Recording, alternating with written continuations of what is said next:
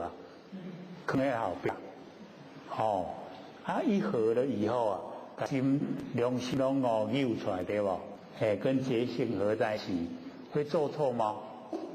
不会了哈，心清对不？有没有？很快哈，所以往后遇到想骂人的时候啊，你就这样，骂得出来吗？骂不出来了哈，它就改变了，对不对？很快哦。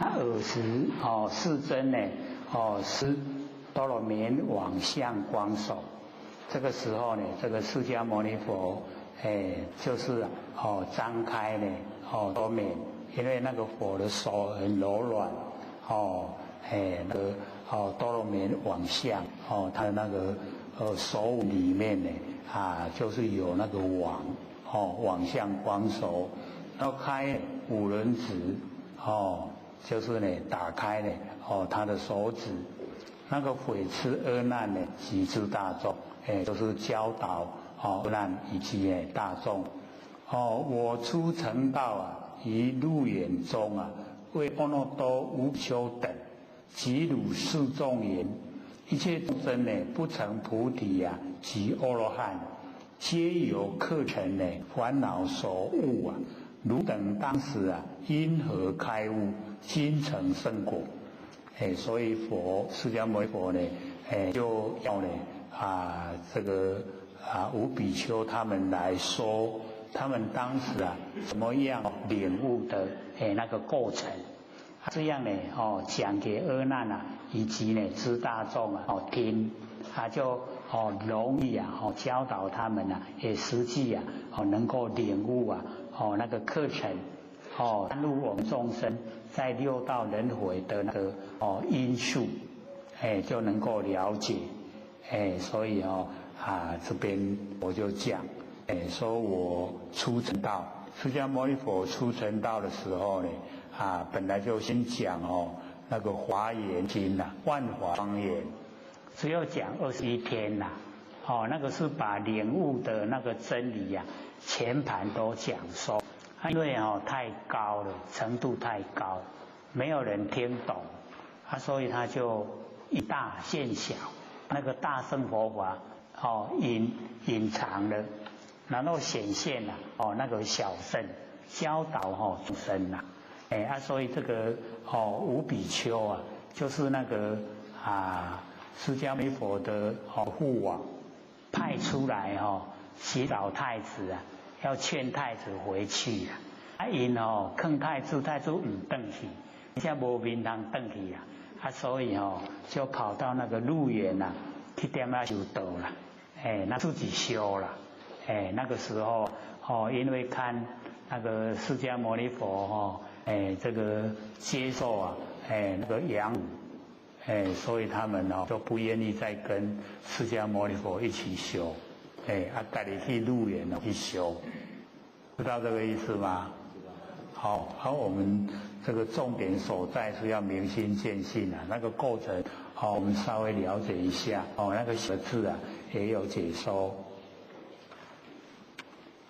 那么四众就是呢比丘尼、优婆塞、优婆夷出家众2个，在家众2个，就四众讲一切的众生不成菩提就是所有众生呢都修不成菩提，以及成就阿罗汉，那么皆都是由于客尘烦恼所误所以以往的那个修持他们的方法都是很简单扼要，就客跟尘，客就是来来去去，尘就是灰扬尘死灰扬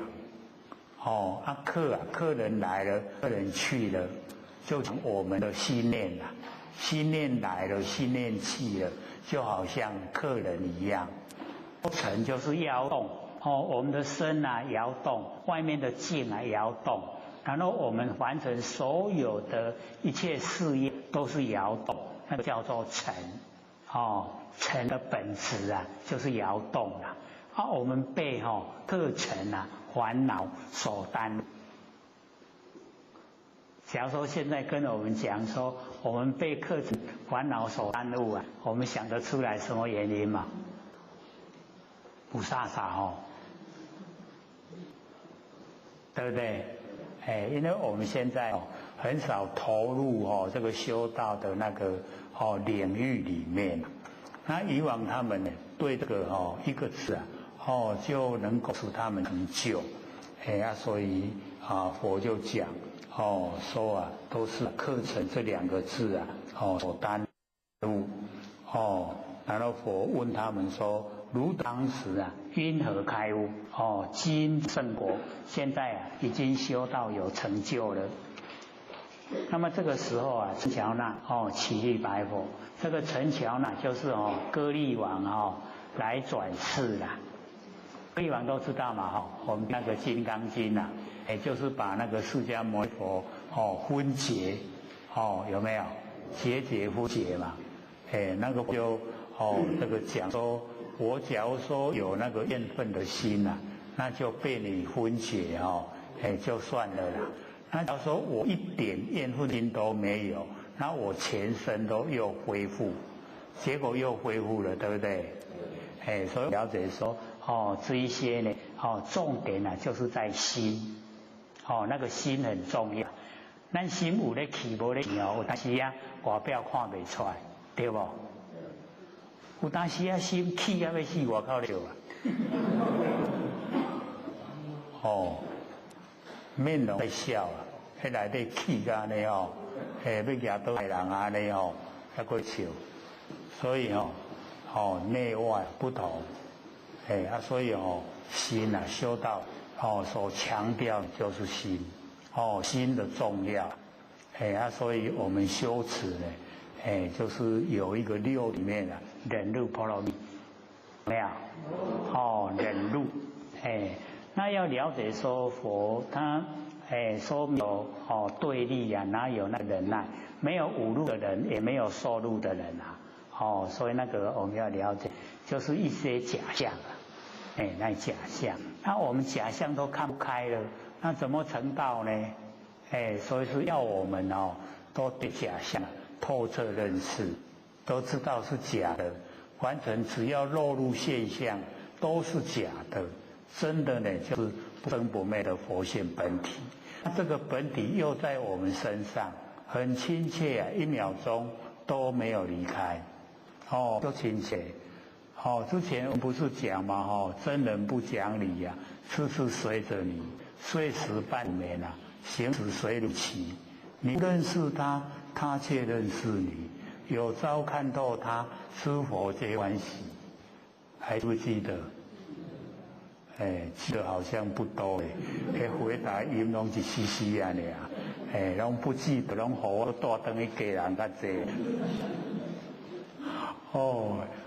真人不讲理不是霸道因为不能落入对待，讲理就是对待不讲理是绝对，所以真人不讲理处处都随你我们的那个佛性都随着我们。岁时半如眠，你咧困，伊甲你斗阵困行时随如起，你若起来伊嘛跟起来。你不认识他，你唔捌你你拢无研究，他却认识你，伊捌你你甲用伊讲话，你唔甲用，伊嘛拢甲你伺候，伊嘛拢甲你伺候啦。有朝看到他有讲你捌你诸佛皆欢喜，又多一位佛出来了。你看好不好很好所以记了哪行哪背。我们不是要走路吗？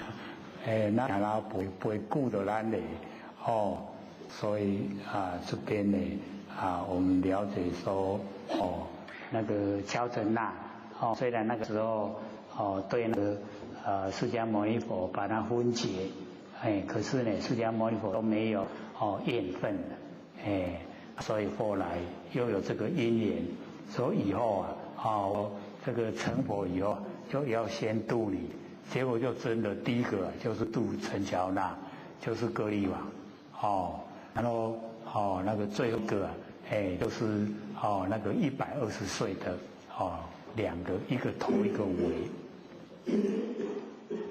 小乘那呢，其意白佛我今呢长老，于大众中呢独得经现在已经年岁大了在佛讲《楞严经》的时候那个乔真已经当这个长老了年岁已经多了，德性也大所以成长老。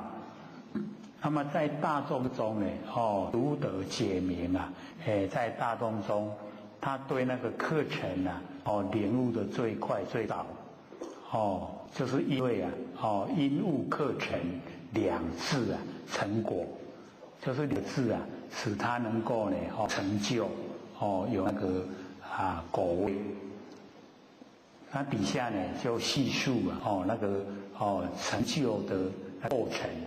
说世尊譬如行客我们旅行的客人，投寄礼平就是要呢去住宿或宿或宿在那边住或是在那边吃四食四弊这个俗装呢前途就是吃饭吃饱困困饱这么行李款款的树装款行李前途各条不妨呢安住就是袂使讲全人带咧，讲带来钱所以没有住。若使子人假如说迄个礼平的迄个主人自无忧伊就免来来去去。那么如是思维不自名客自名主人迄个不住就是客那大的迄个主人，以不住者名为恶意就是不住，像咱的念头拢无大的啦来来去去一个接一个迄念头迄个不住叫做客。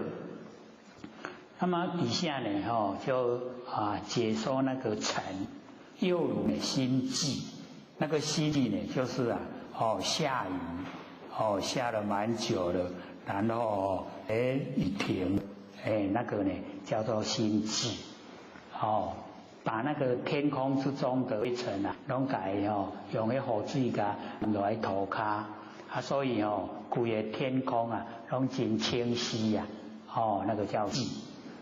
那么清阳升天迄日头佫出来雨日头佫出来。那么光露中迄个日光伫迄个厝旁迄厝都有旁一旁迄日头光照入来微阳照入来。那么花明空中只有成响这个时候花现明了在呢那个空中伫迄个光照入来迄个空的中有发到迄个灰尘的迄个成像。那么尘子摇动迄个尘拢叮当，拢无一个安尼安稳拢无定着安尼叮当。那么虚空居然迄个存咧大迄个虚空伊拢定当伊拢无动作。那么如是思维安尼想尘起明空，摇动明尘那个尘起就是迄个空中迄个真空妙有迄个空尘起叫做空摇动有咧叮当迄就是尘质凡尘迄个质。那么以摇动者名为尘意所以以不住者名为客意，以摇动者名为尘意就是这个义理。那么佛就回答如是，给他认可，说你讲的都符合真理。那么即使如来于大众中呢屈五轮子，屈以复开，开以又屈这个时候释迦牟尼佛在大众之中就是屈五轮子，甲伊的迄个手掌迄五指头拢压落来，变做滚，即嘛佮再开开，开佮再合落来，安尼互大家看，为二人甲二人讲，说如今何见？你即嘛看到啥物？二人就回答：我见如来啊，百宝轮掌，众中开合。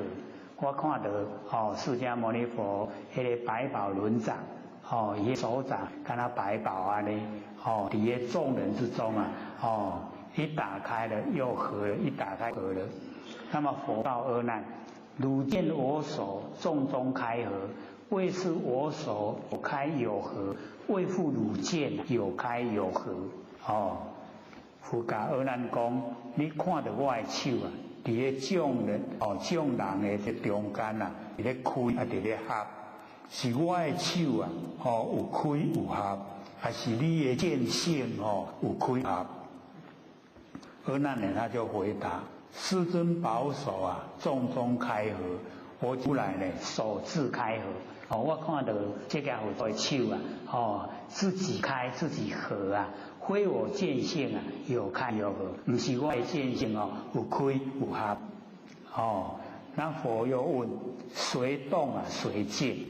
这个又深入一层了，像叮当还像静静。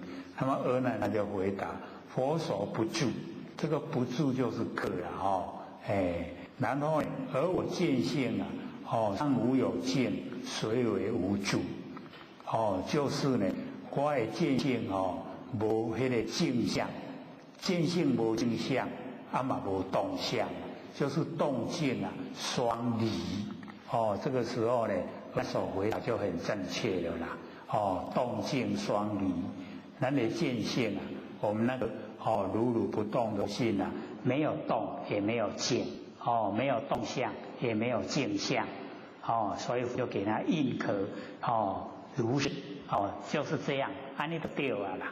迄手咧开咧合，迄是外境，外面的迹象那外面的迹象跟你的见性没有关系。安有了解无？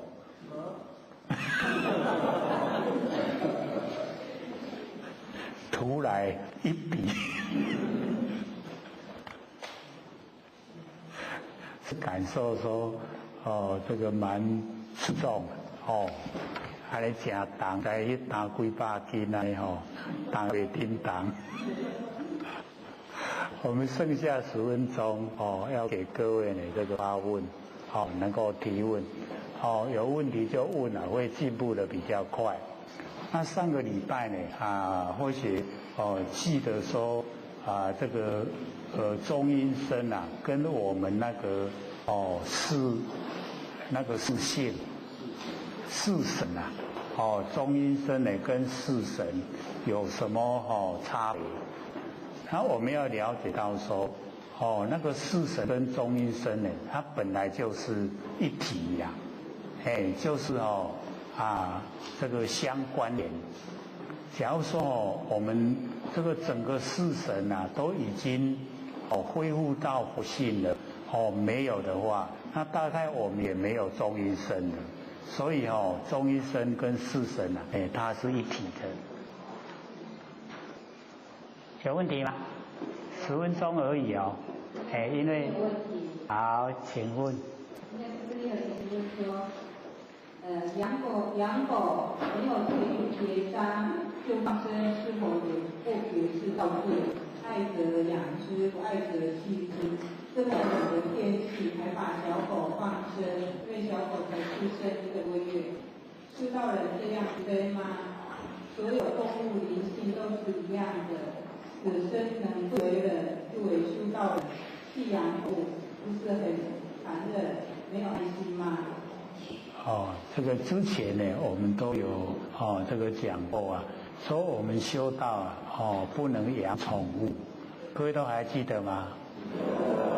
因为我们养宠物是要负责到底要使你养的宠物也来转世为人，你又把它度化成佛了，你才可以成佛。安尼有找家己麻烦无？就麻烦我伫咧等，等到伊也袂变人，那个变动物去啊。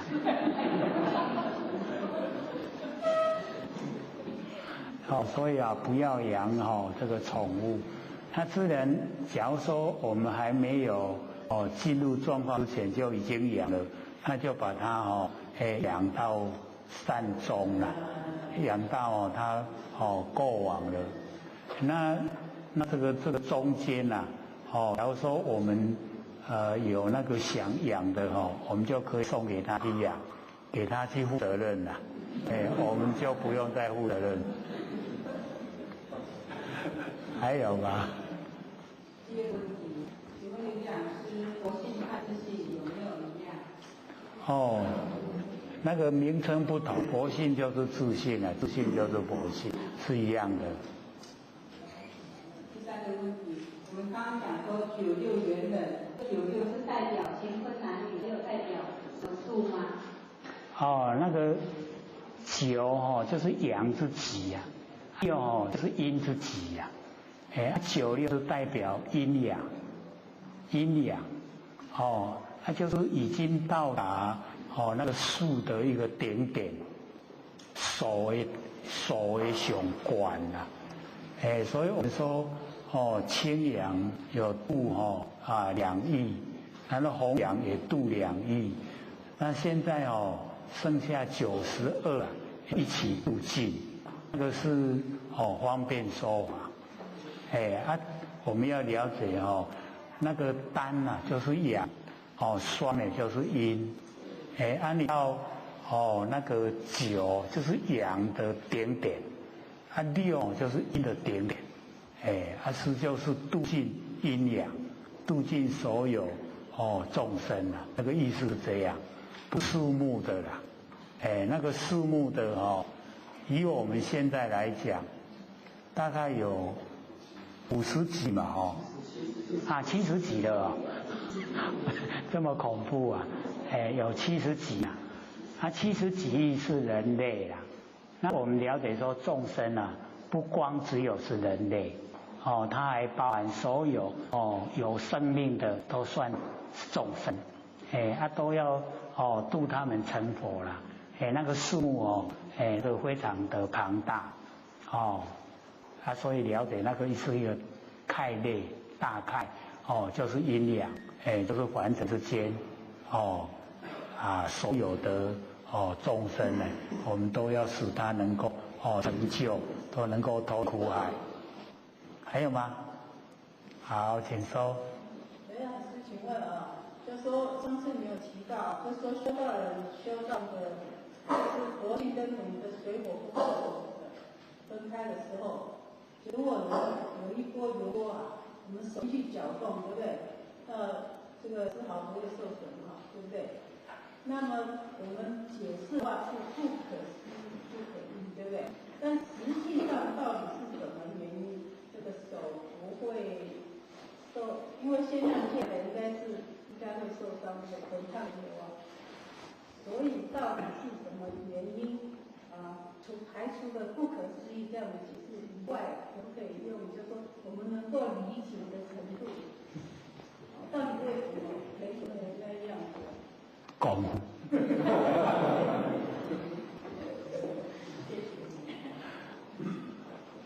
要了解到那个都是用蛮长久的时间来训练自己就是气生灭所生产。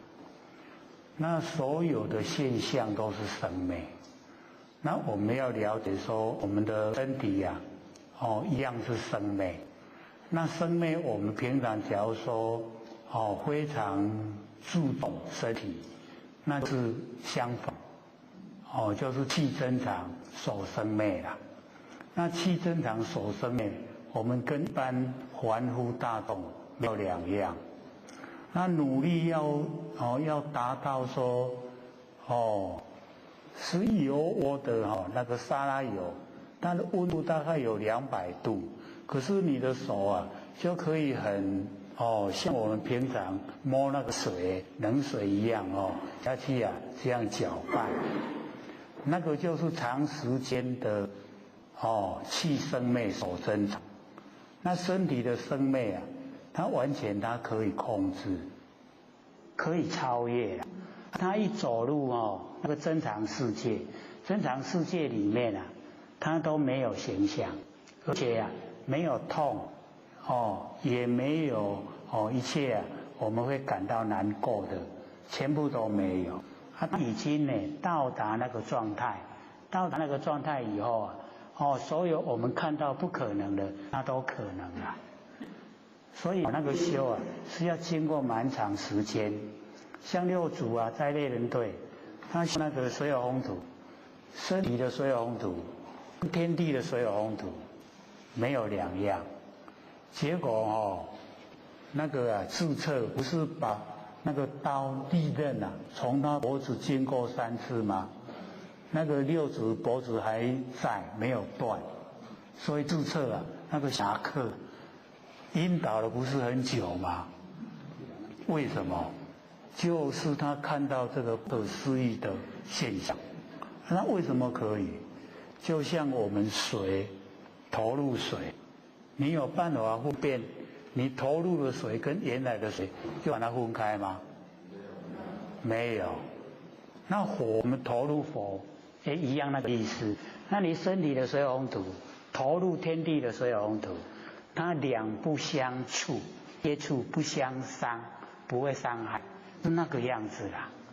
那以我们现在的众生来讲，那一种现象都不可思议啦。可是你只要有心，你想做，你就开始气生灭增长，然后慢慢你的神经啊，我们这个都有神经啊，你全部啊生灭的神经越来就越淡了。所以人家哀哀叫，你不会啊？为什么？你转移到增长，不可思议。还有1分钟，好，请说。这还请教一下就是每一个园会都一样，对？对。那老师有讲过，自古以来这个普度众生，这是头一招。那个是说我们这个园会的头一招啦。那个园会也有普度众生，道在处理。下一个大园会也有，对不对？你把它连起来了吗？因为下一个园会你要了解到，不一定是在这个太阳系，知道吗？不知的很多了。我们不能用我们的心意识来想象下面的事情，那样的话我们修道障碍很多。下课。但是各位讲师、各位坛子、各位天人，大家好。谢谢三道天师德、老天天大德，以及感谢呢各位天神给机会学讲。我们讲到哪边呢？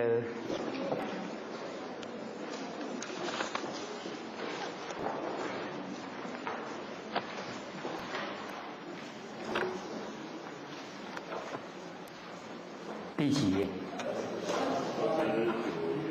？29、28、28后面。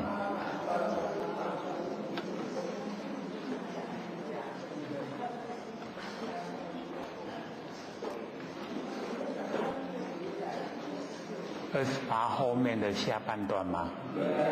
对这个如来是从轮掌中这边吗？对这个释迦牟尼佛从那个轮掌中会宝光在阿难的右边。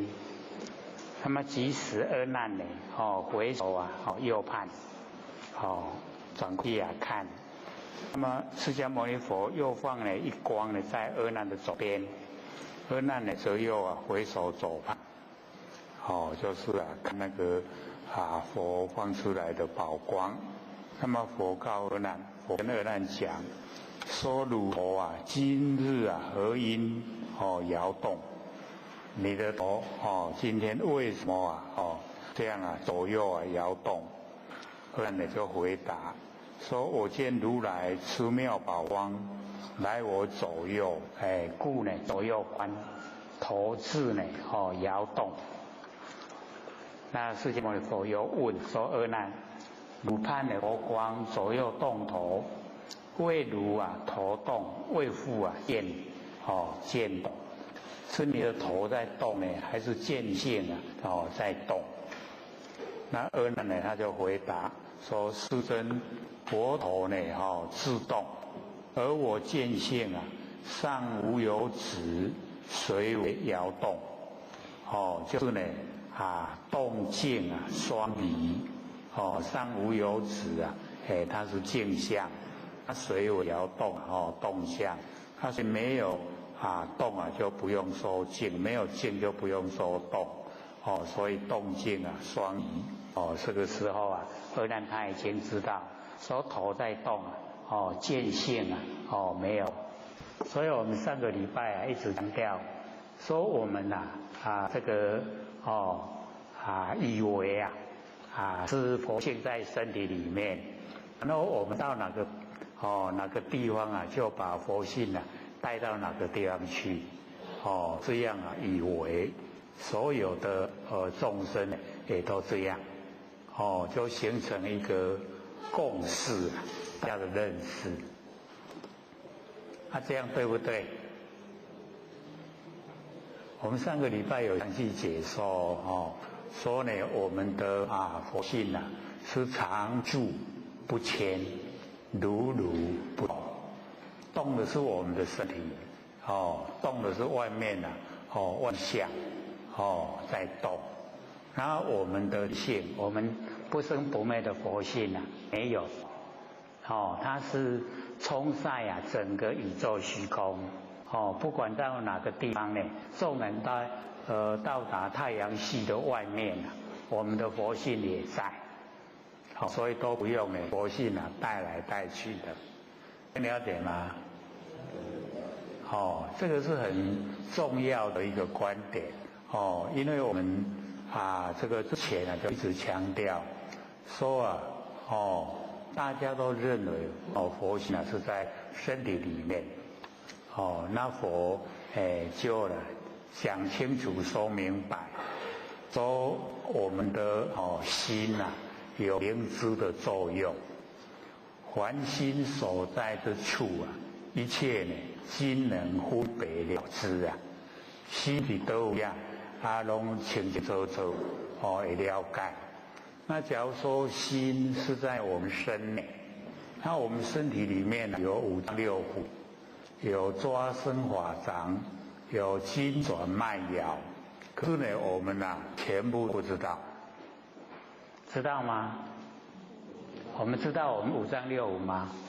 都不知道所以可见我们的心不在身内。那阿难听到这样讲以后不在身内，那在身外。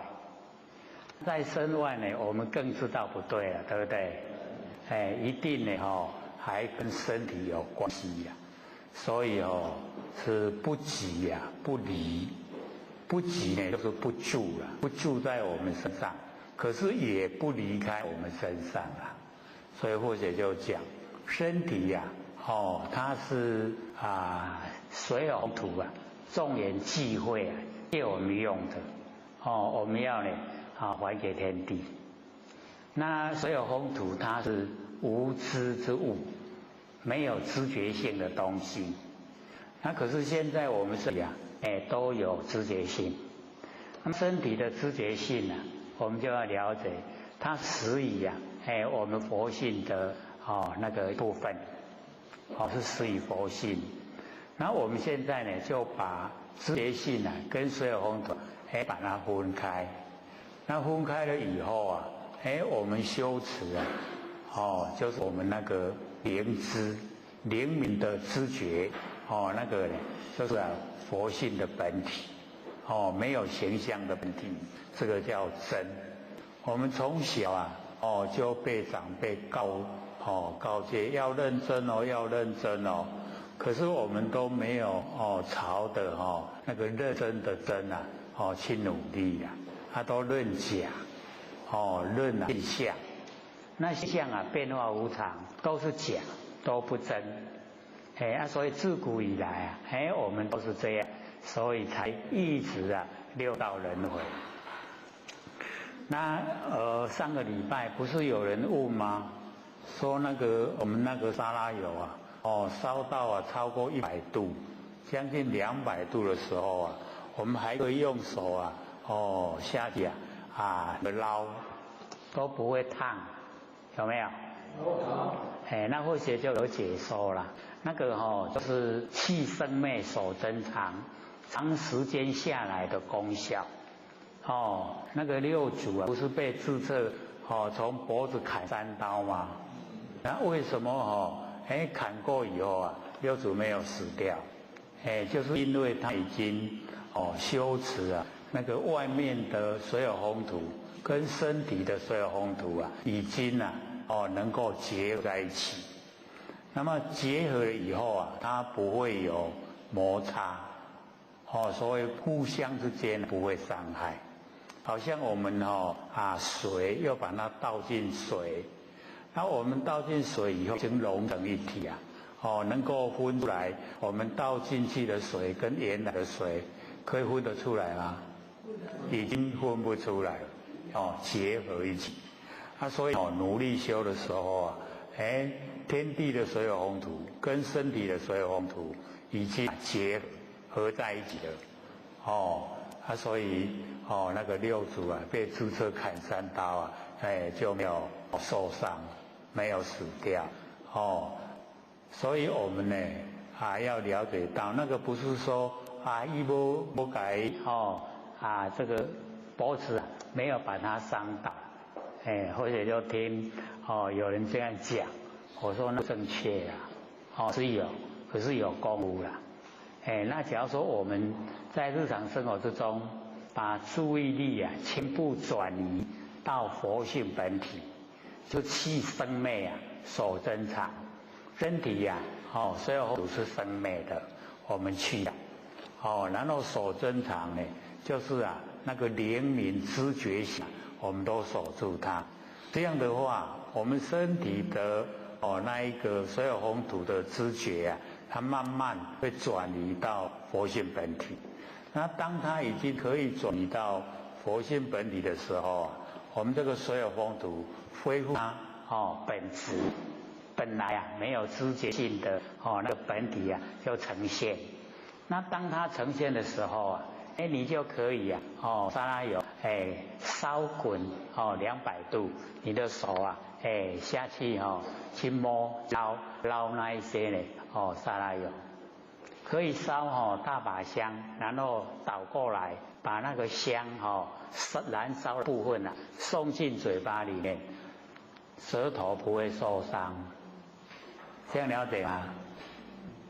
不是在讲卡通影片这个是实际修持方面的功夫。那为什么我们现在都没有？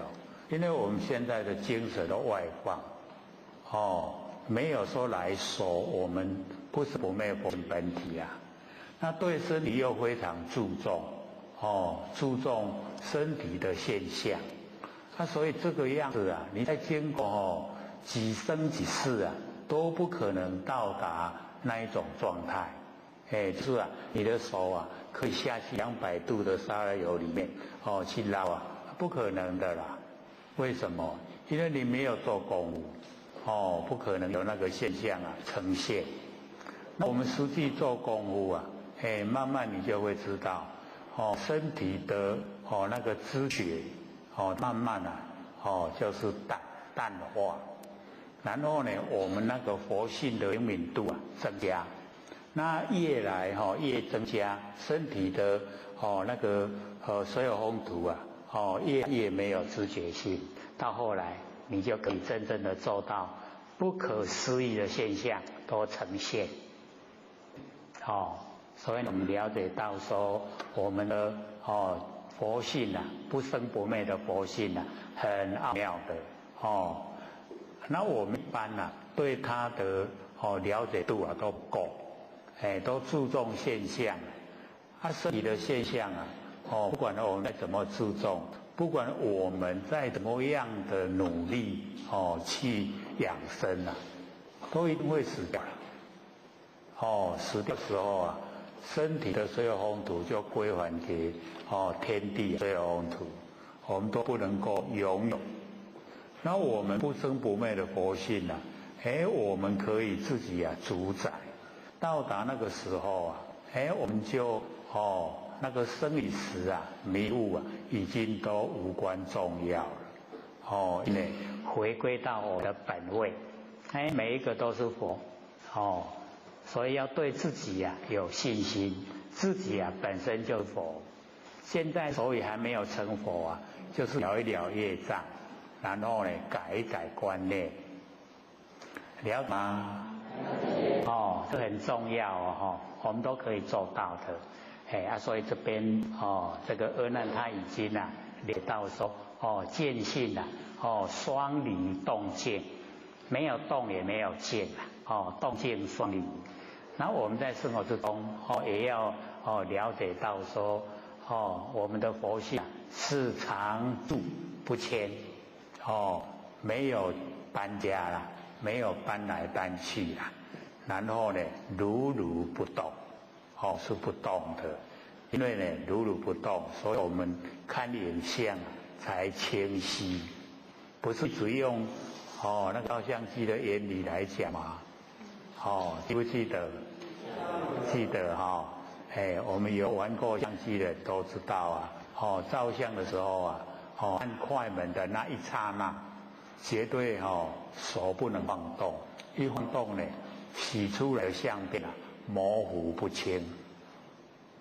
那可见就是不动的时候才能够清晰。那我们假如说一直以为佛性是在身上，我们头都一直在动，对不对？那我们头动的时候我们那个那个佛性看影像也一样模糊不清可是我们现在头转得很快，看的影像又很清晰，对不对？就是身体在动佛性没有动佛性如如不动。你有了解吗？蛮重要的一个观点。咱拢以为讲佛性在身躯你若去倒了，甲带去倒位出国去观光的话，就把佛性也带出去观光不用带了，它本来你要到哪个地方去佛性都有了都有，它遍满整个虚空。所以我们现在看我们周遭的万象都了了分明，对不对？为什么能够了了分明？就是佛性的功能作用，有无？看甲足清楚的足侪人大家拢失控大家面无共，对不？拢真清楚嘛那个就是佛性我们佛性非常亲切，都跟我们在一起，所以呢要认识它。那么佛就给释迦牟尼佛就给他印壳，如是对了，你咧讲安尼对见性双离动静没有动相也没有静相。那么是如来呢普告大众这个普遍呢告诉大家，若复众生以摇动者名之为尘这个摇动就是尘，凡尘凡的景象是摇动，因为它一直在这个生灭不停。所以我们也有浅显的问嘛那个清净境那个动则静之机有没有？大概那一句话考倒多人都是静为主要。为什么动呢？变成静的基础呢？所以那个是从真理的角度来解说。假如说凡尘不是动，小孩子不会长大，我们万物也不会生长。万物有没有生长会出芽爱大长，对不？咱囡仔会大汉，人会老，对不？有没有在动？都是全部都是动。那假如说我们静下心，跟天地一样动这个叫做动者啊，静之机。那假如说我们也动，天地也动，这个叫背道，违背这个道。所以我们了解说，这个摇动者啊，名之为尘，就是凡尘啊。尘它有那个污染污的意思我们这个房子里面啊，窗子门都关起来，会不会有灰尘？有，一样会有还有得来，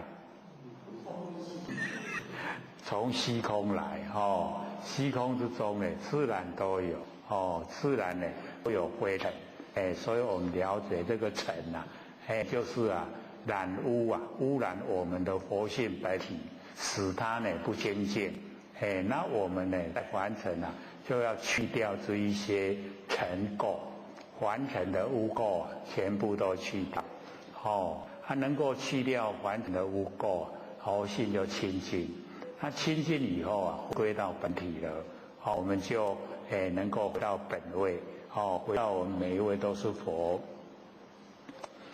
那以不住者名之为客不住，像我们的念头都呢心不住来了又去了，来了又去了那个不住。那不住呢就好像呢客人一样客人来了这个问题讲完办完了他就走了主人都不用了，不用来来去去，可是呢客人就要来来去比喻我们的念头，我们念头呢都是生灭来来去去所以它不住。那么汝观二难头自摇动见无所在动，身体在动，万象在动，然后见性都没有动，如如不动又汝观我所所知开合又汝观我所知开合见无失，失就是张开见就收起来我们的见性没有张开也没有收起来。然后底下我就讲说允和汝今以动为身，以动为静把那个身我们的法身以为说这个肉身的身呢就是法身，然后以动为身，然后以动为静完成那个景象全部都把它成真。那么从始计终那个从开始计呢就是到达，从开始到达终点念念生灭我们念头一个接一个，念念呢都生灭，然后遗失真性真性就遗失了我们曾经遗失过东西嘛，都会有那我们真性也被我们遗失掉了因为都不认识它，所以不要它了，遗失真性，然后颠倒行事。这个颠倒就是呢重要的都不注重，不重要的看得很重就颠倒老一辈的说钱话都唔白唔钱话看到老。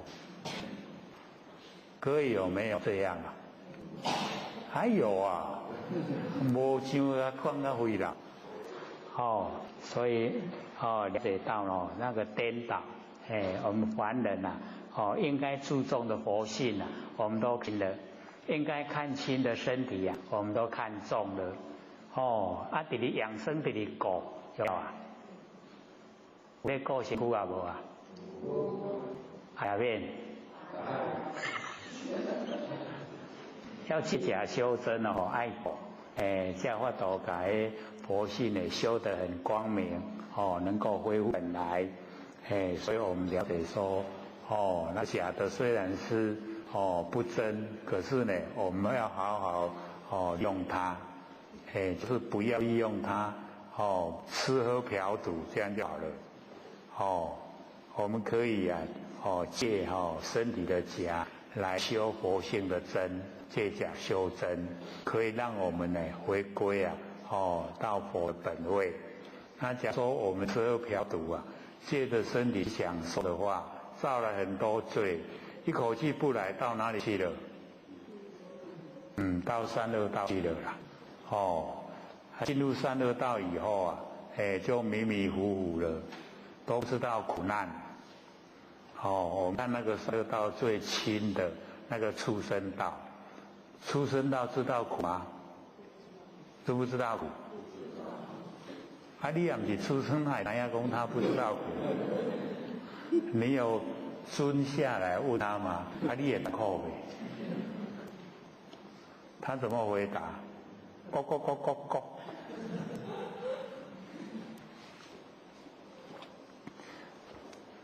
所以性心失真，任务为己。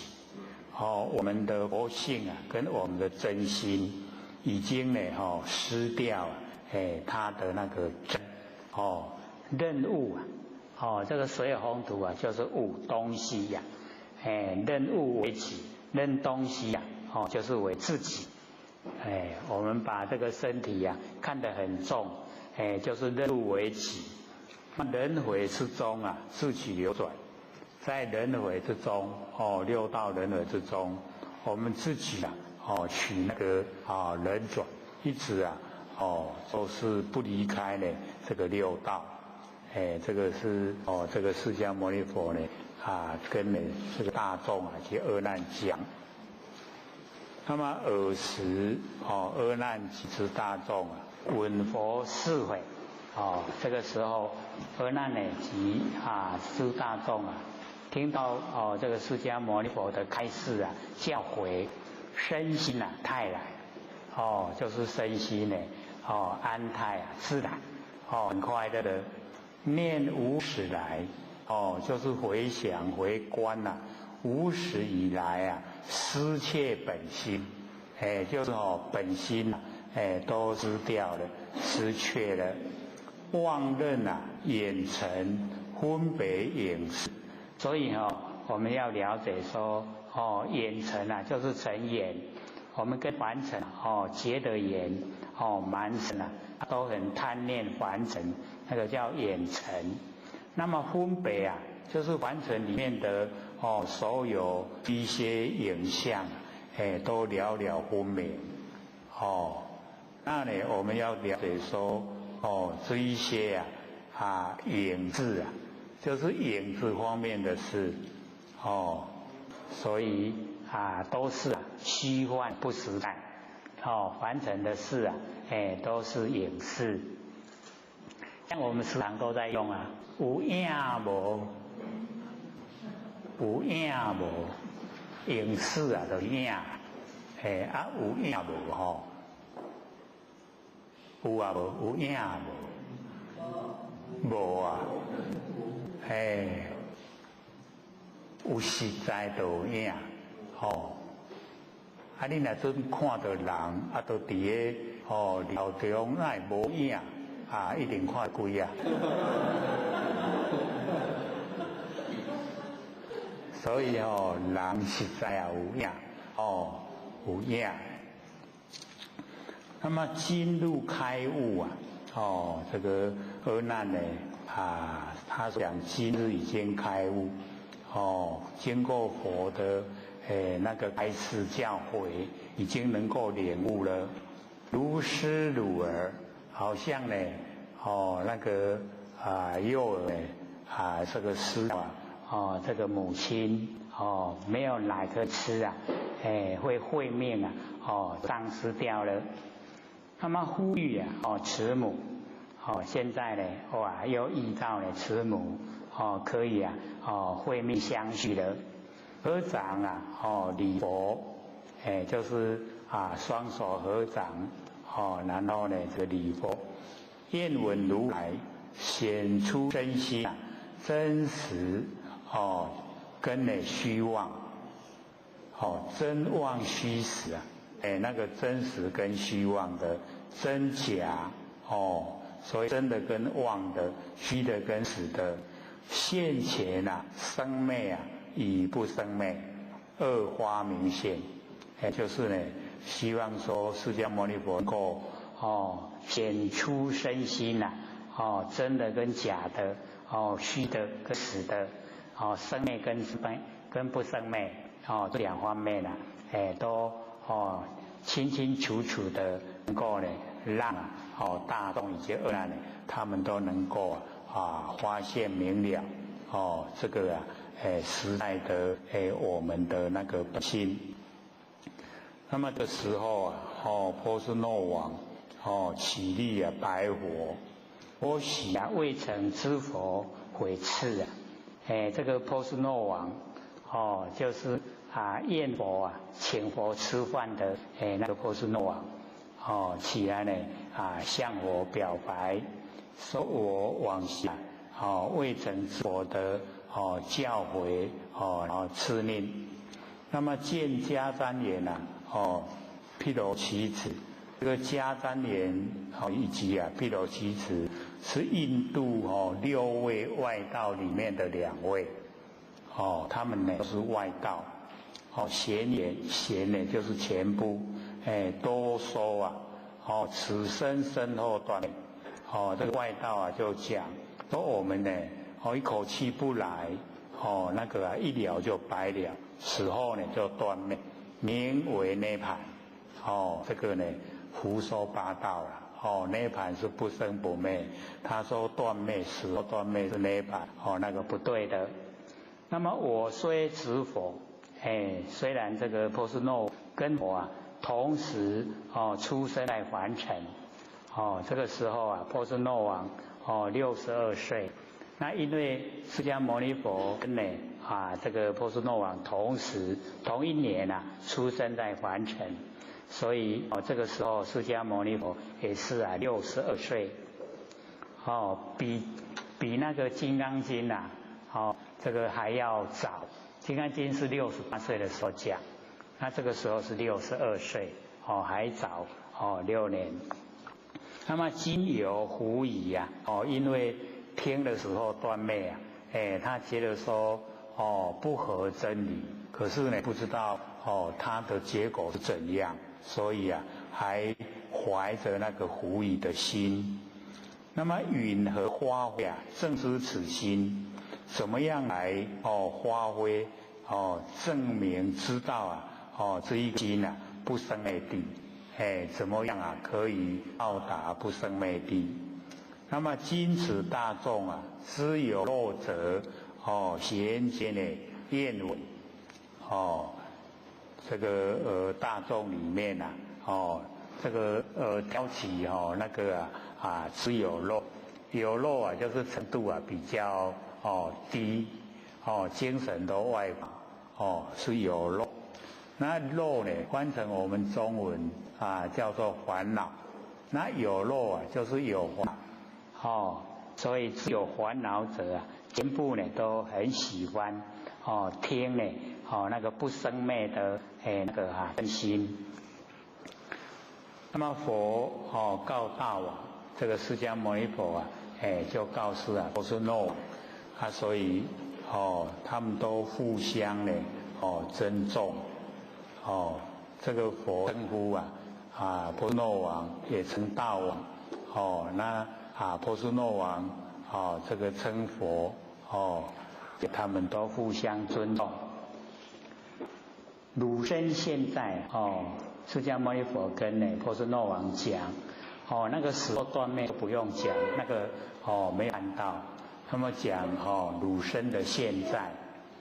几乎问汝现在呢问你，如此肉身唯同金刚，常住不朽，为乎变坏问你现在这个身体这个肉身是跟金刚一样呢能够常住不朽，不会这个腐朽不会坏掉，维护变坏，还是呢它会变化坏掉。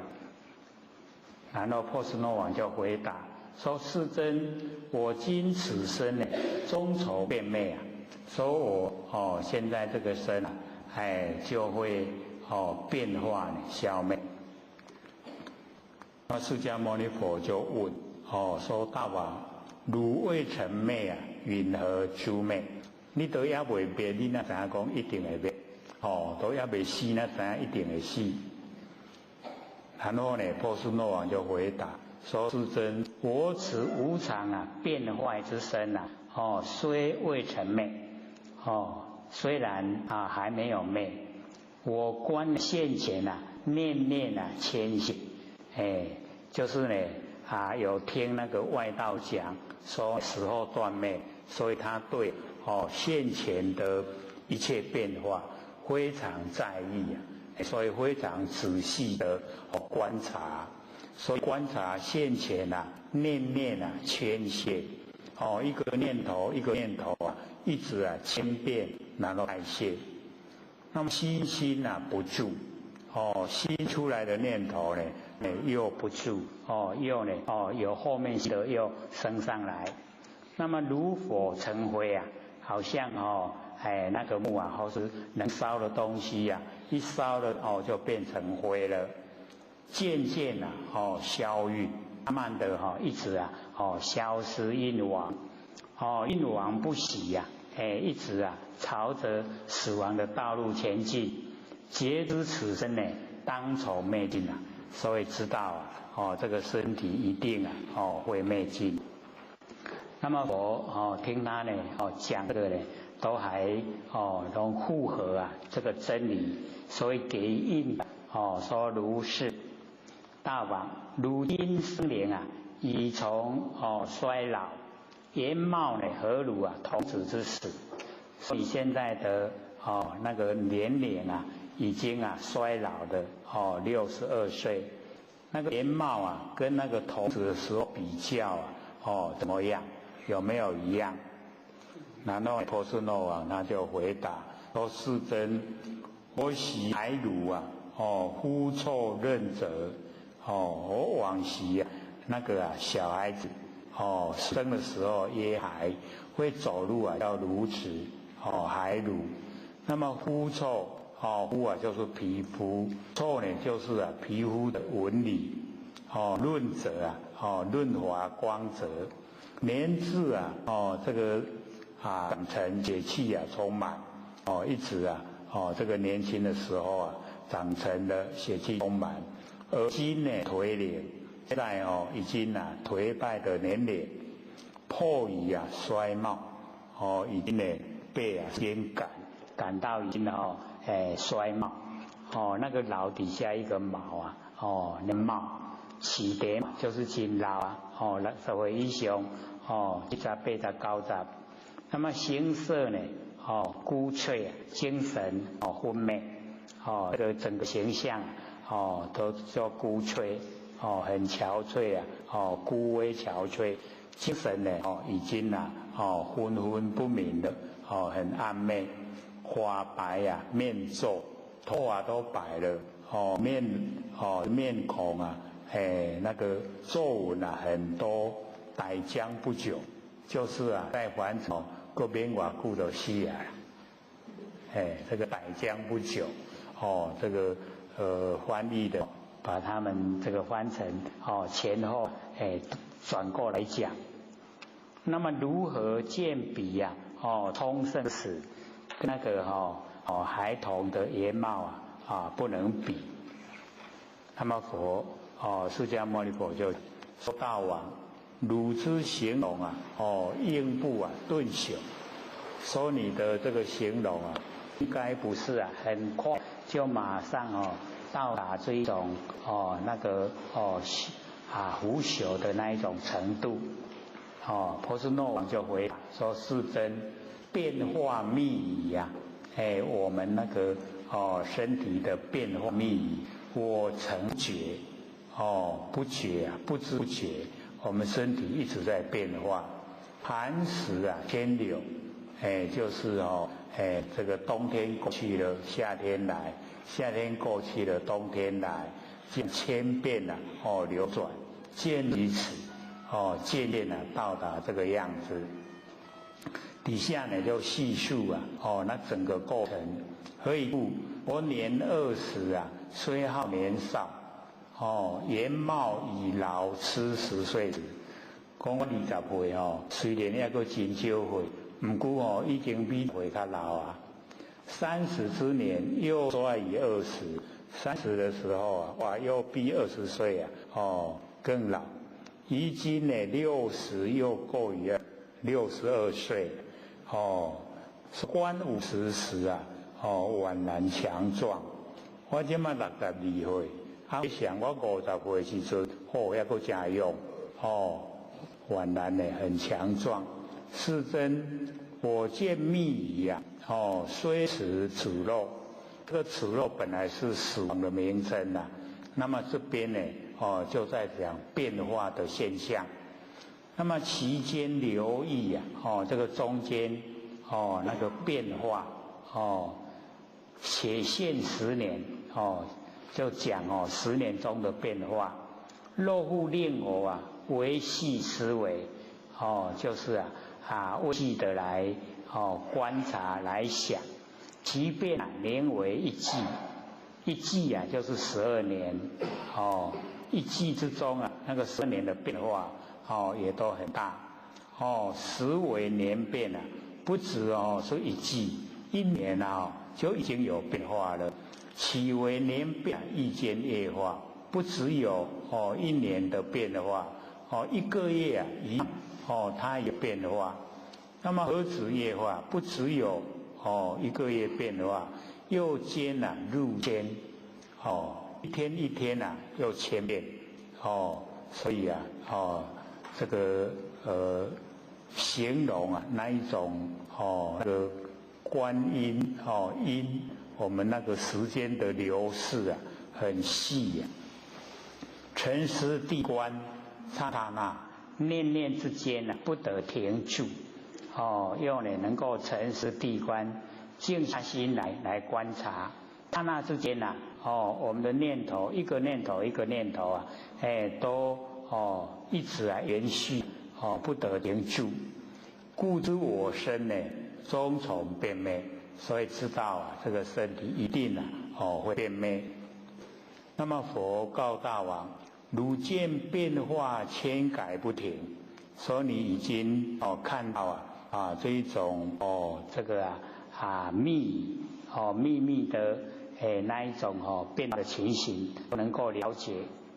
悟知汝昧，由这个现象领悟知道你会这个死亡。亦于昧时汝知身中有不昧也。说呢，在昧的时候在死亡的时候，你知道身中有不昧的吗？这个波斯诺王合掌白佛，他就回答：我实不知，实在呢不知道。那么佛就讲：我今呢是不生昧性，那我现在呢这个开始给你知道那个不生昧性的地方所在。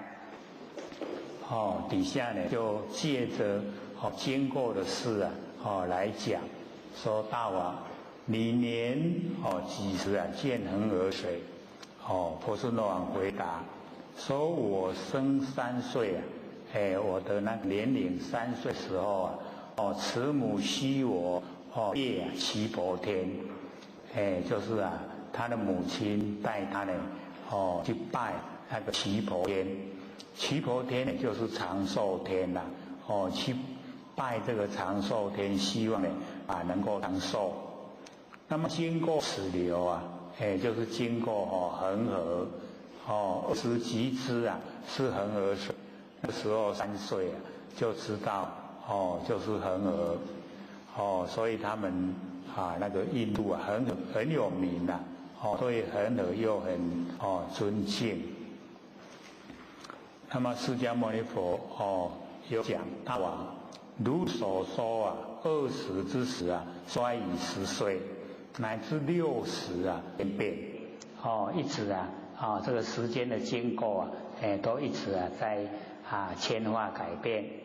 则汝3岁见处何时？4年13，其水允何？你3岁见到的恒河水，跟13岁见到的恒河水有没有一样？波斯诺王回答说：13岁的时候如3岁时宛然无异那个都没有变化了。3岁见到谁，13岁见到谁都一样，没有不一样的地方，乃至于年62亦无有异。到现在62岁见到的恒河水也是一样，没有不同的地方。那么佛就讲，如今自伤自己很感伤，发白面皱，头发都白了，容貌皱纹很多，其面必定皱于童年，那个面容一定呢这个比童年的时候皱纹多得很多。则如今时观此恒河，以习同时观河之见有同貌不？所以佛就问波斯诺王说：你的面跟童年时候的面容已经都不一样了。那么看到的恒河水现在看到的跟那个往昔孩童的时候看到的那个看到的见性它有没有生出那个同貌呢？就是已经有生那个模出来。各位了解吗？我们的见性会不会生同貌？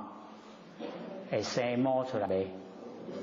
不会所以是那个波斯诺王回答说：不会是真无生镜里面没有生东西啦就是呢真清澈。那么佛言：大王，如面虽皱而此见精。那个见精就是见性，精呢就是纯一不杂叫精，见精就是咱的见性本体性未成动，就是我们那个佛性本体它的见性无了啦。那么皱则为变，有迄个迄个皱纹是变，不皱会变。若无了迄个无变化，那变则受灭会变化呢，它就会消失不见。那么彼不变者言无生灭，不变的话呢，它就没有生灭。那么允何于中受辱生死？所以那个不变者没有生灭为什么会在你的认知之中呢接受你那个生死？有以彼莫且离等，就是外道所讲的话，都言此生死后全灭用的那个外道所讲的呢，都牢记在心。那么王闻是言波斯诺王听到呢这个话，信之深厚舍生弃生，就知道呢自己就是死掉以后舍生就是舍掉这一生，去生又往下一生舍生弃生，我们六道的都这样，舍生弃生。那么以知大众踊跃欢喜得闻有所以这边呢，我们了解那个波斯诺王只在意他那个时候这个断灭了他没有这个要求找到真心也没有要求呢要呢修正成佛所以只听到释迦牟尼佛讲说那个时候舍生弃生，他就已经很高兴了。那么这个时候阿难听到那个见性不昧所以又产生了他的那个疑惑，所以即从骤起阿难即从骤起。那么礼佛合掌惭愧拜佛说：世尊，若此见闻必不生灭这个见闻就是能够看到恒河水的那个它呢都没有生灭。那么允和世尊呢，明我等辈啊，遗失真性，颠倒形式。为什么这个释迦牟尼佛讲我这些有漏者啊，这个比较低层次的辈分啊，遗失真性，然后颠倒形式。这个有一点怪罪啊，那个释迦牟尼佛责备的恰当啊，所以他又开始问了。那么愿心慈悲啊，喜我成垢，希望呢这个释迦牟尼佛能够呢大心慈悲，喜我这个凡尘的污垢，所以这边就是第四个十方显见的第四个显见不失。虽然颠倒，可是呢，它不失掉。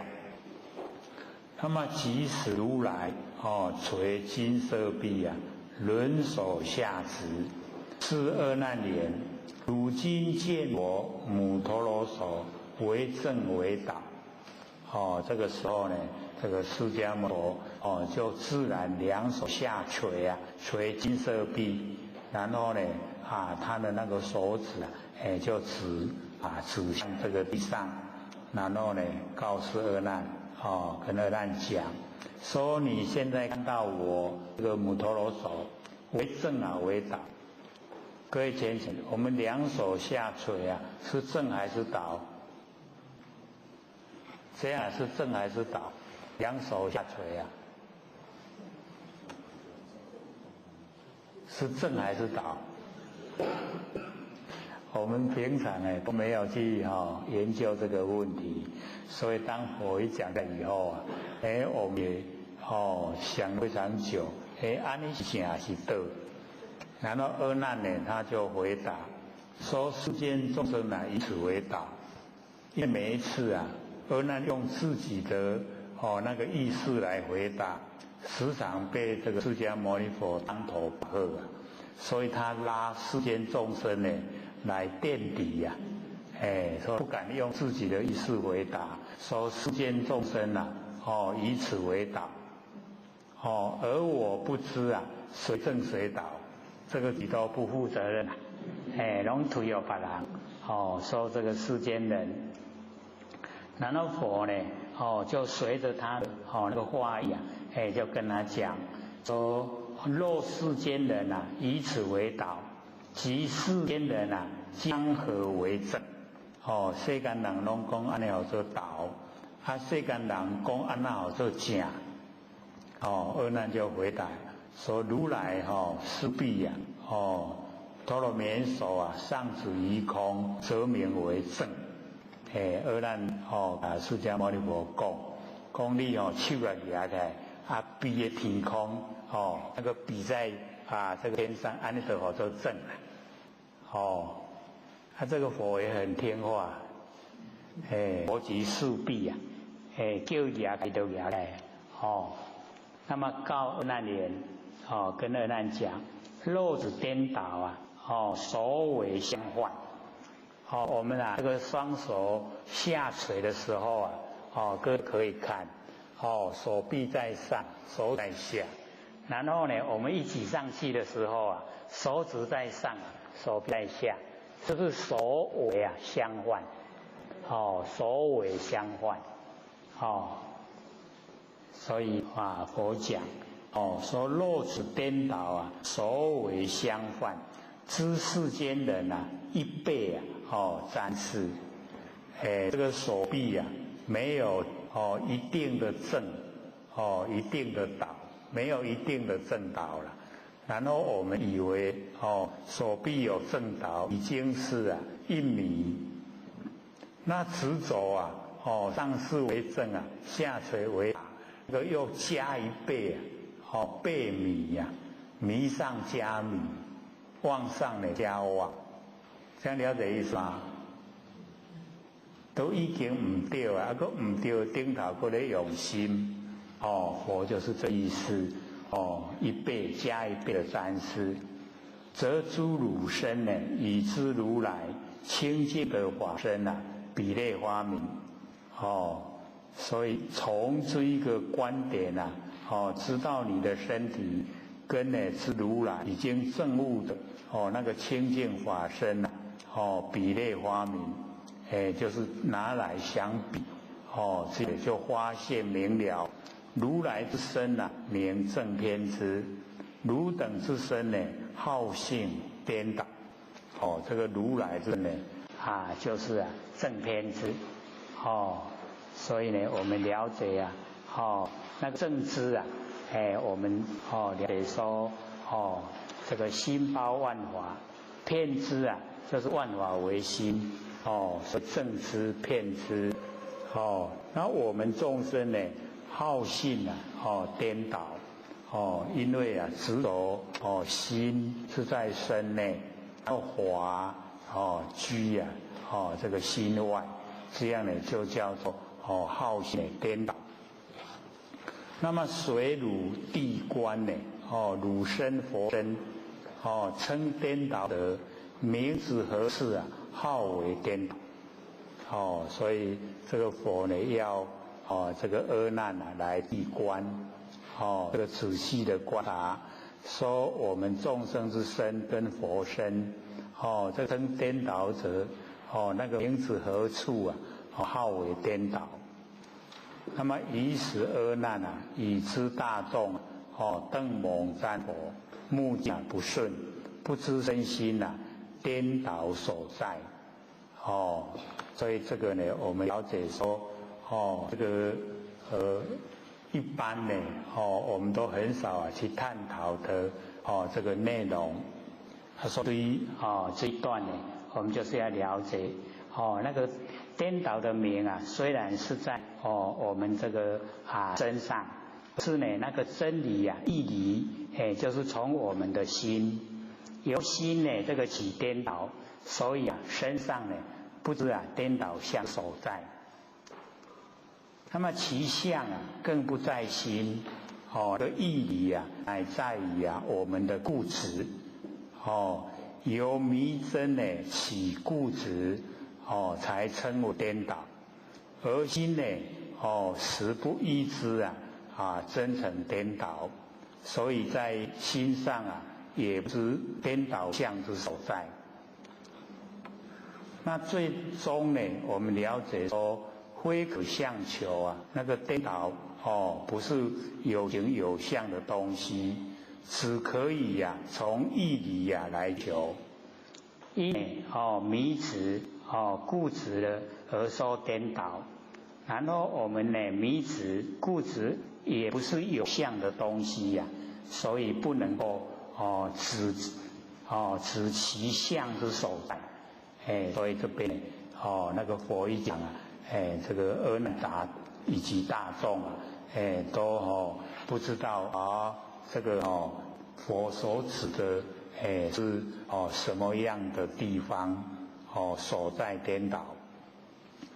那么佛心慈悲，哀悯阿难及之大众，发海潮音遍告同会。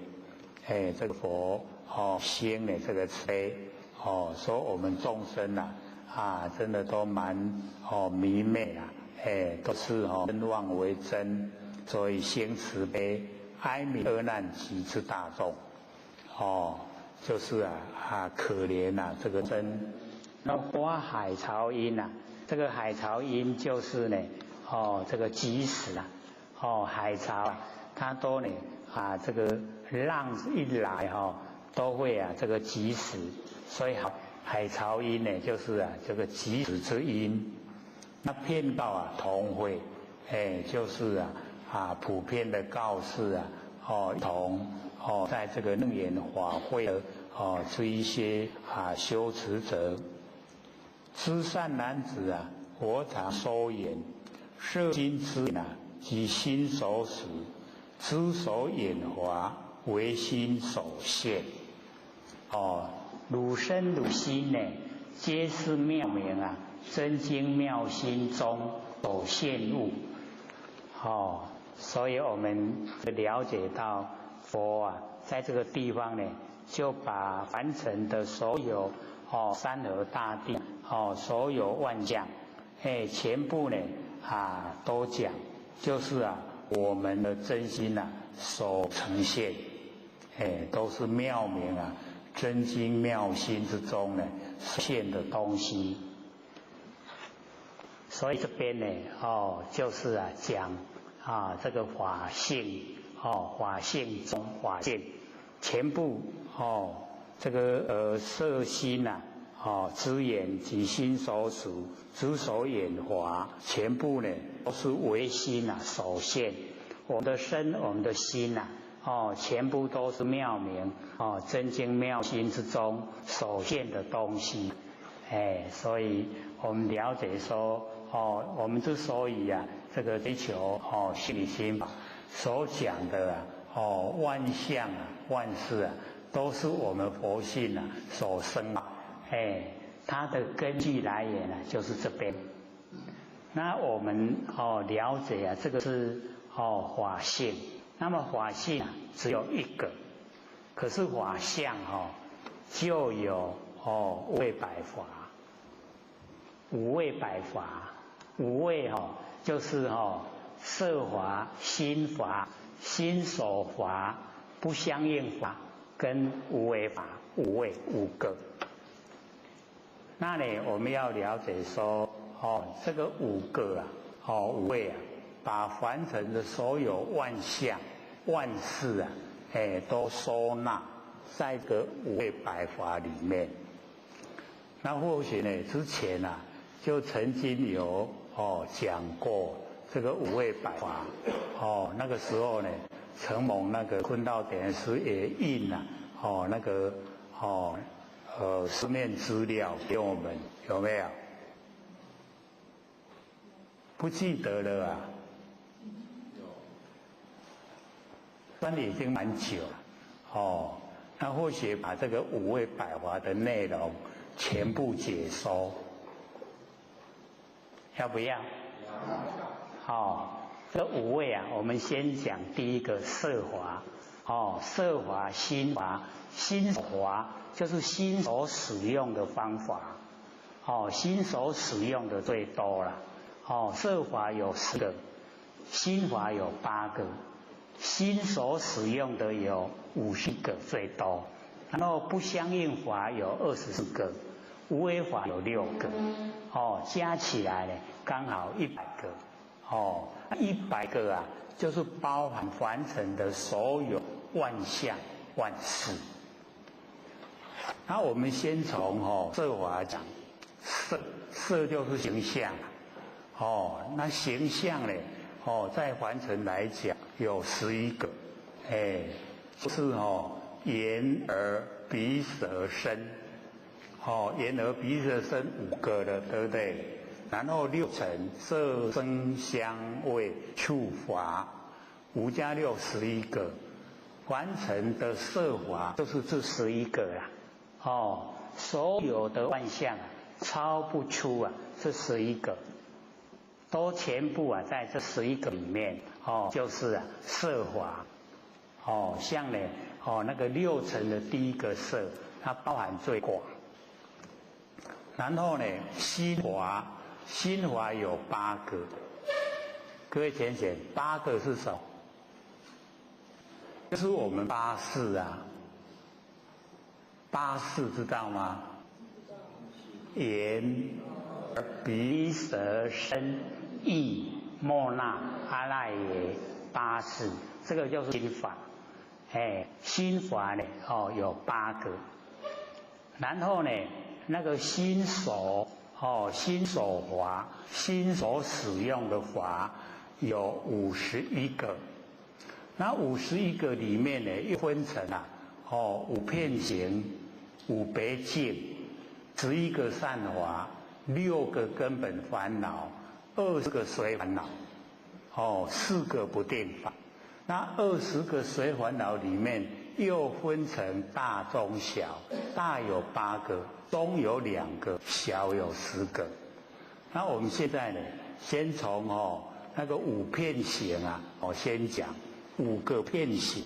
遍行在我们心所使用的里面心所使用的里面我们就是了解它就是非常的那个宽广，遍行啊，5个遍行，遍行在我们的生活之中，所以那个呢，是最重要。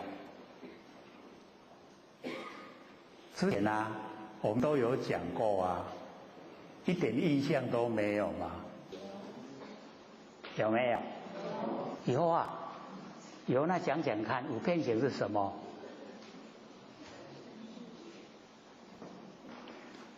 第一个啊，就是作意，工作的作啊，意念的意，作意，是遍行在我们那个心手里面。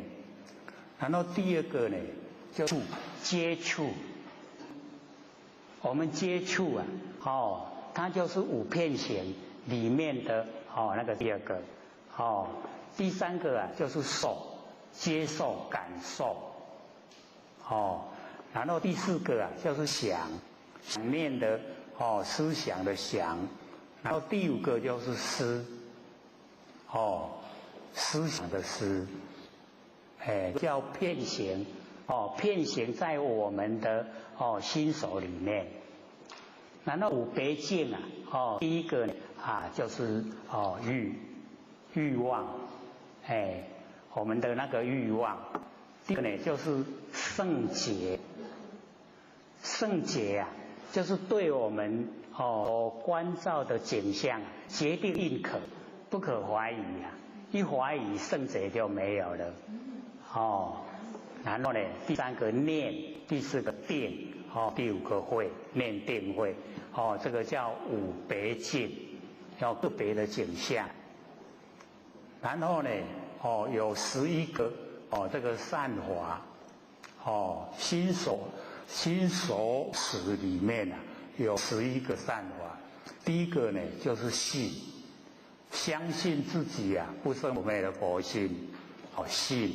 然后禅、慧，无贪、无嗔、无痴，然后精进、心安、不放逸，然后行舍跟不害，11个善法，善法有11个，然后有6个根本烦恼：贪、嗔、痴、慢、疑、我见。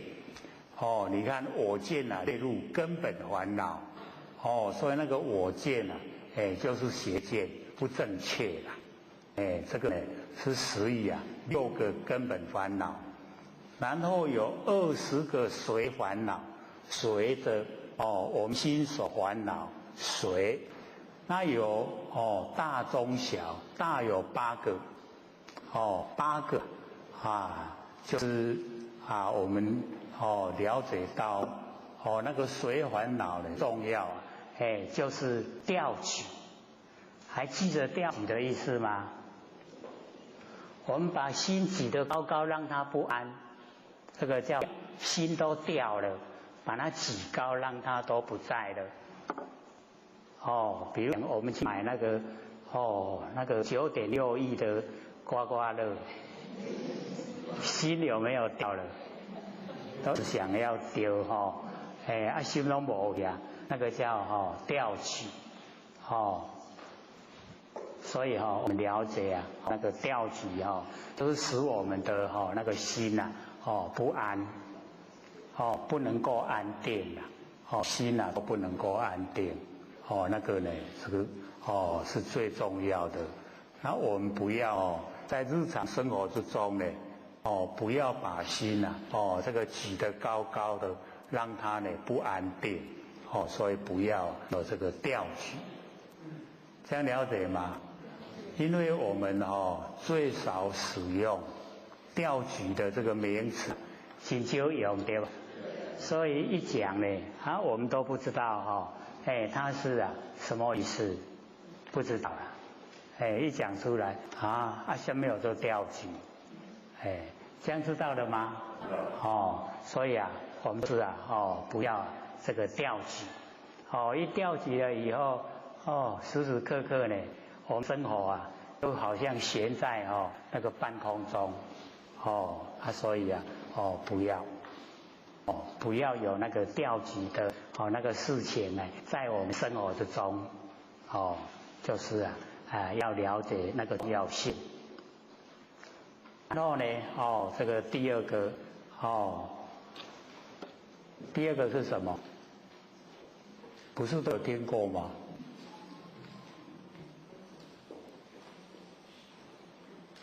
懈怠，懈怠知道吗？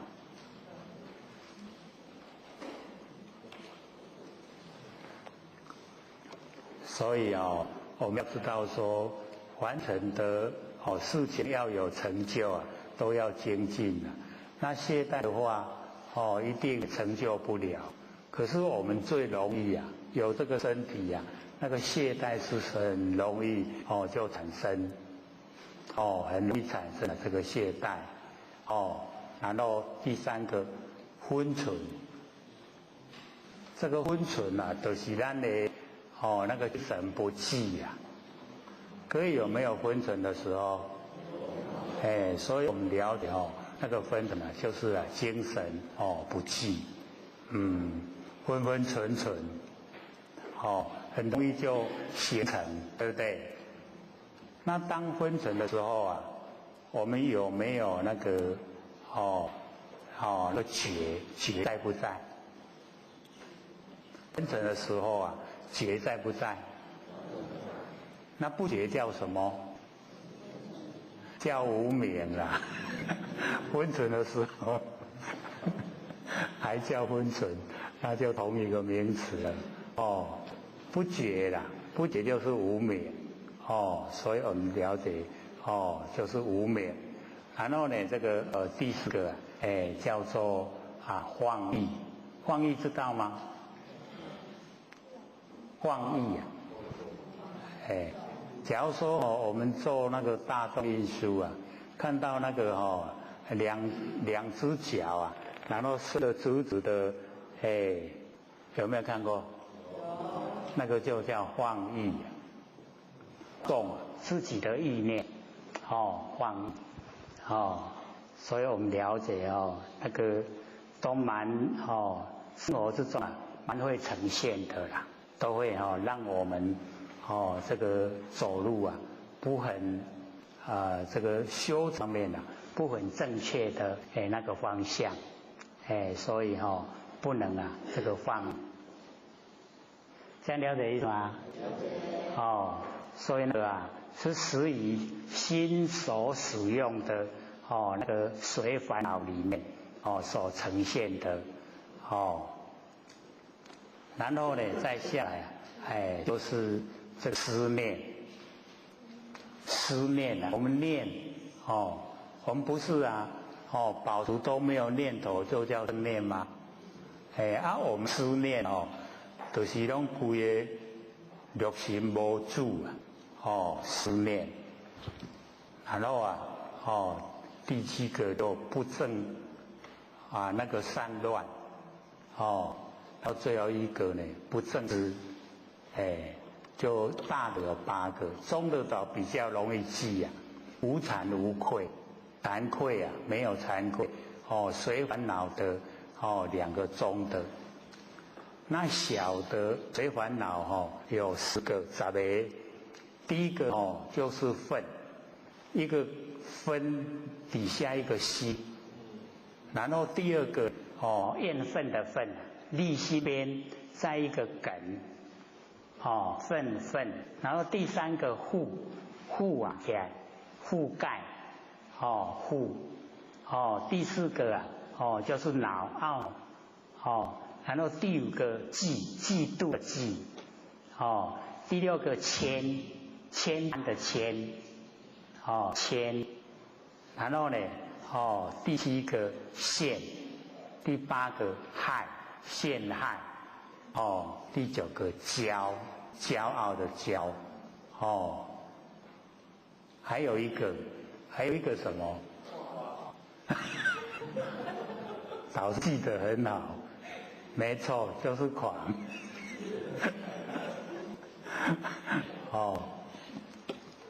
然后4个不定法第一个就是悔后悔，第二个啊就是睡觉的睡，第三个呢就是寻找的寻，第四个啊就是事，一个人字边在一个总司令的司啊事，这个四个不定法，这个啊是20个随烦恼里面所呈现的。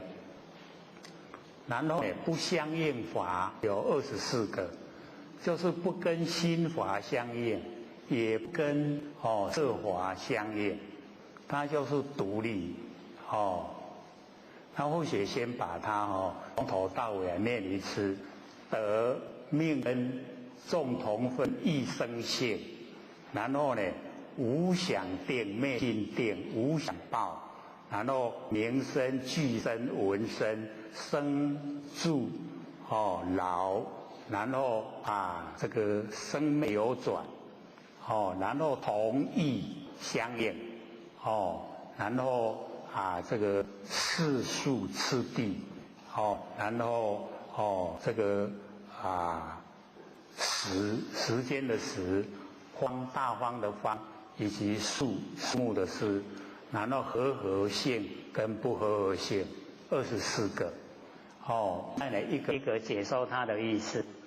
第一个呢得我们得到了，得到跟失去它是相对待，所以这个得呢不跟心法相应，也不跟色法相应，它是独立的得。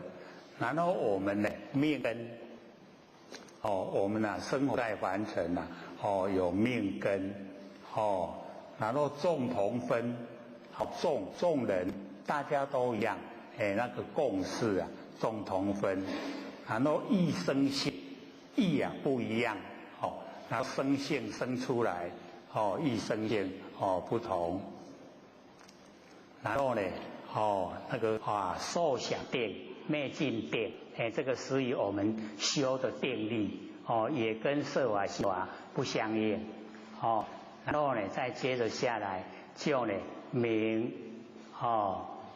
我们那个名名字的那个名声，然后呢这个记一句一句一声，然后文章文声3个，接着呢生住老，所以我们在完成的生然后住相老年岁大生住老，然后无常流转无常一个流转一个然后呢同义同跟义不一样然后相应相应也不属于心法，也不属于色法所以它不相法里面然后呢再接着世数，世就是势力这力适度的适然后这个次第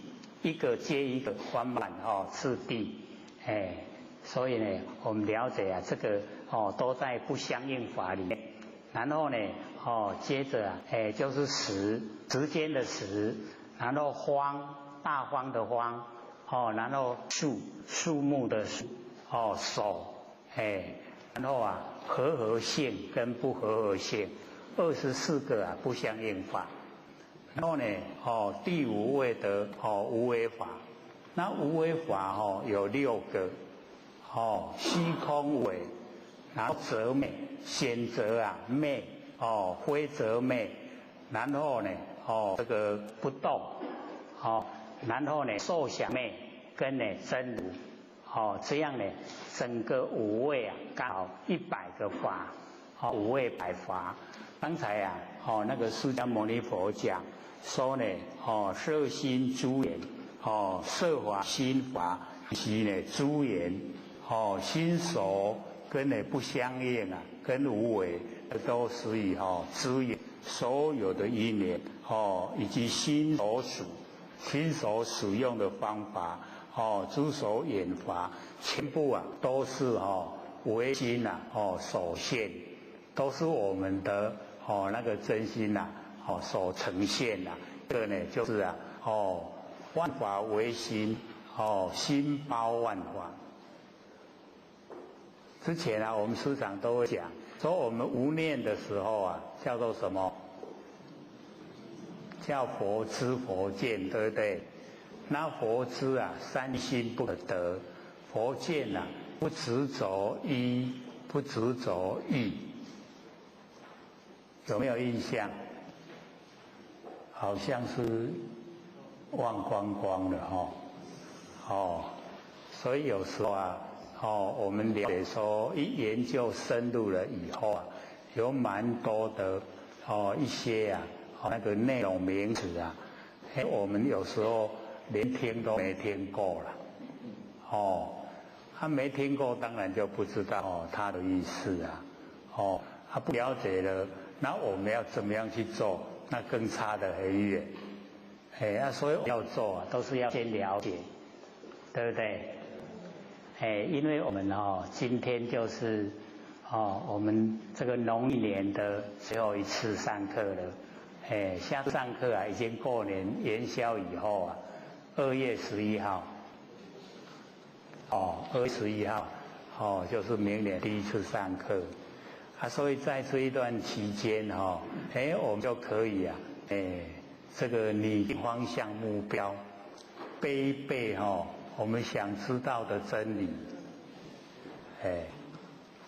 假如说我们利用这个过年的1个月时间啊，把这个5味百华都背下来，可不可能？明年有没有那个勇气说？我来背给大家听，有没有？5味百华，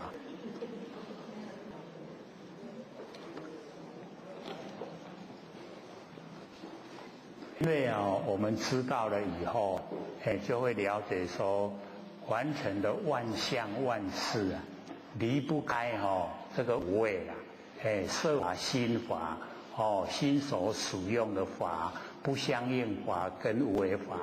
绝对的里面，那我们有背的时候，知道是它的范围到底有多宽广，那我们了解以后对真理的那个认识啊，有非常大的帮助，就不会含里糊里啊。我们时常都会含混，对不对？都安尼啦，都安尼就对啦，都安尼。拢个夹夹做会了有没有？那我们假如说对这一些比较深入的话，会知道啊，他每个角度所讲的都不一样。那我们不一样的角度啊，有不一样的作为，那成就啊也以不一样的程度所以那个也是帮助我自己，所以或许。之前就已经有讲过了，因为在北部这个楞严经有讲过2、3次所以那个时候也就有背那个5味百华，现在呢又把它这个恢复他说背能够改复习，所以不但能背，而且能解说。很多都是背背的时候会了，可是一解说以后解说完了找到下面个讲的下面转不赢，时常都会有这一种现象，所以背很熟以后就不会了他一个会接一个，所以这边呢，我们了解说佛所讲的就是完成的万象万事都是我们的真心所呈现的，这个我们要接受也是要一段时间，对不对？你看我们已经上课2年多了这个观念是不是刚开始听说哪有人安尼什么山河大地拢我的佛性，很奇怪都会说山河大地跟我有什么关系？怎么会处都是我的佛性可是我们一研究了，一深入了以后没有真心佛性就没有山河大地，所以整个万象都是我们不生不灭的真心佛性。所以佛性啊，虚空无相，不拒绝啊诸相发挥。所有的万象要发挥，我们佛性都不拒绝，都让它呈现。那万象的呈现啊，跟万象的消失啊，时间呢都很短暂，不过100年而已啦。那100年在我们不生不灭佛性来讲，它只是一个一刹那，很短暂的。所以我们了解说，为什么会生花？生花呢，就是众缘际会，然后才生花。之前啊，或许还记得说，在义佛宫有上过一堂课。那个时候啊，就是用这个。我讲大家拢有双手用的时阵手摸拍，了解道理。你看咱拍谱啊的声对无？这个声的来源啊，倒来，为正手来，正手会出声未？为倒手来，倒手会出声未？去空中来，空中会出声未？无音家己走出来，无音会出声未？拢未啊，你看众缘际会，有正手，有倒手，有空间，有咱的心，声就走出来，对无？所以观地万象跟万事，拢是安尼啦。众缘际会，它才成立，叫缘际则生啦。即摆缘散你无咧拍，则灭就无去啊，对无？咱知影这个道理爱顾及免，拢唔免啦，对无？万项拢是因缘集合才出来，万缘若消失就无去，咱哪着顾及？顾及害着啥？害家己啦，害家己拢烦恼的对无？有没有？咱若拢无讲迄个缘起则生，缘散就灭了，过了就过了啊！不要有善心思想，不是整个佛性拢呈现啦，有无？所以当下面啊，万年拢伫内底，万年拢伫咱当下一念。咱若有善心思想，咱就拢伫六道轮回。爱是苦嘛苦袂了，苦袂了想找，家己找来对无？咱就拢家己消掉，这苦袂了，拢甲消掉，迄是咱家己找来。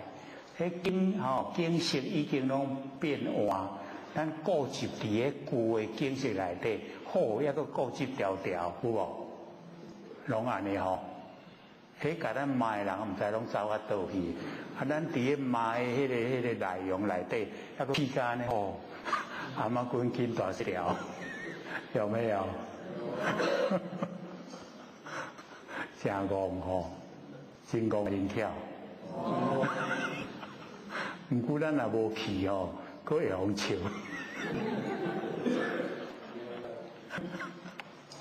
所以我们了解到在凡尘我们走入这个真理世界，所以一进入以后，咱就要了解，别人好歹是非拢免讲啦，伊做足侪功德毋分我啦，伊做足侪罪过我毋免去甲担啦。安尼爱去讲人是非也免，毋免啦迄无效咧所以迄就拢莫讲拢过去啊啦，迄拢无所以观恶缘是功德，迄无代无志甲咱离去咧麻麻咧。我们想一想哪会安尼？是安尼甲咱麻麻的是啥物原因？原来就是咧甲消一寡业，甲消一寡罪。咱若来对立就是无爱好消啦。平常咱拢安尼咱拢顾一条条。我要甲抹条条啦。我的罪过，我的业我拢要甲抹条条，你免甲我消，是不是这样？好像是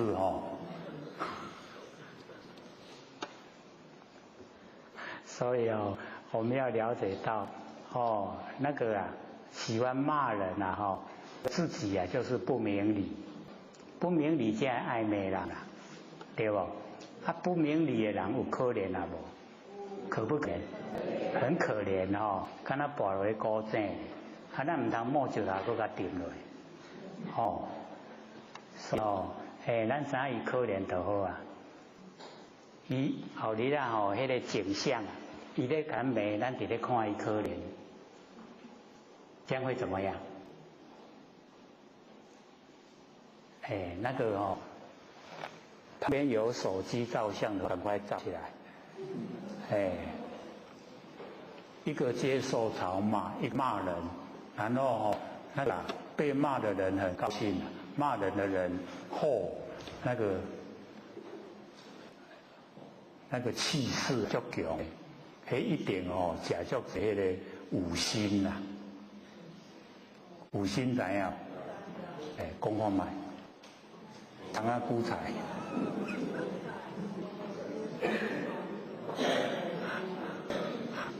因为那个五星啊，会帮助我们发威。你若拢卖食哦，你咧想哦，迄面容拢袂歹看，好看。啊，你若有食迄五星哦，迄个是哦，因为帮助你啊，食迄物件帮助你，发出来迄个威形哦，正重，啊，看到会真恐怖。所以我们为什么说要培养的素食？假设是一方面无甲这些下等动物啊结恶缘，啊一方面啊培养咱迄个慈悲的心，慈悲喜舍啊是咱佛性内底本来就具备，本来就有。可是我们现在大概都拢唔知影讲咱佛性有具备啊，慈悲舍。慈就是娱乐，人家快乐；悲呢就是拔苦，把人家的苦啊拔掉。然后随喜功德无边，要随喜，人家好了要高兴，然后舍啊就是布施，什么啊可以给人，这样呢就不执着，就呢很快乐的生活，所以我们了解说，佛性里面就有慈悲喜舍，四无量心。本来就有，可是我们现在都没有，都没遐啦，所以这一阵子啊，要看那个老子的那个天运啊，老子在讲那个中无主而不直，有听过吗？我们中心没有主人呐，那个道啊不会停留在我们身上，有没有？听过记哩啊，我们听过拢啊，你等于家人较远过，你大顿的啦。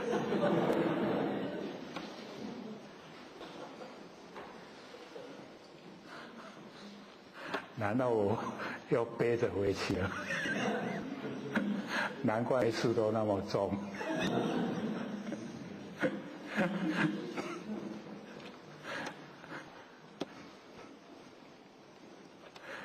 所以那个老子讲的那个道理啊，都是很简单、很扼要。说我们中心没有主人啊，道就不会停留在我们身上。然后外无正而不行，外面没有正念你就无法度走出来。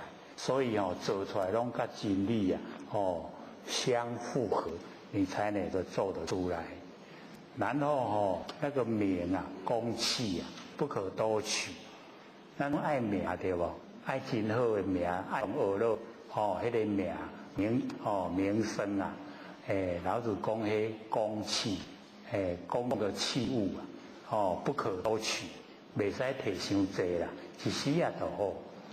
然后呢，人意啊，先王之举辱，迄就是先王迄个因迄个传递信息。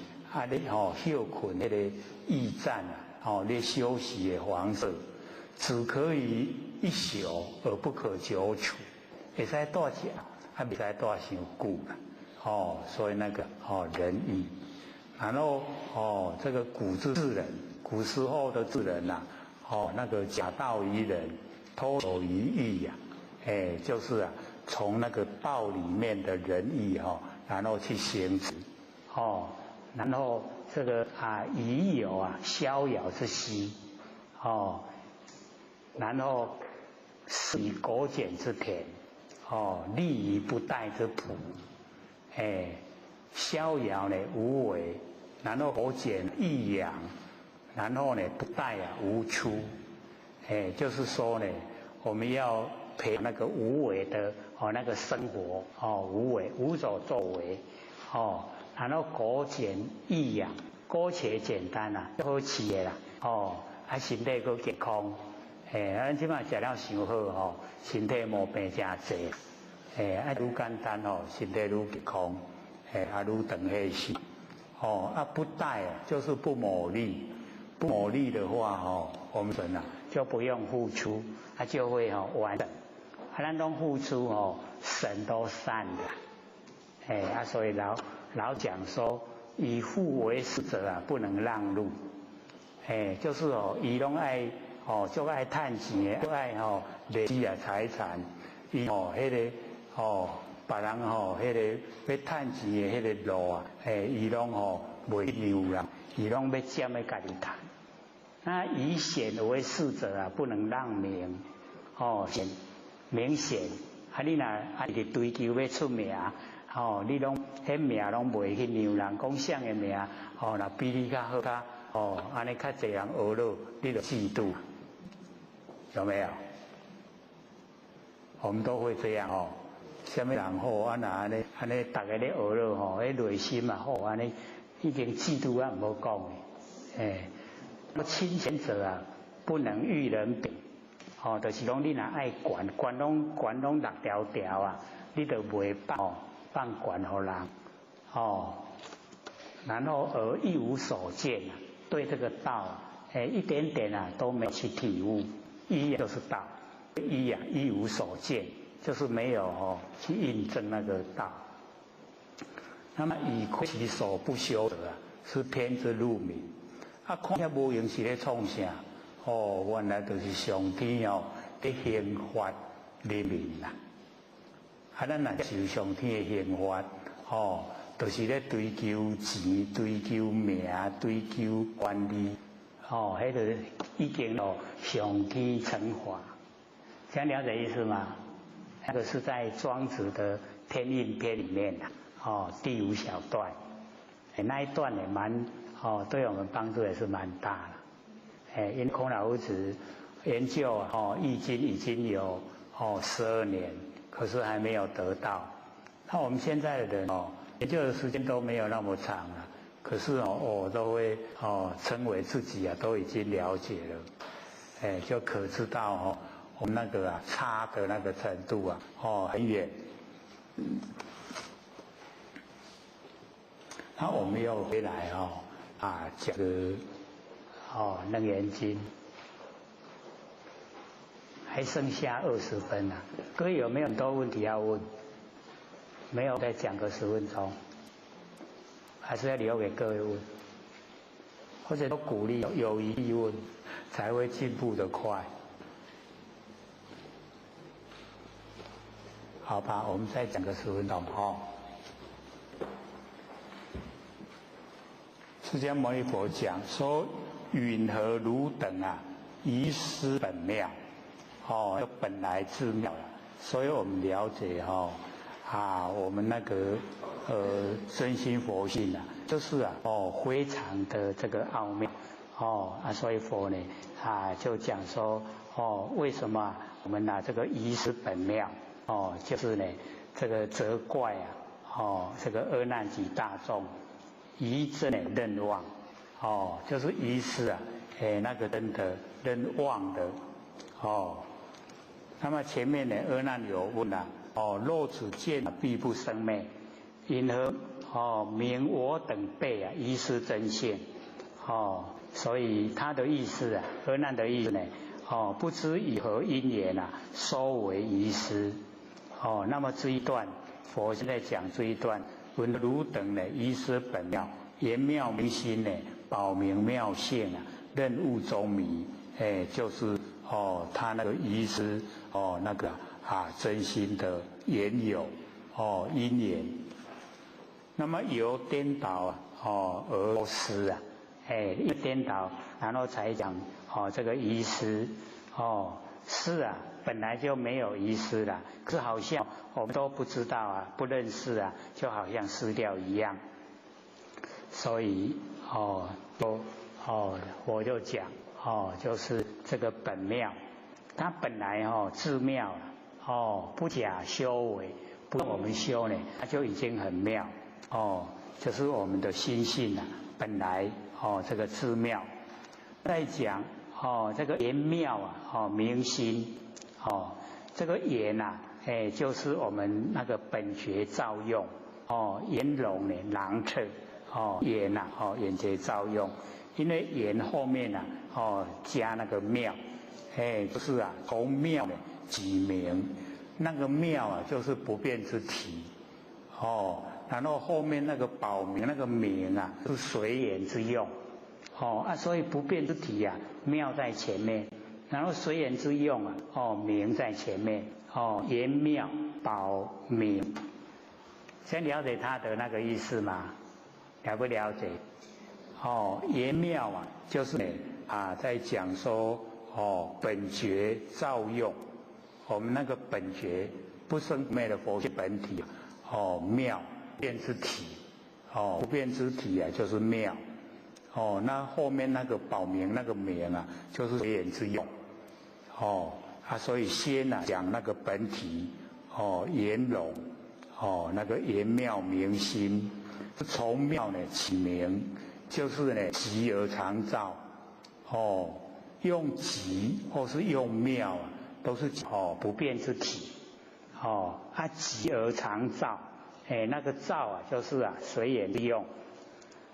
那么保明性保就是本性这个集体清净呢真实乃极明而妙那个明就是造用照而常极这一些就妙明心保明妙性就是我们心性的全体大用佛都是这样的，我们众生也这样，只是我们没有认识而已这个原本都是自己本有的这家珍家里最珍贵的东西我们都遗失掉。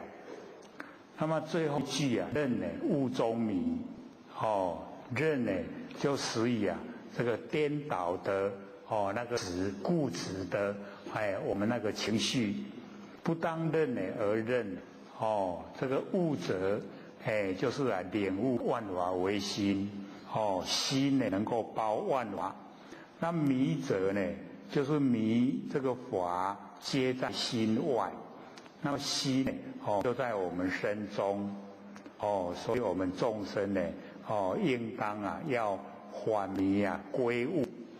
那么允呢竟任呢悟中一点迷情为自己的心性这个呢就是这个颠倒即为遗失呢真性，更执着认了这个迷情以为真心，这个就已经使以认物为己，认呢是宏图就是我自己认为身体四大假儿是我，已经呢就是迷上加迷就是被迷，即是颠倒之中加一倍的那颠倒。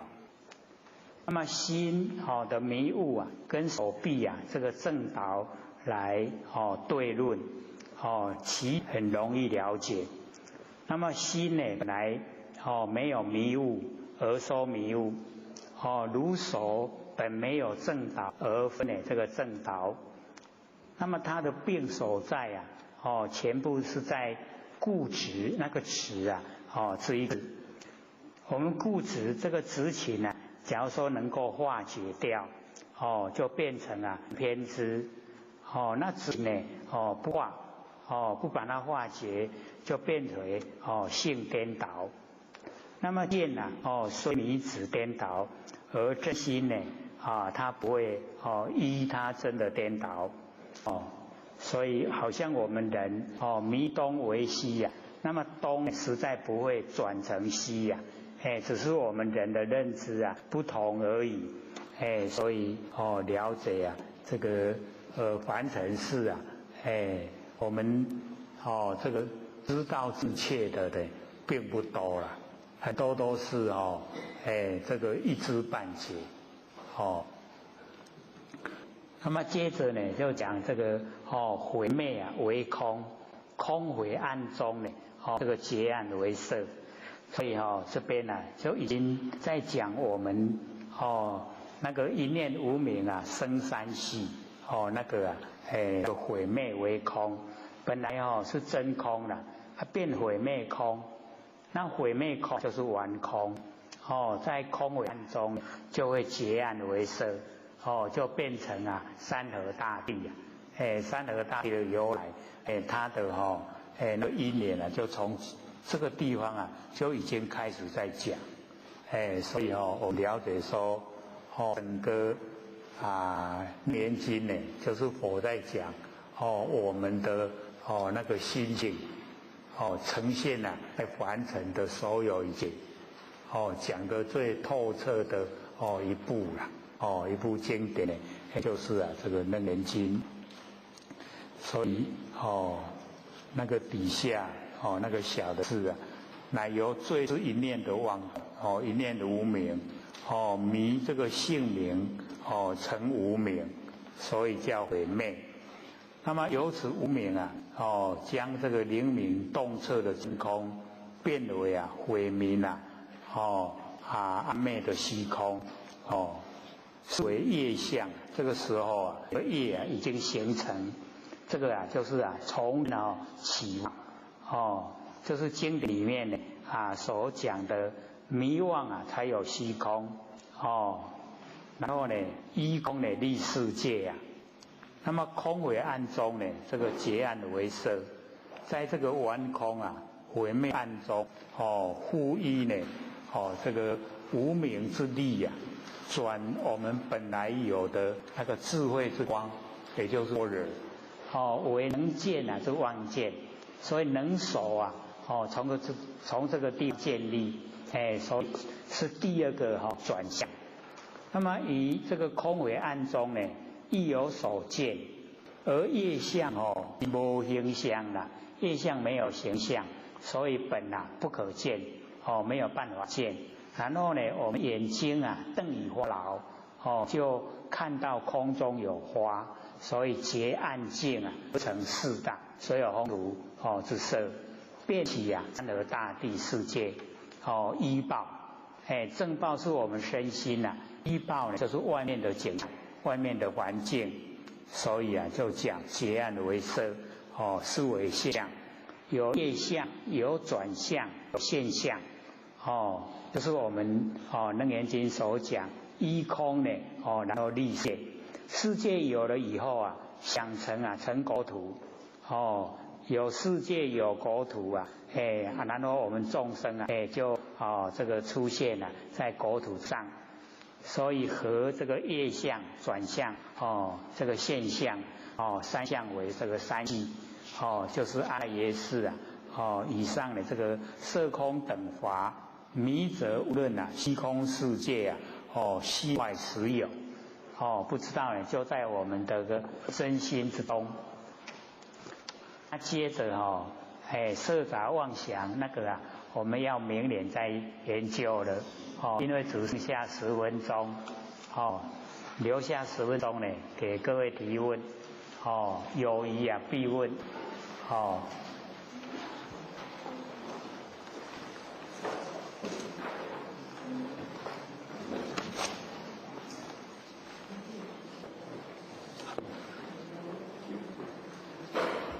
好，请说。比较有讲是我们说万年放下万年放下一念生可是刚听他第一句话应无所住而生其心。那这两个有没有冲突？好，请坐。这个《金刚经》所讲的应无所住啊，而生其心。那个应无所住啊，也就是万年的放下。一切都无所住，因为有所住它就把范围缩小。那无所住啊，我们那个佛性啊，尽虚空遍法界很宽广。所以应无所住啊，就是万年下。然后呢，而生其心啊，那个就是真空妙有。所以真空妙有啊，就是我们佛性的本体，也就是一念不生态。所以那个我们要了解说，只是文字不同，它意思是一样。那个应无所住是最重要的。那我们能够万年放下，就是一切都无所住了。一切都无所住啊，才叫万年放下。那我们在《念经》里面讲到7次生心处，心的地方所在。那么这7个地方所在就是我们凡尘的所有境界，所有的境界。这一个甚至连没有形象的也包含在内。所以不管有相，不管无相，一切呢都无所住。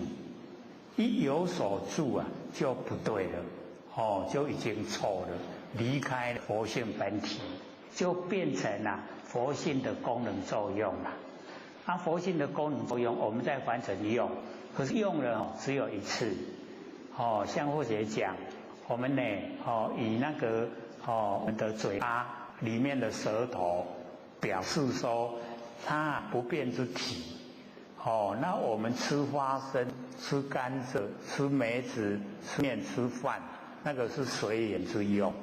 那随缘之用我们要了解说，当我们花生吃完了，那个花生味道就消失了，那个就是随缘之用的用，它只有一次啦。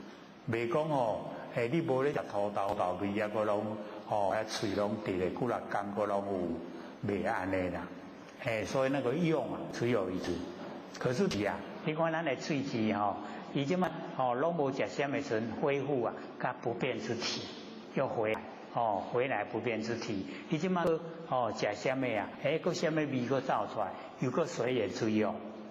所以我们了解说，我们保持那个体，我们掌握到体，那随缘之用就那个事来则应，事去则见。用的时候我们就用，该用就用，那个已经用过了就丢，用过了就把它呢抛开了，不住在我们心里面。这样呢，我们的心就清净。时时刻刻它能够习而常照，照而常习，习照同时，这是我们的本来面目。这样了解吗？习照同时，习不变之体，照随缘之用，它同时都是同时呈现，同时呈现有不变之体，同时呈现有随缘之用，那我都能够了了分明。这样知道吗？知道。所以《金刚经》的应无所住跟我们在日常生活之中万年放下，它是一样的。你无所住是不是已经没有万年了？对不对？万年都已经放下了，就无所住了。可是无所住会变顽空，所以耳生其心。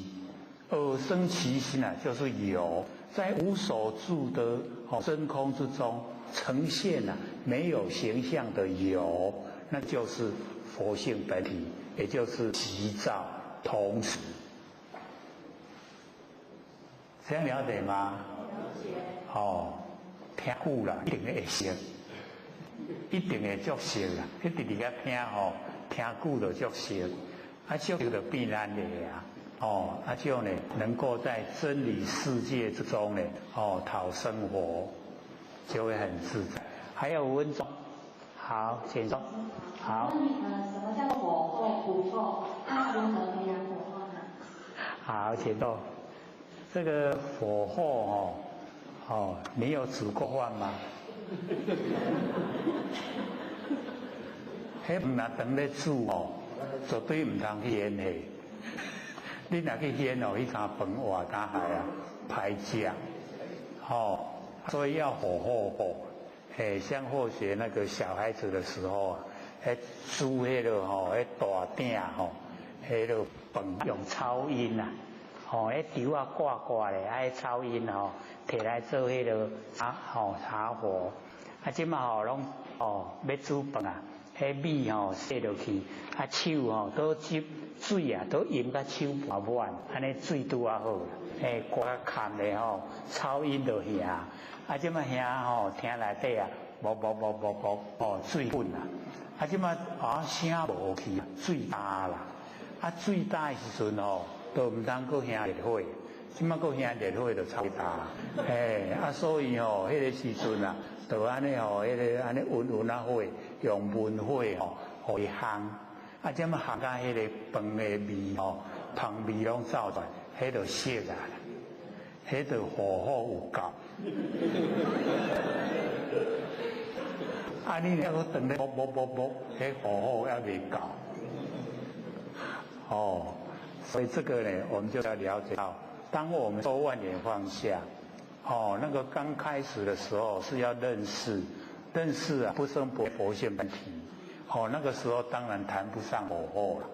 你即马已经抓到佛性本体啊，即马搁接落去，搁走，搁在这万年放下，搁一念不生，迄就咧培养火候啦。你即马迄个火候一直培养。培养的中间它一直累积。本来那个培养出来开始啊，就执心啦，过来就必生心，过来必大悲心，大悲心就成就了，迄火候就拢有啊。所以火候有的时阵你就能够这个事还没来，你都能够去感应到，就会事先呐。有第六感，然后会有一些是佛性的功能用，我们讲神通，都会呈现。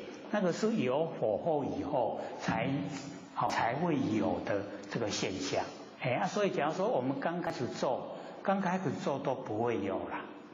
只要我们能够掌握到的佛性本体，那往后就会一个一个一直呈现出来。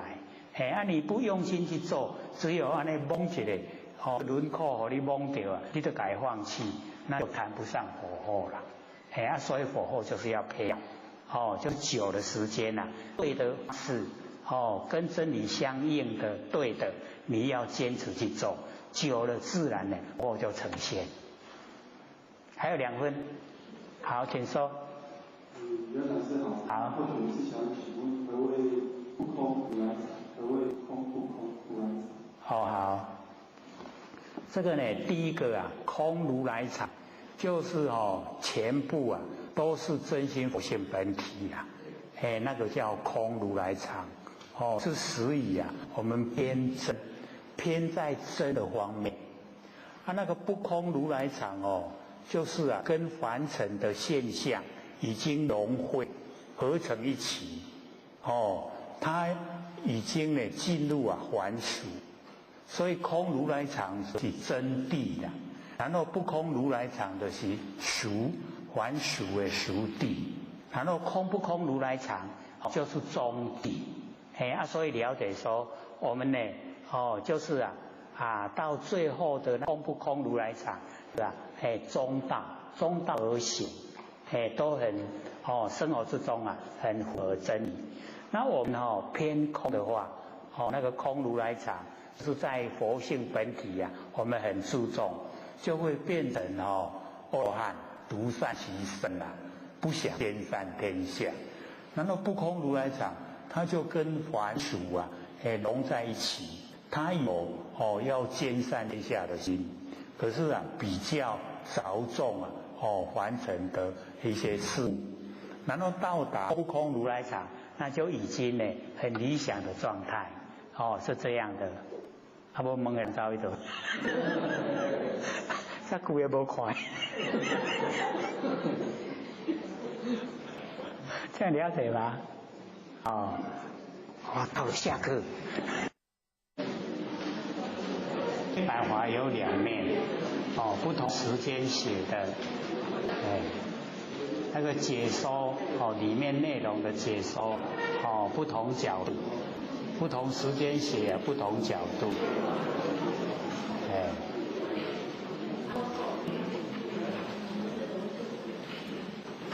那个五味百华在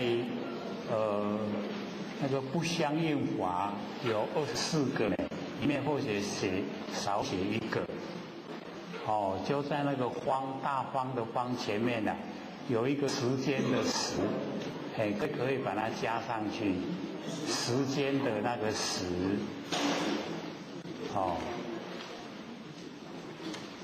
加一个时啊，刚好24个不相应华，那个时没有写就少一个，只有23个，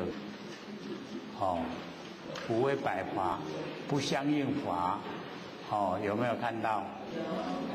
不相应华，我们算一算呢，只有23，就是少一个，一个呢就是在大方那个方的前面呢，有一个时间的时，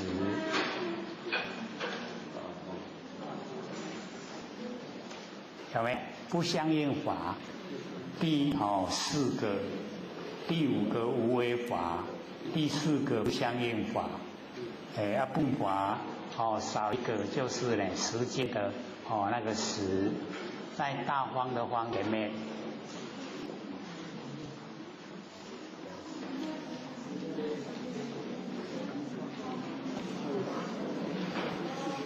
有没有找到？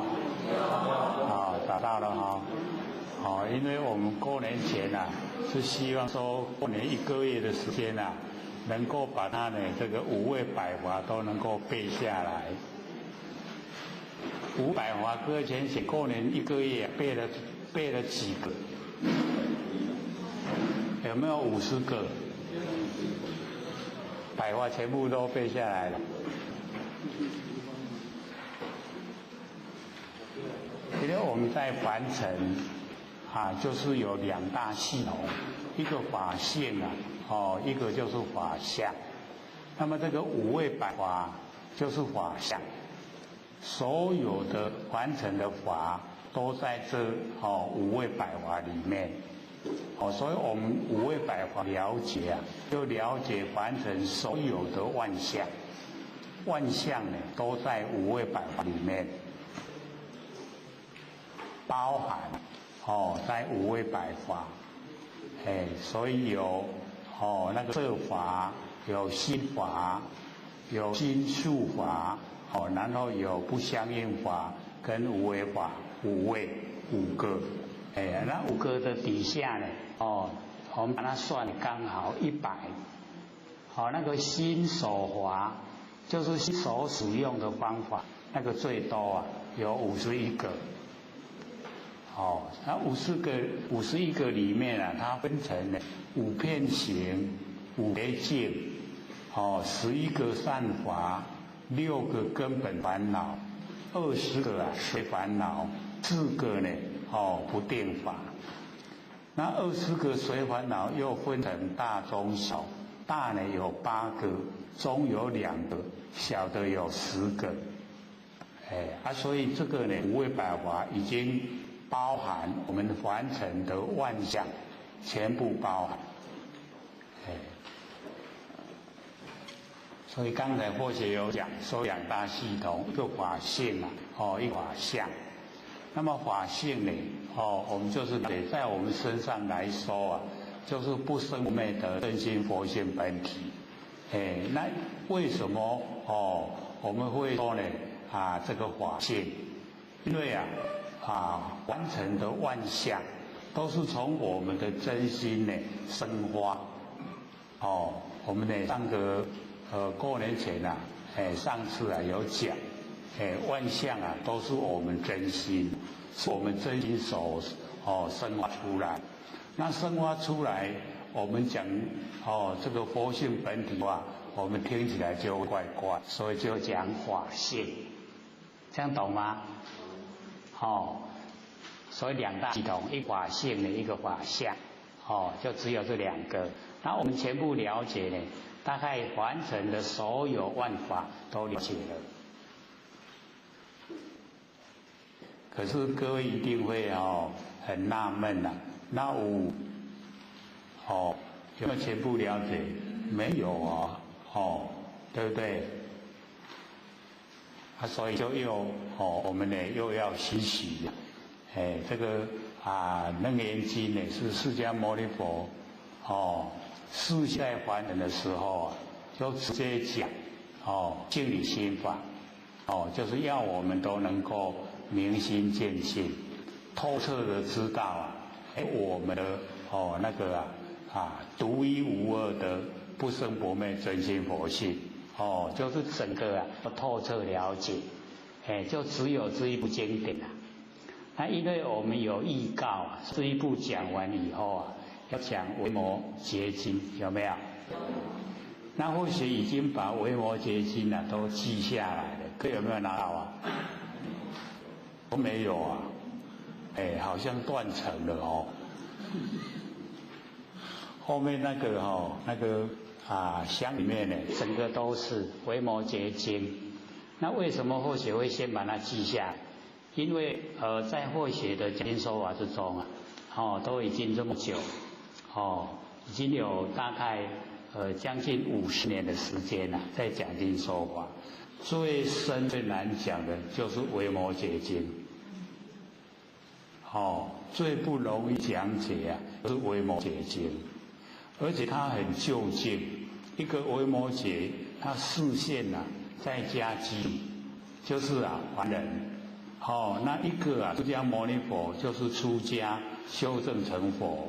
所以一个在家，一个出家，两个角度不同，然后两个互相惆怅，就是互相把那个重点都提示。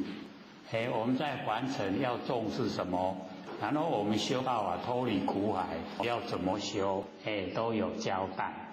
所以那一本经呢非常殊胜。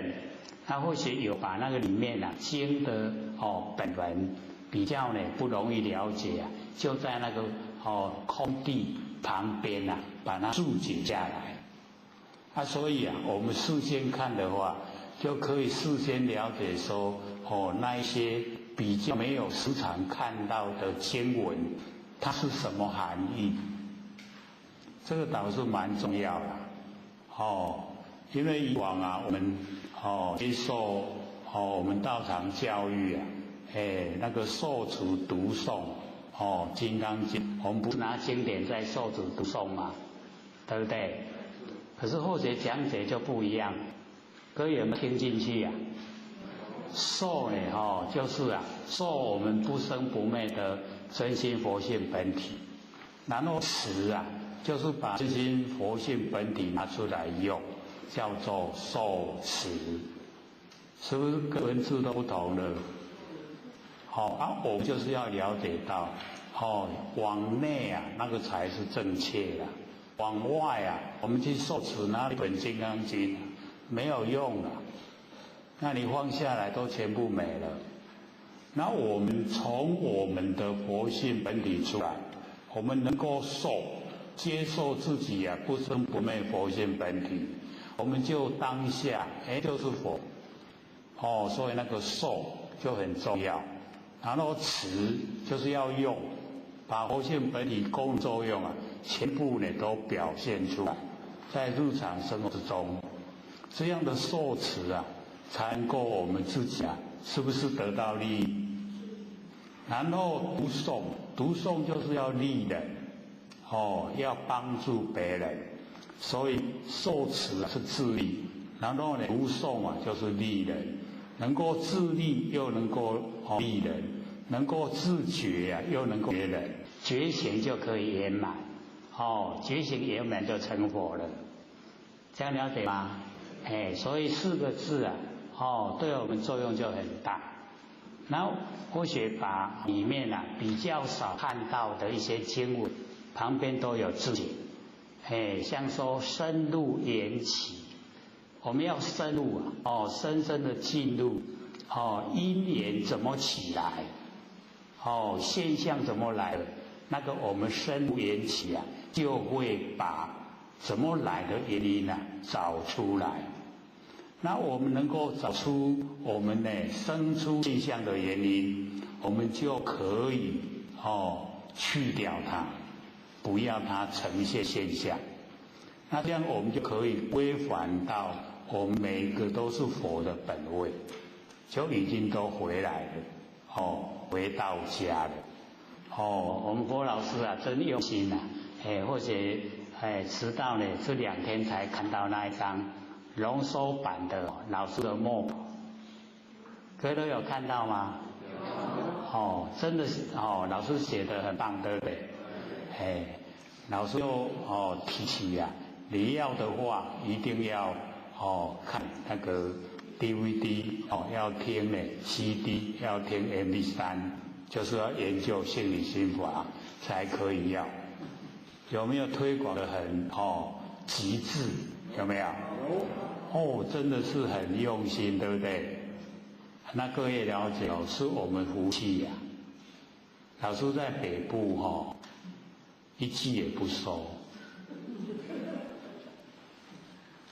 所以或许就像我们同一公要个几千份，做什么？给北部的道亲啊，看一看老师在南部啊，提倡的情形。那老师为什么把北部放弃了呢？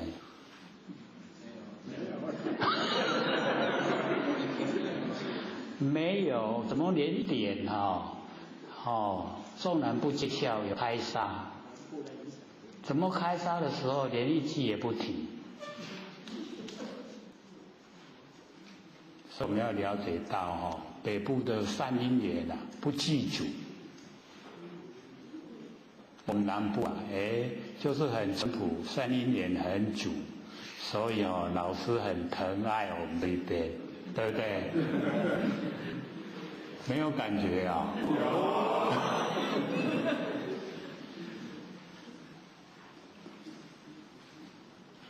都要我们能够研究，能够自己有信心可以成佛，可以成道。老师又一直强调，我们点到那个点到词里面只有18逍遥，18以后因果都要自己承担，对不对？所以研究心理法以后我们就从那个因都透彻了解，因都不造了就没有果报，就当下解脱了，这样子的话，我们就回归到本位。都是佛菩萨，每一位都是佛菩萨。可是我们现在呢，就是被我们自己的知见障碍，我们的知见障碍我们不能够呢，成佛，障碍我们不能够呢，当下，就能够具备万年。我们现前一念具备万年，可是我们现在的现前一念，不显什么念？我们跟我们最亲切在一起的念头什么念头？是不是过去心、未来心跟现在心？对不对？都在想过去、想未来、想现在，都是在现象里面，所以那个就没有具备那个时事古今不离当念。那我们要了解到，我们佛性本来都呈现，跟佛菩萨没两样就差别在我们的见解，自己障碍自己，在这里而已。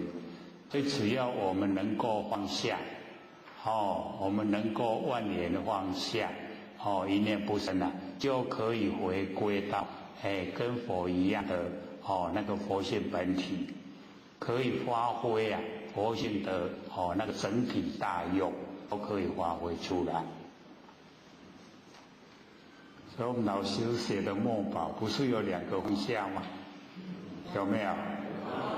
真的就是要放下，放下万年，放下了就海阔天空了。因为我们放不下，所以烦恼很多。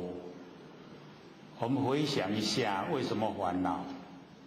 就是因为放不下，因为我们住相，对不对？够同好咧吼，无一个甲我应，同心努力，所以我们这个明心见性啊，一样要同心努力，大家呢都能够明心见性，因为这个眼睛啊，全部呢讲得很微细啊，都是要我们明心见性，心明了因果不昧。见性了成佛无疑呀，绝对呢不用怀疑，一定呢会成佛。所以内心产生的信心。那假如说我们对自己不生不灭佛性本体一点认识都没有，那怎么成呢？就不会不会成啊。那个成是希望，是不是这样？是。希望成佛，希望。那希望就很渺茫了，我们是可以掌握，我可以成佛的，各位有没有信心啊？有。还不错啦，这个还很肯定，就是肯定自己的佛性本体，这样的话成佛就是佛性本体啦，所以我们一定要有。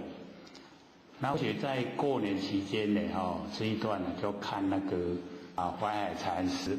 淮海禅师是七祖马道一马祖的徒弟那马祖徒弟这个淮海禅师跟那个普愿还有一个智藏3个同时拜七祖为师那淮海禅师就讲那个顿悟的法门然后学一看说我们在这个一直做万年放下念不生，就是这个内容，所以把它呢，这个抄写下来，然后呢，想一想说过年的时间都可以这个静下心来看，然后就会有所领悟有所进步。所以呢，各位要对这一章呢多用一点心，因为我们在这边假如说再来讲解的话，那个场面就不太适合我们讲。所以要呢就是要听那个内容，就是要像北部前线要那个 CD 或是 MP3，他们会录下来拿来这个听呢就可以，因为我们对万年放下的内容都还不是很熟悉所以有一些都还会问，说在万年放下的时候看到什么，遭遇到什么，然后都很在意，对不对？那个是没有放下，没有万年放下，所以呈现我们佛性的那个经体大用就没有全部出来，所以连那个敏感度那也不多。那假如说我们能够按照淮海禅师所讲的这内容来做，那就从凡夫地直登佛地，直接到达佛地了。所以或者就把它呢抄录下来。那各位要找原文呢，就在简德传灯录或是五灯会员里面呢有记载，那个都是我们历代修持者的经历，从西元0年一直到西元1135年，这个期间我们中国那个修道很兴盛，都会踏破铁鞋去找道，到各次去访道，去呢找怎么样修持的那个法门，那从那个弥勒如巴以后啊，那个修道风气啊，就渐渐的消失了。因为道隐藏了就见了，所以要修啊，就没有法门可以修。那我们呢，现在是沾到了上天大开普度，能够先得呢而后修，都很幸运的。这么好的时机呀，上天又承认我们都已经能够得到了。各位有没有得到啊？我们都得到了。得到是我们脾气毛病啊，都还有，对不对？我们要把它修，让它不见。没有脾气毛病，有没有坐在那个供桌上的佛菩萨发脾气？不会坐在供桌上不会发脾气，对不对？只有我们在修的时候啊，也不能有脾气，就是不能有落入情绪方面的事啦，不能有。所以我们要学会啊，降服自己的妄心，那个发脾气啊，都是妄心呈现，那我们要降服它，我们呢在日常生活啊，不是被那个妄心降服啊，就是要降服妄心。那我们选择哪个？还是要降服妄心然后才会啊回到我们真心。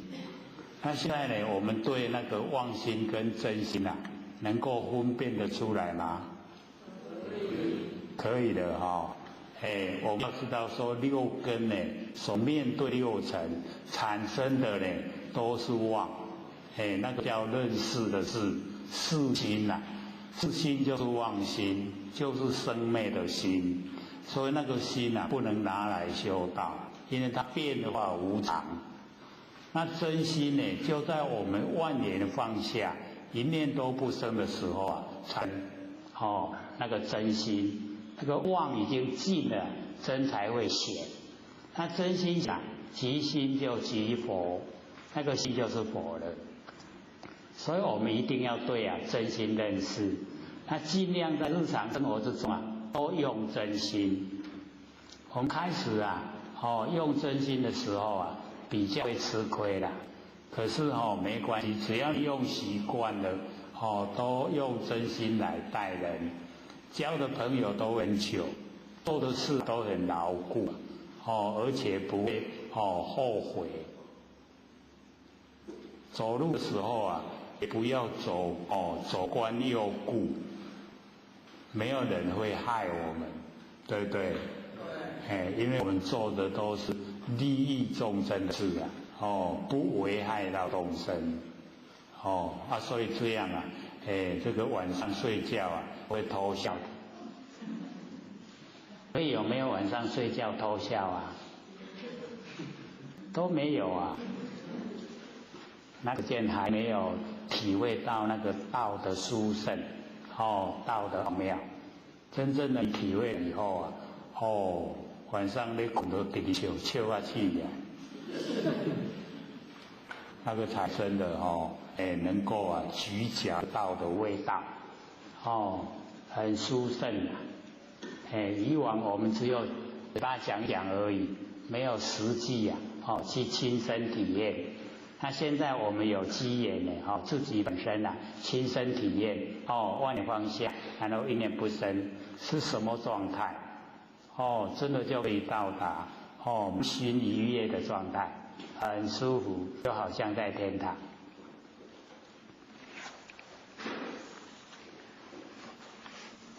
那我们呢，这个回来这个闲话家常一讲就半个小时。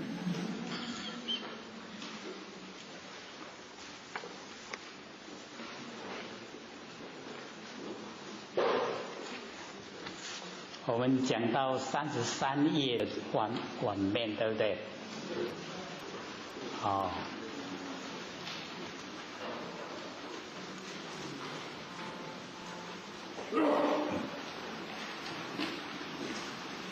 这个呢是从我们这个一念无明生三系从那个地方呢开始我们为什么会落入凡人？就是起心动念有一念的无明然后产生三个，一个业相，一个转相，一个现象。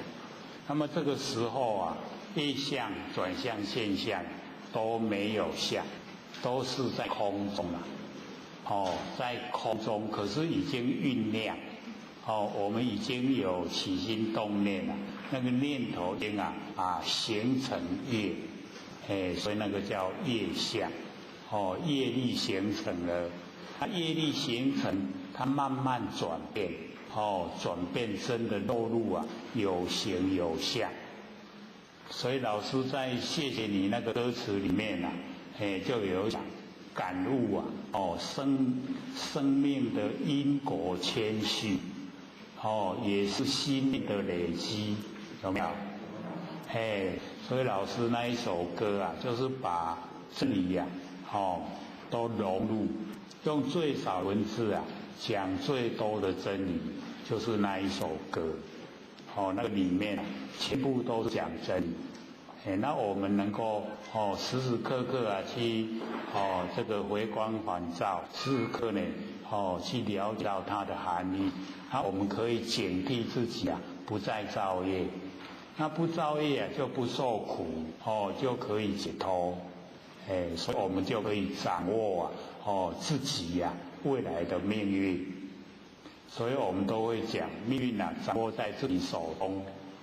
我们有没有好好掌握可能是好好去造业不知不觉又把业力又造下来所以我们就是要保持那个清醒的头脑能够保持就是觉我们觉能够呢久就是觉者一个觉者就是佛了我们都是不知不觉不知不觉就起念头一起就造业，造了业就受苦，是不是延伸下来不知道啦我们知道自己在造业吗？都不知道我们知道自己很骄傲吗？又不承认这没嘞可是就是要了解到心中的那个我相很强，那个就是骄傲所以要降服这一个我没有我啦我们所认为的我就是身体的我，那身体是天地的物质，水有风土，众缘际会借我们用，都是要还给天地我们不能够拥有所以身体都一直在变化新陈代谢不是我们所能够掌握。然后我们能够掌握就是我们呈现在凡尘这么短暂的那个觉我们就可以自己掌握，然后自己转变很可惜我们在这么短暂的这个时间之中都被造化所引诱去追求有形有相的东西这样呢蹉跎岁月一下子一生就过去了再来的时候已经迷糊了不了解我们前世到底是什么。可以了解自己前世是什么吗？大概呢我们都不知不觉了，已经呢在第10点那个喝那个孟婆粥那个孟婆汤忘魂汤已经都全部忘光光了都不知不觉。可是我们要说佛性呢它是不生不灭的身体有生灭佛性不生灭虽然经过千生万劫佛性都不生死，那我们受苦都不知不觉。就像我们看那个那个鸡鸭鹅，他们知道他们苦吗？都不知道。那我们大概也像那个一样啊，都不知道苦啊，那现在就是能够研究到这个心理心法，让我们呢能够脱离这个苦海，所以呢我们就接着从那个去年年底讲下来的那个毁灭为空啊，空毁暗中啊，结暗为色。就是33页的那个底下那一段，那个毁灭空啊，就是完空，没有空中没有东西的空。那我们了解到空中的空啊，是真空，是有佛性在，那空中啊有佛性，就是妙有。有没有形象，就是妙有，真空妙有，就是我们不生不那个佛性本体。那么这一段呢，在讲我们那个佛性本体怎么样啊落入现象，那个过程，怎么形成啊？有山河大地，然后呢有众生，然后有业，是怎么样形成？所以呢，大的标题就讲一念无明啊，生三系，然后境界为缘，长六出。各位都有印象吗？那个三系啊，业相、转相跟现象，那个都还没有现象。那因为有毁灭空，因空才立世界，山河大地啊形成。有山河大地以后才有众生，有众生以后啊，才有造业业果，所以世界众生跟业果，它是这样呈现。那这样呈现呢，我们就是了解啊，是我们一个人的能力啊，可以去改变它。可是呢，我们可以了解它的过程，知道怎么形成，然后我们呢。从中呢，了解了以后不犯了我们形成现象的那个因，也就是种子没有。那种子没有啊，我们回归到那个本来。那本来呢，我们的本质都是不生不灭的佛性本体。可是我们等于离那个不生不灭的佛性本体呀。很远，就完全都不认识。因为都不认识，也不研究，所以就没有当它是存在，就已经好像不存在了。不存在就不管它。我们不管它的时候它在不在？会不会管我们？不会啊。不会才怪。为什么会管呢？因为我们种了因已经含在里面。既然有因然后我们又一直延续着所有的一些思想，所有一些作为，所以那个因就慢慢的发芽，然后呢变成看得见的形象。那既然形象一形成我们又住在形象里面，产生了喜欢讨厌。那既然有喜欢讨厌，我们就有取舍，有取舍就有动作，有动作呢就造业。不是这个行善呢就是作恶。不管是行善作恶业因都已经成了，都已经成。所以这段告诉我们怎么样形成现象，那个由来。所以从那个灭空，然后这个空回暗中呢，就结暗为色，把那个暗结成就变成形象。所以形象的由来都是虚幻不实在。我们要知道说，我们看到的你看到跟我看到拢同款啊，都是那个形象啊，那个就形成共业，共同的业力啊，你也这样，我也这样，就形成整个我们大地啊天气的变化。所以啊，各位就要了解到，现在天气的变化很快，对不对？所以要了解说，那个是我们的心变化了，心变化很快啊，天气的变化就跟着很快。所以有一点现在都天拢无照家己啊，因为人拢无照老人无照道理。这样子呢，整个都天地之间啊变化很快，都是我们心的变化，所以我们只要大家都心存那个善念，都是善心，都是行善事啊，灾难呢就离我们远去了。那假如说呢是为非作歹，一些灾难啊是接踵而来，一个接一个，尤其是今2012不是灾难年吗？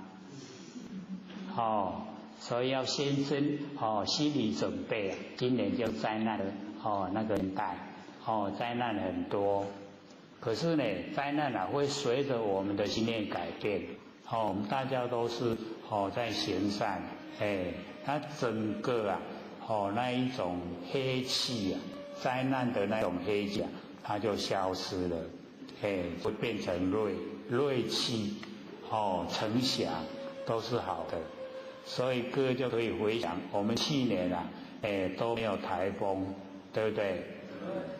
这明明要来了它还来一个相转，转到冷气了，所以要了解到，那是我们大家都有那个善心呐，然后改变了整个天气。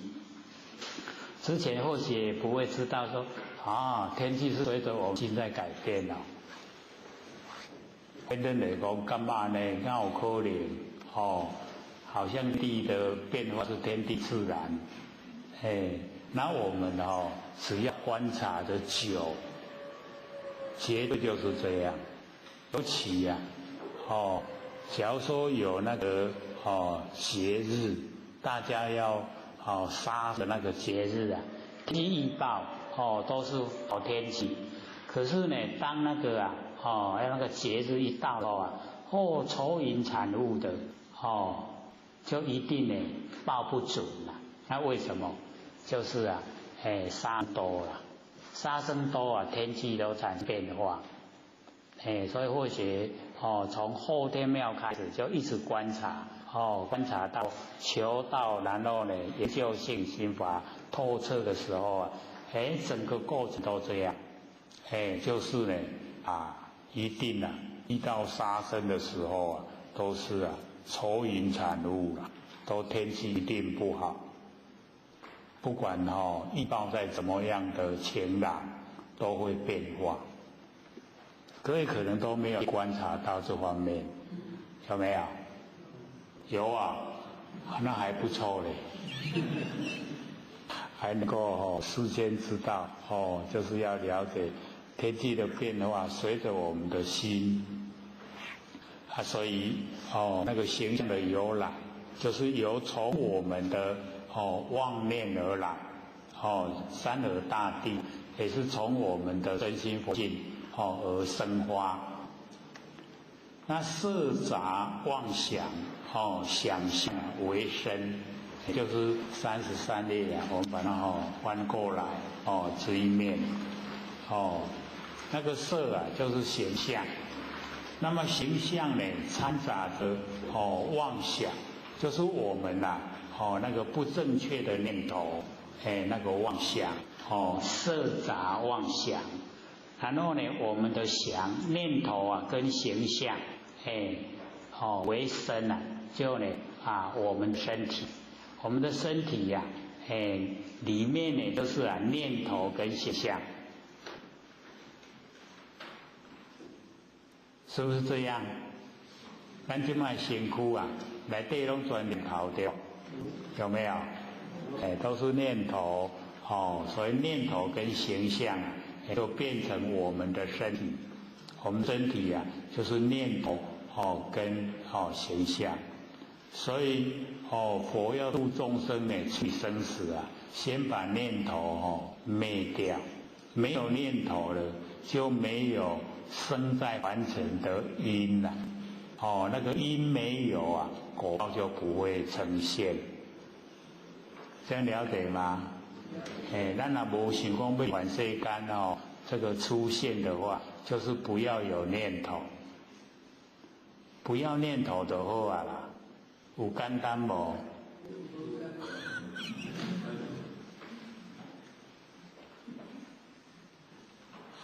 我们就知道啊，那个念头啊，是我们自己心里面起来的啦。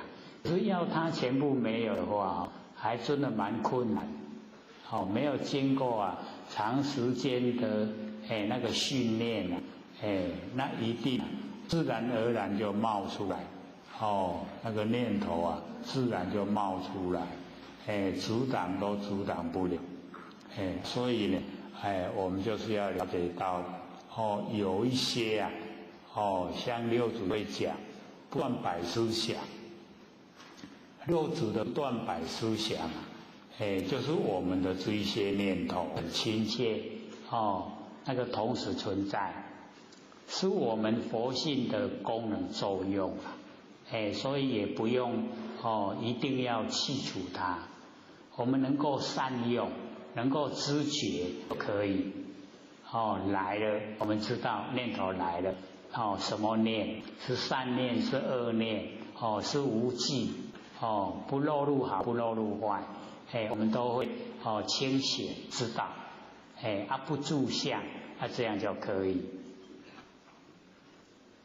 这样了解吗？不是要消灭它啦。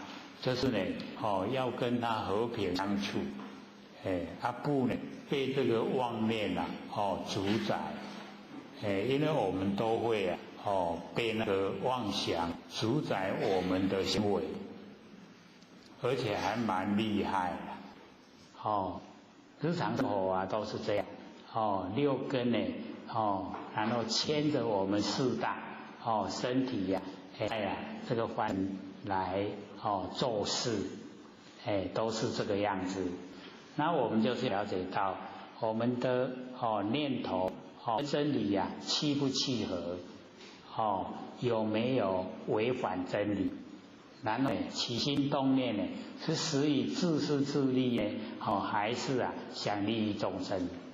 这个呢就是要了解，然后了解到有大方向能够掌握到大方向这样子我们本身就可以掌握到自己的整个现象，那个都可以掌握。所以这边佛就讲说我们呢念头跟形象为身，然后气言内摇，我们记得很多语言，在凡尘生活的时候很多遇到的事都是因缘然后我们记，就是让他们都全部集合在一起，记缘内摇，在自己内心里面摇动。所以家里我们已经呢在家里的时候想出门去逛街那个去逛街之前经过什么阶段？就是经过记缘内摇。有没有？出来去外口真好风景很好看，有没有？那个记缘内摇啦，要不然你无出来安那？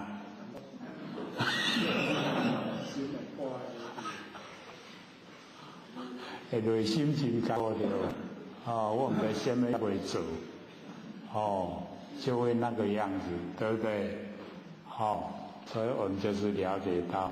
这个记缘积聚很多的因缘，在内心里面摇动，然后去外奔逸，去就是往要为到位去，那里往就是去，为倒去，为外口去，奔逸呀，奔走方逸，就出外口咧佚佗啊。各位有没有出去逛过街啊？刚那个元宵过啊，有没有去看元宵？没有啊，所以我们了解说，都有那一种想热闹一下，或想放松的心情，那个是气外奔逸。所以因为有气外奔逸啊，被外境啊诱惑，叫我靠怪去怪去又形成下一次啊要出去外面的因，有那个因啊，才会有下一次的行动。假如说没有的话你遭遇有时候都不如意啊，你若不爱出来啊，出来拢吃亏。就不会想出门了，所以那个奔逸就是放松心情，就把整个心往外放，追求呢这个形象，所以佛就讲纷扰扰相，那一种在外面所遭遇到的事情都是纷扰扰，不是清净拢无平静诶，有平静无？所以你看你在家里坐都没事啊，你去坐计程车就出事了对吧？那个马屁有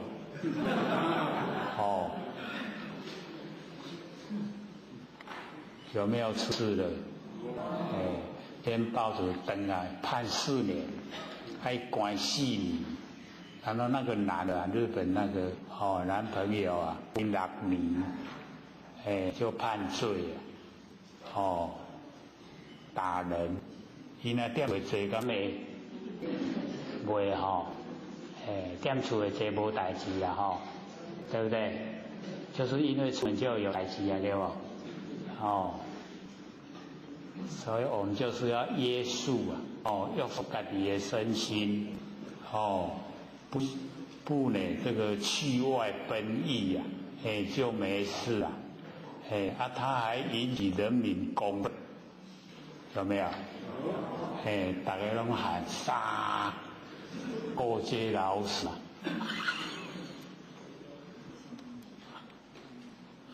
犯了众怒。为什么犯众怒？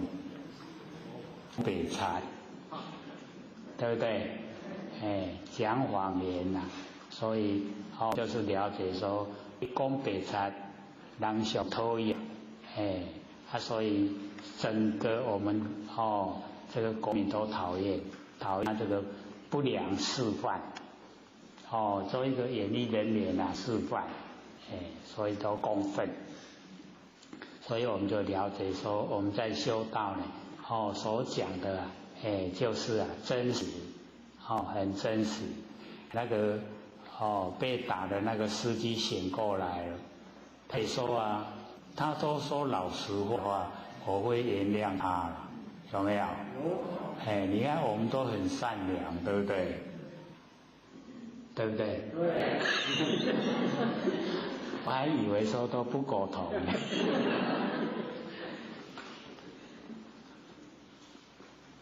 我们众生呢都很善良很可爱，可是有时候很可恶有没有？讲白惨，还拢要互人死的那个警察看到那个录影那个2个警车司机用那个行车记录器把他那个行为全部都拍下来。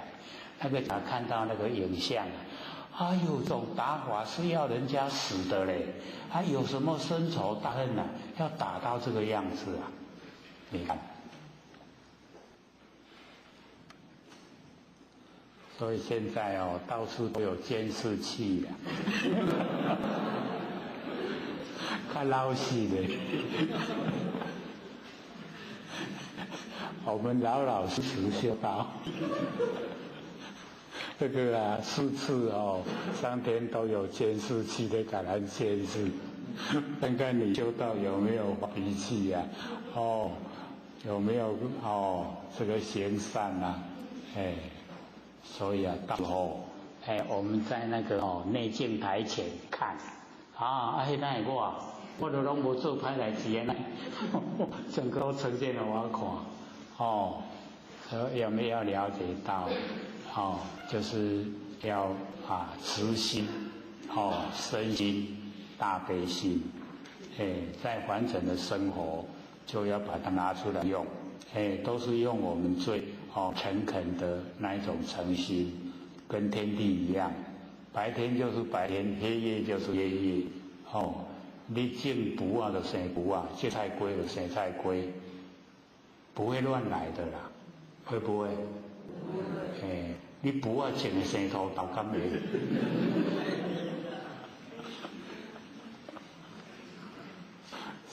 所以我们就要学天地的那一种诚，只要以诚来待人的话，所有问题啊都解决。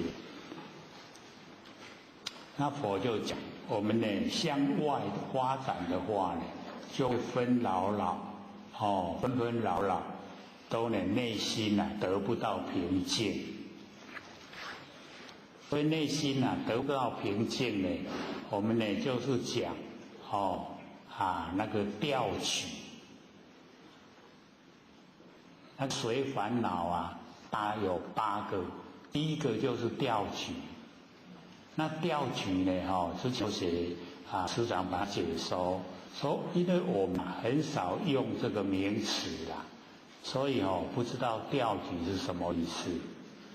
那调举就是把心举得高高的，让它失掉了，胖起心拢胖起不安，那个叫做调举。这样知道意思吗？知道。像说我们。这个现在买那个什么乐，刮刮乐，买那个彩券，不是有几亿吗？对不对？然后我们心就想，现在已经上看9亿，动不动？动不动心？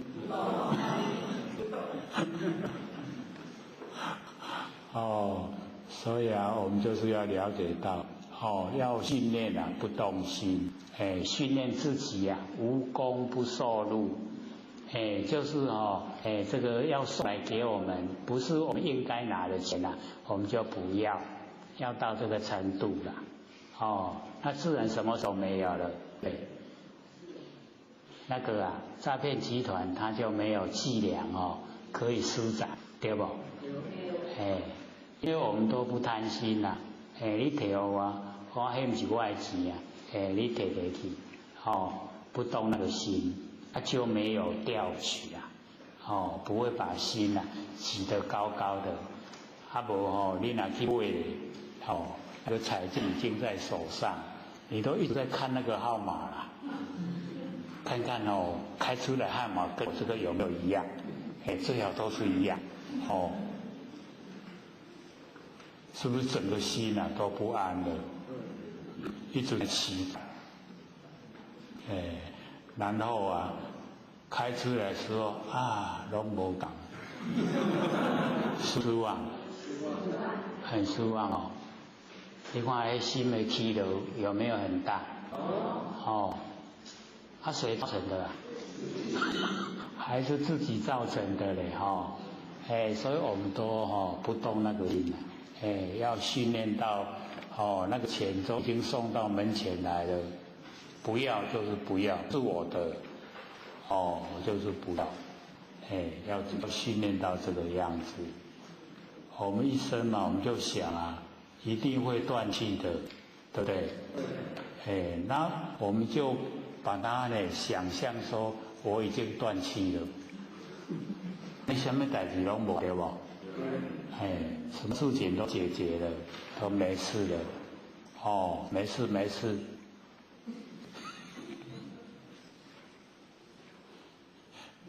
有事都很麻烦，没事，我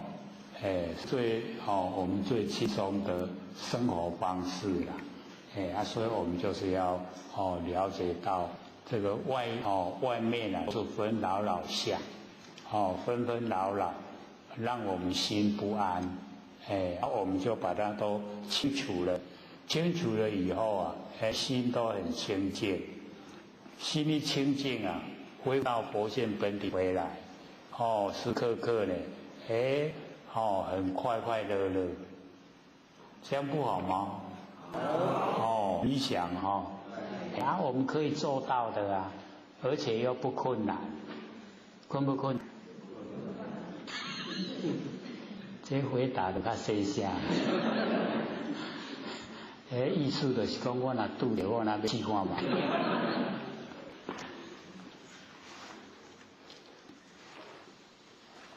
那佛又讲，说我们把那一种纷扰相以为心性，就是认为是一种就是我们的心性，然后一迷为心决定后为色身之内。第一个迷惑的地方呢，就我们决定把那个心放在我们色身里面。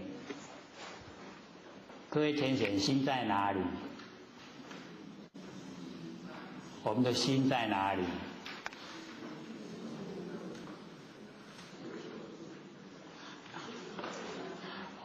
对啦，我们的心是无所不在啦，所以那个四念处的第三个，我们就是了解到这个心不在内，也不在外，也不住中间，还记不记得？那在哪里？我们对那个文字要透彻了解。为什么佛前面问这个阿难心呢为心以目今何所在？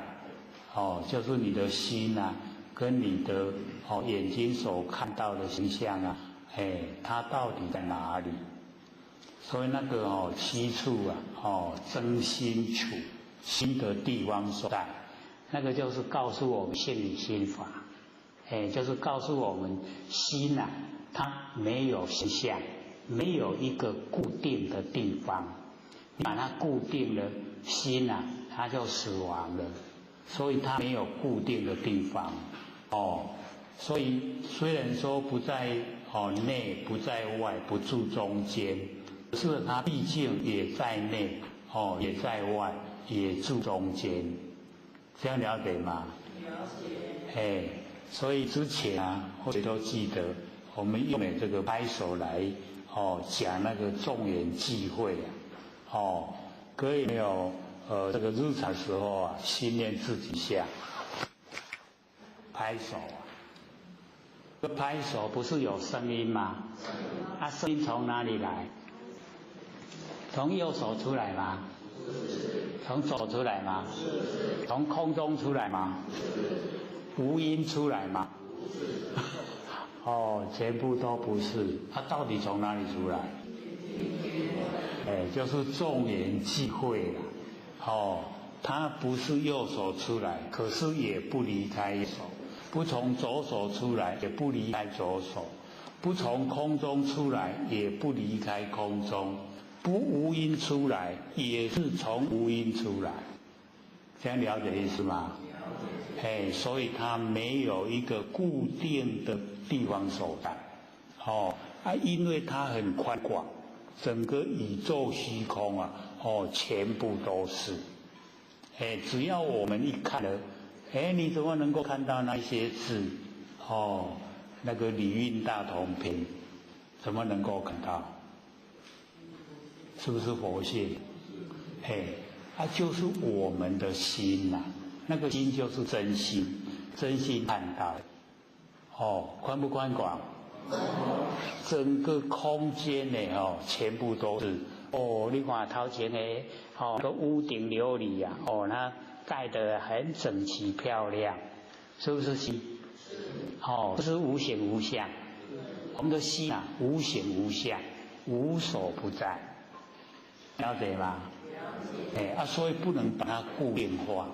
你把它固定化它就比下啊很狭隘了，就不会宽广。所以它呢是尽虚空，然后遍法界。所以才讲说，万念放下了以后，一念不生，然后我们可以进入司机而龙现，淹没而雷声，神动而天水，是不是更深入了？刚开始的时候是虾米，然后到达司机龙现啊，是不是角龙？对不对？是不是大了？所以都不一样那个程度啊，我们就是了解到，我们开始先了解佛性的轮廓，然后接着就要深入，开始是直心，然后呢进入身心，然后进入大悲心，大悲心就是菩提心了，那已经都是本来就是本体了，所以要了解到它呢无所不在。不能把它固定化，你固定了就只有一个范围，它只有一个范围太窄了，就不是它的前提。我们要讲它的前提呀，是非常奥妙，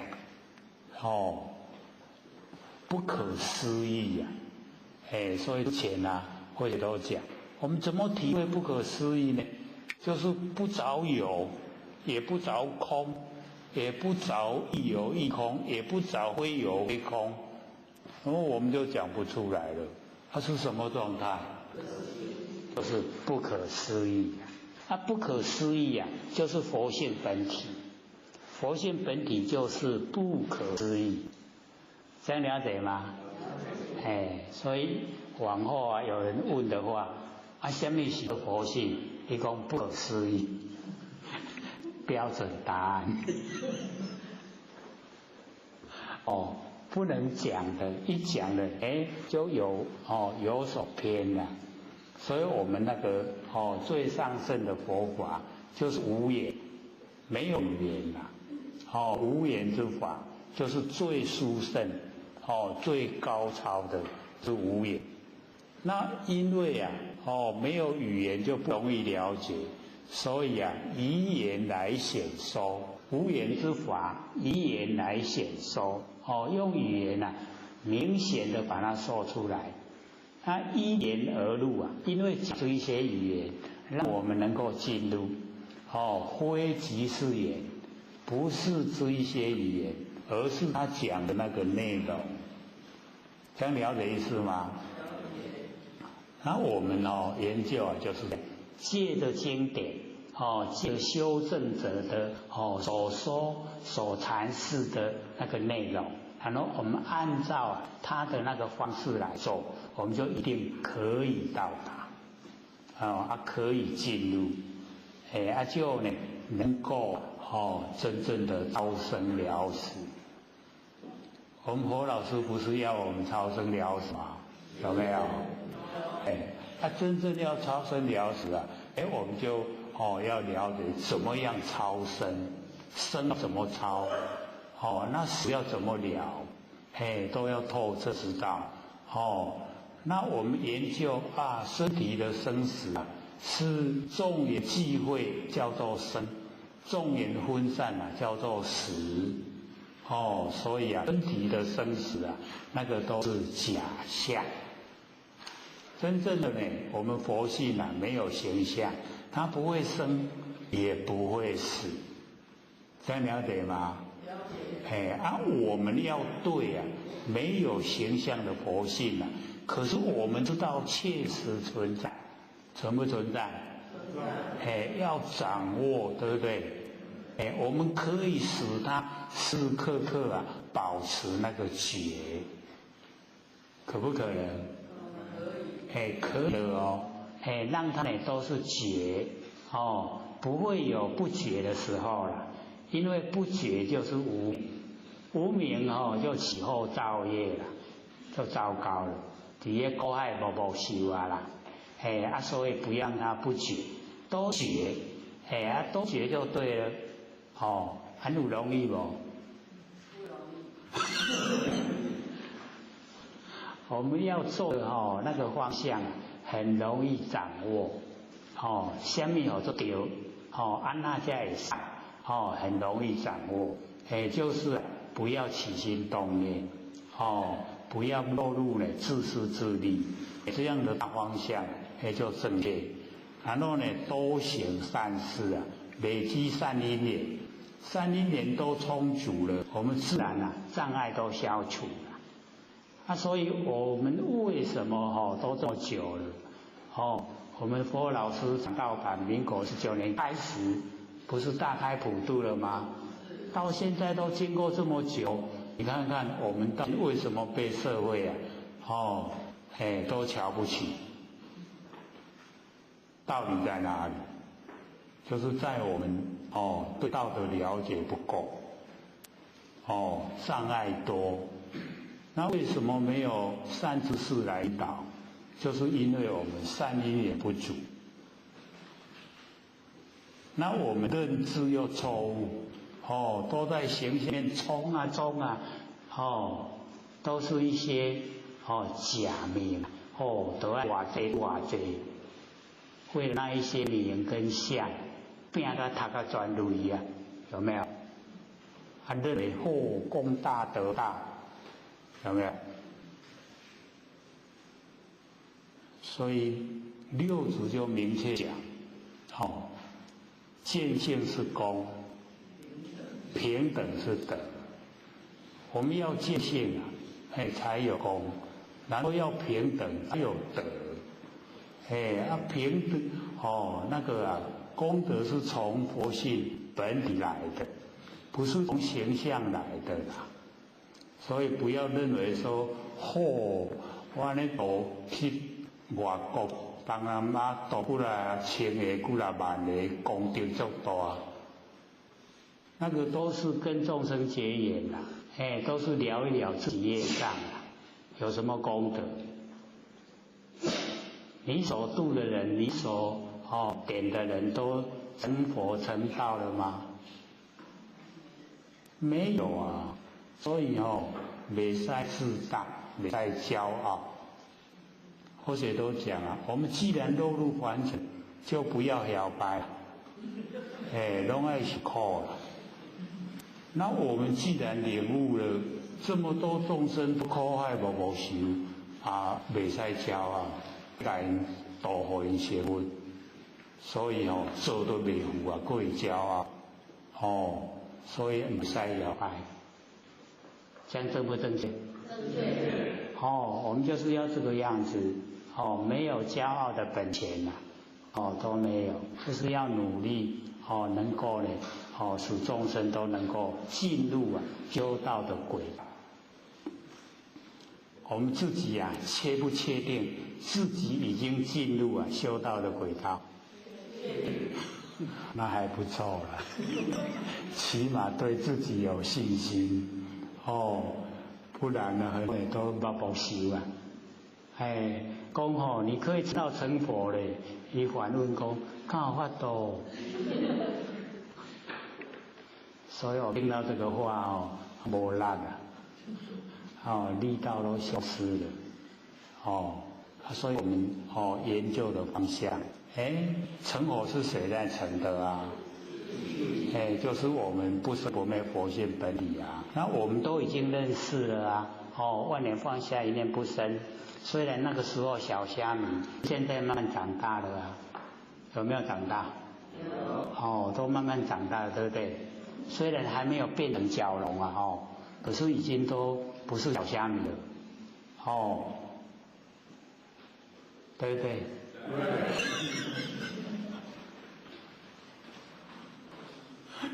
还愿意让它长大吗？要使那个小虾米长大变蛟龙所以到时候司机龙现是司机就是安静的居住在家里，那龙现就是神通万物，就是你的整个活性本体啊，跟整个宇宙虚空啊，都是合在一起，那个叫融现。我们都可以达到的，只要肯努力呀，大家都可以达到。不要一天到晚跟那个造化引诱，去逛街，然后呢，投入啊去这个完成的那一些污垢面的事，这样就好了。可是因为我们都习惯性已经太久了，那个完成事啊，说不参与看手啊真喵，都会这参与其中啊，好像我们都是50出生的，还记得吗？或许之前在后天庙啊有研究那些七魄，37魄。那你在50出生的人他自己的事情放的不要管，别人的事没有管，他很难过了。那个就是50出生的。我们有没有？看看周遭谁啊？这个家己的代志放的拢唔做，别人的代志无管，足艰苦的。那一种啊，都是所以啊，这个50出生，自然倾向啊。那假如说我们是50出生，要去管别人，就要告诫自己，别再管，这样就可以改过来了，对不对？就要告诉自己，他有功德也不分给我，他有罪过我也不用去担管他。这样最理想的，对不对？就是要这样。伊是伊的代志，我是我的代志，随时检点身心事啊，哪有功夫说他人？洪佛老师说的啊，都是这样。那我们呢？了解，我们都是迷惑，把心啊决定在色身之内。那佛就讲，不知声色啊，外际善恶西方大地，闲事呢妙明真心中物。就是我们不知道，这个不知道就是不研究啊，不研究所以不知道。我们的身以及外面的形象，声色，以及外面山河大地。虚空大地，闲事啊，就是全部都是妙明啊，真心中物。我们的身的4大假合随红土，外面山河大地的那一些像，全部都是真心所生发。妙呢，就是不变之体；明呢，就是随缘之用。所以有体有用，都是呢，我们佛性里面的东西，真心中物，这样了解吗？所以万物身心本来一体，万物跟我们身心都是一体的，所以就不用分别。那我们证悟到不分别的时候就是成佛成道。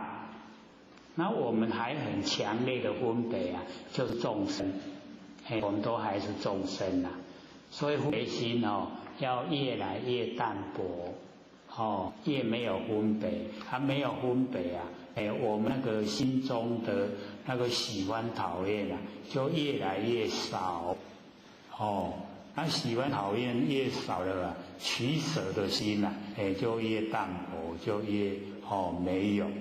没有取舍就不造业了，不造业就不受苦了。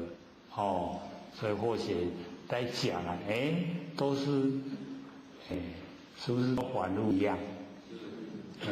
那够毛尖对不对？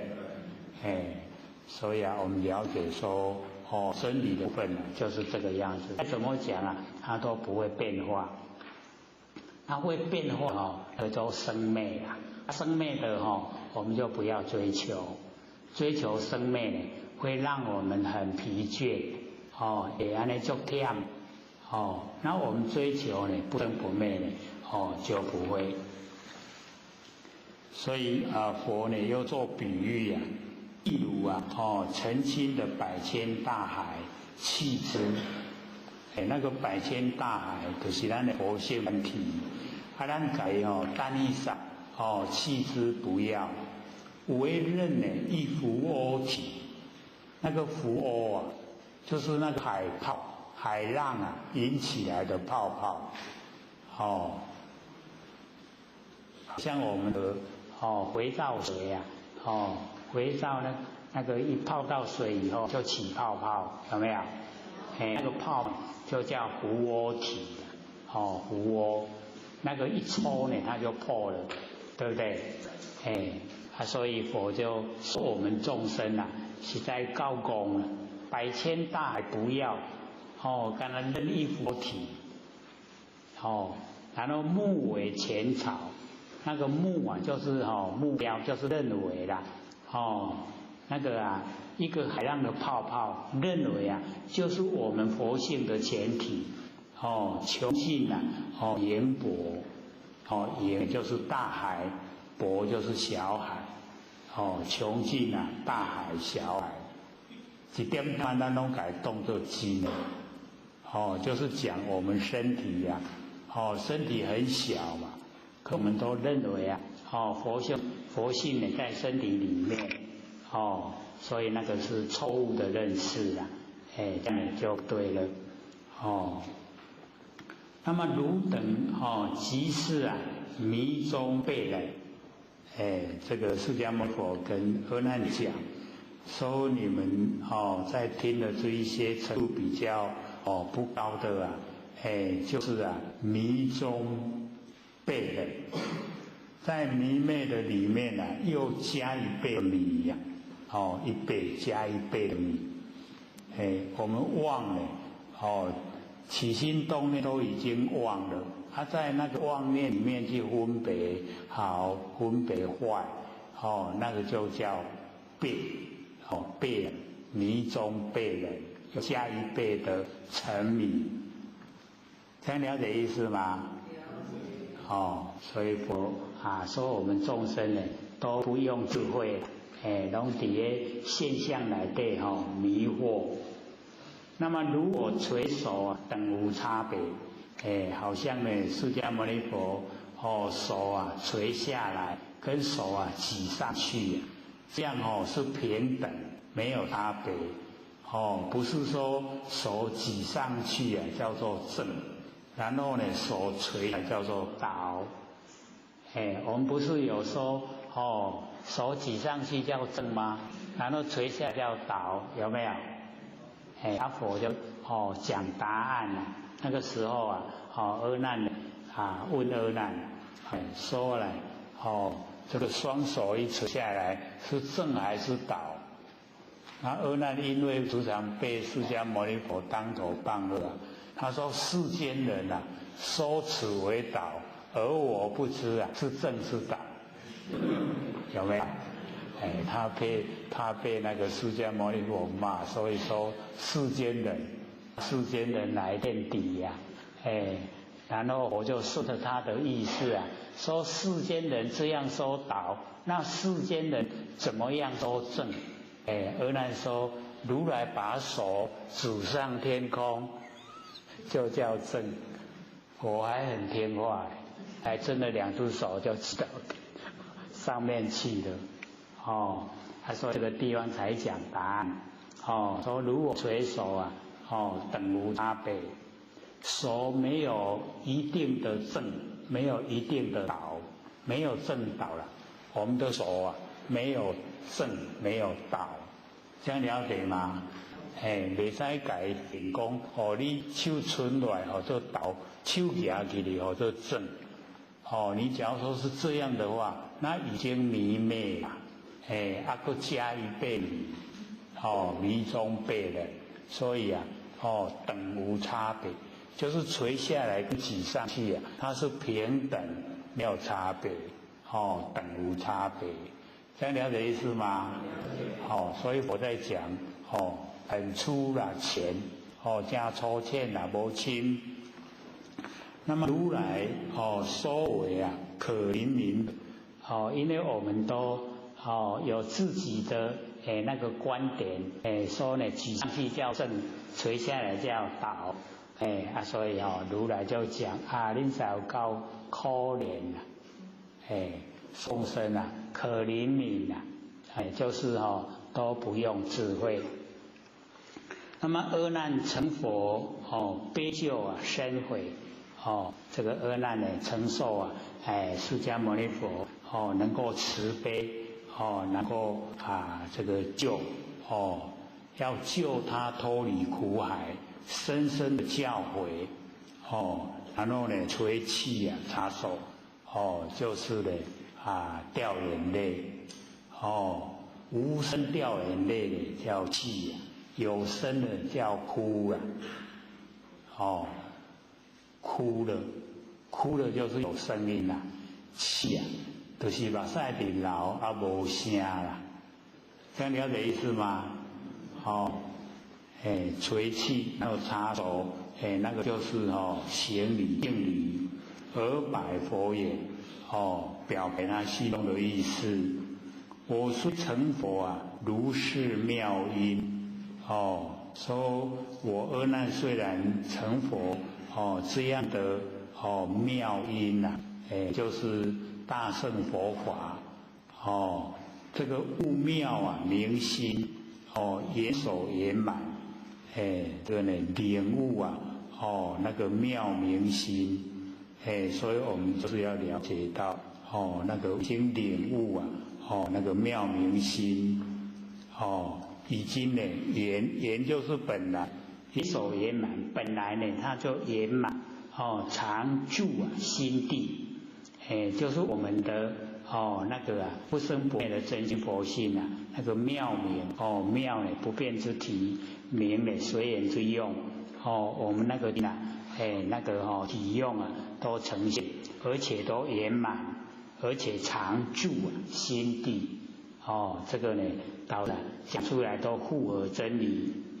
而我悟佛现说法音，但是我现在领悟佛现在所说的这一些法音信以眼心引手瞻仰，所以问题就出在这里那个阿难用眼心来听法，那用眼心听法这个法就变眼了就变生昧。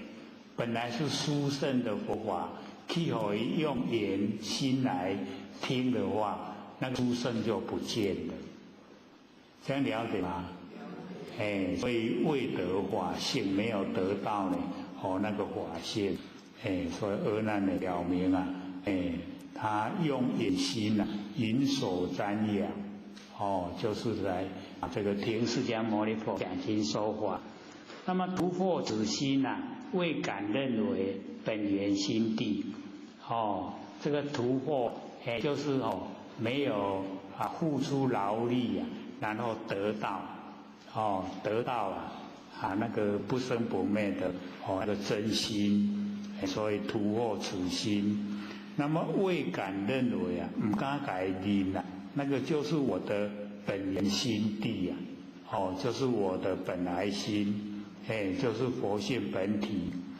那么念佛哀悯先是原因所以希望佛能够呢哀悯这个众生能够先是那个圆融的那个音声。这个圆音圆满的音声最难讲很不容易讲，因为我们话一出来都有缺点都可以攻击所以要圆满很不容易比如说我们在吃饭都夹好饱这个圆不圆音？咱吃会饱无？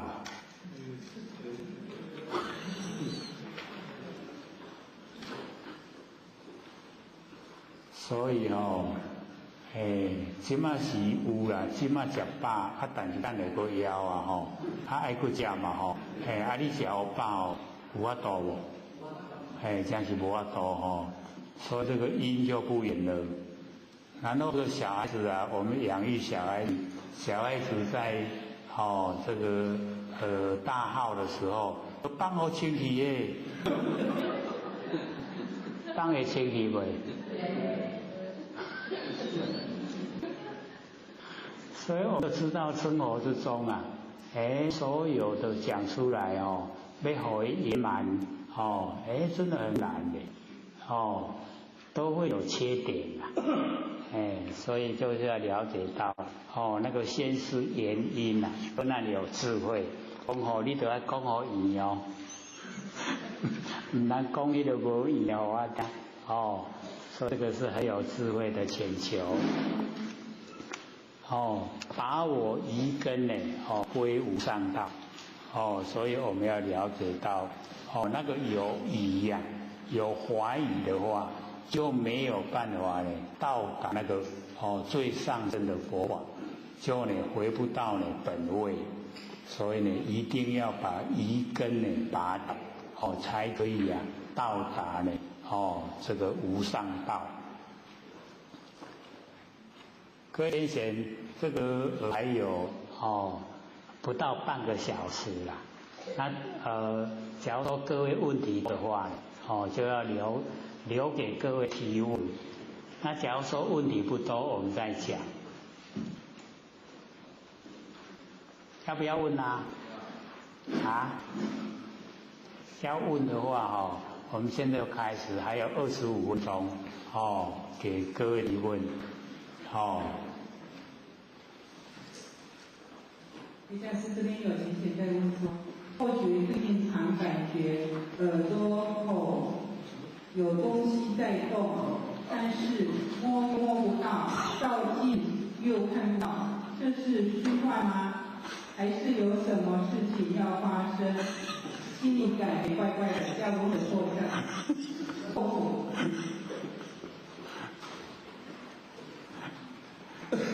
这个我们要了解到我们在这个修持的过程之中呢，会遇到很多呢那一种自己想都想不到的一些事情。那要知道呢，有一些是属于我们累世自己的因果呈现的，那有一些呢是我们自己的疑心生出来疑心会产生现象。那我们的业它也一样会产生现象，所以现象的来源导致蛮多。那我们要知道说在做一门功夫的时候它最可贵就是专一。那专一的时候就是有什么样的突发状况你都不要去理它，不要这个转换心意。这样呢，我们那个修持的法门功夫才能够深入，才能够呈现才真的有效了。不要说我在做什么什么，然后会遇到什么什么，那个心都已经就是没有专一了。毛病就出在没有专一。其实都没事的。各位就是要了解到，我们可以试验啦。咱拢皮肤捌上对无？拢唔捌。我想讲拢无人甲我验。那当我们的这个皮肤痒的时候，我们是要去抓，对不对？那个叫自然反射作用了。可是你训练，知道皮肤痒的地方痒，你就训练它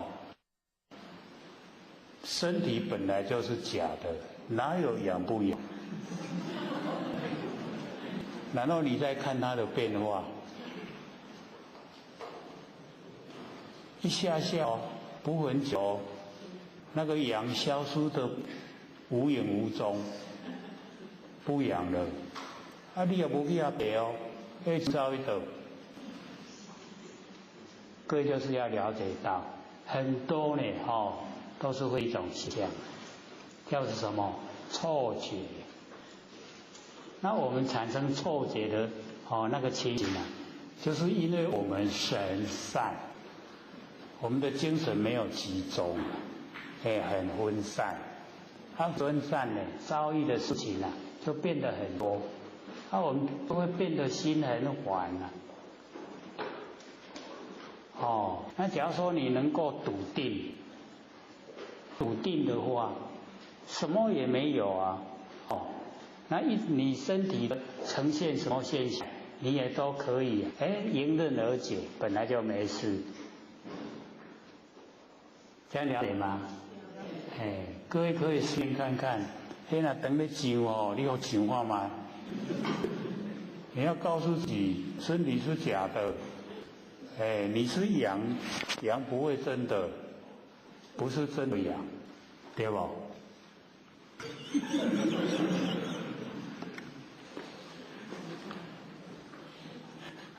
可是假如说你的意志不强，一定会被他拉了。进来搞我赔，一定会被他拉走。你假如说意志很强，假的，不多久了，它就消失了，因为真的是假的。好吧，只有一个问题啊，还有20分哦。有疑必问把我疑根呢，才能够归无上道。有疑就不能归无上道了。所以有疑就要问。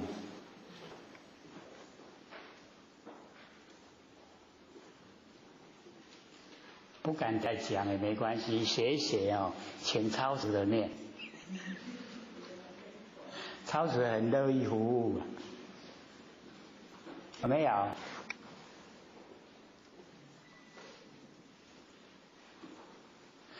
不用惊人笑了。我们不敢问，都是说我问这不知人搞我笑。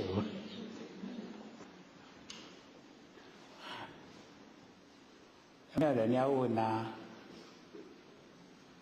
好，请说。请问有讲那个道德经，你有说那个从根起妄，然后反妄归真是有形象，但是从体起用，在那个用归体，就是形象非常鲜明，那或许是听得很懂。想请问说，从根起妄跟从体起用差别在哪里？好，好，请说。这个我们要聊到在凡尘呢这个从真起妄就有12类生，那反妄归真呢只有10个类生因为那个肉灰有色，肉灰无色是我们佛性的本源本来，它就是呢如正智，所以呢反妄归真以后这2个它就归位，所以只有10个。我们看呢《金刚经》那个10类生里面它就没有这2个肉灰有色，肉灰无色这2个没有，只有10个只有10类生然后我们要了解到说从真起妄真呢就是我们佛性本体，然后起妄，那个妄是佛性的功能作用然后我们摄妄归真，收摄那个妄又回归到我们佛性里回来那或许说用文字不容易明白，可是呢我们用比喻很容易说我们舌头就是不变之体，然后我们吃花生、吃梅子、吃甘蔗，那个叫随缘之用。那个呢是从体呀，然后起用。那我们要说从体起用，它是不是很短暂？吃花生的时候，花生吃了，是不是花生的味道就消失了？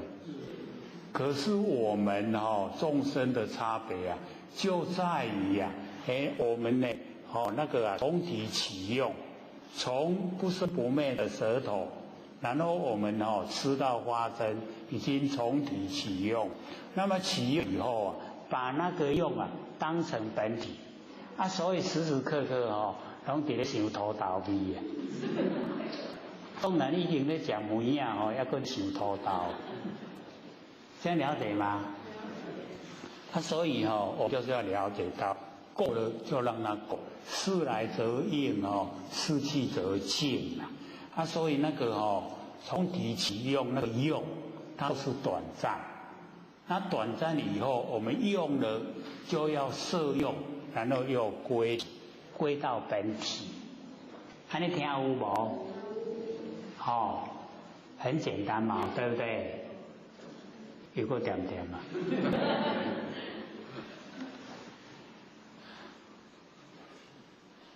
这样问的人有没有得到答案？没有啊。那你再讲一下，看看哪个地方不懂。从这个起望是他跟你说那个它是没有形象，然后从体起用是形象非常鲜明。那或许搞不懂为什么从这个起望是没有形象，那从体起用是形象非常鲜明。好请坐。这个因为我们了解到有一些在文字方面讲出来，虽然都让人容易了解到那个讲的是什么，可是我们要知道呢，这个妄假如说或许会讲说没有形象，那一定呢是我们从念头跑出来，是从生发念头跑出来。念头有没有形象？念头就有形象。那我们从佛性的本体才能够生发念头，对不对？是不是从真然后起妄？从我们的佛性本体然后生发念头，念头没有形象，所以那个时候的角度是站在这里讲。那假如说我们是从体起用，然后呢那个形象性，就用我们刚才讲的我们那个舌头喙齿，然后呢吃花生、吃梅啊、吃甘蔗，是不是形象都鲜明？有没有？都很鲜明的。所以那个就符合我们在讲的内容。所以你从体起用，你从本体不生不灭的本体，然后来应用吃花生、吃梅子、吃甘蔗，这都形象鲜明，都是清楚明白。可是你这样一问就把那个范围局限在一个角度了，它可以更宽广的，还可以更宽广。可是这一个角度就按照你所说的妄想没有形象，可是你从体起用有形象，形象鲜明，有没有？就是这样的。可是我们好像对号入座，就一定要这样去说，然后才符合你问的那种它范围就比较狭隘。那又可以把它呢放得更宽广。我们呢从本体来起用，不一定说形象要鲜明不鲜明一定可以用。比如说我们做设计的人，他设计有没有形象？没有形象可是他的设计一呈现到实况的时候有没有形象？就是有。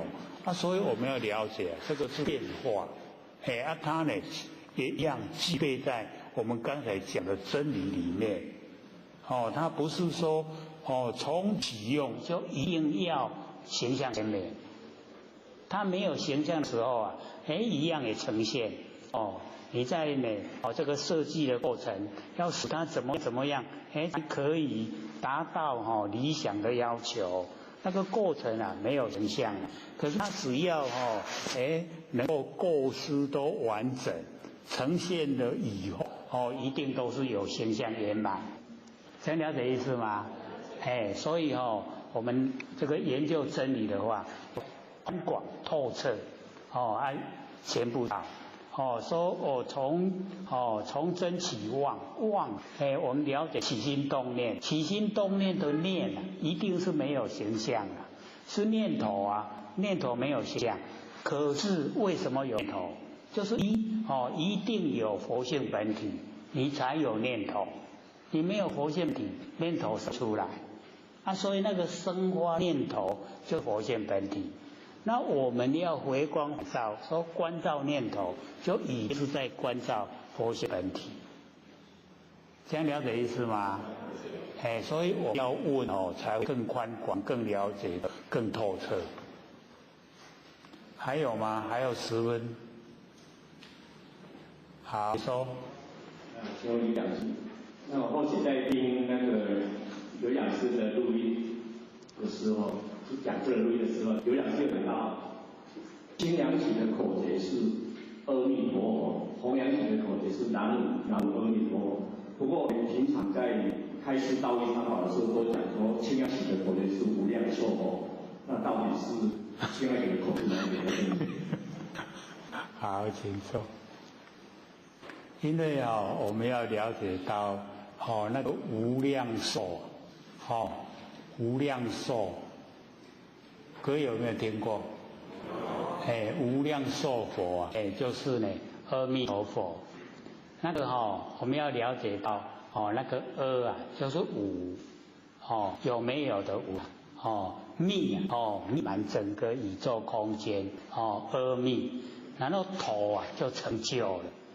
成就以后就成佛，阿弥陀佛。所以清凉起口诀就叫阿弥陀佛，而阿弥陀佛就是无量寿，就是无量那个寿命无量无量寿。所以我们要了解那无量寿各位浅显是什么？就是佛性本体啦。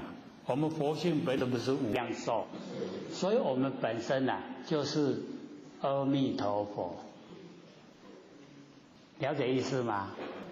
在我们身上所以借着那个外境来了解内心，借着外相来点醒我们。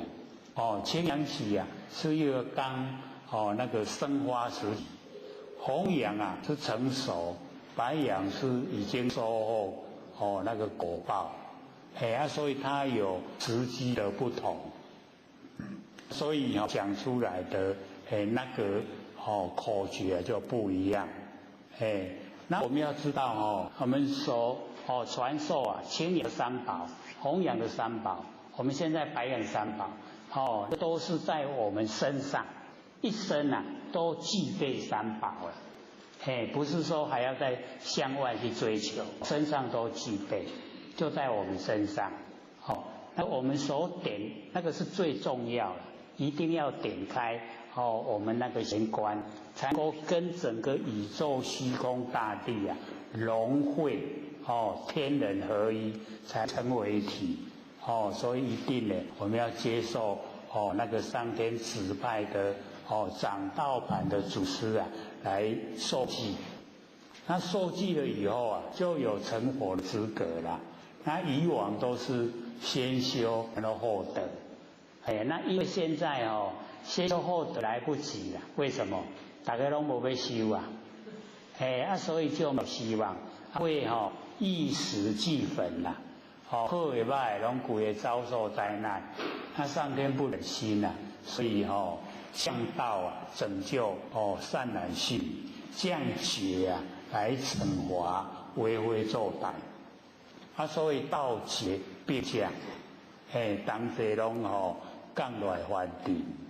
那所以我们要了解到，我们所得的道玄关那个就是佛，然后呢，我们所得的那个口诀啊，就是法。那法就是我们般若妙智慧，然后我们所得的合同，那个叫僧，佛法僧都在我们身上。你进入僧宝，进入佛法僧的僧，你就是有佛的已经的那个影子在了，已经就是佛的天道，所以有佛然后有般若妙智慧，然后有那个行善的行为，这样呢三宝都合在一起。这个是我们的三宝要去行去做，不是讲干那在念啦，不是讲干那一直在那个做那个守闲那个功夫。那个守闲呐，我们就了解到求道以后妄想杂念很多。我们借着守闲啊，把那个妄想杂念去除是容易的。所以各位可以试验，你要胡思乱想的很厉害，你一守闲了，胡思乱想都消失了，很快消失。那消失了以后啊，我们要守住玄妙的关键。那什么叫玄妙的关键？不生不灭的佛性本体啦。所以或者都一直强调。假如说你都死守着玄关了，洪婆老师来介绍就讲守着玄关跟人走，忘了玄关已成佛，有没有？我们守着玄关，人会不会死啊？那跟着我们走到哪里去？到蒙阿波去啦。那我们要不要啊？把玄关带到蒙阿波去？所以那个就没有守住玄妙的关键。我们要了解玄妙的关键，就是不生不灭佛性本体，这个就是玄妙的关键。我们守住了，就是觉。你觉觉久了就叫觉者，觉者就是佛啊。那不觉就无明，无明呢就是会造业，造业就受苦，就在六道轮回。脱离不了苦海，那个很免的，所以我们要了解到这个三期的那个构成啊，全部都是要我们成就佛法僧，都是在自己本身上面，然后要去行，要去做。还有5分钟，还有哪个问题？好，请说。好，问一下，我们回到刚才那个问题就说从真起乱。那同体起用，那后学可不可以理解？就是说我们心之所以会跑掉，就是因为不加五，因为引而已嘛。所以我们前面的那个从真起乱，可以把它理解说，它是在心部里面，因为它还在心意识，所以没有一个实体。那么讲到从体起用的时候，因为我们的心从事已经跟外物接触了，所以我们很容易看到，可不可以这样理解？好，宇宙因为这个释迦牟尼佛呢，明确的告诉我们修道者不要用心意识来修道。他说心意识心则记忆，忌讳的忌记的义理。那你用那个记，就是那个叫因缘际会，缘际则生缘散就灭。它是一种因缘际会的心来修道，它变化无常，没有办法去掌握，所以要用。然后呢，忆则忆忆忆就是回忆。那回忆你一定要有经过，有经过。然后呢，有认识，有学过，那这一些呢，也都是跟那个因缘际会一样，是无常变化，所以要用。既然是无常变化，都是生灭。那既然是生灭我们不会追求生灭很疲倦它变化无常。那第三个事，心意事，事呢就是显现让我们知道，显现形象让我们知道，现之意。那要显现让我们知道，也要很多的因缘际会才会显现让我们知道，所以一样是变化无常。所以佛就明了讲，修道不要用心意识，要把心意识都拼除，然后不用，那不用心意识这一些妄，这一些生灭它都离开我们的思所范围。那么离开思所范围就叫妄都能够尽，都已经放下了，没有了，尽了。妄一尽真就显。真一显现我们就是用就是那个真成佛的。所以那个即心即佛，那个心就是佛了，因为没有变化，没有形象，充塞整个宇宙虚空，而且又当下圆满现成。所以佛就教我们说，心意识不要用真心。真我们用了真心成就了，就可以成道，就可以成佛。所以我们去研究心有没有跟物在一起，心里有没有生出物，那个已经都是生灭之中微细变化。那我们再怎么样追求，它都是生灭；再怎么样追求，都是无常变。那到头来，不管修得几生几世都不会成道。佛很明确的告诉我们说，一定不要用。所以我们心力是很强的，一定要降伏我们心力是。下课。讲师、各位坛子、各位天友，大家好。佛学占道天师德，老千大德，以及感谢各位前给佛学机会学讲。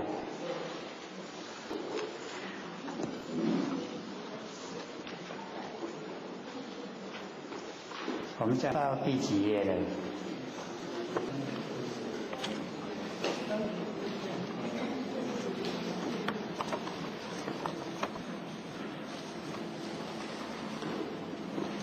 到色杂妄想，这边对不对？34页的左边，33页的反面。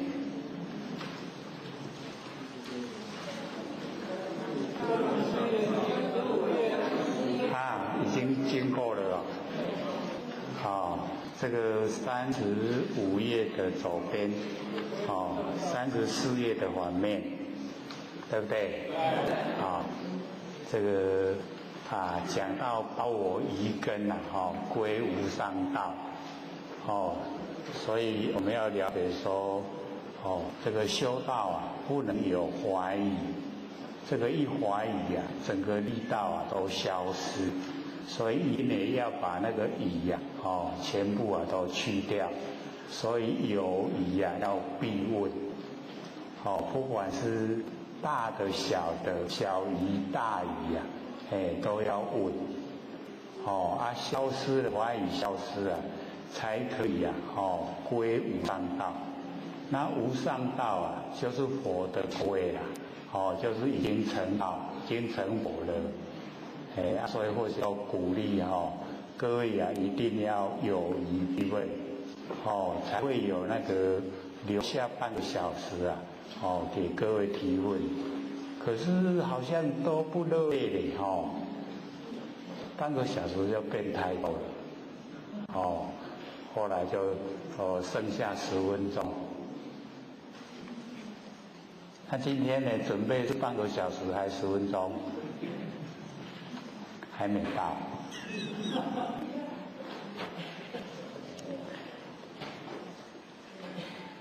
因为前面这个阿难他讲说徒获此心就是没有经过努力，然后这个就得到我们不生不灭的那个真心佛性。那阿难说不敢，不敢认为啊是本源心地，这是我们本来的真心佛性。那希望呢佛能够哀悯啊，宣示啊这个原因啊。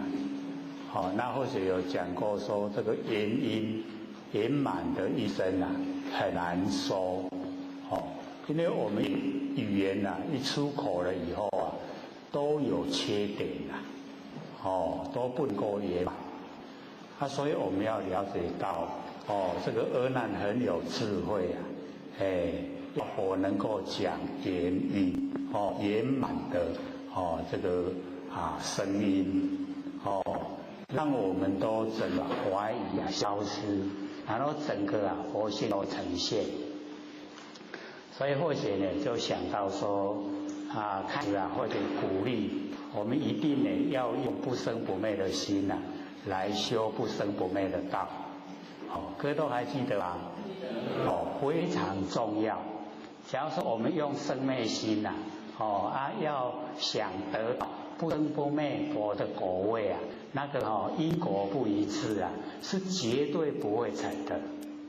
那我们在生活之中各位同学，我们所运用的都是生灭心，我们的心认识的心，那个都是生灭，变化无常，一直在变化，都是六根的六尘产生六识都不真实。那我们在凡尘做事我们都把这个不真实的那个心当成我们修道的主轴指导都是依靠着它所以很多我们都会这个你都要按你做才会使无袂使。各位先生，这个叫什么？这个霸道，阿爸有阿爸无？咱做阿爸好无？唔好所以这个一讲起来，这个就叫法执啦。那我们修道呢，最主要就是要去掉我执跟法执，去掉我跟去掉法。那没有我了，没有法了，我们就整个恢复佛性本体。那佛性本体发挥的功能作用那个大用无限，非常广大。所以我们就要在日常生活之中就要培养我们用我们不生不灭的真心来应对凡尘的万事物。不要在生活之中都时常跟人家起摩擦就是人家的一些意见自己都不采纳坚持自己的见解，这样霸不霸道？很霸道我们喜不喜欢人家这样？我们不喜欢人家这样，我们也不要这样，对不对？所以都是要互相尊重既然有意见的，大家都可以协调到很圆满的境地那个事情也完成了，人也高兴了。那假如说坚持自己的意见一定要怎么样才可以那个法执太重了那纵然事情完成了那个彼此的摩擦也已经都形成。那形成了以后再见面怎么样？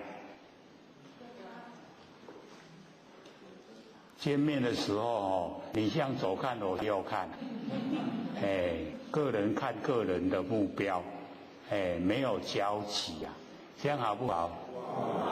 这个路就越走越窄，对不对？所以我们在这个生活中就是要培养，我们要有那个含量纵然知道别人不对我们也要先能够忍耐下来，然后再慢慢讲解不合理的地方在哪里？我们应该可以朝合理的方向进行。这样呢，相信我们修道者都会接受了。我们都会接受真理。那么以真理的角度来解开万因。万象万事都虚幻不实，都是假象，虚相、幻象。唯有我们不生不灭的佛性本体才是实相。那我们就是要在实相之中讨生活，全部不生不灭。这样修不要说等到以后了，当下都已经成就了。所以我们一定要朝这个方向。不要在私底下有自己的意见，有自己的做法，然后都不跟别人互相沟通，了解意思吗？不然我们那个呼口号没有用的用不生不灭的心修不生不灭的道，要落实在生活之中，生活之中全部都是用不生不灭的心在应对完成万事万物，这样就成就了。自己的内心也相信这样做就可以成佛，又可以成道。要说是一意孤行能不能够成道？不能够成不都行了。怎么讲呢？你想成道成佛，后面很多人都把你拉住了，对不对？会不会？袂使好行，袂使好行。伊若行我唔去啊，会不会？一个你不佩服的人，他成佛坐在供桌上，你要去他拜不？要不要？不要讲啦，做求你安尼我才不爱。一定是这样的啦。我们都是要佩服他的在世所作所为，值得效法，值得我们去向他这个学习。那往后种在供桌上，要拜的话，比较好的那水果要高级的啦，会不会？若无欢喜嫌水果嘛免，嫌香嘛免点，是不是这样？现不现实？很现实的所以我们在生活之中就是一定要启发我们的般若妙智慧，来应凡尘的万事万物，知道凡尘万事万物都是缘聚则生缘散就灭，变化无常，无常变化。我们都还住在旧的形象新的都已经呈现了，会不会这样？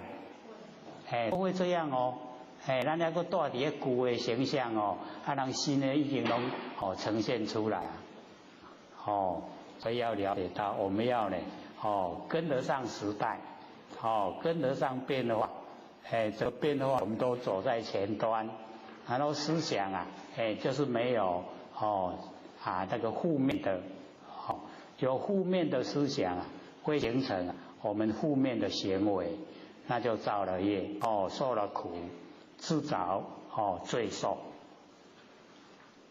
所以这个我们刚开就讲说把握一根很重要，不能有怀疑，所以鼓励大家发问，唔免惊歹势啦。你地方我若问这唔知会用笑袂啦，唔免惊人笑，惊家己袂成袂成道安尼尔，对无？对无？不过大家沟通我唔爱搞怀疑。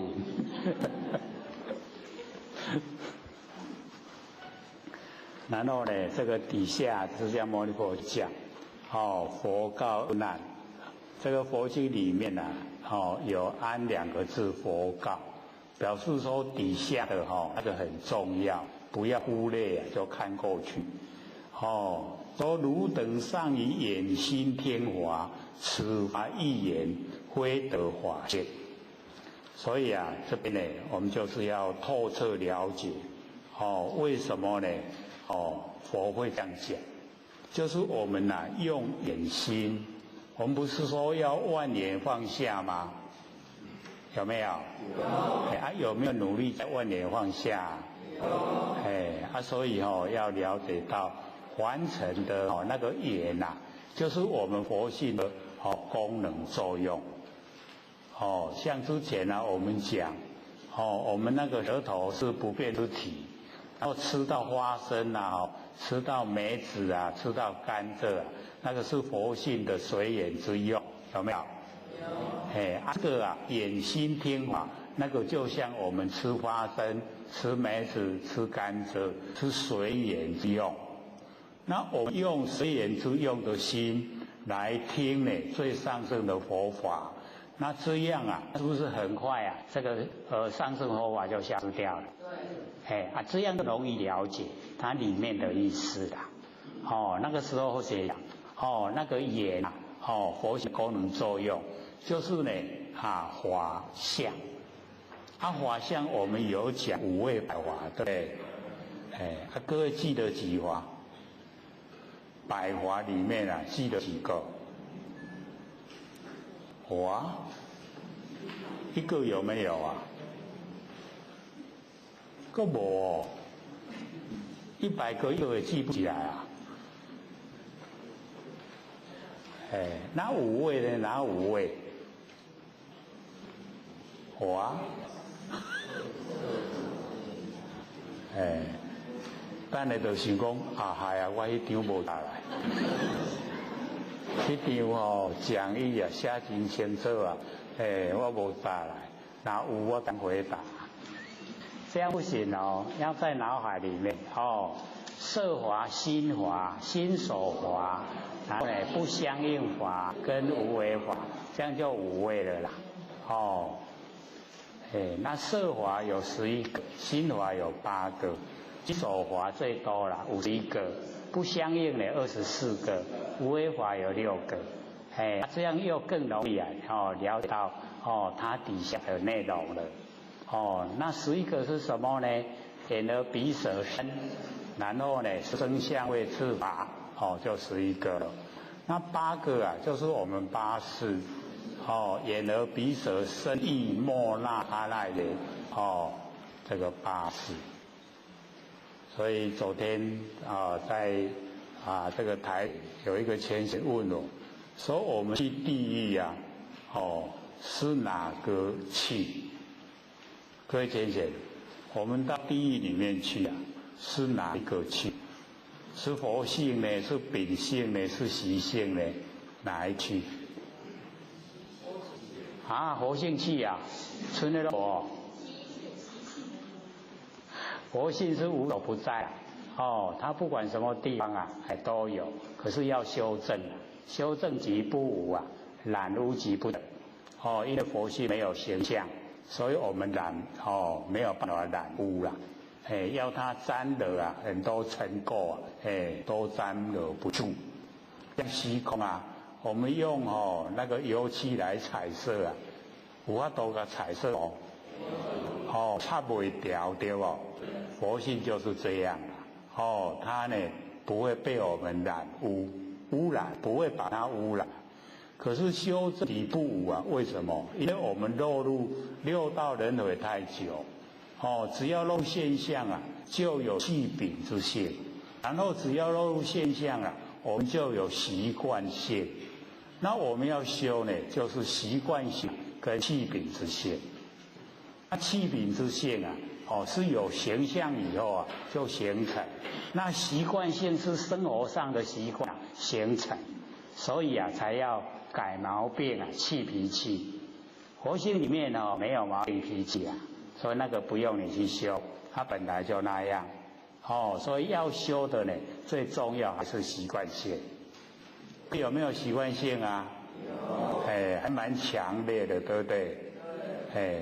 所以要从我们习惯性入手先把那个不良习惯去除掉。我们佛性里面有贪嗔痴没有。习性里面有没有那我们就知道我们要怎么做了，对不对？把贪嗔痴去掉，佛性没有。那没有贪嗔痴啊，烦恼就没有了，对不对？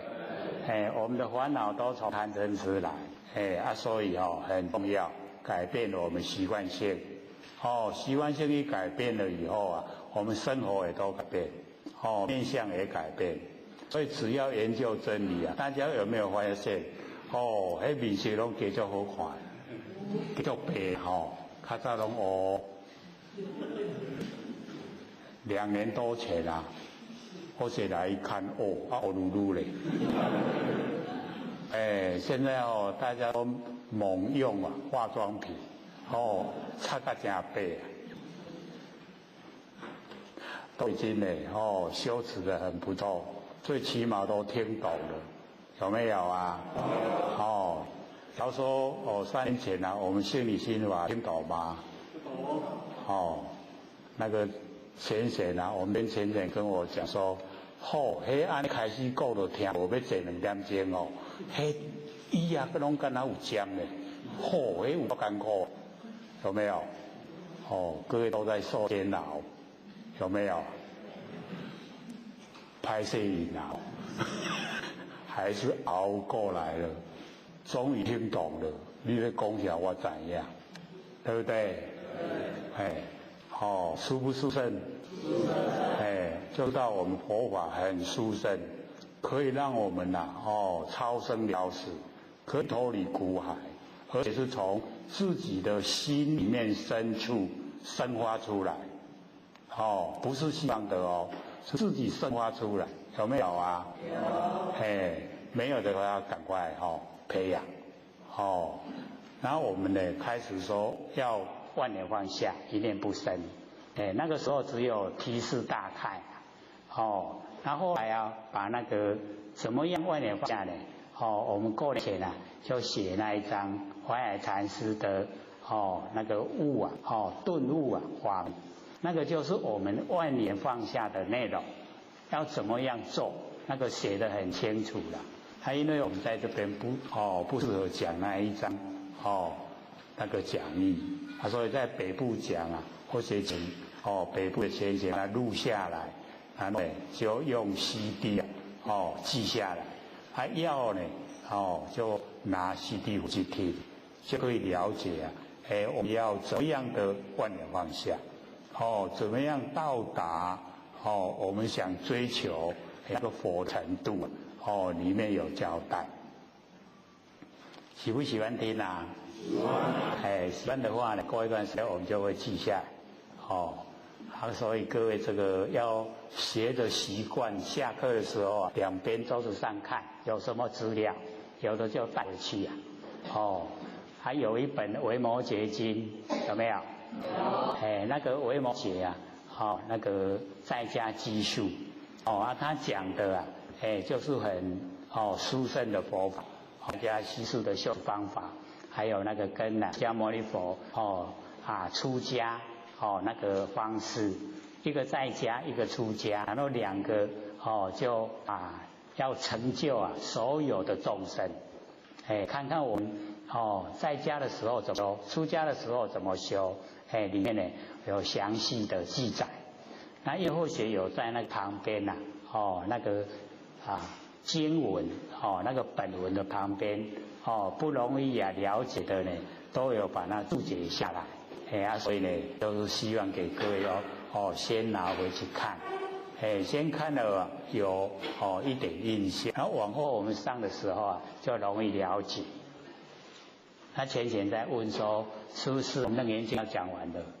我说还没啦，还要1年啦，1年。我们还要1年的时间这一本才会讲得完。就是要了解啦，不求快。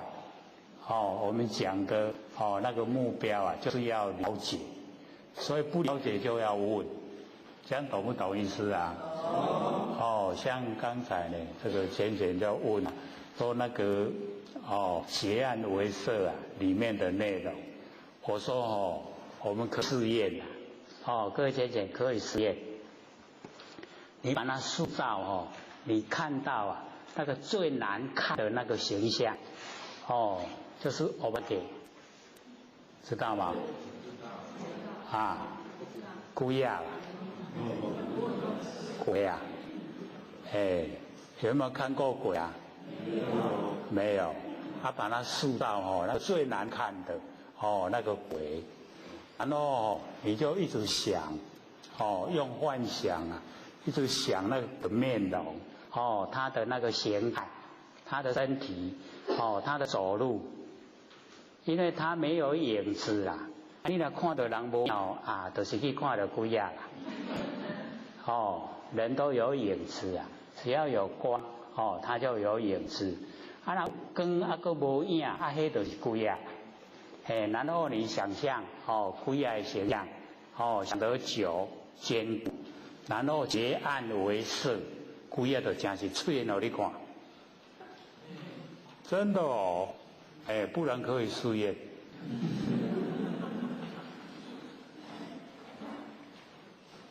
这个是实际的，所以我会讲出来说我们本来清明眼看到就是清明空，什么都没有，那个才叫真理呀。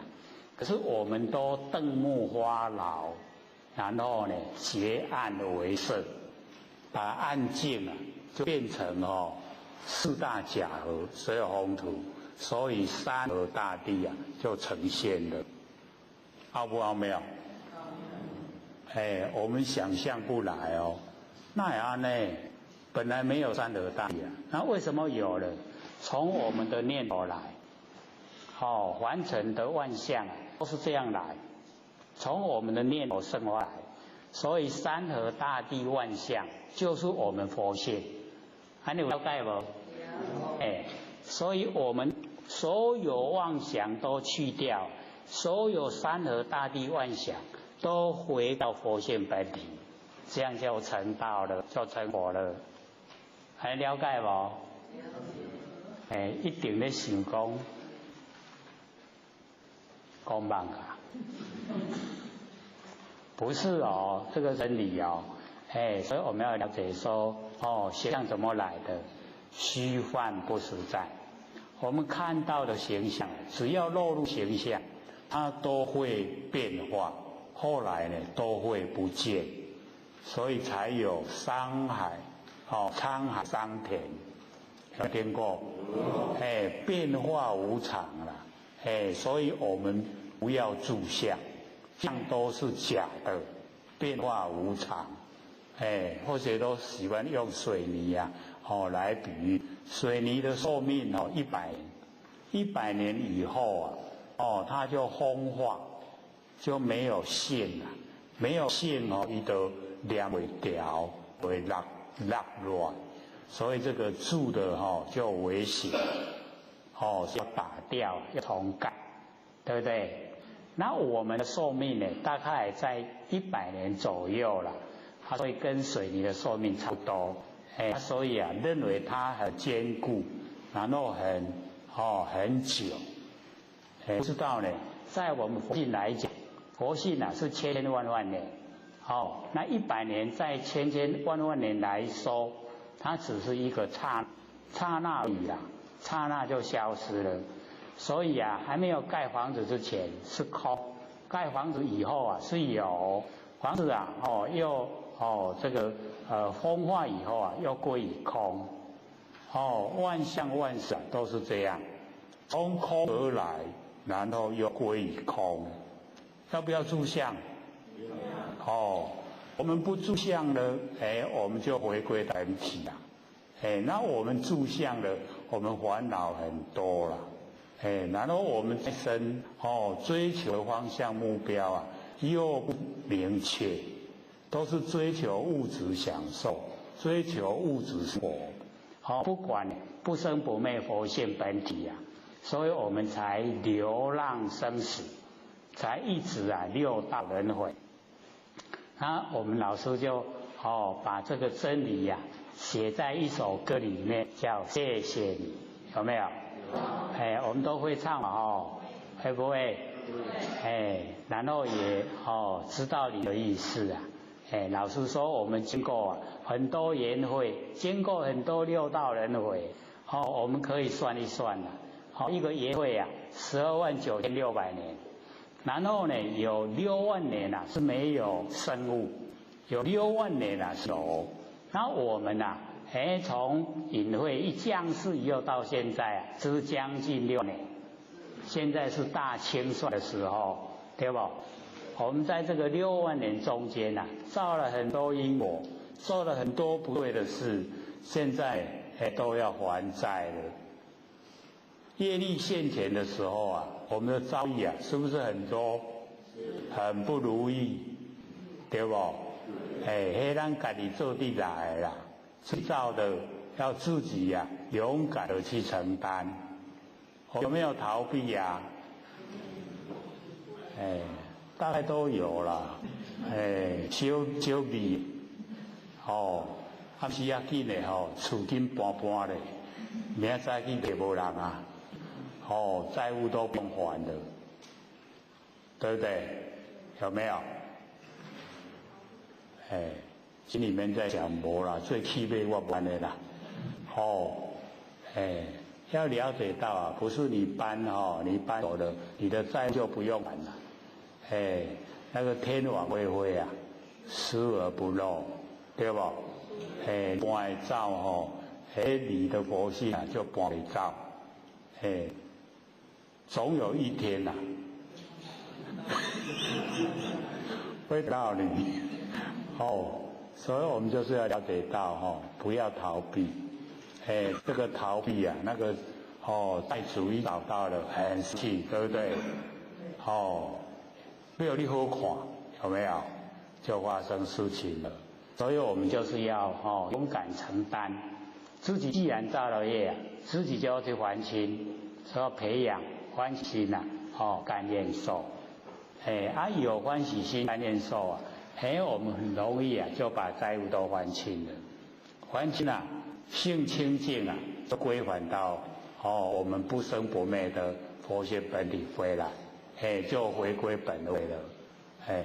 理不理想？所以我们借着上天啊，大开普度。所以老师啊，这么努力的你看我们过年前的法会，老师不是来写个毛笔字吗？有没有？老师呢说你要老师的墨宝啊，就是一定要听心理心法，而且要努力听，有没有？老师说用尽办法，要我们都能够脱离苦海。我们就是要体会老师的心。这个师徒啊，如父子父女。一定的我要努力去修持，让自己的佛性啊恢复光明。就能够回归啊！我们都是佛，我们都是菩萨，菩萨中的菩萨，都成就。这个呢，老师才高兴，对不对？那我们也要管我们的亲朋好友啊，没有求到要鼓励他求，求到以后要鼓励他研究，能够了解，理不理想？就是一个很理想，把娑婆世界变成莲花邦，对不对？这个不要沦为口号了，一定要做。我们自己本身做，自己本身有功效呈现。我们呢就度化亲朋好友，亲朋好友也改变了，那整个那个家就很和谐，很和气，过的生活就很如意。我们就要朝这个方向去努力。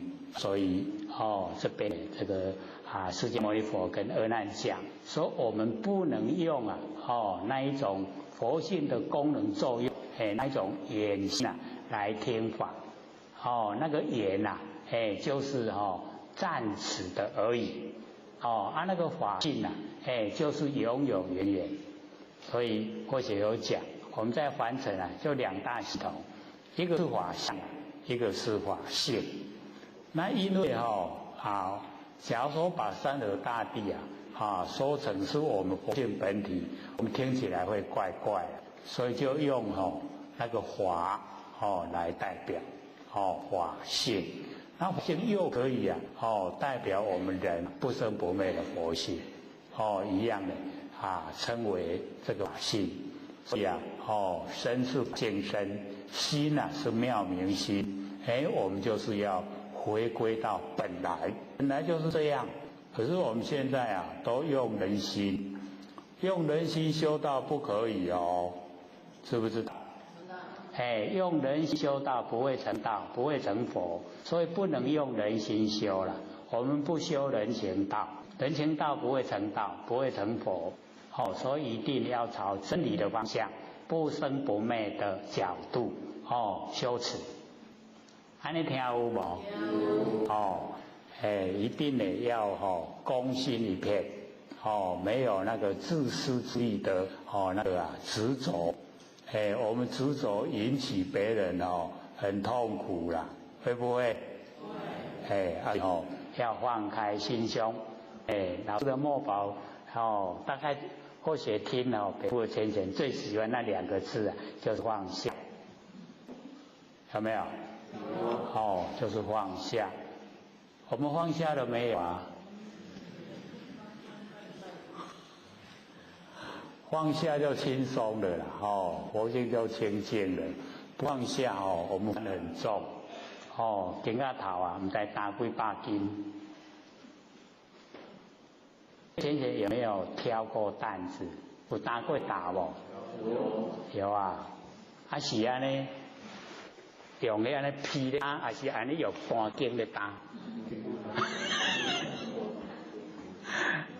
那半斤咧担，迄就是真的会做事啦。若互我担，我一定拢劈开的，无力，无够力担用劈开的较辛苦。可是资深不久，拢冻久了，所以要聊到说人的这个负荷总是有限量。那我们一般都会这个四肢哪发达头脑的简单，对不对？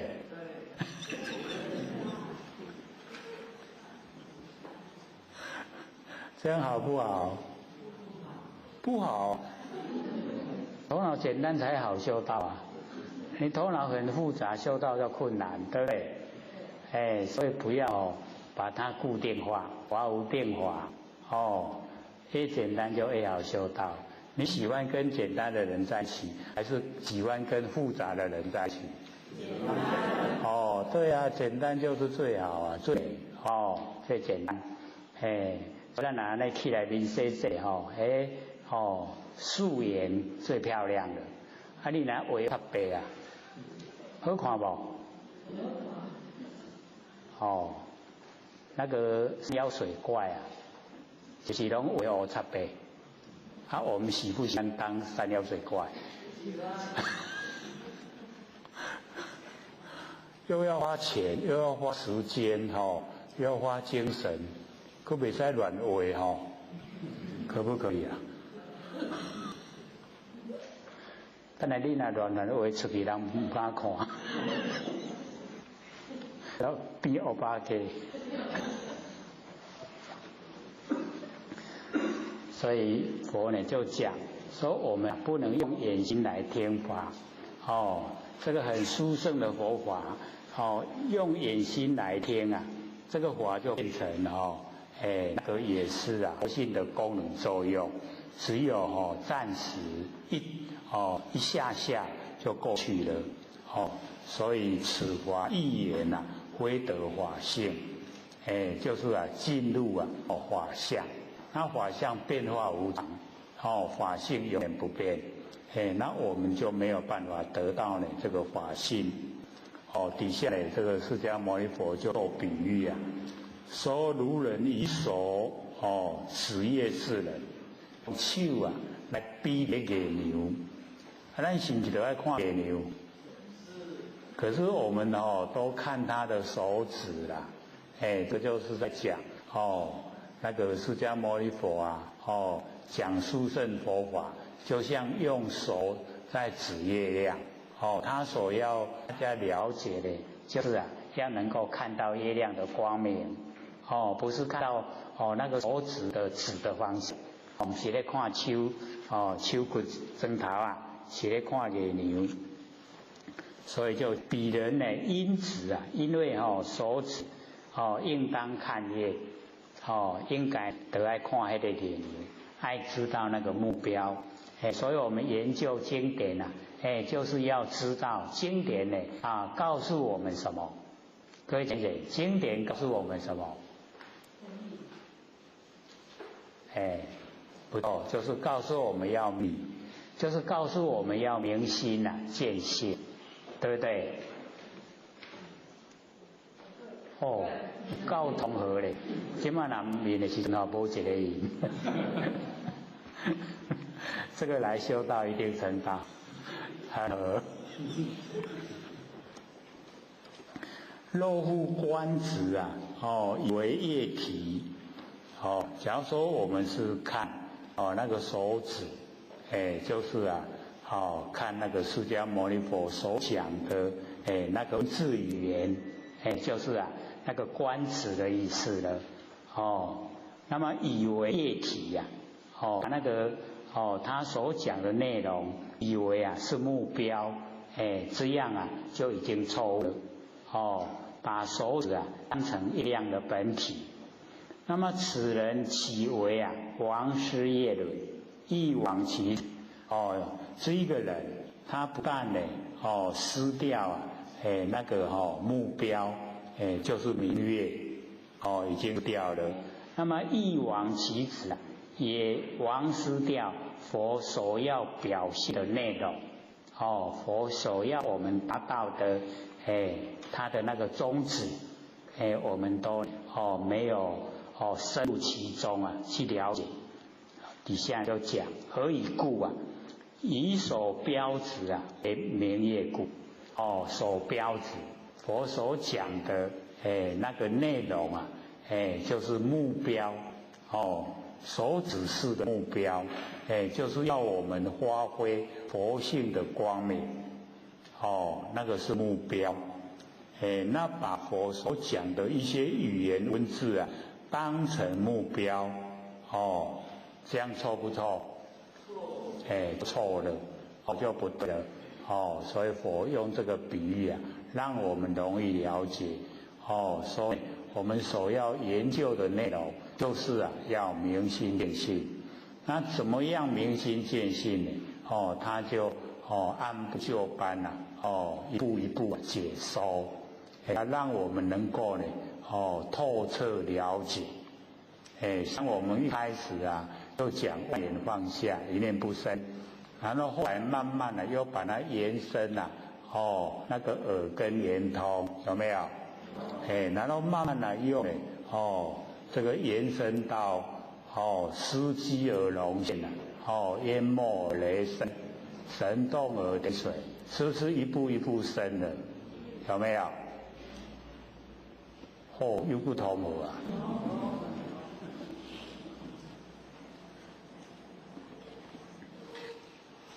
那么底下呢，这个释迦牟尼佛又讲，岂为王子亦复不知名之疑案。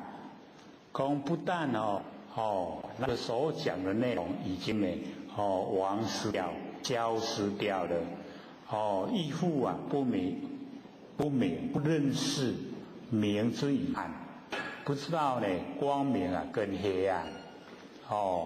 因为佛用呢声音那个名词那个句子文章来说，那么这一些声音名词那个词句文章全部都没有观照的功能，了解意思吗？这个就是暗的比喻的暗。那我们不生不灭的佛性，那个佛性本体它有观照的功能，所以就是用光明来比喻。那我们不认识暗，不认识光明，就是讲我们没有发挥般若妙智慧，要了解所讲出来的那个是一个工具，我们借的是一些过程，借的是一些工具了解到本体，这样呢那个教化教导就有它的价值存在。那假如说不了解，以为说讲出来，我们都把它奉为圭臬，奉为我们目标，没有深入其中实际的实践，那佛就比喻说那个就是暗相，都不光明因为要发挥内容才会发挥光明。那内容一进入就能够了解到佛所要讲的，就是要我们明心见性，明心见性了以后是不是发挥光明？这样明与暗就了解，对不对？那我们呢，一般把那个经文就是看得太重，比如讲我们听《金刚经》说受持读诵，我们都以为来受持这一本《金刚经》，来读诵这本《金刚经》，是不是这样？那就是文字上让我们迷失。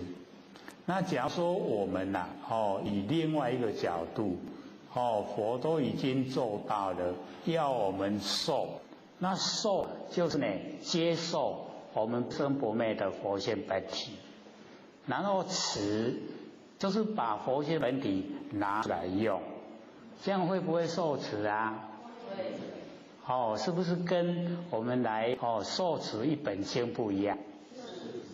我们真的进入受持，就是要受自己接受自己不生不灭佛性本体，持就是要把它拿出来用，这样有没有实际得到利益？有。就是要这样佛所教导我们就是要我们这样去实践，这样实践就真的得到利益，我们能够受能够把佛性启发载了，持已经应用在生活之中，利益无限了，对不对？然后持是自利然后底下读诵就是要利人，利益别人，自己已经觉悟了，也要觉悟别人，对不对？所以要知道，我们不能住在文字下。一定要进入实际的内容。那实际的内容我们要知道说不在文字表面。佛也讲文字言是起灭动摇辗转因缘生，若辗转因缘生，于第一义不能显示。那么第一义就是究竟了义，就是我们要追求的最高目标。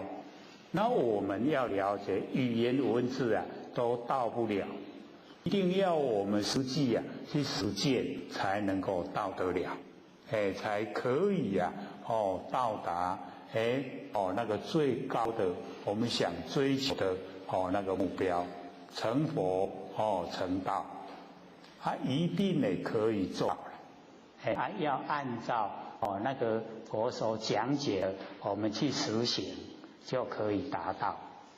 那我们一段期间2年多来，也都朝这个方向，对不对？我们都在受持，都在读诵，有没有？我们都在自利，也在利人。所以这个生活非常有意义过得很有意思。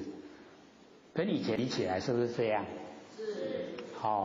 所以要努力，我们自己努力鼓励我们这个身边的亲朋好友一起努力，大家都很快乐，就生活在天堂。所以这边佛就讲，假如说我们不了解到所教导的内容，那我们对明跟暗就是不了解。那不了解的话方向就错误了。我们都光自己会背诵，那有什么用？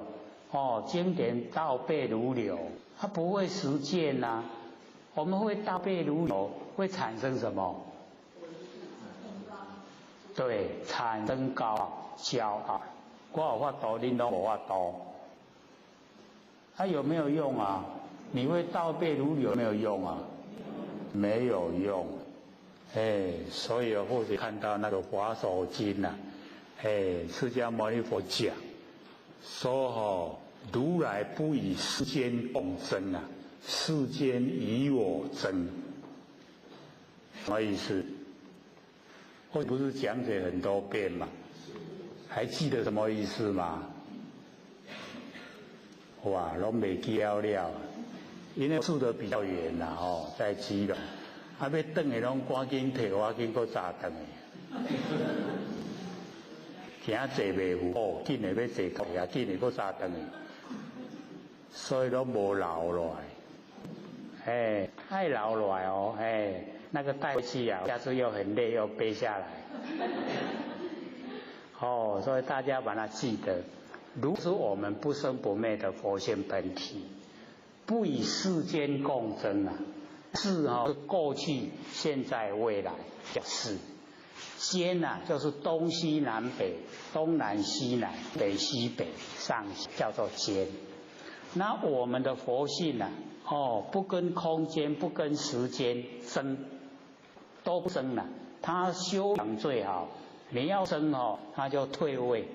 你都阴种起来都无呀啦，佛性都不见了，所以不世间共争，可是世间与我争啊！世间过去、现在、未来、东西南北拢要跟我相争啦，有没有？我们有没有要跟我们佛相争有没有？要知道我们六根很强。都不让我们那个佛性出来，对不对？有没有？我们最容易实验的就是到那个服装店去看，不管男的女的啦，年轻年少的看到那丝纱叫水迄我哪来就好看。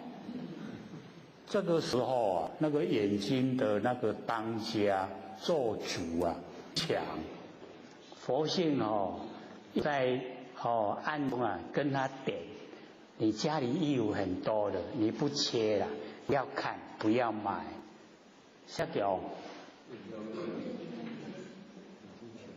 佛性会不会比较强？要，那才奇怪嘞。那个时候我们眼睛会把它压下去，你看点没？好看。在那个旁边的旁的，你看这有好看无？这我哪来先有好看无？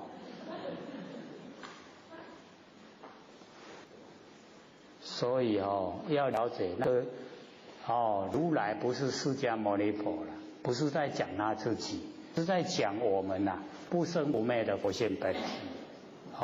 我们佛性本体修养很好，他都绝对不跟时间空间去争执。你若要爱大，你爱做大就给你做，这样，然后一听到这个非常好听的啦不管是讲话或是音乐，这个时候我就说这些靡靡之音听了对我们不好，不要听，一定又是你唔捌你卖，就把它压下去了。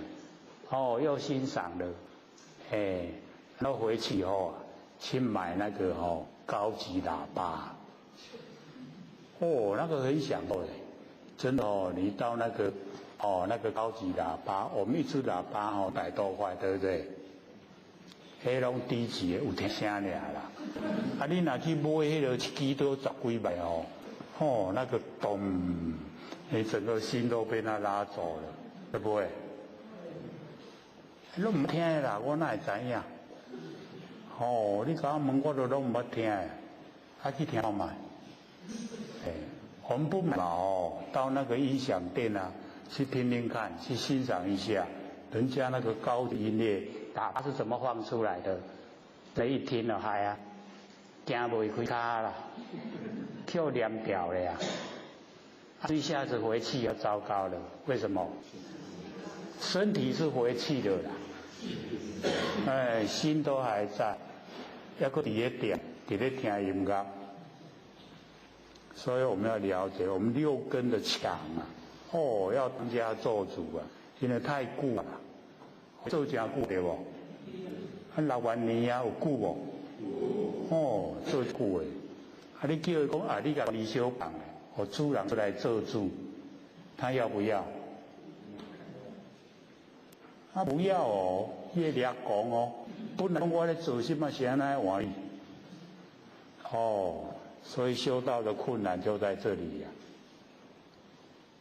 还要了解哦，我们6根啊，感官越强，修道就越困难了。困不困难？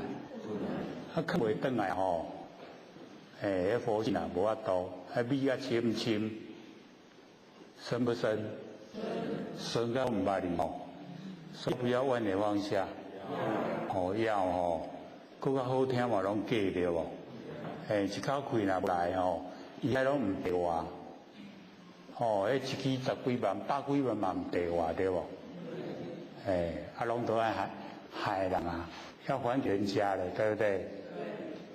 所以要知道，都是假的啦，迄拢咧甲咱怪，有去互怪伊无？无哦，哦，遐坚强啊！哦，那个造化的引诱人啊，那力道很强，哦，我们都斗不过他了，还要了解到，哦，要先呢降服自己的心，对不对？该降服，那个都是假的，假不假？变化无常，对不对？都是假的，假的，还没有死啊，就把它当成死掉了。不可以啊！凡心不死的话哦，道心就不生了，是不是这样？所以我们贪恋凡尘会成道吗？绝对不会啦，被尘垢染了一身哦，有没有啊？有啦，逐工都有咧洗，都洗袂清气诶，洗会清气没？各位有没有试验啊？这个洗澡啊。我们都有洗澡嘛，对不对？是谁在洗啊？那个我们后面有讲哦，身体是4大假合啊，4大假合要不要洗？水有风土要啊，洗水有风土哦。哦，身体是假的，哦，所以哦，我们要了解啊。那个水接触到身体，那个接触到的都是我们不生不灭的佛性，还要了解到佛性又没有形象，要不要想？要不要？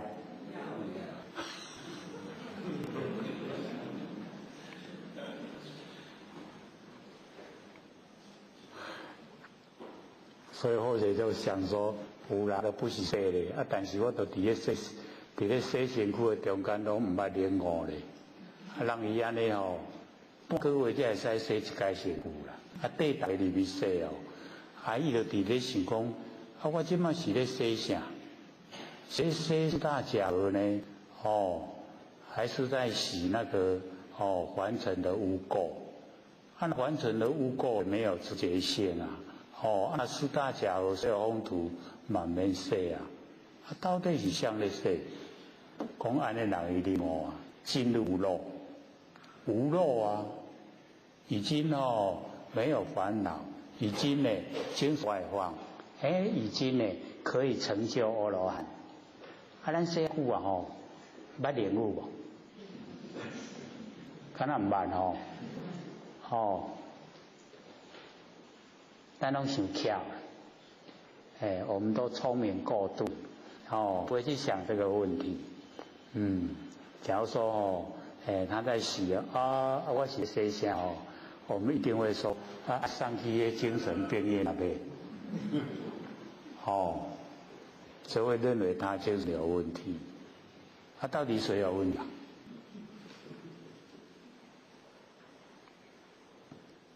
观念所以我得说。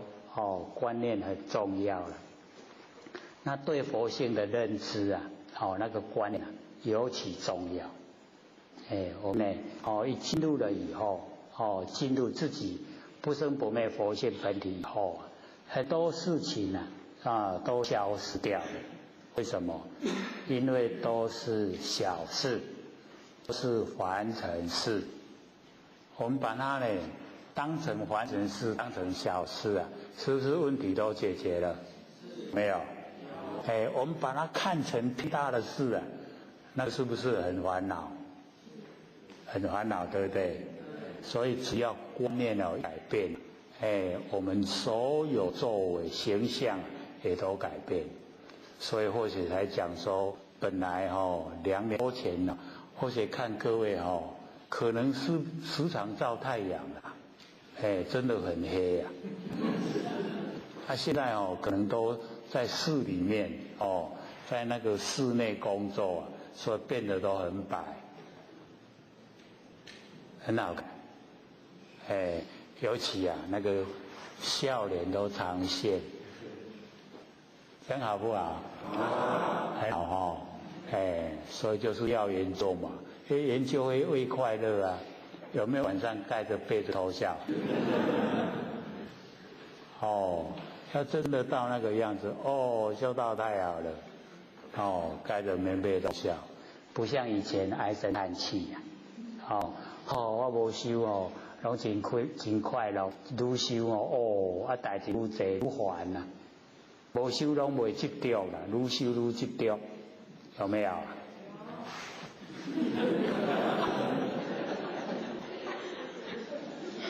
哪应该关系不做差了无？有。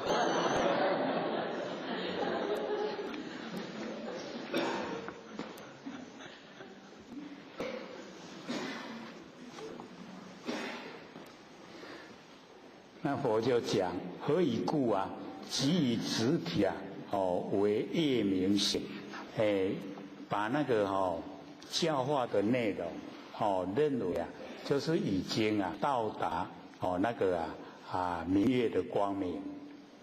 那么明暗二性无所了在讲阿难说如意如是对那个明暗不了解所以或许那个底下的那小的解说说明暗2个字喻中喻之比喻的里面很容易知道，然后法中呢就难解在真正的佛法里面很难了解。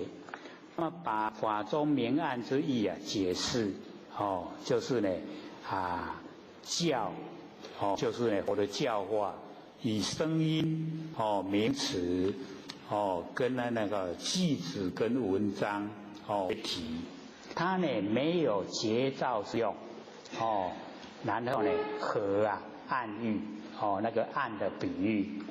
那么心以灵之不昧为现，我们的心就是以这个灵之不昧有结造之用和明喻明暗暗呢就是佛的教化那个明就是心的名词所以那个明暗那个比喻之中很容易了解。那么学人，我们修道学习的人不了解依教观心，按照佛的那个教化来关照我们的心那个不生不灭的真心，但认身教为真心这叫错论的以为那个经就是真心那么其笃迷心，不只有迷心亦迷其教连那个佛教化的内容都不了解，所以也迷失佛的教化。又不但迷教，亦复呢不达有结造之用无结造之用。那么结与不结无所了别，结跟不结呢完全都不知道了。那么为阿难以眼心来听法，则佛所说的法亦变成眼尘就是凡尘的因缘那样就太可惜了，短暂的现象而已那个长久都不呈现如则迷失法性那么何以指指为月，就是呢，把那个手指头当成明月，不是不认识明跟暗之人，所以就讲说如意如是，跟二难讲都你是安尼拢唔捌。若以分别我说法因为汝心者，这边呢，我用另外一个角度来跟二难讲。假如说你用那个分别我说的法音，你听到里面有不一样的内容，你能够分别，那么这一些是你的真心的话，那么此心呢，自应离分别因有分别性。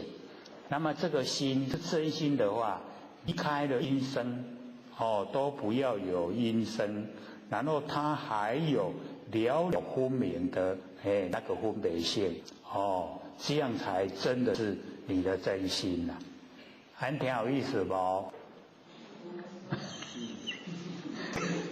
这个就变勉强，听拢无声音有。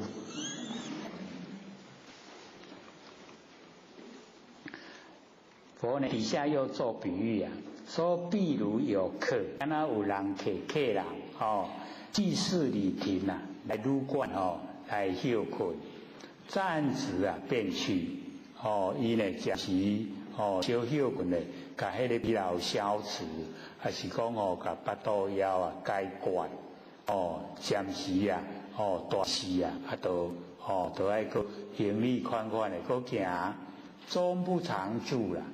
无多拢永远大条，而掌亭人就是迄头家，迄旅馆的头家，都无所去伊拢唔来来去去，名为亭子伊就是做头家。那么此亦如是甲咱的迄心来比较，这原是安尼。若汝真心则无所去确实是咱不生不灭的真心，伊拢唔免来来去去。那是一个佛性的功能作用伊暂时来短时都爱搁去，都搁无去，安有了解无？咱伫个生活中间看念头是不是暂时来真紧就搁去迄呢，迄有做眼睛因缘的心，是佛性的功能作用。那咱的真心你有甲用一直的。你无甲用伊嘛对的啦，伊拢永远唔免来来去去，还有了解无？尤其我们在这个第3遍、第4遍那个DVD 都有详细解说。6根之中有生灭，有不生灭，有没有？有没有看要了解了解了以后，我们往后的一些经文就会看得很容易了解，很容易懂。那假如说我们前面没有努力前面已经无了解后边愈看愈灰啦，愈看愈唔知影咧讲啥这样也就得不到利益。我们要改变就很困难。那拢会当了解我们是从凡夫地一直就走到佛地了，就很容易啦按部就班就可以到达。所以佛就讲说，我们假如说真心的话则无所去就不用来来去去。所以我们最重要就是把那个生灭心跟不生不灭的心能够分辨得很清楚、很详细一个用就是知影讲，这是我的真心；用就是知影讲，这是世心。世心就是生灭心，就是妄心。然后我们在没有启发真心之前，我们的世心里面世心里面也有真心像男女之间恋爱迄讲的话迄拢世心。可是那个时候有真心呈现的时候，那真心呈现可以为他生，可以为他死，对不对？那个真心建筑在世心上面所以时过境迁它就会整个改变。所以才有小善出现。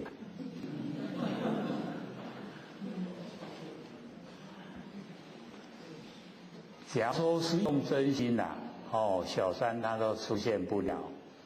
按那个世间的真心呐，小善就很容易出现。因为啊，近水楼台先得月，按你相处，这个美路相处啊，就产生情愫，然后较早的山明海誓啊，拢抛在一边啦，石头的烂，海水的干，这个心一定拢爱你无变，会变啊变。变得真紧很快变了。那个叫时过，时间过去了，境迁，环境改变了，迁变了，所以那个都不真啊，所以我们要了解到，这个我们真心呐，我们的真心呐，不讲理，处处随着你，岁时伴如年啊，行时随如期。你不认识他，却认识你。有到看透他，知否皆欢喜。记得吗？记得。很是那个真心讲理不是霸道，因为肉入讲理就两边了，对吧？公说空有理，婆说婆有理。一公一理嘛，公一丢。就个人讲个人的啦。所以一讲理啊，就有真理了。所以真心不讲理，处处都随着你呀。你要做啥，伊拢陪你啦，都不拒绝啦。你不认识他，你都唔捌你，唔捌研究啊，唔捌你，他却认识你，伊捌你啊，伊都你用啊，那有朝一天啊，我们看透他，那知我就这关系，就多一位佛出来了。所以我们了解说，只要我们用心追求，一定求得到。所以底下呢，说允和离生啊，无分别心。离开声音，离开佛的教化声音啊，已经呢都没有了了分明的知觉性在。这个呢是在跟阿难讲。师则起为生分别心，分别我容，离之色相啊，无分别性。那么这个又更讲得更又不同角度啊，又深一点。这个呢，师则起为生分别心呐，不是只有那个声音的分别心，离生啊无限，即是能够呢。分别我32相，我容啊，那个呢就是32相，佛修成的那个32相容貌，也是呢，相有啊，则生，相无啊灭，也一样，就是生灭。那么离开呢，所有的那个分别的事项也没有能分别的自性。是不是又有不同的角度？讲了一个较清，有无？上面是只有声音啦，那下面呢，连那个佛的32相也包括在内。那个佛显现32相，它是要循循善诱，拐咱众生来修道啦。讲你若有修你就有一番殊胜的形象会呈现。那个32相，这个凡尘都见到。很殊胜。希望我们看到形象以后就把那个凡尘的贪念抛开，就进入真正的那个法界里面。那么如是乃至分别都无。这个呢，这个如是乃至就是离开中间。因为只有上面讲的声音。那边讲的那个容貌就属于色，然后中间还有色声香味触法，对不对？它用呢乃至把那个中间啊都省略掉，分别都有，就是都没有，已经对这一些微细的这一些这个香味次法，都没有分别，然后已经呢到达灰色灰空，然后呢那个俱舍里就是印度的外道，他们呢说啊，这个是明地，那个昧就是迷昧，迷昧呢认为这个就是明地。那么这个到达分别都无，灰色灰空啊，这个就是参禅打坐形成的那个功效，所以我们要了解那个完成的参禅打坐有它的功夫在，只是用那一种方法没有办法修到成道，修到成佛。那佛就在这个地方呢，他详细说，说那个这里迷昧，认为那个就是我们人的最初人上在的现象，叫做明地，明初九地啦，明地。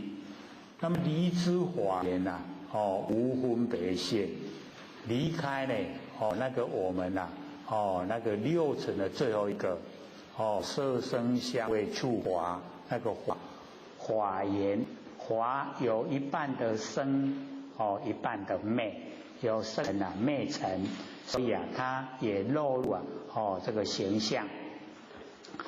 那么已经呢离开所有的华严，已经都没有分别性。这个修到这个地方呢，就已经内守悠闲很高的程度。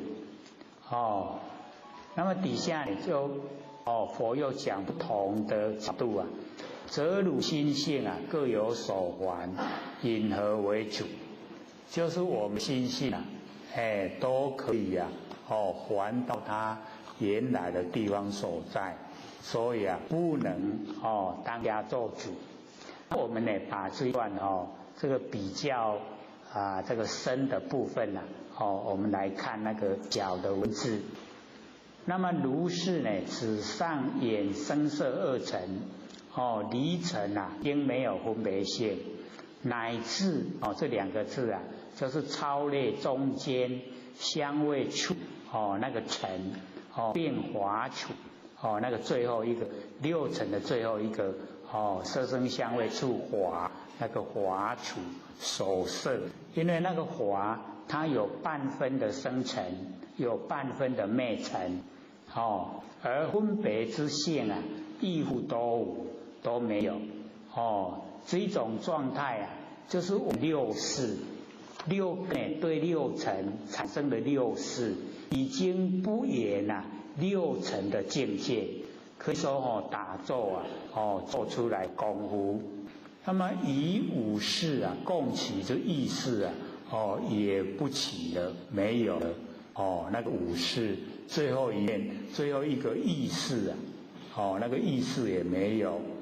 那么如是则分别心以所分别的见，我们能分别的心能跟能那个所分别的见悉皆寂然，已经呢都没有分分扰扰，都寂然了所以讲说都无。那么唯留独头意识，这个独头意识那暗时在困做梦，那个梦叫独头意识它没有跟外缘外尘相接近，可是它会呈现，那个就叫独头意识引华处半分内尘因为那个最后六尘的最后一个华，它有半分的生尘，半分的昧尘所以这边呢独头意识攀引那个华的半分昧尘所以或者有写说因华尘有生昧各半分它呢灰色灰空，不是形象，但是也不是整个都是空，就是内守悠闲，所以这个很高，打坐到这个境界很高。那法子昧尘境界已经离开六尘的初相，已经离开六尘声香触法六尘初相已经离开，所以灰色没有形象。那么有极静那个细静很空寂金清净那个极静的细静很微细的那个景象，所以灰空灰色灰空。那么参禅之事我们打坐的人到此境界难免被他所误讲起耽误掉，就是讲我已经修持到家了，我已经成就了，其实拢也不是啦，又不同那个色界的四禅之定故灰色，哪有法度行到四禅唔免喘气，嘛唔免食饭所以那个很高的一个程度非同无色界的空处之理，故非空所以到四禅再上去就是无色界了，没有形象那没有形象那个剩下来的都是我们那个意识作用那如八定之后的三定就是无色界那个事无边处定，无所有处定，会想会想处定。那所言的境界很相似不但随尘里面是见如眼以及我们眼心都不会一个接一个，即秀禅觉知异互不起那么此次由非真心也不是咱们追求的目标所以伫凡间坐禅一定要有人指导，无不是拢会做唔对所以切勿错认，唔通甲伊认讲我已经修到上悬的程度。那么昧就是迷昧迷地就是讲咱的开始要落凡尘迄个上开始迄个所在叫迷地昧就是迷昧，不要此境非真不是真的只为民族的主地就是讲咱要落凡尘迄个开头开始的迄个时阵。那么外道的神通之力能观八万劫迄外道伊的神通有法度看到八万劫，八万劫外明然不知，八万劫以外又不知影未为明处那么从此觉知处理，故为主地咱的觉知为遮开始或者明处主地也叫做咱的世间性落来世间迄个性的开始为世间众生由明处有此性执世间的本性。那么离之法言无分别性为众时心分别都有，咱的心拢无分别无迄个分别心一旦离于这个初分别真初的迄个分别，那么微细留住因所未解那个微细留住迄种迄个微细微真连连续安尼一个接一个迄咱拢也无法度抵港所以这个很不容易到达的那个境界。那纵使境之色空都有环境的遐色环境的空拢已经无一旦离于出境迄初的境界拢离开，然后昧尘影视故不能离就是啊灭掉凡尘这个影像的事情啊，无法度离开。若以法尘半分灭尘之言，即无分别性啊，以上之理色身而无性呢，同一理，拢同款。离开迄个法尘半分，迄个灭尘之言也拢无啊，迄个分别性啊，拢无啊，迄甲离开迄个色身，无性啊，同款。离开色身啊，拢唔知影，所以唔是真心啊。咱要求真心不是安尼。则如心性呢，各有所获就是我们眼尘啊，分别之心性，咱伫个凡尘攀岩，有分别心，迄个心性乃随尘生灭，随着凡尘啊生，随着人灭。那么各有所获啊，拢爱海那么分别生者啊，从生尘来，咱伫个声内底分别，这什么声啥味道来？咱咧分别迄个声，味道来还倒位就还之于身好像咧人的影同款咱的影咧味道来就对味道去啊淮水何人而去啊？有来有去是呢暂住啊这个暂时住咧迄人客不是常住的主人。假如说住的主人啊，拢唔免来来去去所以佛就问他云何为主？唔是啦，唔是咱的真心。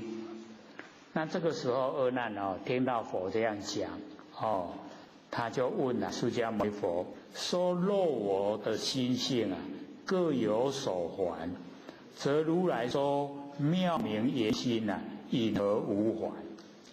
唯垂安宁啊，为我先收。而那里就讲，我的心性啊，拢各有所还，拢都爱害人。如来伫咧讲，迄个妙是不变之体啊，明是随缘之用，言啊就是本来那个不变之体，随缘之用，我的本来的心啊，因何无还？为什么那唔免害？唯垂呢哀悯啊，为我先收。所以希望呢释迦牟尼佛能够跟我讲这个内容，让我能够透彻了解，能够知道。那么我们也一样把那个假的文字看此当机就是阿难，闻说眼心有还，而求我开示啊无还，什么唔免还？那么还者就是归还敢若世间的物件，甲相就来，都害啥人？那是家己的物件都唔免害所以咱的不生不灭佛性啊，拢是家己的物件，拢唔免害。然后佛告阿难且汝见我你看到我见经啊明远你这个见经你也当看到这经啊就是纯一无杂明呢光明清明知道见经明远，此见虽微啊妙经明心呐虽然它还不是完全是真心的本体如第二页非是夜影。第二页就是讲咱看这个天顶的月亮目睭甲饲落又变一个月咧变两个月，迄第二个月啦非是夜影，伊是讲伫个水的显现出来影，那伫水的现出来的影迄就全部拢是假啦那第二页干那你目睭莫甲饲甲放去啊伊就会还到第一页啦所以这个第二页呢跟夜影啊差别很大那么如应听呢今当是如啊无所还地。你即马呢详细听我讲呢开始互你知影那个唔免海的迄个内容，而那此大讲人啊，洞开洞方，路人升天，伊就用伫个现在看到的大港灯，然后呢，那个洞开啊，东方就是朝着东方，迄头门拢无关，拢开开，东方迄日人升天，迄日头啊，伊升起来，都有明耀，日头升起来，迄日光伊拢安尼真光明。然后中夜啊，夜，一直到半暝啊，半暝时阵无月亮，叫做黑夜，阴雾啊，这个晦明，则复啊昏暗，这个时阵啊暗蒙蒙，迄月拢无。复有之气啊，复就是门，有就是窗啊，迄个空隙啊，则复见通。咱为门为窗啊，为迄个空旁，拢有法度甲咱会看到的啊，拢会当通过，就是讲会当看外口出去。那么墙宇之间啊，墙，这壁。迄雨就是迄个处咧流水来，迄遐，迄墙宇之间啊，则复啊观用，就拢个甲咱诶，迄个会当看拢藏起来，看袂着。那么分别之次啊，则复言，咱若有分别，这个物件，立光顶是立光顶。天花板是天花板，这好做呢，那个能够呢分别，咱会当分别什么物件是什么物件，分别之次啊，则复见也，咱就会当看到咱迄见啊的攀缘。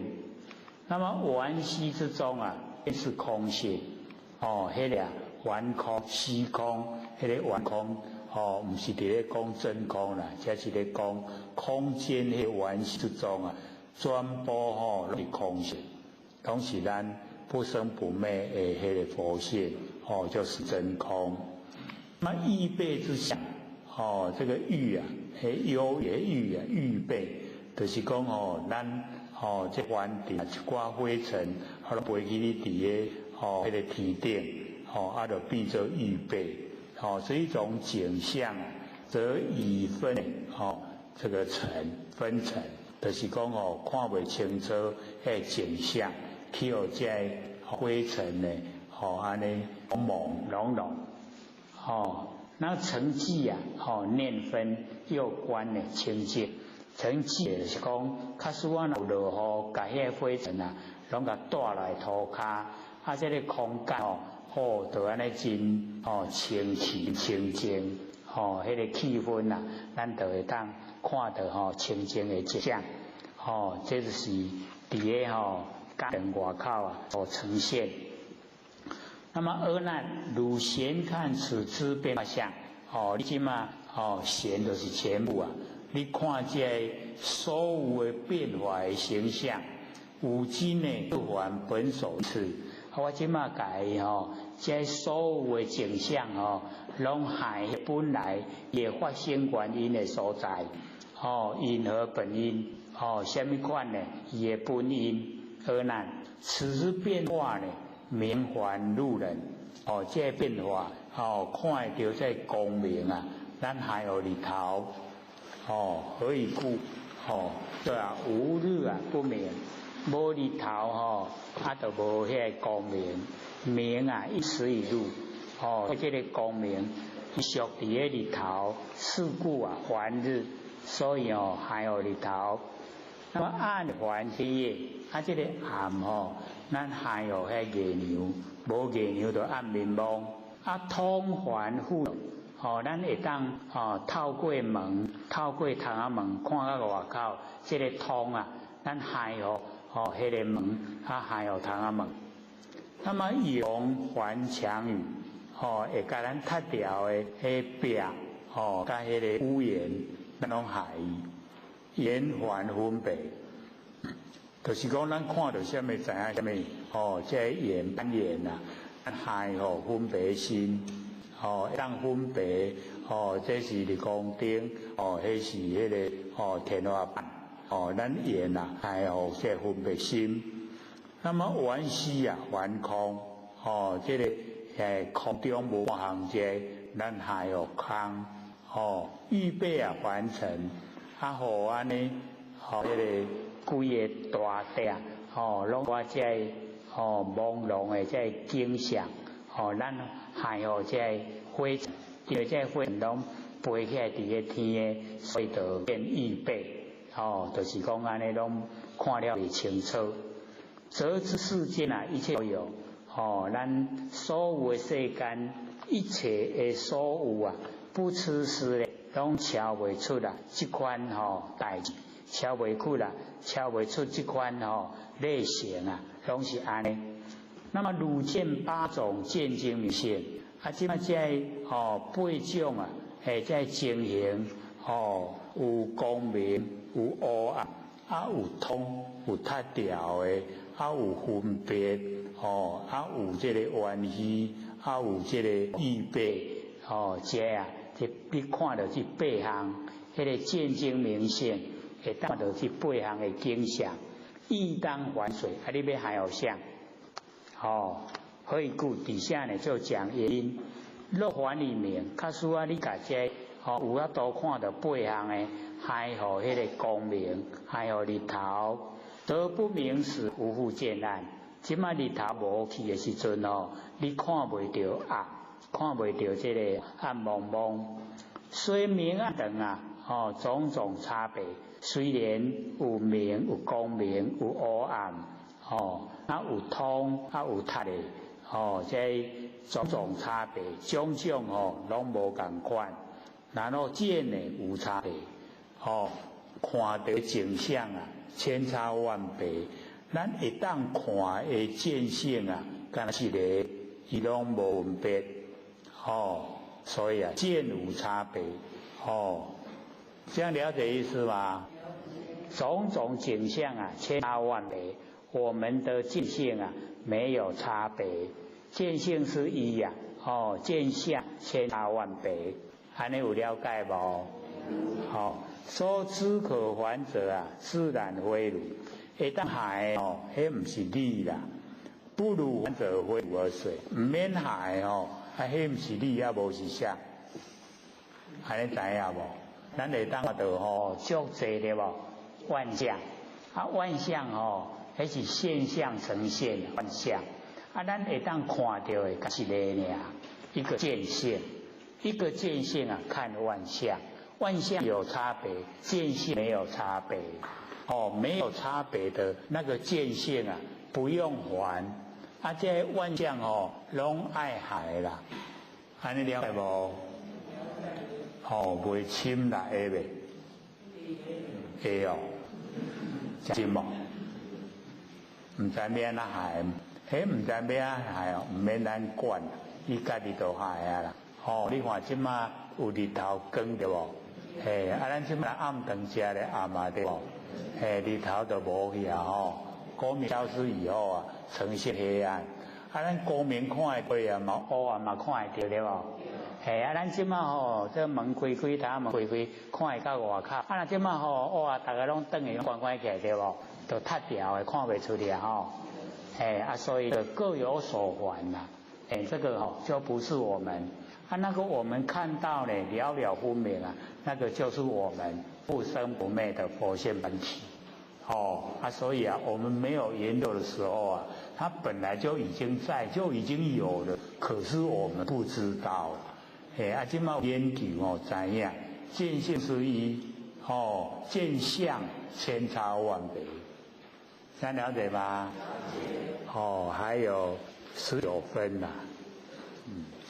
留下给各位提问，有没有要问啊？讲师有问题。好，请说。有讲师曾提到，在弘扬念修时，若启发佛性、讨佛性真理研究，也一样可以给你请问他们不用求道吗？这个呢，导师我们要很重要的跟这个道经呢这个宣示，这个求道啊，就是受记。受记知道吗？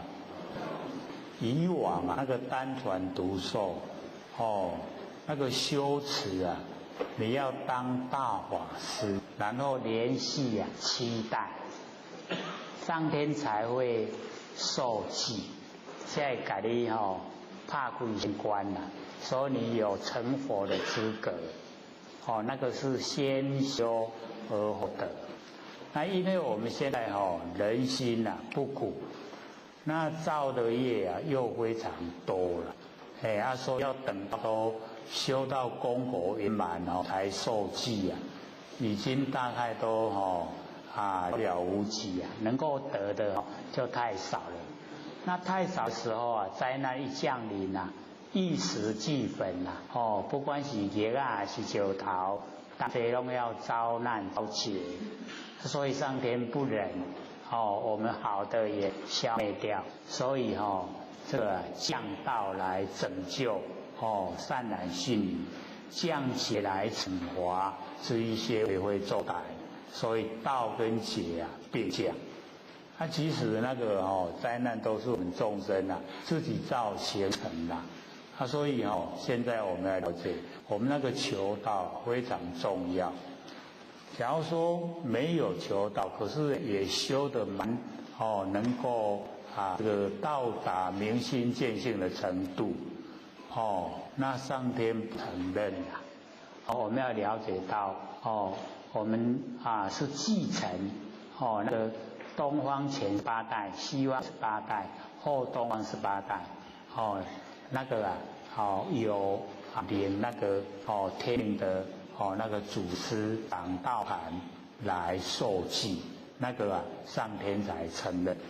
然后我们了解说，这个人是从无极，然后太极2仪4象，然后八卦相中受8864，东方前18加28加后东方18，是不是刚好60？就整个那个一个卦气一个圆会里面的气数圆满。所以我们老师就时常讲，老师是万里幕后一早，对不对？最幕后了，第64个月无啦。所以要了解说，假如说有人在作书称祖那个都是妄，东西自己异想天开自以为是自己都不知道拢假搞那个都不可以的所以求不求差别很大。纵然我们有求道，可是没有努力去修正，那最起码种子不灭啦，我们的佛性种子没有消灭。那假如说我们种子，我们佛性已经粉碎到碎灵，变成那个小的像蚂蚁像蚊虫那个要极远要非常久的时间。那我们有求道，虽然说没有修正，可是毕竟那个因那个能够成佛的因还在。那还在下一个缘会开天辟地隐会又生人的时候，是一些有求道没有修的又来了啦。我们在看那个黄母10界就知道说山坡我们在洗澡这个老母把我们鲜衣鲜血都收回去了，把我们赶到凡尘来，那个是比较好听啦。其实是我们起心动念才落入凡尘所以有求跟没有求差别很大。有求呢，我们玄关打开我们的佛性可以跟大地融合融汇。那假如说你没有求，玄关没有开，那你黑暗一片那个种子会不会灭，那就不敢保证。那我们老师有跟我们保证万德超然，有没有？只是说10800年以后各自因果还要各自承担，所以要我们研究性理心法，然后了极业障本来空，了还积还数债，要不要了就是努力修努力了解真理，能够了就透彻知道了，透彻知道我们佛性本体然无己不得，然后我们把所有的不好习惯修正几步把它修掉，没有脾气没有毛病，那就回归本位了，所以这个问得很重要，有没有求差别很大，我们老师掌盘，所以求道呢是老师来点到，打开我玄关，等下是不是代表老师？求那个义啊，请谈以后啊，老师就到了，老师才有权柄打开玄关啦。我们人没有那个权柄，有吗？就针对上一个问题说，在弘扬庙修持的这些人那到了三关有口考三宝如何过关？因为弘扬起跟扬起的口诀是不一样的。因为他们就不用到那个地方去。没有资格去啊，所以就不用问那个问题。因都没资格去遐啦，没有三关九口，没有求道哪会有三关九口？好，开始。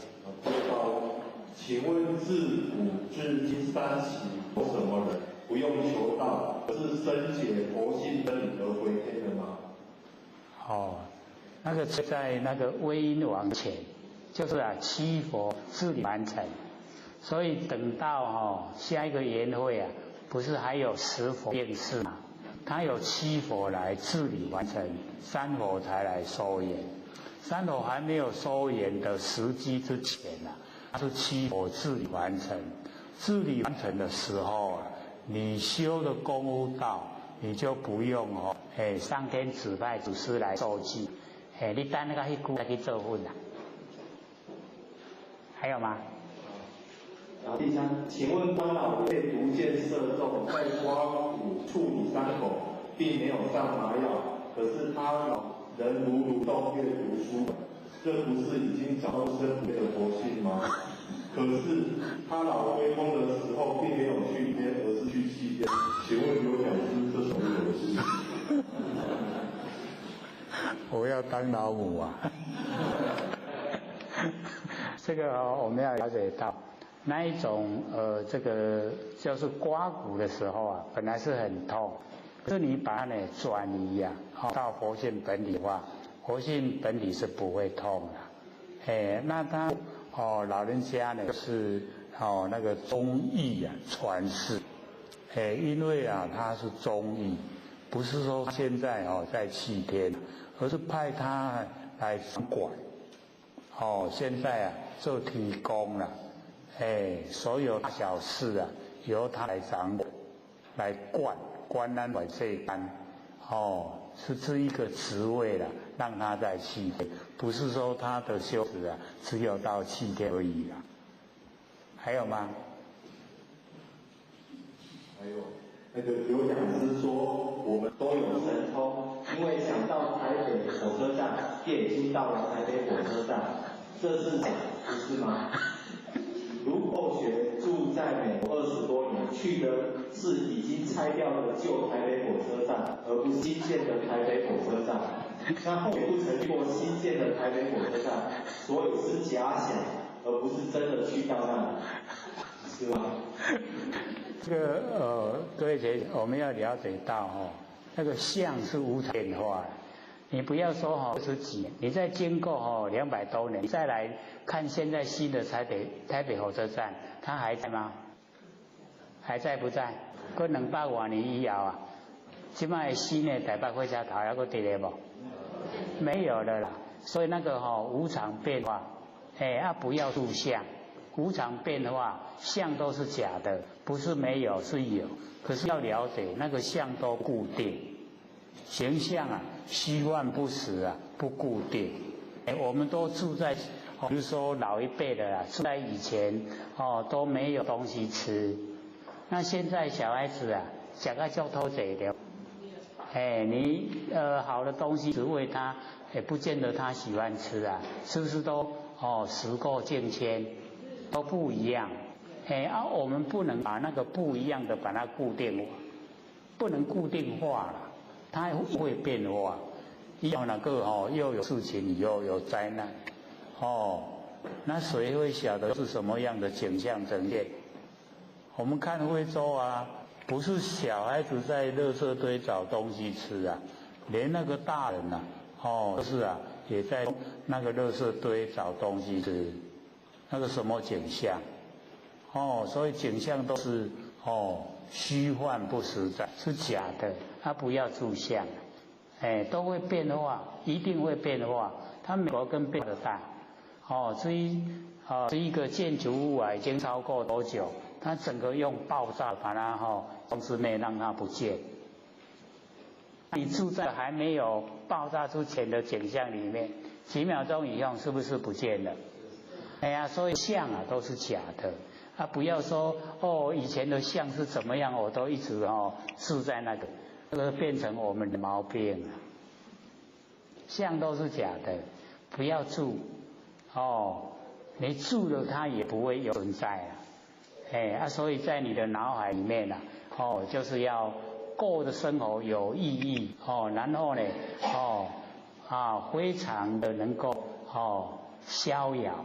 那个才是追求的方向目标了，不是说在相我有去过，我没有去过神通不是那样说的啦。这个佛大用我们要善用它的大用，可以改变整个宇宙现象，不只有那小一个建筑物啦，那个都不值得一谈。还有文中。还有没有？还有啊。那个出场打坐不会饿，为什么？那个也是短暂的啊，哪有说你出场打坐就不会饿？你打坐个几天看看，看就不饿，饿的都你站不起来。那个都短暂的现象啊，不值得炫耀。真正的你要修道呢，都不用吃饭，不用呼吸，那要到第四禅。第四禅才可能不用呼吸，不用吃饭，还可以到达那个昧受想定，是那个大迦叶现在的那个定，在鸡足山，那个呢才叫做这个大定。它是奉那个释迦牟尼佛的那个遗命，要等到我们弥勒祖师下生呢，把所有跟释迦牟尼佛修的弟子啊，都带来交给弥勒祖师教导，他他的那个交给他的那一些工作才完成，他才可以归空，还没到啦。弥勒祖师下生了没有？又不要落入争执了。还有没有？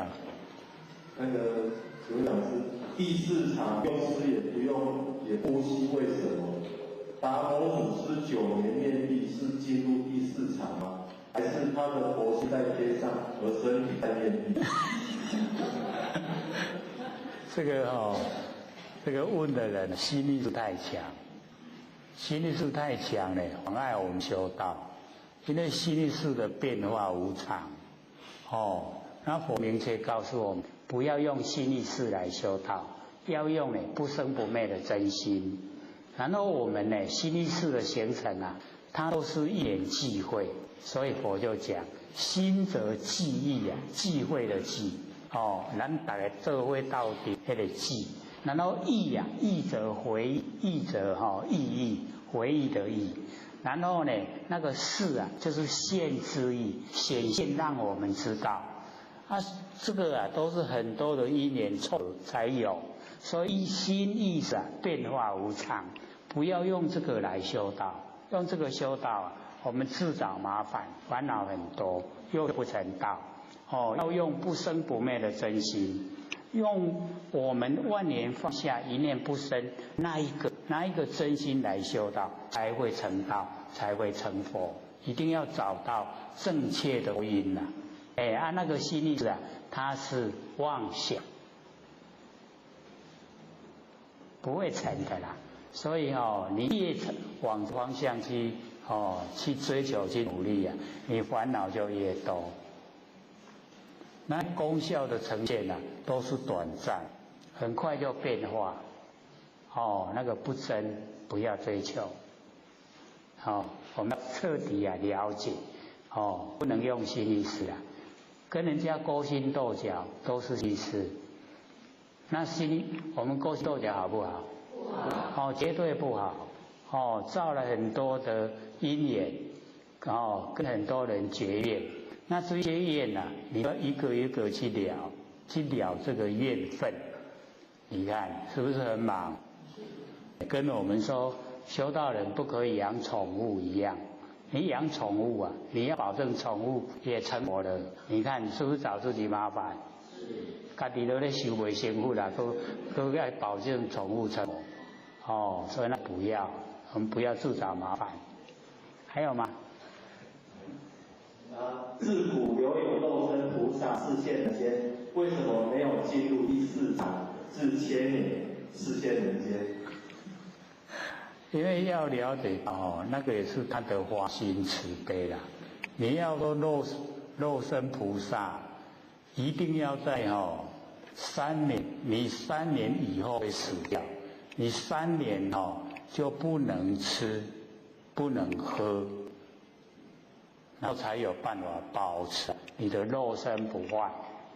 那个只是要告诉凡人，所以你努力啊去修是可以成就的。可是呢，他受那个苦啊，那个要本身去经历啊，不知道。不要说3年了，咱那3天无吃大概就爬袂起来啊。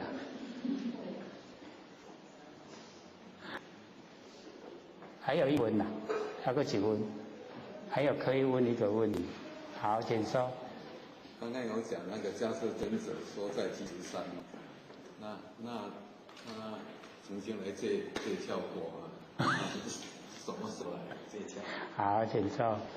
因为他在鸡足山是他的肉身，来借教是他的法性，就是他佛性。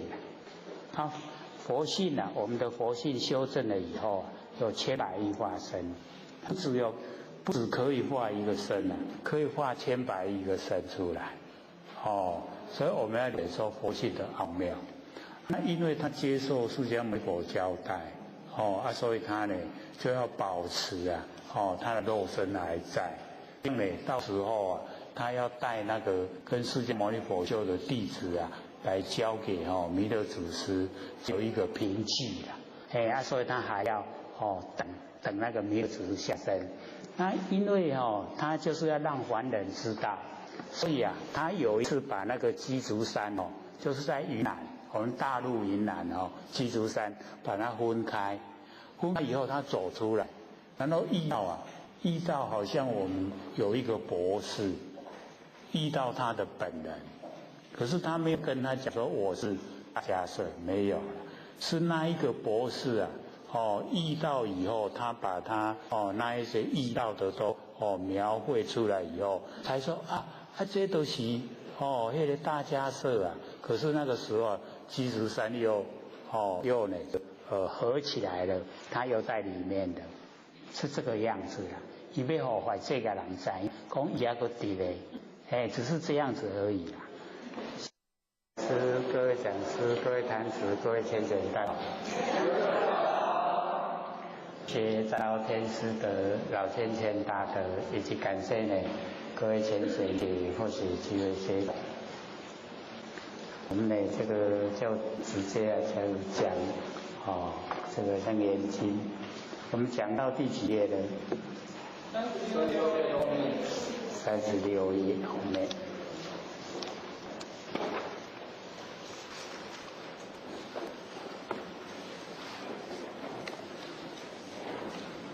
大致的吗？对。这个不如还者，非如儿是非吗？对。好。这里晓得这方面解说呢，说我们能够看见我们的见性能够看见是一，然后呢所看见的万象千差万别，所以我们了解说这个手见都不一样。那么不一样的形象全部都在我们那个界性之中。所以释迦牟尼佛呢，就是要阿难呢说你来看这个变化相，相这个以变化来称呢，就是因为它从无然后而有，有了以后它又会转变，所以要变化。那么显现所有的变化，都不实，不实这个真理的状态。所以我们就是要了解到，我们在凡尘能够呢，追求实相，追求真常，可以说都不多了。那一种不会变化的，没有形象的。我们佛性本体我们大部分都不认识，然后也不投入精神去研究，所以都在这个形象上面用心，都住在形象，形成我们烦恼就很多，不了解呢那个真理。那假如说我们能够呢这个回光返照，可以听得到声音吗？消失了转得太小声了啦，刚才是太大，现在是太小，这个叫两边。不是吃了伤饱，就是腹肚伤枵要好中道，听的这个声音都可以听到，而且又不会有回音，那个呢就是恰到好处。那我们呢就是了解在凡尘也是一样，我们追求就是实相，实在的形象。那实在的形象就是不会变化，那么不会的变化形象就是没有现象。所以我们这样一路研究下来，都将近2年的时间了。那么对不生不灭佛性本体没有形象的，大家都认识了，认识吗？都认识的，所以我们要追求我们的实相。那么在日常生活之中呢，就是要把实相摆在第一位。那我们了解我们所处的环境都是变化无常，那个叫虚相、假象、幻象都不真。那唯有不生不灭的佛性是真，是实在的所以叫实。那我们假如说都能够这个在实相之中，那可以说我们都在真理之中，都在我们不生不灭的佛性本体之中。所以各位就是要了解到我们这边这个上课的情形很理想，大家呢都很专注。那假如说我们在家里的时候想看一点经典，想对这里又深入了解，可是呢一翻开经典一走入真理世界然后就开始想打瞌睡了，然后把它盖起来不看了，精神就来了。那就要了解说我们的障碍自己障碍自己那业障蛮显现在眼前。那我们呢在这个生活态度都需要有所调整，就是要能够感恩，要能够忏悔。因为我们一般人一听到要忏悔都会想说我有做不对要忏悔我们有没有做错其实很多时候不知不觉我们都错了。那假如说我们能够时刻呢都能够抱着忏悔的心，那会发现我们错在哪个地方。那知道错，我们就有办法改，对不对？然后说都不知道错要怎么改啊，就没有那个意愿去改。所以我们修则改也，修道就是改掉我们脾气毛病。因为佛性里面没有脾气毛病，可是我们现在都有，很容易走入情绪化。那只要我们落入情绪就不讲理，对这一部分绝对抛开了，都以情绪为主要的考量，所以我们才有说这个欢喜就好，欢喜就好，有没有？都会走进来那个情绪的那个领域。然后我们要了解这个情绪它就是我们根尘相对，六根对六尘，然后产生出来的东西。那这一些一样也都是变化无常，无常变化。那因为我们六道轮回太久。不知不觉已经养成习惯，习惯性，所以习惯性就很难去改变它，甚至都不知道习惯是错，不知不觉我们都会显现自以为是，就是骄傲。各位有没有骄傲的心？可能又不承认那我都不骄傲都会这样想。其实我们每个人那个内心都有骄傲的一面。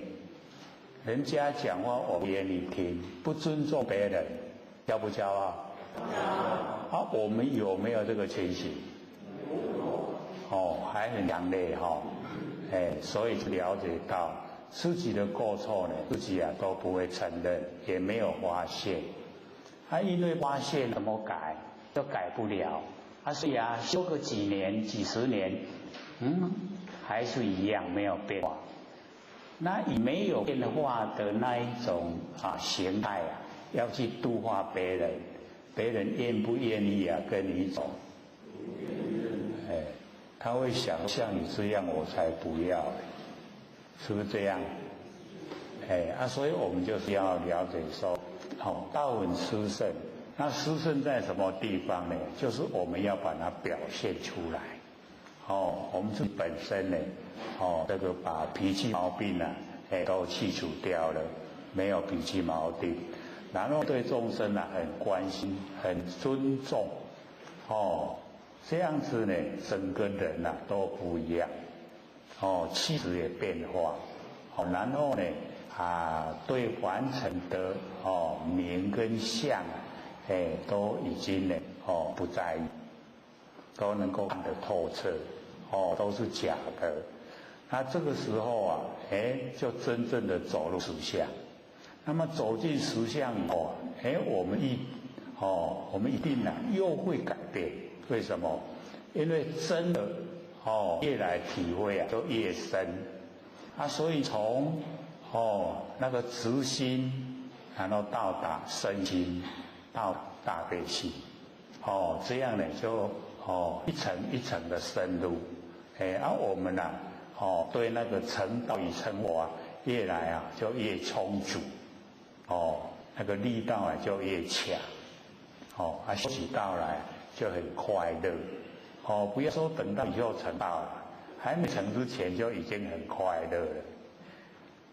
有没有感觉说我们2年多前跟现在心境不一样？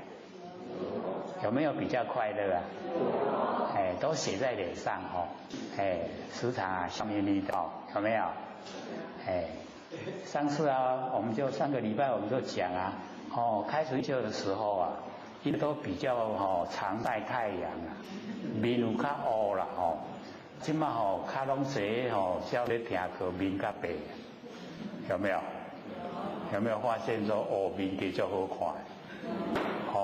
所以修道呢会变化，那我们了解相呢由心生，我们心里面已经有埋怨，心里面呢已经很舒坦，那整个形象就会表现出来，那我们周遭亲好友他就喜欢跟我们接触，喜欢跟我们在一起，做人就成功，对不对？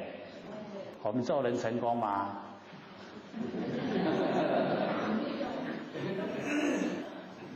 这个有没有成功用晓得了不是用回答的。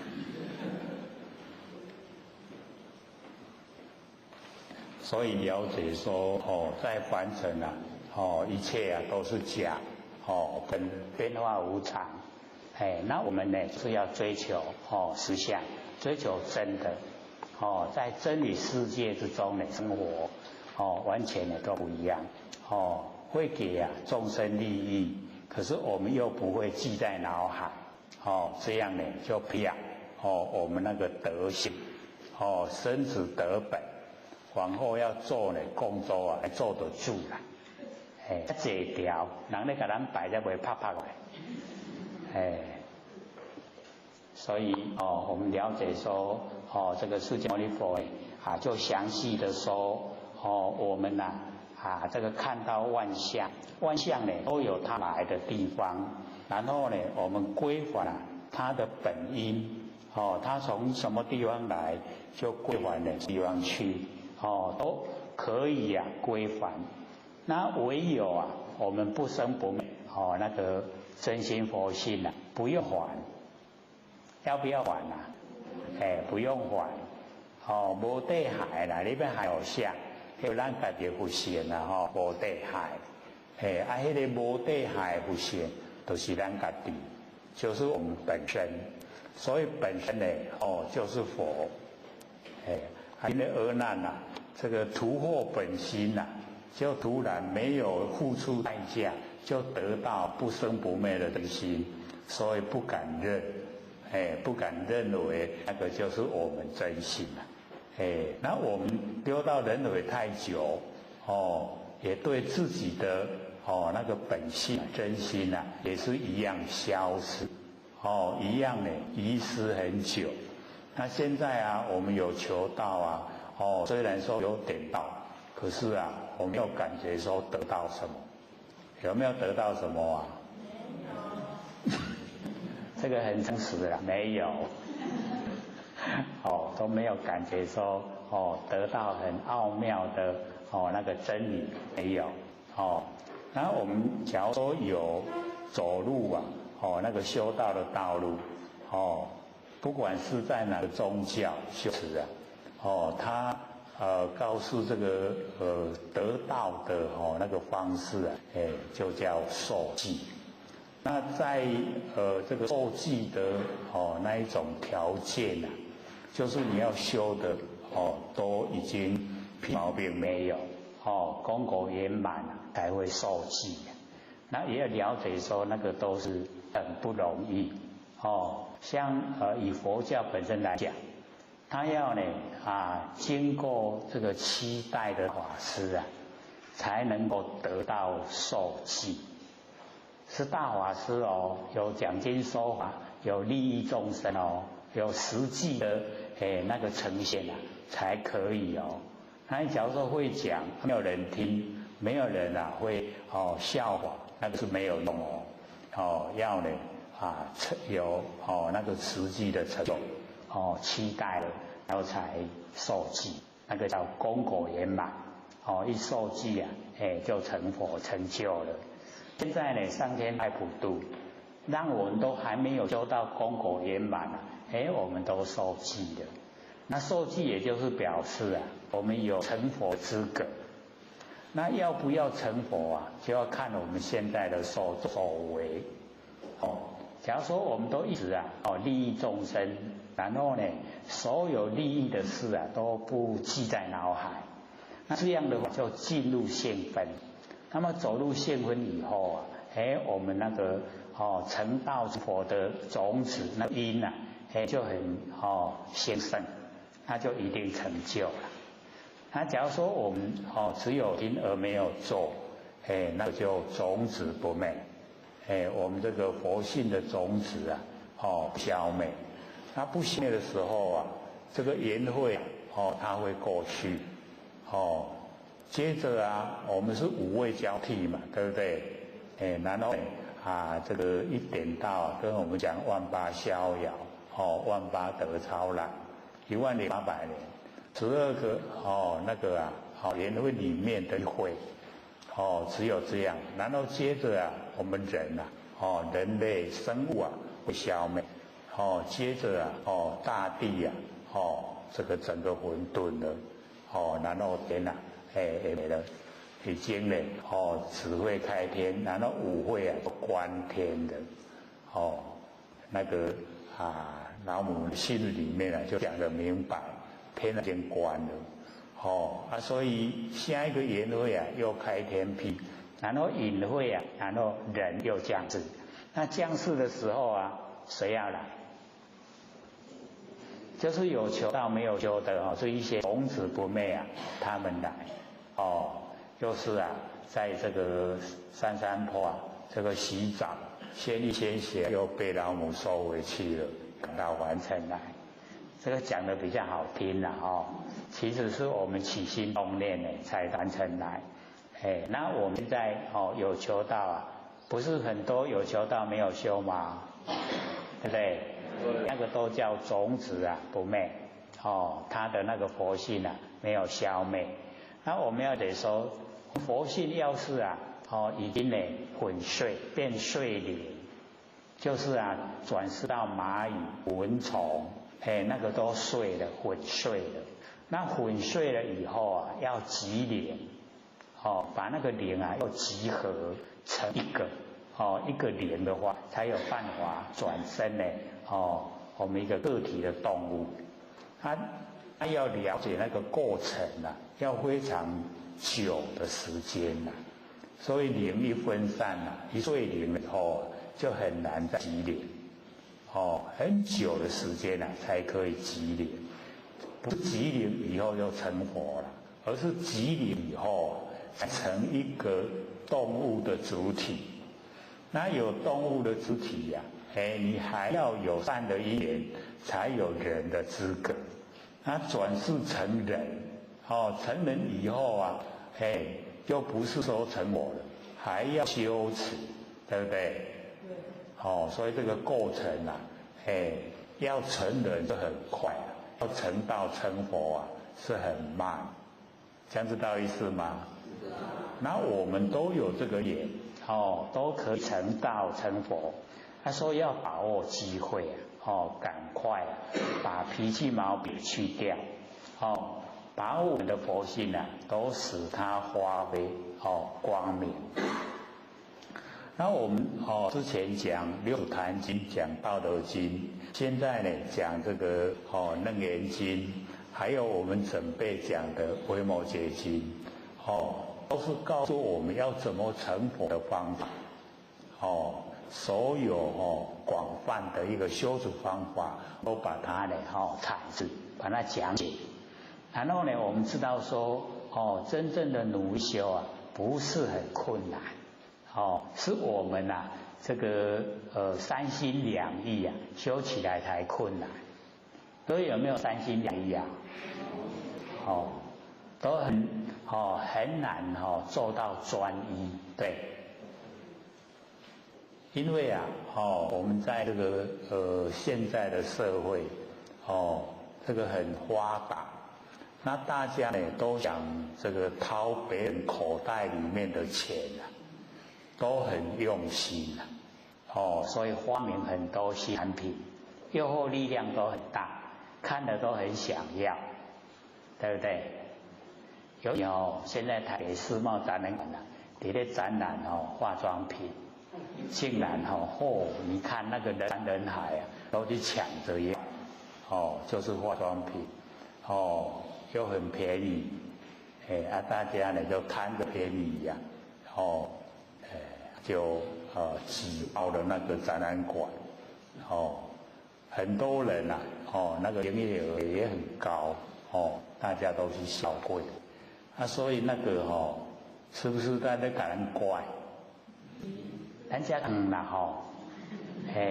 要去遐甲人抢去买物件真俗，毋过车钱真贵，不来的所以就不会跟人家去抢那我们要了解那一些啊，都是是不是多余的？是。哎呀，我们之前都讲，我讲唔免化妆啦，你甲老大家拢共款，年岁一大了你拢共款对不？一不一样？一样。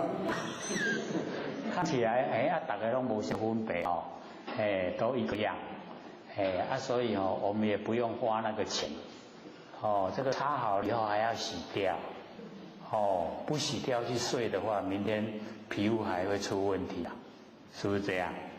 有的搁甲擦，搁甲洗洗，你看咱都爱了钱，搁都爱了工，是啊，就不用花那个钱。朴素最美丽呀，洗洗要前提头上水，是不是这样？所以你看以后上我的课都不敢化妆，可以省掉那个化妆品的钱，那个都很贵的，平常的话他卖的都很贵，所以我们就追求那个实相，真正的不生不灭的那个佛性本体，我们真真实实的形象实相。那从实相的这个生活里面，我们可以体会很多凡尘不必要的一些尘，凡尘的污垢我们都可以不沾的，然后也会发现我们日常在讲的话。大概我们讲10句有9句9都可以不用收，有没有发现？有一寡话拢唔免讲啦，讲出来拢假。尤其或许因为时常都要坐车，大众运输，然后听到车里面的对谈我就想你这话拢会使免讲。他讲的10句我在说那个合拢那一句还讲出来，那一句也可以不要说，所以就11句都不用讲，都是多余的，给了，然后我们都浪费在这一种多余的那个生活方面，很可惜那假如说我们把这一些精神都用在我们的思想，在佛性本体，那就来得非常充实。像各位都听了那个《金刚经》，我也不是讲第一份释迦牟尼佛在日常生活之中，把最上乘的佛法整个呈现，有没有？有没有听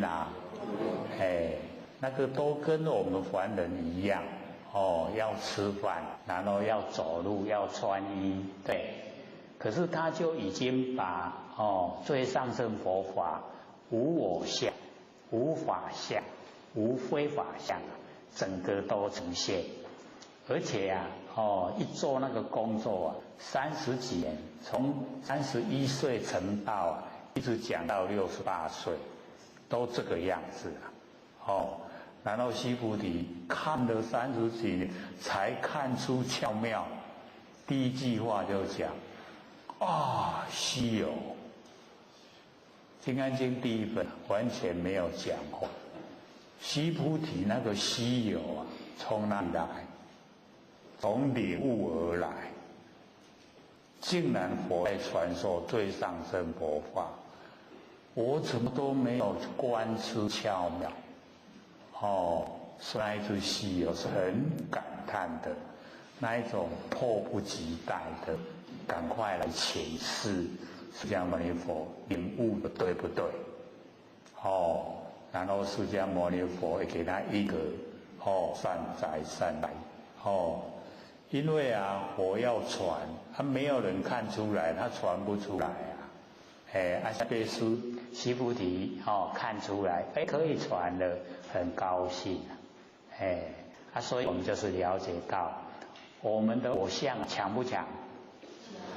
很强法相呢强不强？也很强非法相呢强不强？也很强所以我们是了解到，我们都把身体当成是我，所以我相很强。那佛就讲我在哪里身体的我是天地的物质，水有风土，众缘际会借我们用的，哪一个可以不要还我们哪一个可以不要还？身躯是不是咱的？身躯是天地物质水火风土，不是咱的无一个讲使甲占做咱家己的，爱害，拢一定爱害啦，绝对要还。所以我们了解身体没有我，身体没有我，要不要固执我们对身体固不固执很固执所以这个叫住相，住在身体的形象。身体是假的不是我们能够看开了原来身体不是我，那所有的我，那个我就是如来，我就是佛。所以我们那个了了分的知觉性那个就是如来，就是我就是佛，这个才是我，这个都不会生也不会灭的，这个才是我。你把以为认识了没？认识了。有亲切了无？足亲切咱身躯无去这个个对啦所以那个谢谢你你看深信人生可以留下我们累世的记忆。老师是希望我们都能够了解，咱已经经过无数的缘会，对不？咱会记咱缘会内底会一生一世袂，拢袂记哩莫讲累劫累届的缘会咱讲一届就好。这一次的缘会到现在有生路都已经将近6万年。咱轮回几摆唔知嫌一摆嘛唔知已经唔拿啦。若讲安尼拢做好事咱一个缘会内底大概有1000摆的人做人有1000届。毋过做了摆咱个想看卖，做前生的时阵死。他3个月就一生了，3个月都已经一世了。咱做人咱以车子60年来算，咱出去做家世人60年做家爱偌久？爱几届？几世人？都真济对无？迄都算袂了啦。个1000届60年安尼算起来偌济？几摆生死？生死死真正无了死咱拢唔知影咧拢唔知啦。哪会唔知？都研究无讲自然都唔知拢唔知影。所以咱受苦受唔知。苦的时阵知影啦过去就放袂记所以咱是爱认真一世修一世就成，会当做佛做佛就唔免生死轮回生个死个生。所以咱研究心理心法，就是要爱了解咱生为倒来死去倒位可以解决，咱死倒来拢唔知影咧。咱会想讲大概为台来啦，为福建为泉州迄边来咱爱知影，唔是为来，不是的。咱为无极无极，从无极而来。为无到极点，无到极点，那无到极点以后啊，就变有，咱就出世啊。即马有以后会个归空，个无去，无去个去倒，唔知影，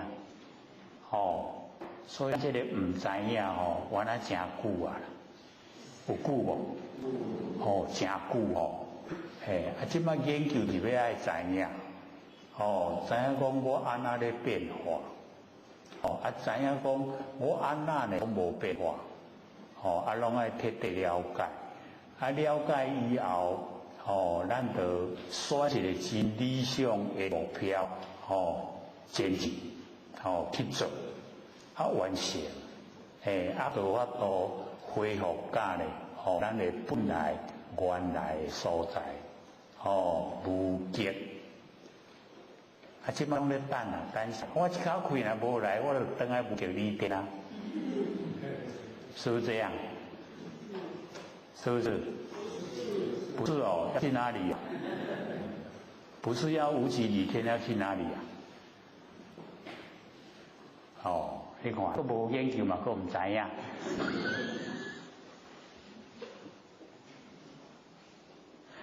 所以我们要知道凡尘的万象万事都含藏在我们佛性本体之中，叫做如来藏。如来含藏万象万事。那我们呢每一个人都有一个如来藏，我们都含藏万象万事，可是都不知道，变成我们现在含藏善恶种子，有藏挂善恶种子无？我们那个第八阿赖耶也就是含藏识。那含藏所有善恶的种子，这个一言则化，一到言它就发生，发生以后善的呢就是有福报，恶的呢就是有那个不好的遭遇，都要自己本身去承受。所以我们要证悟到实相，证悟到实相以后我们了解说凡尘的所有遭遇都是我们制造因的果报，接受果报。所以我们能够证悟实相，就了解说凡尘的福报，有钱有地位，跟凡尘那个街民流浪汉生活都有问题，没有差别。可是我们以现象来论差别很大，大不大？福报跟很坎坷的遭遇差别大不大？非常大。所以我们就非常大的差别，产生很强烈的意识。那对不生不灭那个实相，我们就忽略，完全都不管它。所以就形成我们会盲目追求现象。那一旦呢，我们落入现象的追求，烦恼就跟着来，不管得不管失都让我们很的伤脑筋。伤不伤脑筋？所以现象引起我们烦恼，现象引起我们所有作为，这样呢人性的那个美与丑人性的那个丑陋跟美丽就在这一些我们认为的现象里面就产生出来。那我们看到的好的多呢，还是坏的多？坏的多那这个世界就很糟了。是好的多啦，坏的都很少数啦。大部分呢都是很善良，都是好的。我们秉性里面大概都是善的种子比恶的多。那不好的哦，是我以为之啊，我儿才去做的，可是啊，这个我儿才去做的，那些坏啊，就让我们会受不了，一旦呢落入啊三道以后，要再恢复啊都很不容易。那恢复了以后的里面啊，因为有那一些不良记录啊，它又会呈现，那呈现的时候啊，又会拉我们往下沉沦。这个往上提升都是理想，可是理想跟现实啊都有一段距离，那我们在完成的这个立志向就很重要，一定呢要坚强啊我们的意志，是要朝善的方向去行持，然后做了所有的善以后又全部都不记在脑海，这样的话呢，大概我们就会保持啊每一生每一世啊都有人的资格，可以当人，可以生活啊一甲子就是60年。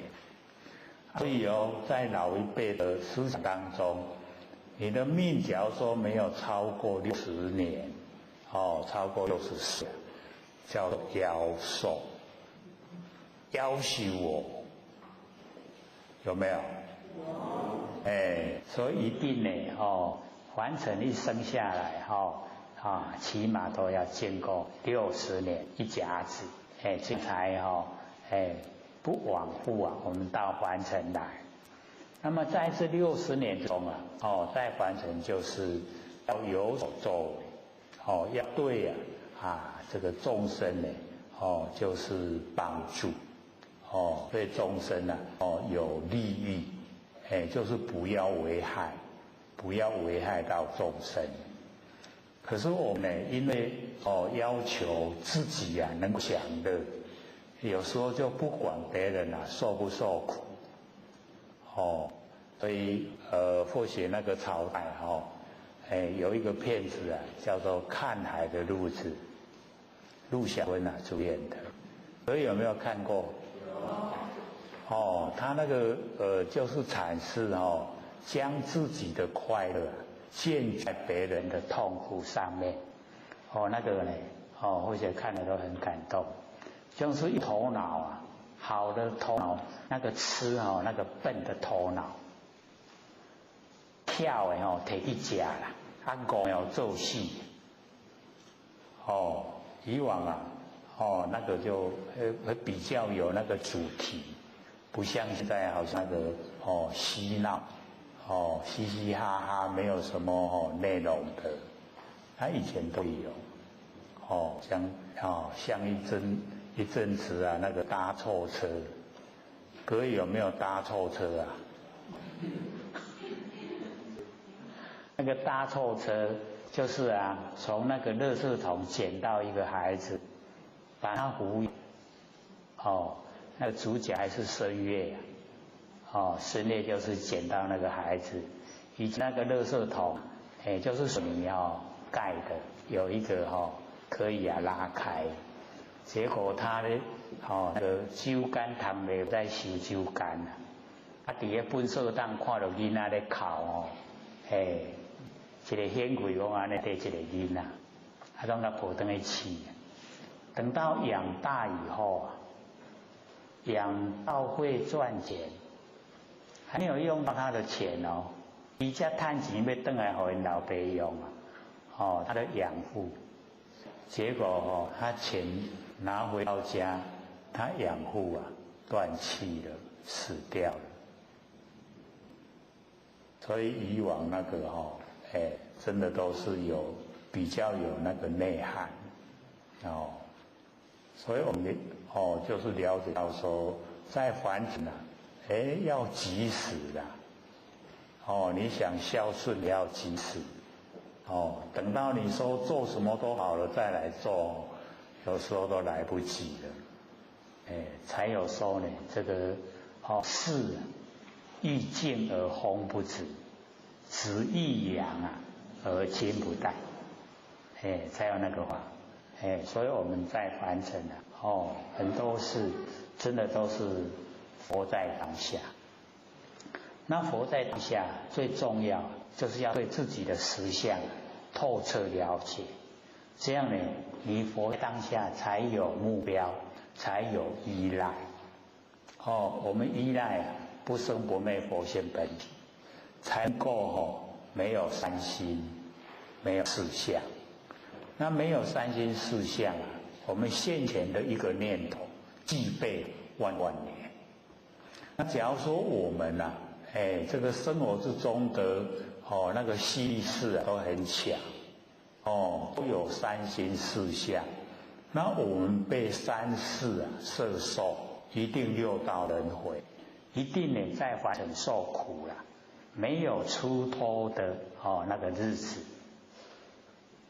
那我们呢不研究都不知道说念头竟然会这么厉害。我都在想无害人结果害谁？害到自己了啦，害到自己进入六道轮回，所以要学容不容易呀？要有三心容不容易呀？过去的就让它过去不要再回想，未来也不用策划，再呢你也不用把握，好像跟凡俗都不同了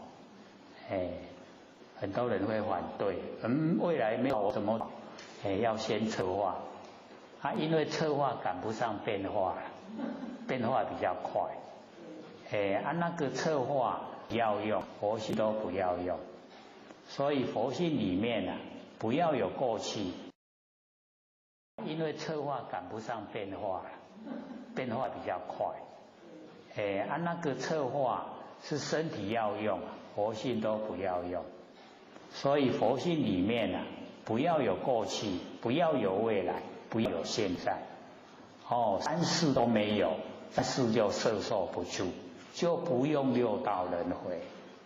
那我们三世都有，就一定有四相，我相、人相、众生相、寿者相，就一定存在。这个分别心，有分别心就是有高低，有高低就是有生灭，有生灭就变化无常，要六道轮回就一定要进入六道轮回。我们三心没了，四相也没了，所有分别心也都没了，所有要轮回的种子都消失了。要不要呢？生在凡尘就不用了。那不生在凡尘会不会受苦咱拢是落地人生才会受苦所以你不在凡尘出生就不用受苦，也没有烦恼是已经回到佛的本位了就是这个样子所以我对整个努力的方向以及整个内容都太累的能够了解。那了解以后我们怎么做呢？自己心中才有主张，对不对？爱行了解真理真理一了解了以后我们站在真理站在那个永远都不变的这上面，然后来应对凡尘万变的万象跟那这些都是小事都是凡尘事，都是尘垢，凡尘的污垢，我们不沾了佛性就清净，清净不生不灭实相就呈现。那呈现我们实相生活就像天堂，这样了解吗？所以这边这个阿难在释迦牟尼佛说我都没有努力一下子突破此因未敢认为本源心地然后请佛说这是那是我的本源心地，那不是外物然后佛才讲说呢，外物啊，它都有一个本因，那都可以还。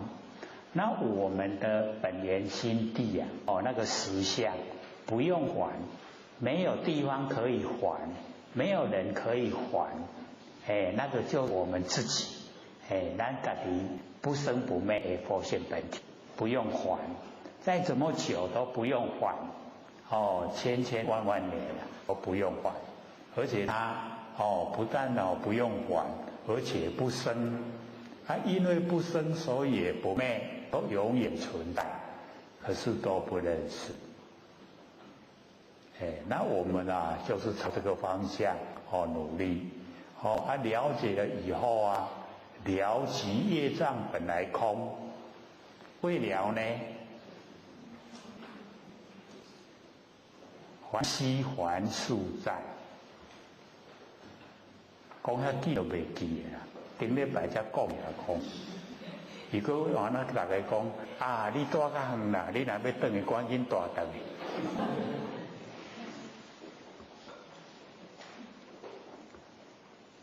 所以要了解那个了啊，就是彻底的知道真理。然后我们已经呢，记录真理世界，已经都实现，在生活之中，这叫了。了即业障啊，本来空。你透彻了解啊，已经到实相，到一真法界，到真如所以就没有对待，没有对待哪有业障？业障的来源就是从分别心产生。我们有分别心才造业，造了业才要受苦。那既然都分别心没有，业不造，所以业障没有，所以了解业障本来空，本来就空了，这样知道意思吗？那我们呢，未了，就是还没有了解到这个真理，未了，还息还是在，还息还是在，还需要来还我们所造的那一些业障。所造的业，不管是好，不管是坏都要还。太海啦，好事的话有福报，坏事的话很坎坷受罪也要去还掉。所以为了还息还数在，你了解意思不？要不要了啊？所以就要努力朝真理的方向呢努力前进。真理只有一个没有对待的。那我们从绝对的真理进入，就是我们佛性不生不灭的实相。这样对实相了解了吗？所以我们研究道德经，老子说一生灭守真常，真常就是实相，真不假，那形象都是假啦，哪会真？没有形象才会真啦，没有形象就是佛性本体。那我们可以了解我们那个觉性那个觉有没有形象？没有形象我们也没有形象那个就是最妙的妙法。我们的觉就是妙法，就是佛性本体。所以我们只要呢时时刻刻呢都保持觉，没有不觉的时候了。不觉就是无明，无明才会起惑起心动念迷惑，迷惑会造业啦。所以我们一了解真理迷惑就消失了，不迷惑。所以或者都鼓励有疑一定要问疑才会消失怀疑成不了佛的。所以有怀疑我们就没有力道修呢就不会踏实。所以不能有怀疑不管再小疑问都要问那个怀疑消失。大疑就大问，会得到大的答复；小疑就小问，有得到小的答复。都要让怀疑消失。所以一定要问，不用怕人家笑。我们会不会怕人家笑啊？真的，敢问就不怕人家笑了他就是要了解真理。所以呢，我就讲说这个种种差别都会还你那个本因。那呢我们能够见到呢种种不同的相，那个见性是一那个呢不用还，那不用还呢就是我们所要追求的这个实相。所以以下呢那个佛就讲，则诸心本妙明净我们的那个心这个地方的心就是真心，就是不生不灭的真心则诸汝心那个本它是连贯下来。假如说不简单说的话，应该是说本妙本明本净，你看有意思不？他把连起来就变成本妙明净，有看出来不？不简单讲它就变成4个了，一个本妙，一个本明，一个本净，有无？看有无？然后呢，本妙明净它是把那个本连贯下来，就不每个字前面加一个本那意思它是本妙，本来很奥妙佛性本体本来很奥妙。然后本明不是说我们这个习了以后才光明的，它本来很光明净清净也是一样，不用修持清净。所以本妙本明本净。汝智呢迷闷佛跟恶人讲，你自己迷昧了，然后沉闷就是头脑呢不清醒汝智呢迷闷，上本受轮丧失根本，把我们那个本妙本明本净丧失掉了，然后接受六道轮回人溺在苦海所以上本受轮。那么于生死中常被飘溺在生死之中，我们呢在凡尘这个落入现象一出生了然后就一定呢慢慢走到死亡生死。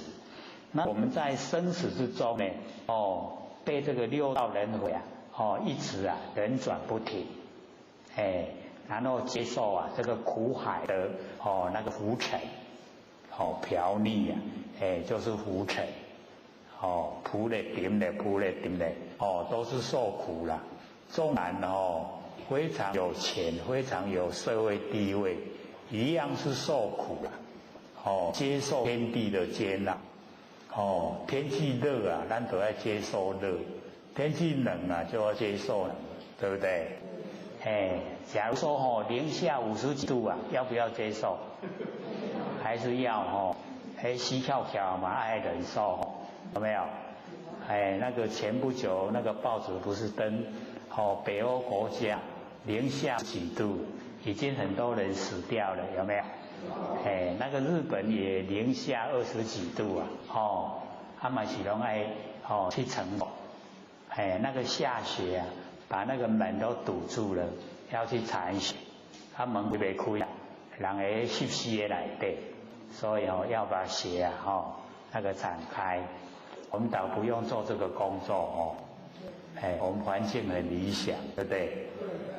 这个四季如春。可是我们生活在台湾，有没有感觉说我们很幸福？有不埋怨所以我们就是了解好就要更好。所以我们知道说这个大环境一下来了，我们都是要接受煎熬所以我们可以离开所有的现象，回归到我们本位。到本位的时候就是那个觉，我们那个觉性都在，都了了无明。然后呢，我们觉性有一个安住的地方。各位浅显，我们觉性安住在哪里？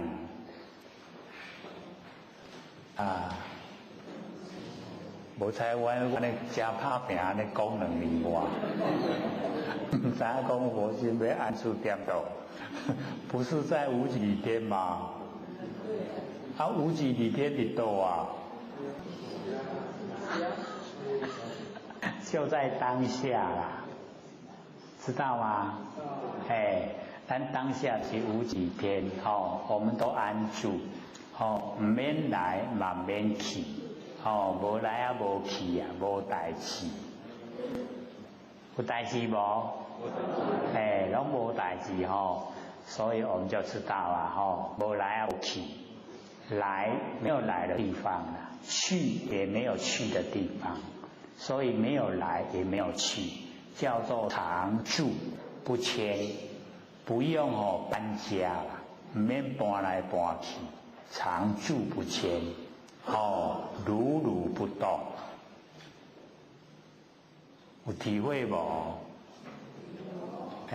我们佛性就是常住不迁，如如不动。所以或者就讲我们听那个《金刚经》它最好的8个字就是不取于相，如如不动。如如不动不取于相。虽然是到31分的时候才讲，可是那个就是结晶语《金刚经》的最好的8个字就是那8个字。有没有听出来？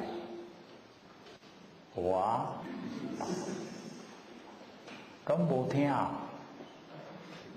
还是有听的，无听到遐，无了解到遐。有啦，都有听没有到没有听到，是有听没有到有听呢没有前就所以那个不取于相，如如不动，就是在讲佛性本体，就是在讲实相，就是在讲一真法界，就是在讲真如那个最高程度的，我们追求的就是不取于相，如如不动。那已经当下现成不是讲来修才搞我们当下现在就已经如如不动，不取相，知道吗？这些麦回打开了，我想看卖。我想看卖讲是不是如何不取于相，如如不动所以要体会，文字是文字它的意思不在文字表面，拢在文字的背面，文字的深层意思。所以看经典不是在看遐文字，是在看来的义理，伊的真理伫倒位，他都会讲。那我们要深了解，尤其或者不是时常讲吗？如来不与世间共争，世间与我争，有没有？那我们都会想如来的释迦牟尼佛，对释迦牟尼佛都不跟世人在争世人跟他争，甚至要用毒药把他害死我们都会想到那边去的，不知道说那个如来是我们不生不灭佛性本体，是我们自己自己佛性本体都不跟世间共争。那世就是过去现在未来就是世，间就是东西南北东南西南东北西北上下叫做间。那我们的佛性本体啊，不跟时间不跟空间争，可空间跟时间啊都跟佛性本体在争，这样懂我意思吗？哦，你看那个文理是不是拢有？所以我们看就是要看进入真理，不是要看这表面的。哦，文字表面的话，哦，这个肉与色，哦，这个求我以因生见我，是人行邪道，不能见如来。我们又想到释迦牟尼佛，是不是这样？也是在讲我们本体呀，佛性本体，不能用形象来看本体，不能用因来求本体。你要说用形象、用因生，已经错了，是人行邪道，邪是不正啊！你又不正得道来求佛性啊，见不到的，见不到佛性。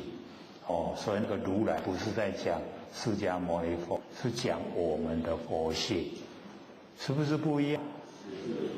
所以看经典就是要进入真理，不是看文字表面的。文字表面的话，有时候都错误了。体会错误的话，对我们帮助就很小。像那个我们在念心经啊，我们都会错觉。心经上底212年上简单，其实最深就是心经。开始关注在菩萨。所有解说都是观世音菩萨。那老千师长讲观世音菩萨跟你什么关系？你一直念他，一直念他，就会成观世音菩萨。所以那个观自在菩萨是回光返照，我们自由自在的我们佛性本体。所以他有10个自在有没有看？10个看看我们有几个，或把它念出来。一个命自在，就是我们的寿命可以长可以短，可以自由自在。第二个心自在，我们的心自由自在，没有被主观意识、客观环境影响，自由自在。第3个财自在，这个最好的啦，没有钱都有钱啦，财自在。我们有没有爱来谈家无所以自在，这财自在还真的是不容易那个累世他都有布施，所以现在要用就有。我们要了解到修道人都讲贫道、兵都有没有？很贫穷道了，他本身没有钱，可是他要布施给众生他钱很多，很多从哪里来？从他的知识来，从他的认知来，他就会知道说这个地下就是有金嘛，我们就不知道，他就知道。要布施，布出来就有一角这大角，这么真贵了布一角就用了袂记对不对？所以我们就是了解到他为什么能够那样，就是他累世都有修习他要用我都拢坑伫大地大地要就有底下乌咧就有，伫你厝角内底啦，你乌看内底有金角所以我们就了解到那个财自在，然后呢业自在，业就是我们的身口意业力业自由自在。可是我们假如说是业自在的话，我转在杂罪，对不？可是呢，我们佛性里面的自在，那个业自在，身口意都是利益众的，自由自在。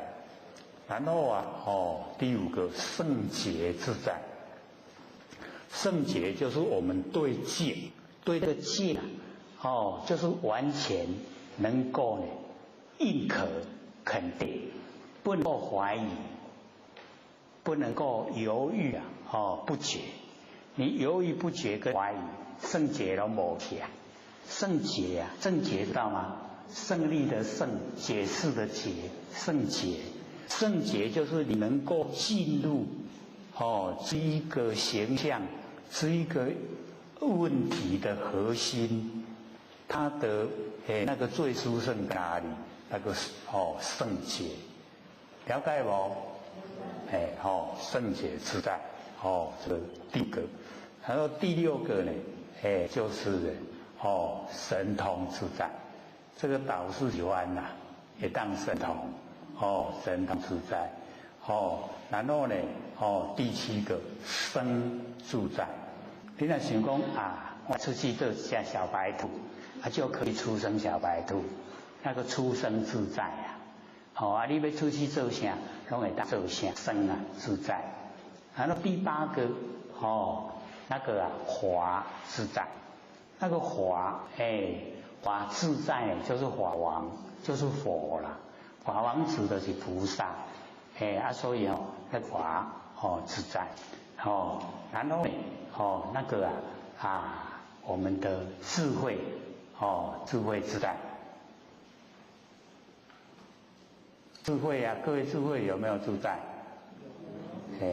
要用看到这个代志让它解决，你看到就会晓，那个叫做这个智慧自在。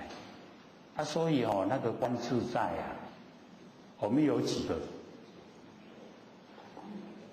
大概最希望就是财自在那个命自在不自在倒是还无所谓你要等对我记，财自在最好，要用钱就有钱所以我们了解说那个心经的观自在菩萨是回光返照我们自己佛性的全体大用，都能够让它发挥，那个呢才是我们要追求的，所以心经是最深，不是很浅我们都以为很上浅，其实很上深。他把那个般若妙智慧般若很深的那个佛性出来的妙智慧用260个字来解说，各位有听过吗？心经有人不是在听不是嘛在背对不？260个字可是对意思呢就没有很透彻了解没有说深入的去了解它的含义所以我们能够那个念的时候不是底下有个弦嘛是念弦呢还是念恨？老先生说你若念弦表示说你拢也没在做啦念恨就是已经做了有功夫了念行呢还是念恨？恨深还是行深？所以有差别然后那个深就是功夫深时间久轻可是我们现在讲那个不是讲心经，我们回来讲这个生死中呢常被飘溺，那么是故如来名可怜悯这个如来很怜悯恶难叫可怜众生拢安尼迷糊拢唔知所以呢我们了解说这个真理要追求，我们才能够得到法财，那法财能够呢充满我们才能够呢脱这个凡尘的苦海，才可以超越所有的尘垢那么阿难言：我虽是此啊，见性无还，因何得知啊？是我真性。这个阿难呢，他就讲，我虽然认识啊，这一个见性啊，不用还，是我本身的东西啊，不用还。那云何得知啊？怎么样才可以得到知道？是我的真性，不是别人的，是我的。所以这个是十番显见的那个第6个显见啊不杂。然后或许有特地啊把那个10番显见啊全部啊都把它这个记载在一起。说第一个啊这个显见啊是心，第2个呢就是显见啊不动，如如不动。第3个呢就显见啊不昧。虽然我们身体有生灭啊，我们的见性啊它不会消失，不昧。第4个呢就显见啊不失，就是我们手臂啊，不管指上面还是指下面，虽然颠倒，可是它呢都不失掉。第5个显见无还，就是刚才讲的这个不要还。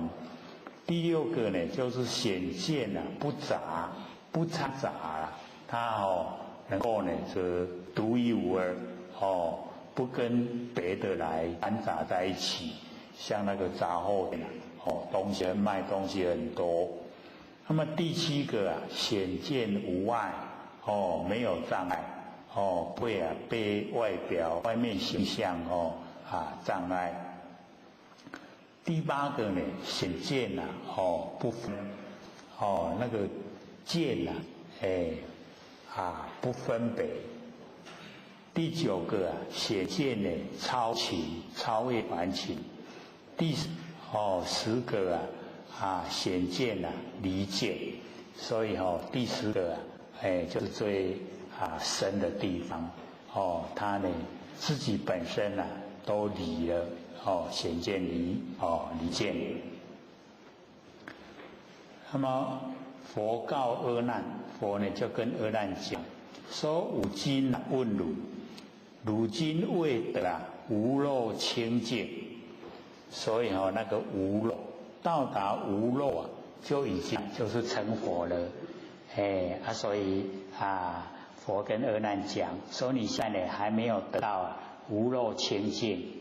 然后成佛神力见你初禅，就是成受佛那个神力已经呢修到那个初禅的那个程度，那么得无障碍，初禅已经可以没有障碍了。而阿耨律见阎浮提如观呢掌中呢阿摩罗果，这个阿摩罗果印度有，我们台湾没有。没有那一种水果，就是水果拿在手掌之中，那我们看得很清晰因为阿耨律他没有那个眼睛已经失明了，这个没有看到外相，可是呢他可以用眼睛就看到那个手中手掌之中拿的水果。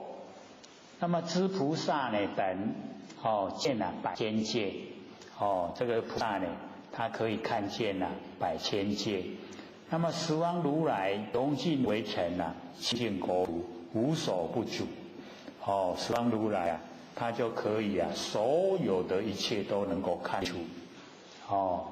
那众生洞视我们众生所看的一个洞，里面非常小的范围，不够分寸，超不够1分1寸，非常狭隘。所以这边或者特地把那个阿耨律的那个因果把它讲就在小的解说里面。那么显见无还之中当机一物跟我们的见性混杂。那么此分佛欲显物跟见不杂，东西是东西，见性是见性。它呢不掺杂，不像杂货店一样都放在一起。故先列出如何是能见之现，如何是所见之物。所以能见是我们的见性，佛性本体。那所见就是外面的万象东西所见之物。然后呢，就中见者叠来对能见的性、见的物来对来算自然呢，见是见物是物见性就是见性，然后东西就是东西，分明不杂，不会混淆杂在一起。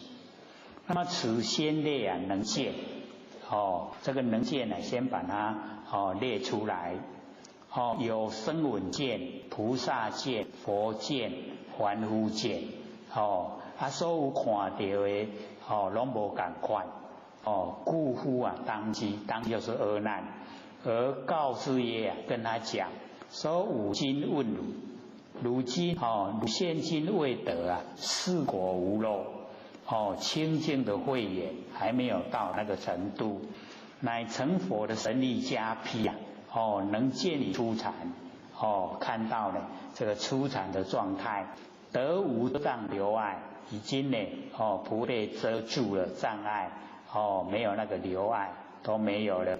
而阿耨利因往昔以这个悲犯，这个怎么念？鼻还是悲？疲犯带迄眉啦迄切要同款，迄个拜因习以这个拜饭施供必知佛，就是供养必知佛，所以受福不灭，受到这个福报没有消灭。以91劫之中天上人间不受贫穷果报，拢福报。这个过去世过去劫中为农夫而农业较早就是1劫之前就是当农夫。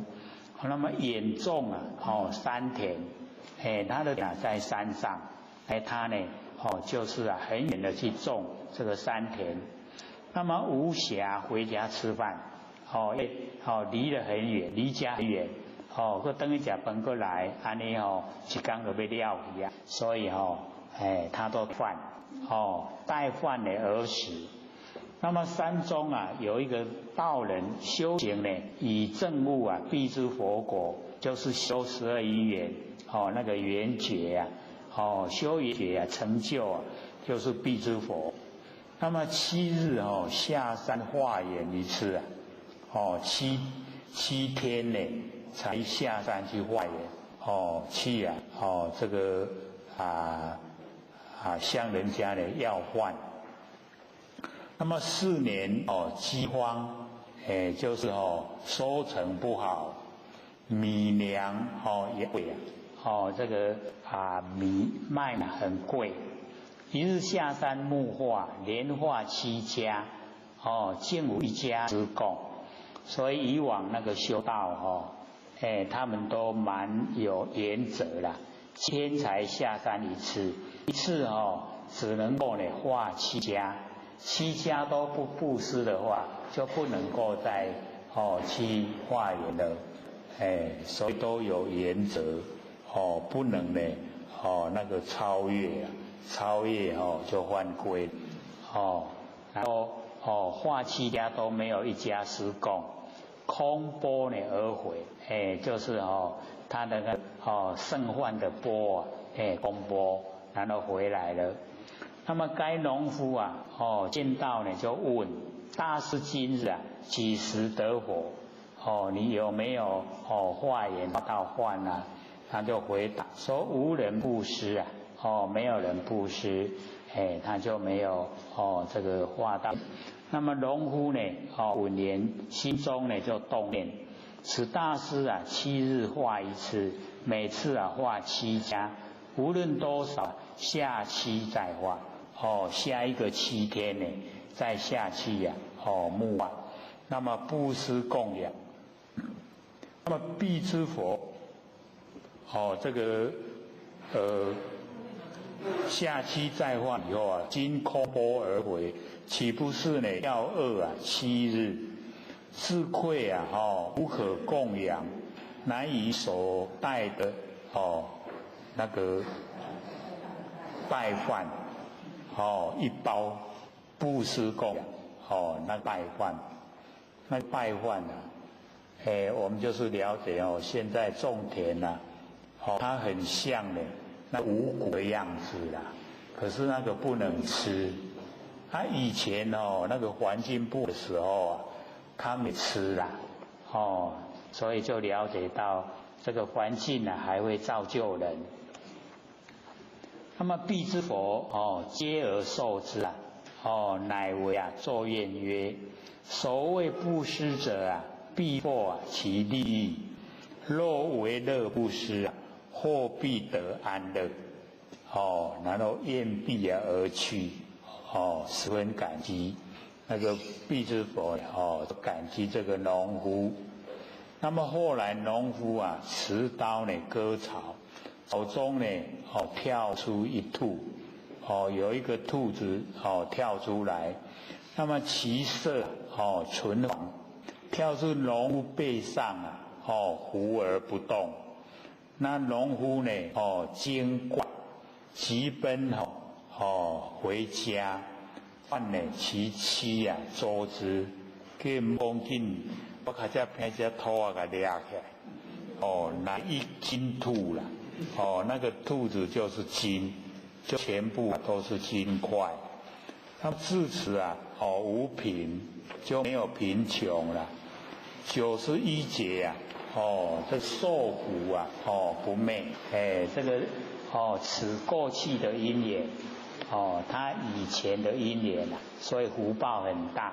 91节要过贫穷的那个日子，所以或者都讲说我们呢这个布施很重要，因为我们到凡尘来，落土时呀，被里面啊，我们大概累世之间种了多少福啊我们那个出生的那个年月日时，把它算起来你就可以算得出来，你这一生之中啊，可以有多少钱用，过得会如何，就可以算得出来。还有这百流年呐，老一辈的都会知道啦，我们年轻一辈的比较少这方面的知识，所以你若去百流年，你会活到几岁，你有多少的福禄，都会列出来，都会怎样。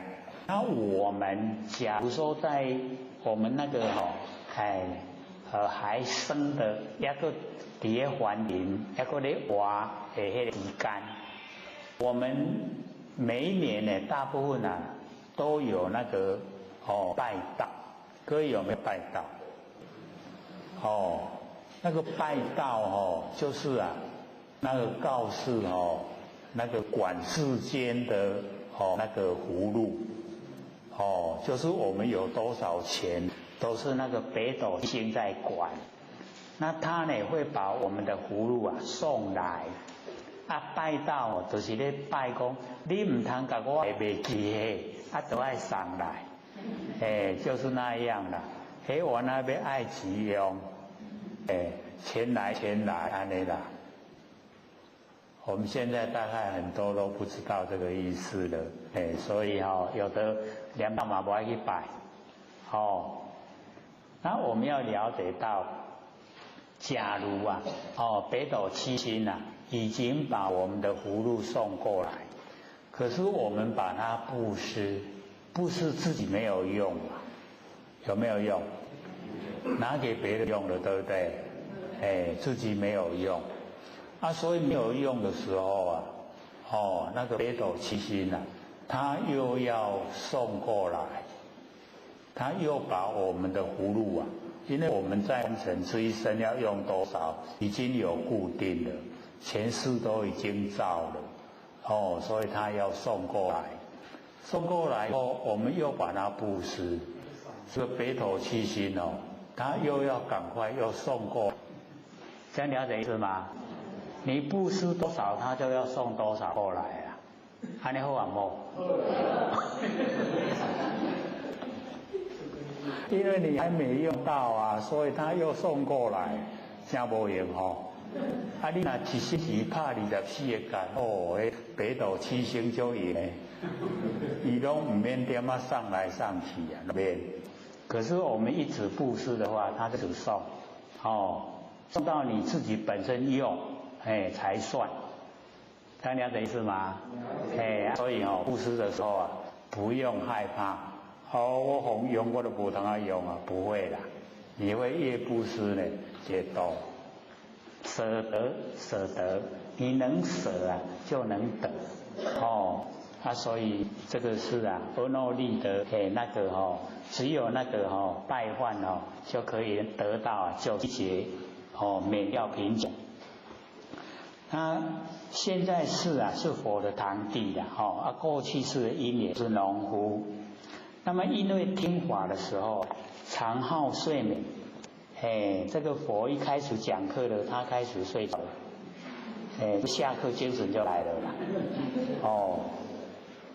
那么被佛喝就是被佛骂，说豆何为睡螺丝棒格类，一睡就1000年不闻佛名字，那算是讲得蛮严重所以那个阿耨利呢睡生惭愧花大精进，然后7天不寐，就是7天不睡了。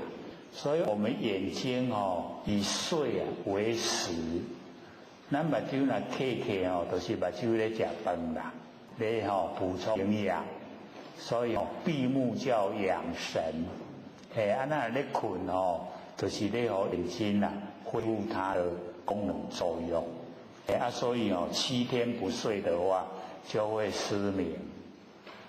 所以各位要了解你要看卖，我7天卖困，就请命啦。迄袂使试看卖。除非讲你唔免目睭有看，像那个阿耨利一样，唔免目睭有看。那么佛引而教之授以乐见照明金刚三昧，不该讲唔免目睭一旦看梵庭的万象万事，遂得半头天眼而正圆通，然后自己就细数我不因缘关键十方，我无因为目睭来看到十方，唔免目睭就有看心生动然，如观的掌果，看这个十方东西南北，东南西南东北上下十方，能够精深动然，看得非常详细好像看我手中的拿的水果一样。那看见世界如看手掌中拿的水果，那么就明白这个就是阿耨利的因果。那么声闻见必知佛见这个也都有讲出来。那么接着就说菩萨看见百千界，菩萨有分10地，初地看这个百界，2界已经到看这个千界，乃至10地见无量世界，看到无量的世界。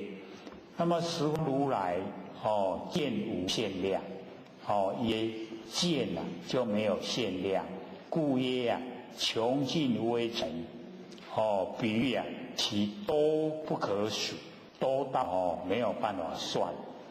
那么国土皆称清净者，佛也等观，就是佛他平等来观看观见，见慧同见，看到误会甲清气的，伫佛咧讲看起来无分别拢同款，那么无所不瞻，即佛佛见周眼，他看得周匝圆满。众生动事不过寸，我们众生看得很小，好像有小洞一样，一分一寸。为众生洞明之见不过分寸。格子纸一分尔，纸甲你看在目睭前，你都无看所以那个不超过1分。那么隔板不超过1寸，所以不够分寸，超不过1分，超不过1寸，就是讲我们众生看得太近了啦，近不近？很近所以这个呢我们就是了解到那个经历。阿难无疑观世天王守的宫殿，中间呢遍然水陆空行，虽有分种种形象，无非呢前尘分别留爱。所以佛跟阿难讲，说我现在跟来那个四天王天呢，他所住的宫殿，因为四天王天住在须弥山的半腰，忉利天在须弥山的山顶，那个依地而住，然后呢在夜天才依空而住，然后再上去多帅天，我们还没有长天盘的时候就在天，再上去就是这个乐变化天，再上去那个他化变化天。那摩须所罗就住在最一界6天的那个他化自在天里面，所以我们都是在魔王的管辖之下，很容易着魔。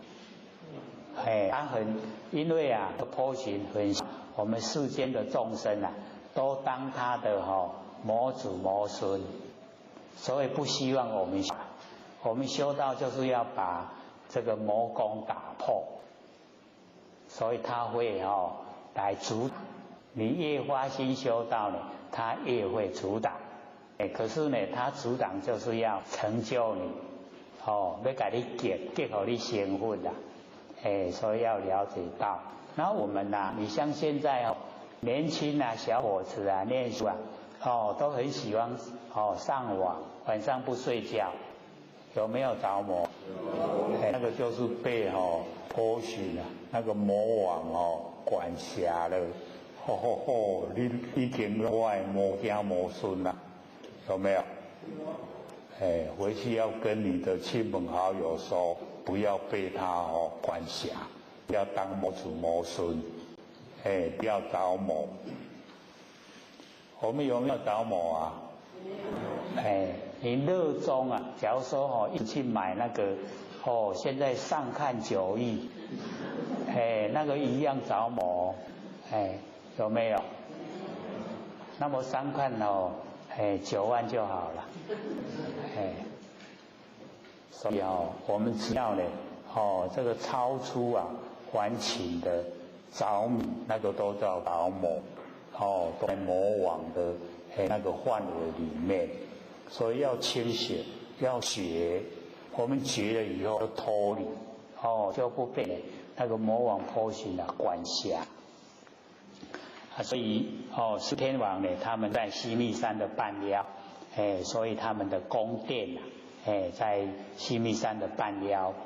那么这个中间就是光那个四大天王所住的宫殿的中间，能够遍览普遍的看游览看到水陆空行，水中行的、陆中行的、空中行的。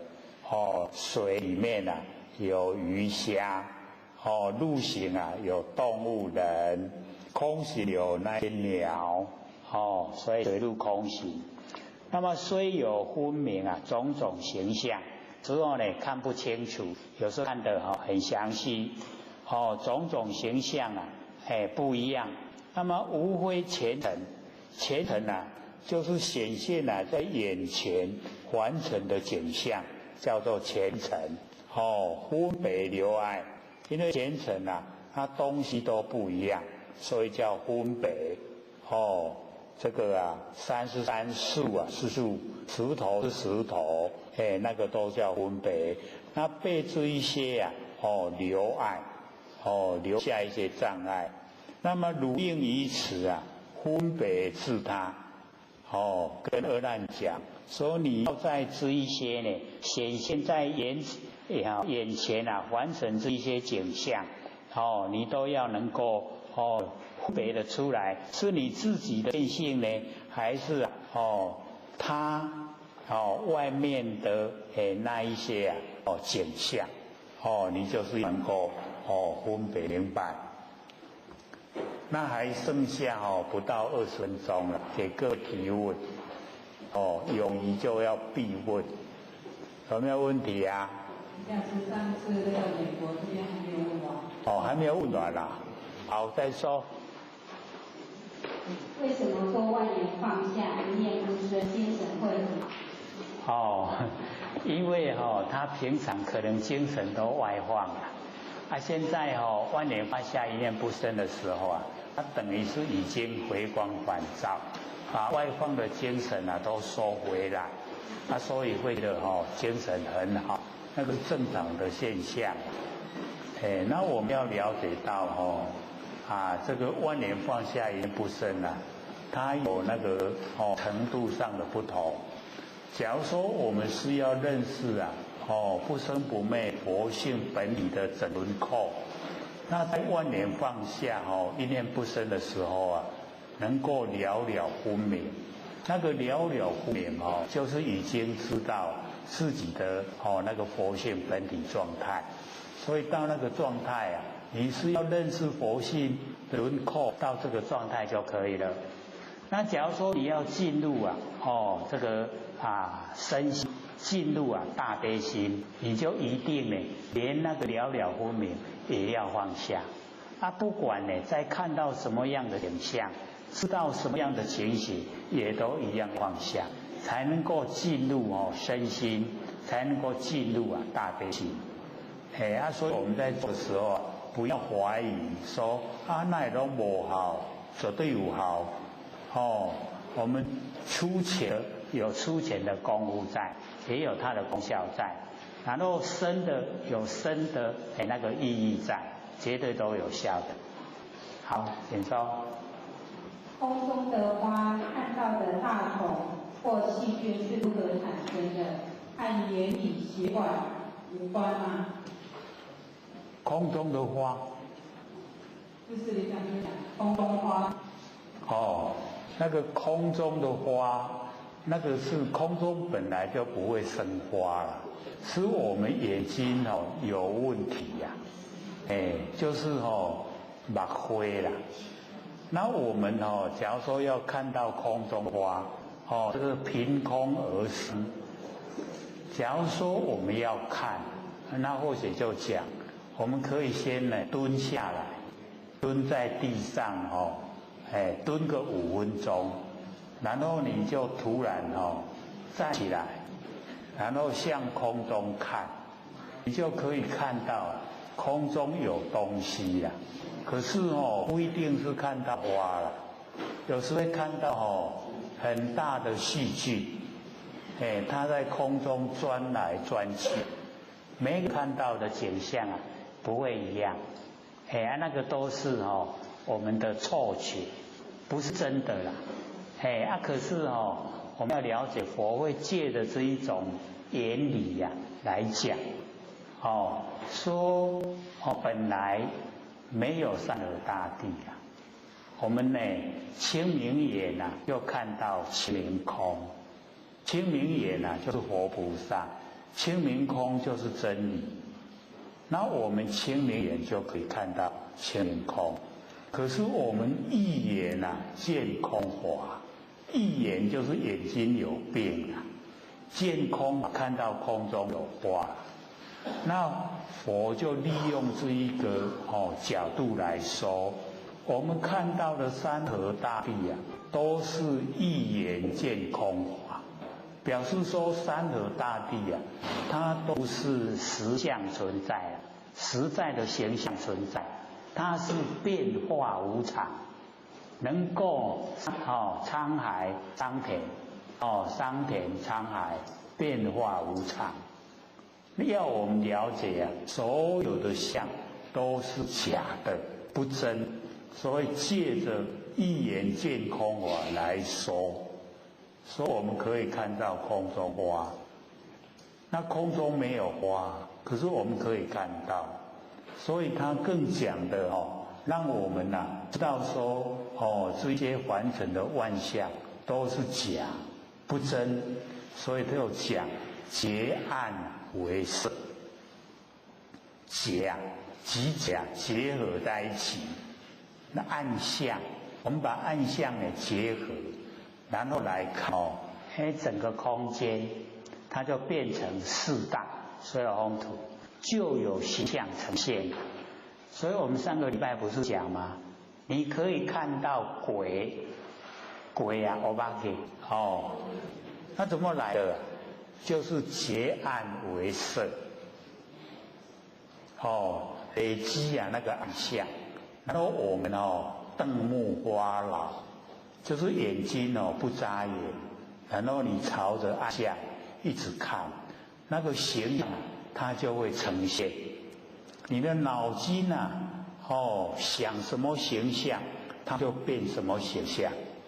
所以你把所有恐怖的形象都连在一起，它就呈现你看，就真的会呈现给你看。那个叫结暗为色，本来没有，可是你看到以后，你会固执有，我看到。所以佛就借着这个来告诉我们，我们凡人的生活为什么叫可怜悯？就是把假象当真。凡尘所有都假的，幻象、假象、虚象，实相就是佛性，不生不灭的真心佛性才可以称为实相，才是真法界，才是真空妙有，才是我们要追求。所有的万象变化无常，一定不要住相。住相自己找麻烦。它一定有果报。那果报呈现的时候都不很理想，因为不是清明眼看到的天空。这样了解吗？又是有一点层次会提升到我们的真理世界还有吗？求道人以归空，未求道的祖先可以领一朵白莲花去听经，不必受刑。实际道人还是得去投胎轮回，是吗？倘若此修道人修正成大仙菩萨、祖先福血沾光，有果位吗？他们去轮回了，怎么处理？假如说这个还没有求道之前，那这个自己的亲属长辈他已经转世了，那属于他的个人因缘然后假如说能够沾到这个后代祖孙那一种修道得道成道那一种光芒，那个也都要有因缘要具备一些善的那些因缘记住才会遇到。然后我们了解说自己修的是最实际那沾光的那并还要有外援外力来帮助。那所以我们要知道说，最近或许看我们侯老师一直在推广心理心法，他都讲说点的是点到他只有说1800得超然，10800年，10800年以后所有的因果我们还要自己承担，都明白的讲，所以老师都一直讲，这个就是沾到上天大开普度的那个恩惠所得到的，可是已经很殊胜了啦，很不错了。然后我们要了解说，以往你要能够得到，能够受记啊，那个是要经过很努力的阶段，而且要所有的本身的一些业障都全部去除，自己正确的观念要全部修正，不对的行为要改过，那才可以真正的成道成佛，比起现在就困难的很多。那我们现在能够沾到上天大开普度这一种恩典，然后又有这么多的同修者互相勉励，这个都很难得的殊胜因缘。那我们就是要好好把握来修持。还有吗？佛性和灵不一样是吗？有什么差别？佛性跟什么？灵性。灵性我们要知道灵性就是佛性它是一体的。那因为佛性很灵功能作用很多，所以我们会用灵性来讲，让我们了解说本身的那个功能作用它就具备了非常多，不要去排斥它，因为我们凡尘的那个参禅打坐都要把那个佛性的功能作用就整个否定去掉，那个是不正确的。我要了解说佛性的功能作用是奥妙的所在，那我们只要能够了了分明，是不把它当成本体，这样就可以。还有，人人都在喊2012年是世界末日，可是白羊期不是有10800年吗？对于招邪的人来讲，便是世界末日，不是吗？所以我们要了解到这一些因为上天降道来拯救这个善男信女，然后降那个灾难来惩罚这些为恶的众生。那我们讲一些灾难的降临，是要我们能够把握时间，赶快这个好好修持，因为这个灾难没有眼界一到时候假如说我们是同住一栋大楼，那整个大楼都陷到地底下去了，那一定这个一时俱焚，全部都消灭了。你不能够证说你一定都脱得来。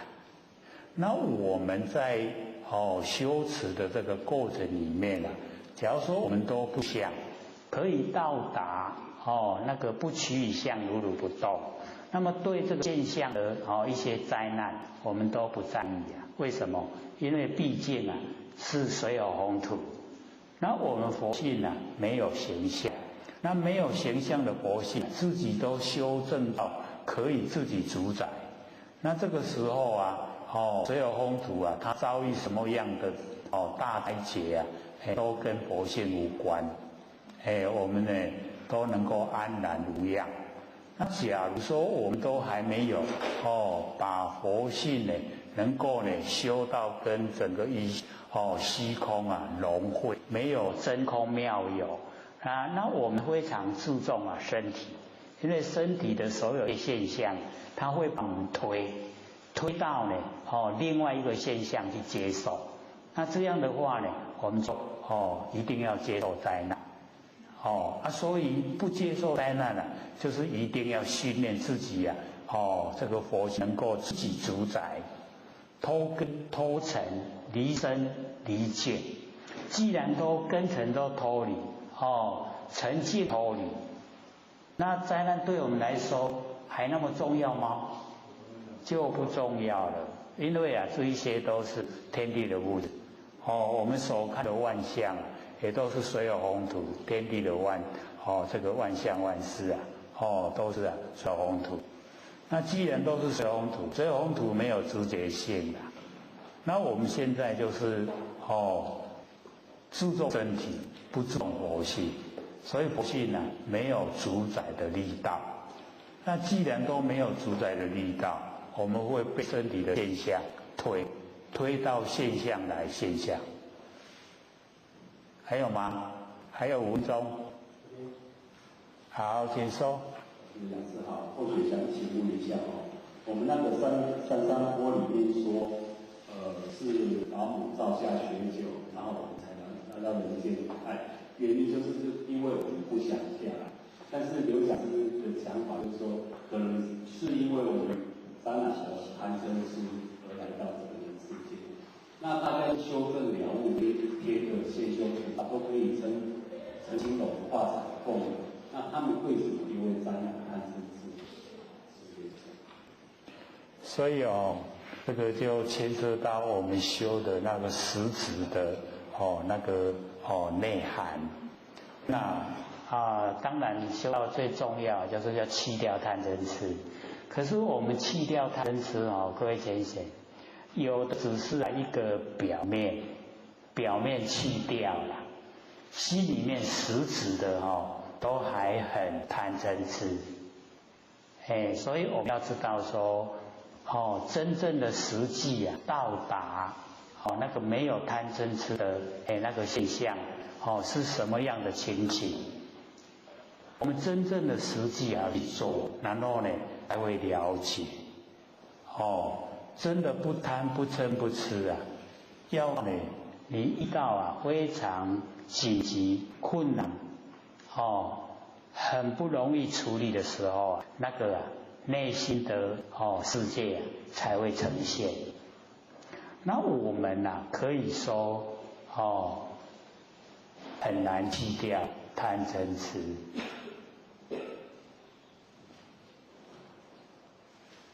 大家喜不喜欢佛法？贪不贪？贪不贪佛法？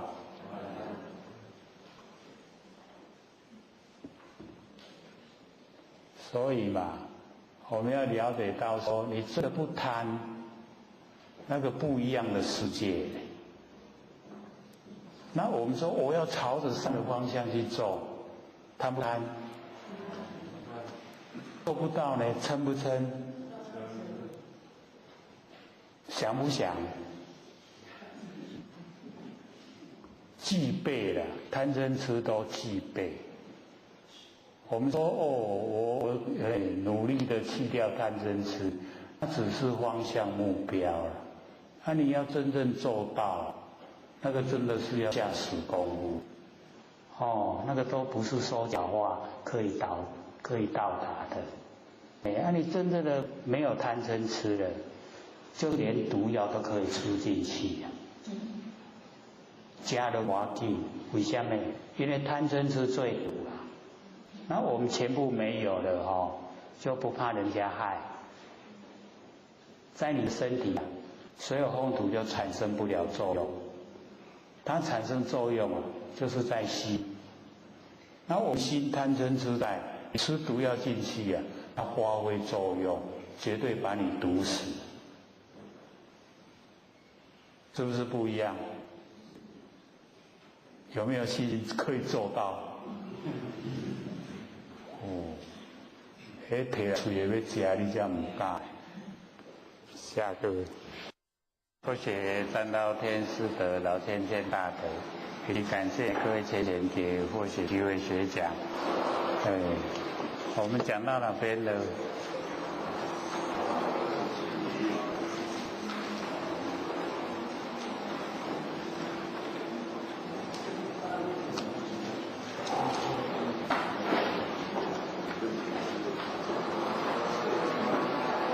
第几页？37页。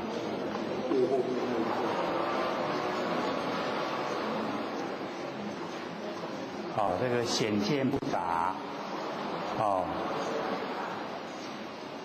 讲到众生动事不够分称这边嘛，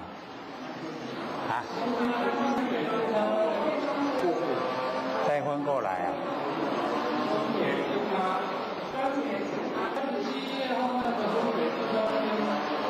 分别自他37页38的左边37页的翻过来，分别自他。这个释牟尼佛呢跟阿难讲说呢，跟这个阿观四天王呢那个所住的宫殿，这个四天王呢他居住在须弥山的半腰，那个他一天啊，那个是第四皇帝的帝啊，解释的是第四天呢那个须弥的山顶，这个都是依地而住。是10亿6亿天里面的那个2个天，最低四天王天，然后再上去忉利天。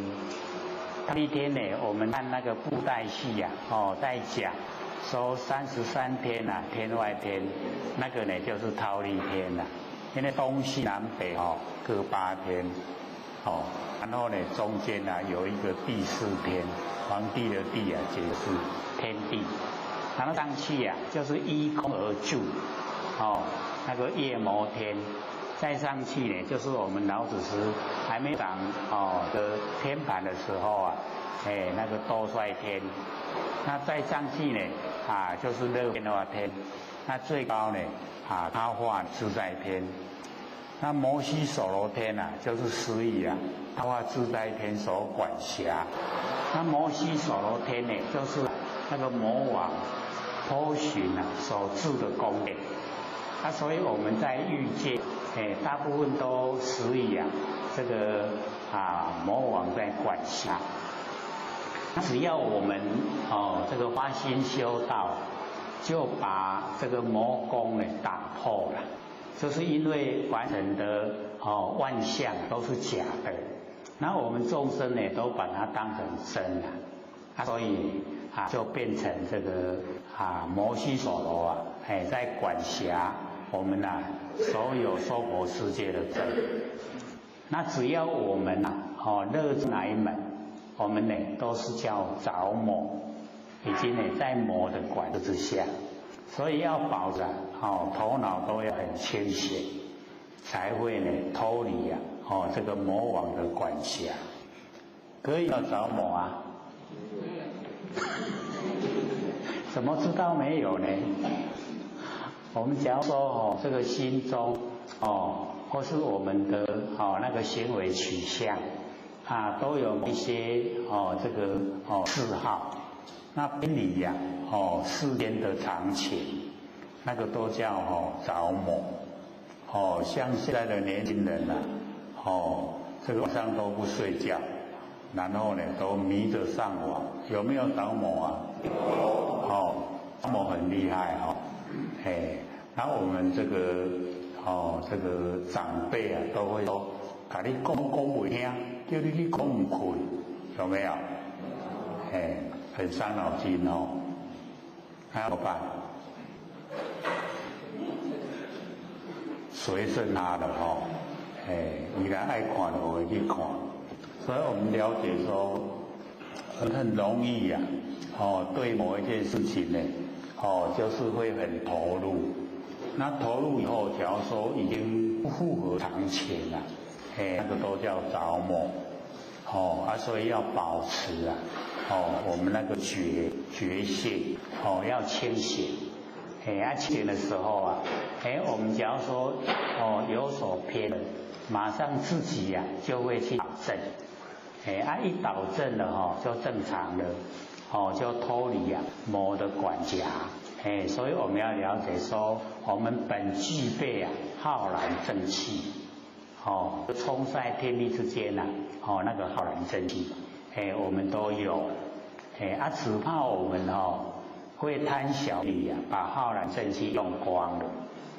所以在日常生活之中呢，不要有那一种非分之想，那种贪小便宜，那个会害自己的。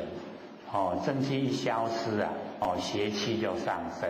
那邪气上升所作所为事业都是不正，然后呢就要受苦连连，在苦海之中呢沉溺。然后我们保持清醒，时时刻刻都觉然后觉能够发挥到24个小时。那这样呢，到后面就加一个字叫者，觉者。那觉者就是佛啦。我们不觉就会造业。那不觉就是无明啦。我们有没有无明啊？不有，还很强烈。我们的无明会不知不觉会上来。那我们时常会遇到，就是无明火。看到这个不合理的相，然后我们无明火就来了。都不知不觉，然后就会发脾气。所以修则改也，改毛病去脾气。我们修道不能有脾气毛病的。最大的障碍就是脾气毛病，所以要把它去掉。脾气毛病没有了，秉性我们也知道。脾性没有，秉性知道，然后佛性常住。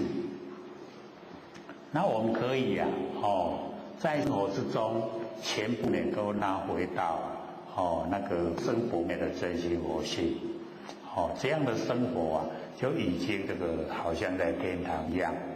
所以这边这个释迦牟尼佛跟阿难讲，就是我们的那个不生不灭跟凡尘的妄相，它是非常分明，没有含混的那个地方所以就用能够看得见的那个释天王的宫殿以及那个中间所能够看到遍都是普遍，然就是观光，能够看到水陆空行，水中的那一些动物，陆行的空中飞的这些都能够了解。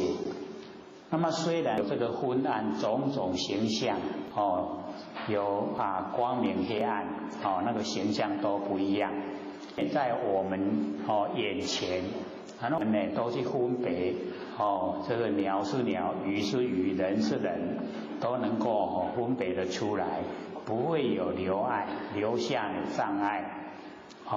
然后佛要阿难说如应于此能够分别自他，那个分别就是了了分明了。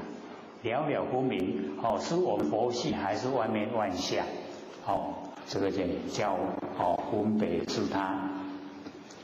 那么底下的那个小的字以往呢我们都不解说了，因为楞严经的后面越来越讲就越深，那不太解的部分我们连小的字也把它解说，因为很多人说蛮深的啦，深不深？我们在嘴巴在说深，表示对他的了解还不够。假如说不会他很白话安得形容特别了解我们大概什么时候可以说不会那拢真清楚真了解大概要不知道每个人努力的程度都不同只要我们很努力的去追求呢，答案很快都会呈现。那假如说我们有无好，那就要很久很久都不会呢透彻的了解。那不透彻的了解呢，我们行为就不容易朝着真理方向去进行。那这样都会蹉跎岁月，一生很短，对不对？一转眼就过了很快的。所以我们都是要及时要把握当下能够呢做的马上做能够实现马上实现这样修起来就会这一路千里走得千里远。那独耶当机就是阿难限量所亲见之境，这个限量就是不经过思索马上呈现在眼前，那个叫现量。那我们凡尘啊就有三个，一个现量，一个比量，一个呢圣言量。那我们所接受大部分都比量啊，比量的比较多。就是看见很远的地方，有那个袅袅的白烟起来，就知道啊有人在香会，那个叫比量。那听到汽车的声音啊，有人虽然没有看到人啊，可是一定呢有人在开车，才会有汽车的声音。所以那个叫比量。那现量都不经过思索，当下现证，让我们知道的叫现量。那么割下呢圣凡之见，把那个圣凡的见解啊，把它割下来，姑且勿论，不要去讨论它，且就呢那个释迦牟尼佛跟阿难啊，观释天王所住的宫殿，在西密山山腰。那么东西南北，四天呐，东西南北，东方呢持国天王，南方呢增长天王，西方呢广目天王，北方呢陆天王。那么中间呢遍览，能够普遍的看见水陆空行，全部都能够呈现。以假三而大力，应成的境界，诸凡尘所显现的境界，虽有忽然呢明朗种种形象差别都不一样。那么无非眼前凡尘景象所忽别之见，种种呢自留隔碍，都是为让我们有那个自留隔碍。那么佛要阿难不应于此能见之性以所见之物分别清楚，不能含混就是能见的佛性以及所见的万物，都要能够呢出它的不同所在。那阿难即汝见言跟阿难讲说就是一直即。我们能够看到的那个极点，你的见眼见的根源，那么从如月宫，事物回汝，看到呢，那个天那个天堂，天宫，月亮，那个呢就是东西不是你的那个佛性。那么一直到七金山，周遍地观因为那个西密山的周围都是七山八海这样围绕的，那佛呢叫他呢详细的观察。那么虽种种光亦为汝，虽然有很多发挥出来的光芒，但是呢它都是物，都是东西啦，不是你，要呢阿难能够很清楚明白的去体会。那么渐渐更观云腾鸟飞要呢看云在天空就是在慢慢的这个移转，然后鸟归风动晨起有那个起风，然后呢凡尘的那个灰尘就起来四目有四有目，山川草芥以及人处全部那个弦就是全部，全部都是物不是你这个佛性。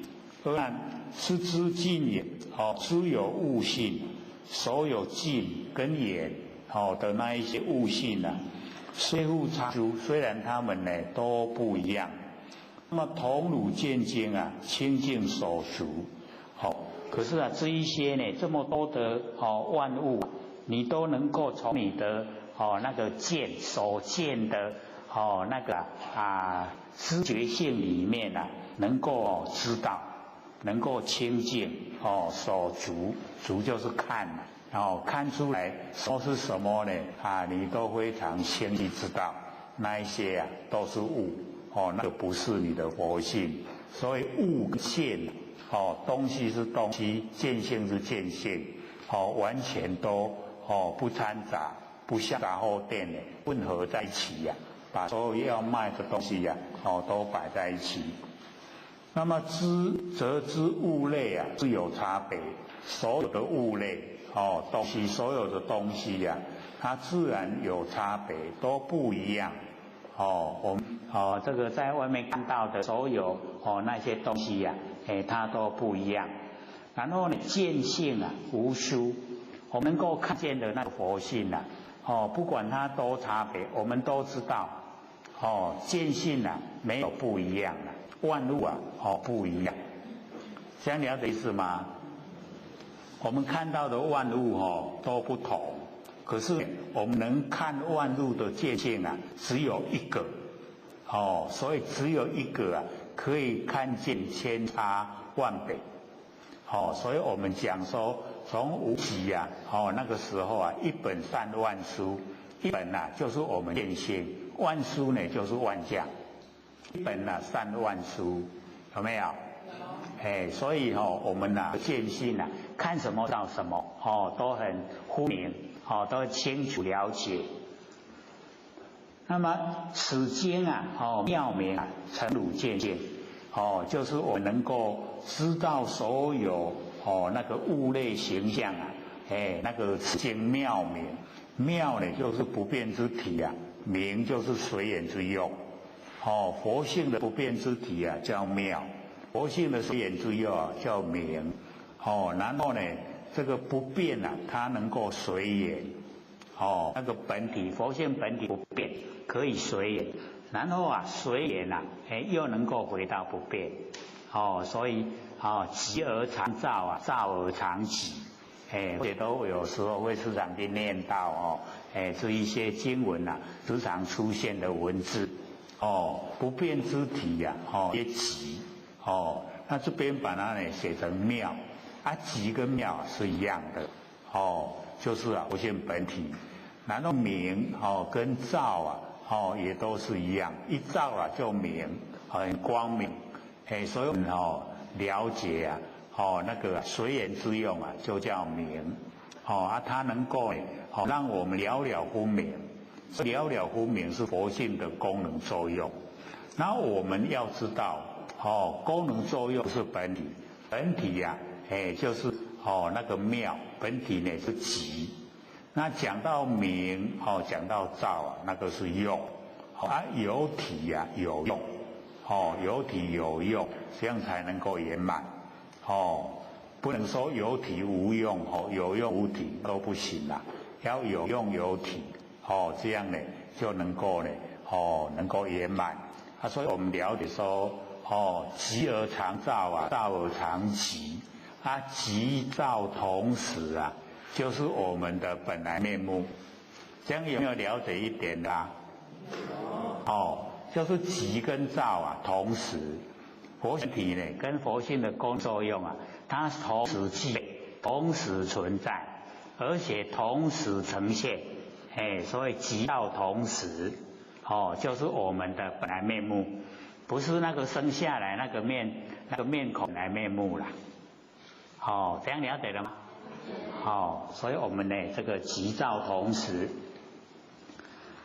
以下呢小的字寂见缘就是说进入见性的能力从最上呢那个太阳这个日月宫，一直呢到七金山呢周遍地观，所以有种种的光明也是东西，不是你的见性。那么渐渐呢更观自高而卑，为高而下自近而远，乃见呢云之腾，鸟飞，风之动，尘之起。那么此皆呢空中所有，以至地上呢是木山川草菜人畜以前是物非汝之见性，全部拢是物件而那是如所见若近若远，若高若低若大若小，所有的物性虽复种种状态差别这个殊异列在眼前，同是你之见经一道清净，不起分别，言照圆明照了属于见，就是属于我们的见性。则诸物类自有千差万别，都不一样，这个千差万别。而汝见性呢，毕竟无殊，我们能见的性只有一个，它没有不一样的地方。那么即此见经，我们那个见性精明之体本妙本明，本来就很奥妙不变之体，本明本来很光明不用呢我们加进什么，它就很光明那个呢就是随用。那么以物不杂所以叫妙。那么遍见诸物故名我们能够普遍的看见所有的东西，所以很明朗。那么即此妙明真心真如自己的见性物跟见分明。那佛就跟阿难讲，云何于诸之中而不能见者也？在所有的那些物体不能了解到自己的见性呢？不能把它选择出来。那么底下呢就讲一些这个另外的角度了。说若见之物假如说我们的见性是东西的话，我们呢时常用各位先生，见是什么？看到的了我们看到就是见。那佛在这里讲说，假如说我们那个能够看见的见是东西的话，则如亦可见汝之。安尼你嘛会使看到我的见性我们有办法看到别见性吗？是没有办法。对见性无形无相没有形象所以这边呢佛用另外一个角度来说假如见性是东西的话，那你就可以看到我的见性若同见而名见汝。假如说你在看一个东西，我也在看那个东西，这个叫做同见。那么同见你把它称为就是看到我的见性。然后我眼睛把它闭起来，吾不见时就是眼睛闭起来不看见的。那么何不见吾不见之处？我把手拿开开，我把手在看下，了解吗？假如说眼睛闭起来，我们知道他在看什么吗？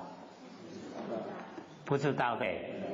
其实看到黑暗暗嘛，把手拿开开，是不是看到黑暗暗？见到全部都是黑暗了。这个是佛另外一个角度来讲说呢那个见性它没有形象若见不见它这两边呢都讲是见呢还是不见都不对了只会不见之相，不是讲无爱看那个形象所以见不见呢两边都不合真理若不见吾不见地自然非物因何非汝你无法度看到那个见性的体，见性的形象你会当看到万物，会当看到万物那个自然就是你的见性。所以我们就是要了解到明心见性那个见的性，因为它是没有形象的，跟我们那科学家他要有实物证据才会相信是完全不同，对不对？假如说我们很爱一个人，或是很讨厌一个人，各位先生，那个很爱跟很讨厌看得见吗？看不见你爱是在讨厌拢无看看不见的啦。假如说看不见就不算的话，那个爱跟讨厌怎么呈现？很奥妙所以我们有时候都没有深入去研究到底佛性呢是什么样的状态它发挥出来有什么功能作用。那我们呢直接就在发挥出来的那个内容上面用心，没有那个寻到根源，没有找到根源为什么它能够看见？为什么能够了了分明万象万事？各位同学，我们为什么能够知道万象万事？就是因为有佛性在，对不对？啊，佛性啊，无形无相，对不对？因为就是无形无相，它不会生，也不会灭。那有形有相啊，就会变化。那变化就无常，它不是只有变化一个样子，就一直连续一直变。那我们呢，很容易住相呢。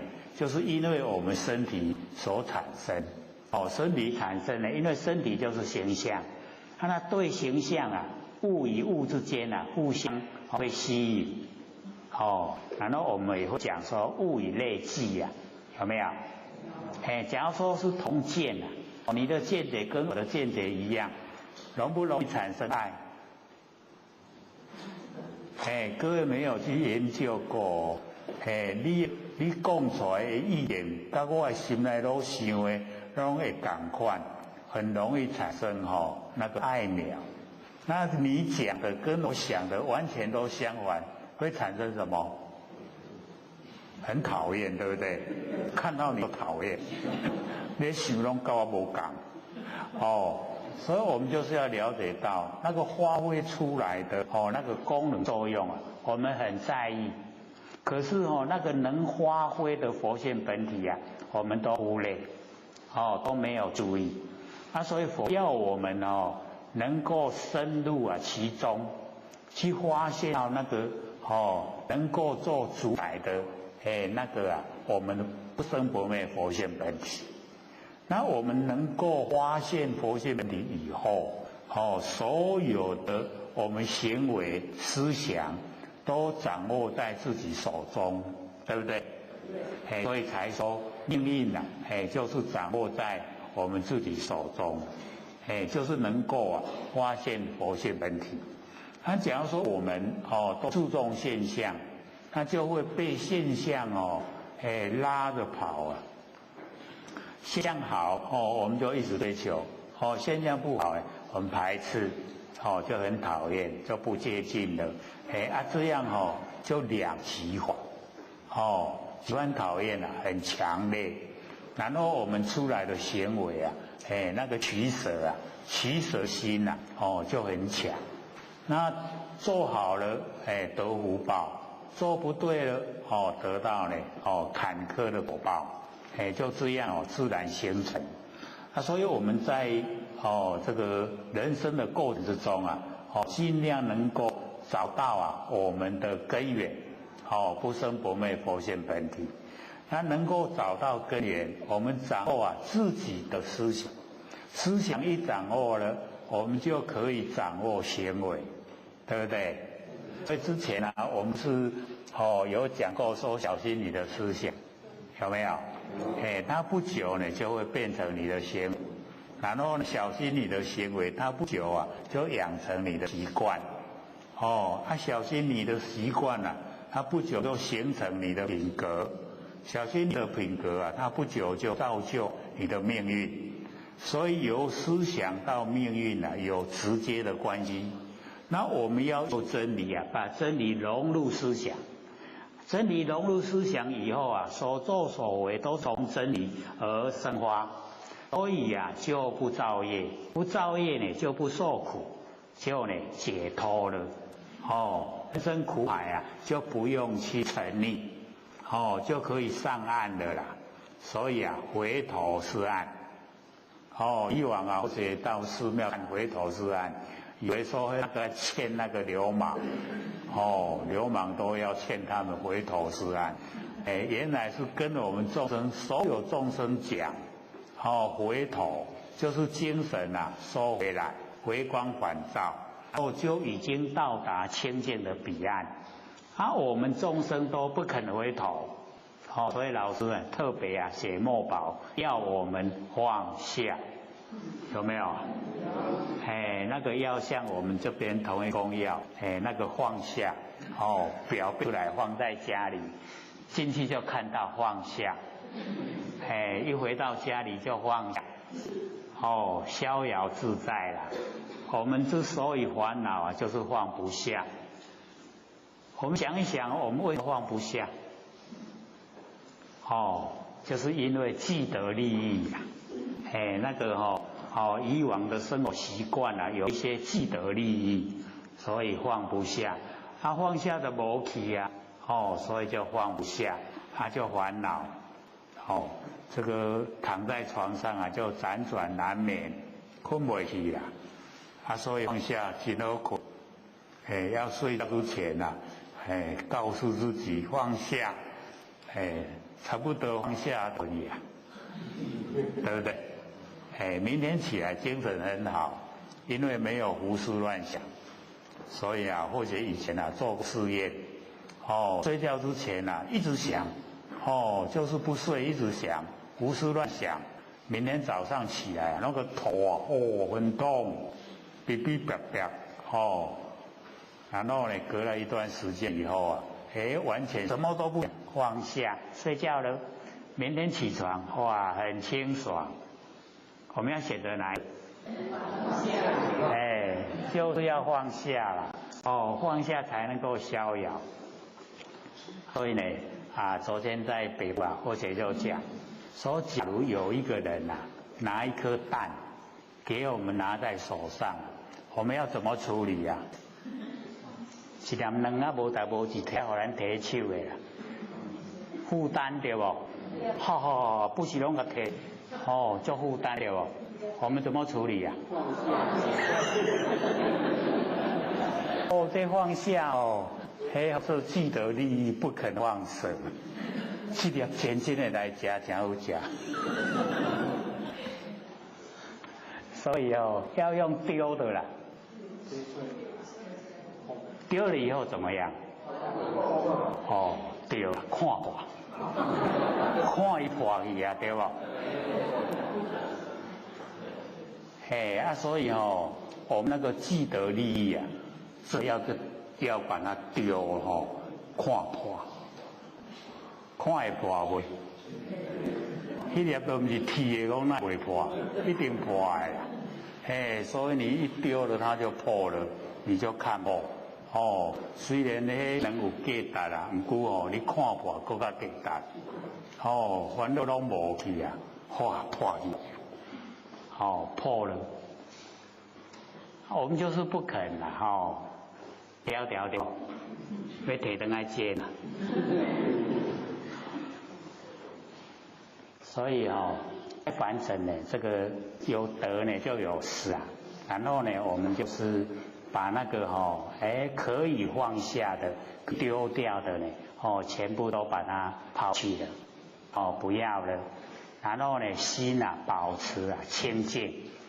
那清净的心就不会造业，不造就不受苦。这个最好的代价，上好的啦，那个比一颗蛋绝对价值，绝对超过那个价值。所以我们在这个凡尘就要学会能够放下。所以这边呢都已经呢把那个物跟我们的见这个分别的很这个详细很清楚所以这个佛就讲那个物跟见讲清楚了以后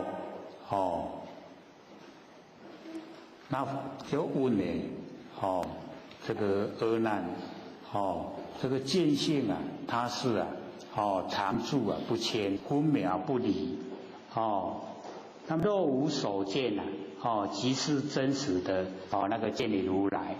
那么若有所见即是邪见意思呢就是说没有能见所见这个分秒不离即是在佛性本体如如不动之中。这个导师以前呢我们都时常提起说要见如来就是呢要无所见。无所见呢它前面就是有一个能，没有能见，没有能见没有所见没有能所，自然就合成一体。合成一体的本身啊，就是如来啊，所以没有了肉无所见，没有能见所见啊，也就是已经见到一体。那见到一体啊，就是如来。所以我们这个眼前当下，眼前的当下，我们都无所见，对不对？我们看到这个空间呐，都没有，都无所见，没有能见的我相，也没有所见的法相，能没有了，就是一体。这个时候就叫不生不灭的佛性本体。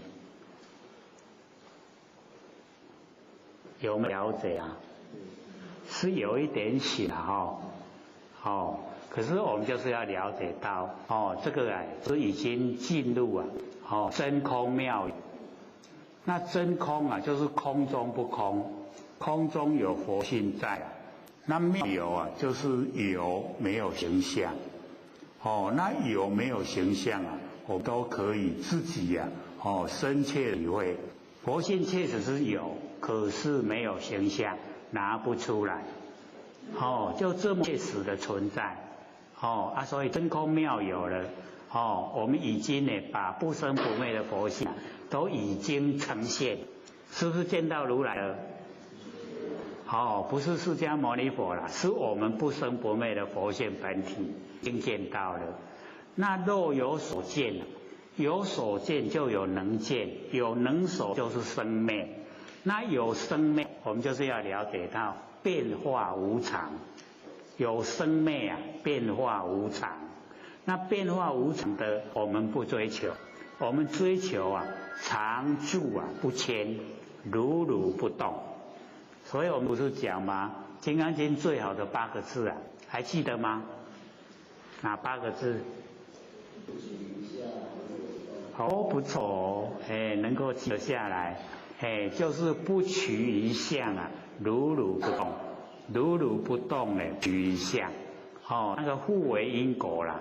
因为你能够如如不动才不起相，能够不起相才能够如如不动所以我们佛本体就是这个状态。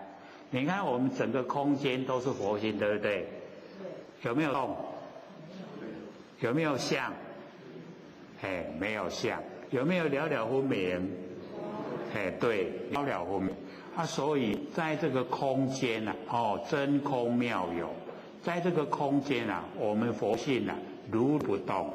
在这个空间我们永远常住不迁，没有搬家啦，没迁移所以整个呈现万年一念一念就万年，万年就是我们现在眼前当下的这个知觉性。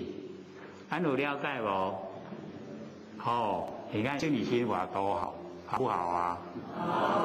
讲到我们根源，让我们透彻了解，我们的本来就是这样。可以尽虚空遍法界，全部都是佛性，全部如不动，常住不迁。殊不殊胜？所以我们得了道，道很殊胜，就在这个地方。那我们不研究呢，不知道。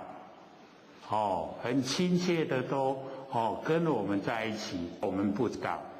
24个小时1秒钟也没离开，不知道。没有。然后到处在找，对不对？有没有到处在找到都一样，要讲过来，找那大家拢全累拢去安尼撞得满头包没有？晚上睡觉还来呼气还唉声叹气有没有？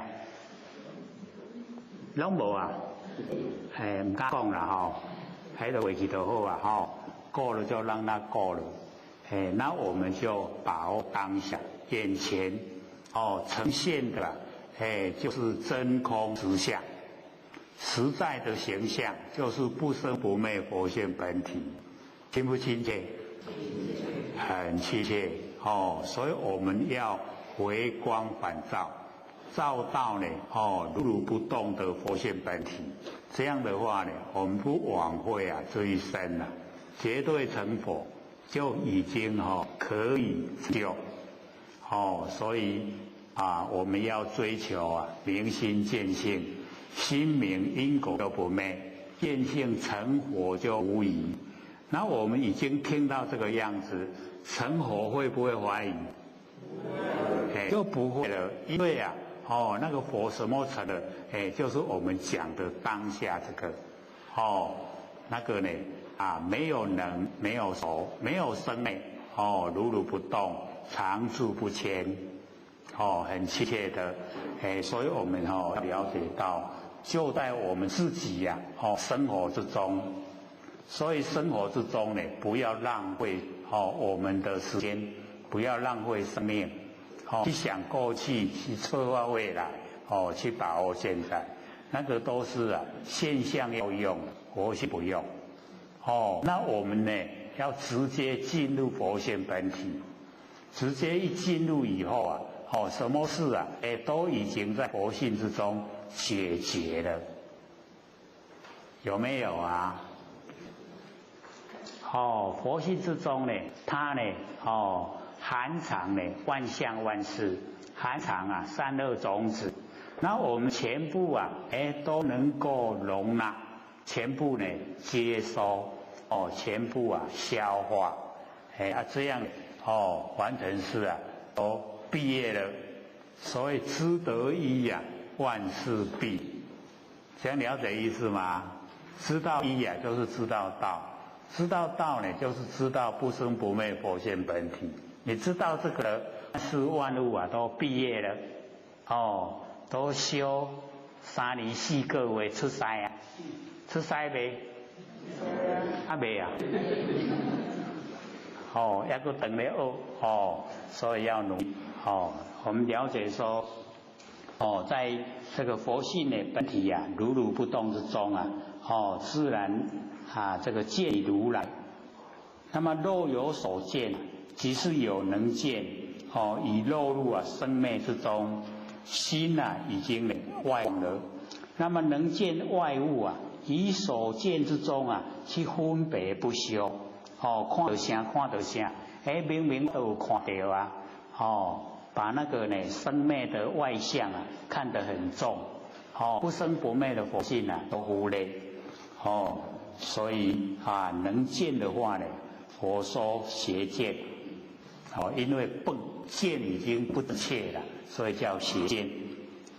又则汝今见物之时，理之见物物见汝，体性纷杂所以佛又以另外一个角度来讲，说假如说你看到那个东西的时候，然后东西也可以看到你那个东西它这个有那个自己的本性它也可以看到你，你看到它，它看到你，这样整个世间就不能够安立所以东西它没有自性，有物性没有自性，这样了解吗？我们呢都会了解说物有物性物的性木呢木性可以烧水性湿冷，对不对？它都有它的性，可是它不是自性不是主宰自己的自性我们能够主宰自己自性呢，就只有佛性佛性才有，所以那个物没有本性。那么则汝以我并之世间呢不成安立。物假如说有本性的话，世间呢就不得安立。而那若汝见时是汝非我见性呢周遍非汝而水就是我们那个见性它周遍圆满，就是整个我们呢不管东西南北东南西南东北西北上下全部都可以看见，都能够见到，所以见性圆满能够这么圆满的见性你能够了了分明不是你不是啥人云何自疑自己怀疑所以我们了解说，不研究的不知道佛性这么奥妙，这么的难得，所以啊，现在了解了以后，有一点怀疑说刚好佛案呢，所以那个叫质疑啊。那我们不能怀疑，一怀疑了就没有力道了，不相信佛性啊，力道的消失。因何质疑啊？汝之真性，性汝不真呢？取我求实，佛性是你家己的，你家己拢唔承认，你来问我，叫我给你指点出来你的佛性，互你相信。这样在真理部分你那个相信的程度那个趴线度就不高了，所以你看我们那个儒家讲仁义礼智信，是不是有一个信？然后四机中统四端，东西南北就是仁义礼智统四端，然后兼万善，就是信在其中。那个信就是中，就是我们道之体，佛性本体。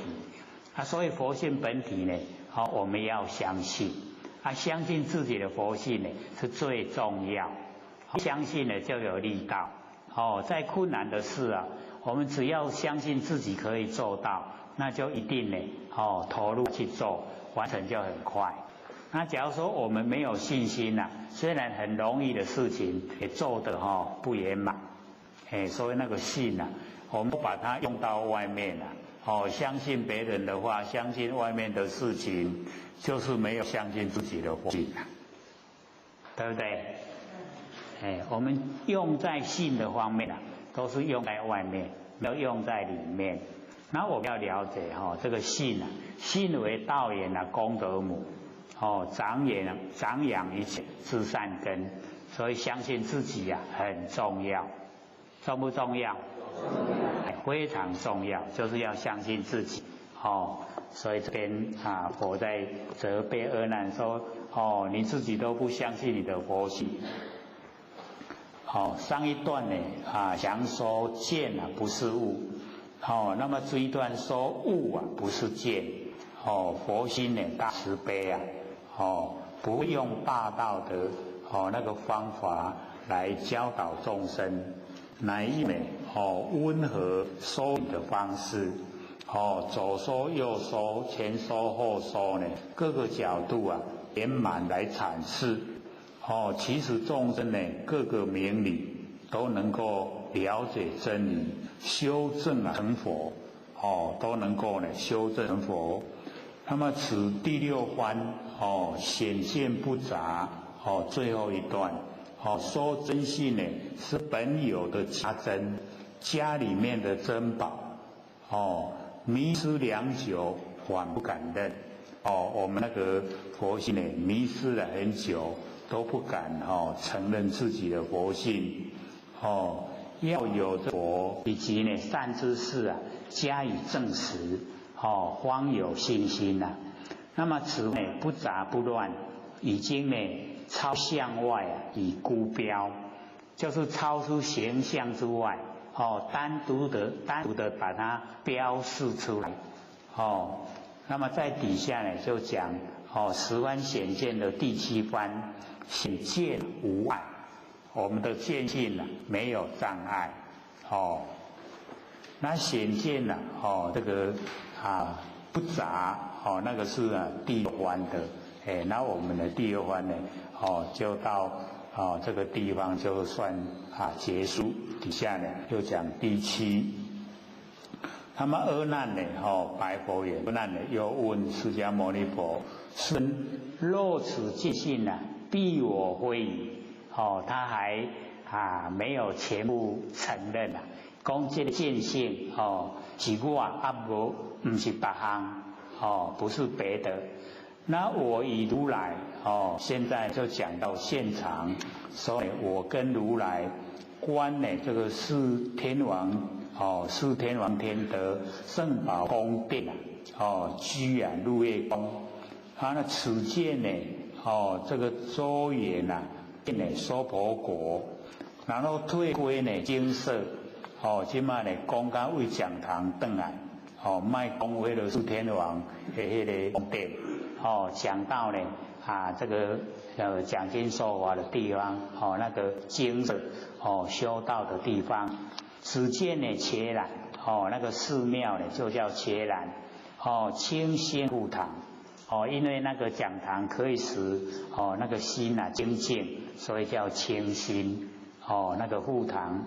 但瞻呢演武，是瞻就是看，迄个演武啊，就是迄个厝顶迄厝下互个水咧流咧，一高一高安尼，遐演武。世尊此见如是，其体，就是讲咱的真性，就是拄则释迦所讲的安尼。本来呢，周遍一切，伫个娑婆世界拢周遍。那么今在世中，即马来伫个刚等内底，为满一世这个见性变存伫个厝内，刚等内底一个来安尼尔。维护此见，周大为小，是不是咱的见性该缩大变做真细？为当呢强语夹令夹令呢断绝，是迄个迄个柄甲个鱼就是咱要互迄个雨水流来顶头迄个迄粗粗的迄个厝叶鱼该夹的转转去，互咱的见性转去。那么我今不知失意所在，我今嘛唔知这个这个道理伫倒位愿垂呢弘持，希望呢这个释迦牟尼佛能够呢大慈大悲，弘就是很宽大，为我敷衍，讲互我听，互我了解，看着我看，敢若咱徛伫海边。看到海真空阔对无？即马行入来室内，看到我，咱看到所才剩室内，一角仔囝尔，是毋是伫徛伫海边看，甲徛伫室内所看，迄个见性无共。所以阿难呢，他问，就是把那个最那个简单的道理，然后最复杂的问法。那要佛来说了，这样了解意思吗？有时候我们一看呢，讲这样来问，这个主人知影对不？可是呢，为什么有佛菩萨他都会请佛来讲一些呢最简单的道理？因为有时候这个最简单的道理我们呢在日常生活之中都会认为是自然而然。可是，在真理的阐释方面讲出来那个角度就完全都不一样。所以我们在修道的时候叫呢这个追求就是平常心。我们都会讲平常心就到，对不对？可是平常心就是最不容易我们心这个平常的时候有没有保持平常心？有没有？我们心很难保持平常，都会有起伏起伏的时候平常的时候少所以要能够保持平常心对真理的认识就是要深入透彻，能够深入透彻了解真理，才能保持平常心然后行持就会平凡。平常、平时、平凡、平淡，四平，就完全呢跟道融在一起。那个师公山本净禅师所说的，这个要问道还是要问佛？他说佛跟道有什么不同？他问佛的话，即心即佛；问道的话呢，无心是道。那个无心就是已经不生，我们没有自己生发念头，那个无心。他说保持平常、平凡、平时、平淡，就是要到无心的状态。那没有心的，自然所写的完全都是从佛性本体生发。这样了解吗？好像很深哦，可是不是听起来很简单嘛，对不对？很简单，可是我们要去实现呢，就要下一段功夫了，要能够真正的进那个真理的世界，就能够达平常平凡平时平能够到达这个状态，才真的进入道了。要成道就要先入道，没有入道哪能够道？所以要先进入所以我们就是要深入其中了解怎么样来做所以在凡尘要超越之有，凡尘所有的有都要超越因为有就是有形象，有相呢就是有生灭，有生灭就有变化，那有变化就是无常，那无常变化就害我们心里产生喜欢讨厌，那有喜欢讨厌我们就取舍，有取舍就造业，有造业就受苦。各位会背了没有？每一次都讲一样会背了没有？背下来很好就会行的时候就会去考虑到合不合正。这样的话久而久之自然不会造业了，不造业就不受苦，不受苦就可以解脱，对不对？所以各位同学，你们坐着听课那个脸越来越开了表示业障越来越少。为什么会那样？就是那个真理了解，真理了解心解开，心没有打结都显现在脸上咱讲真纯洽，听得懂？老一辈才听有啦，讲真纯洽，就是他呢心里面没有障碍都谈看起来呢就会很快就是那个样子。那假如说心里有事拢表现在脸上，对不？就安尼怕尬球有没有？我们看到以后也很不舒坦那看到人家满面春风也很高兴，对不对？所以我们就是要把心中的结全部都解开。那假如说了解真理，我们心许自然呢境都变化。那心一变化，我们作为变化作为变化，命运变化，周遭亲朋好友跟着变化，都朝理想的方向在进行。所以我们就是每一个人都很重要。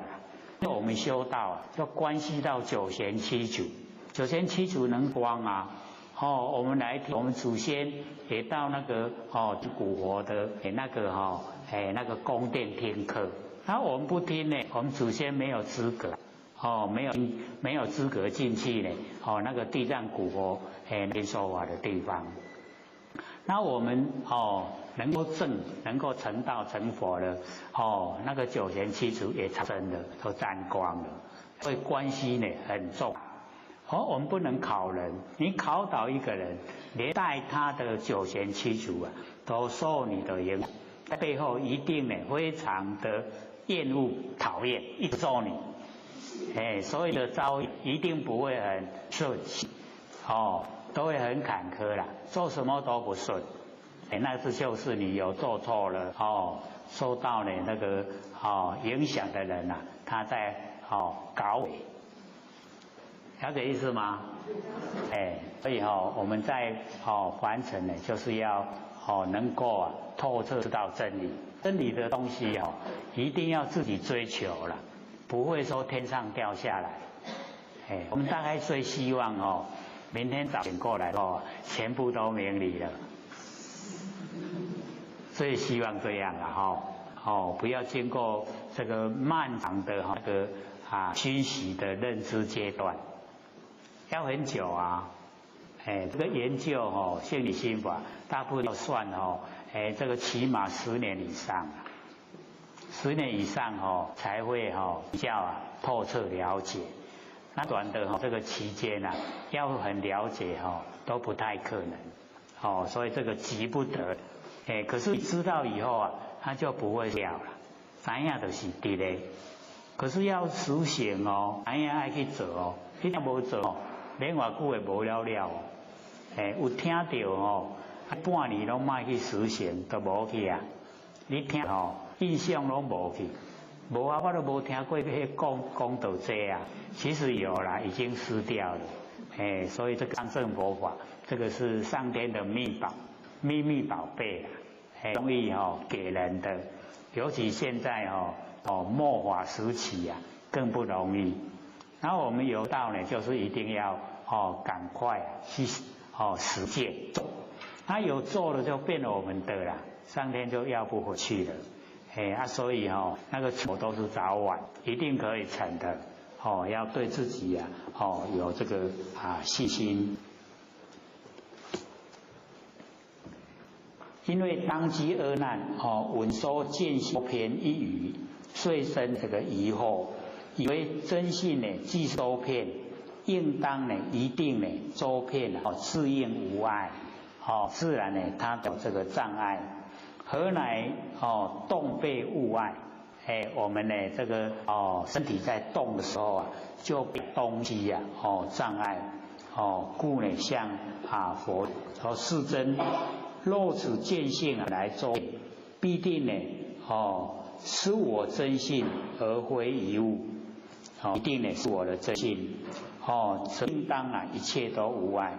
那么今何不然？今嘛那也不是安呢？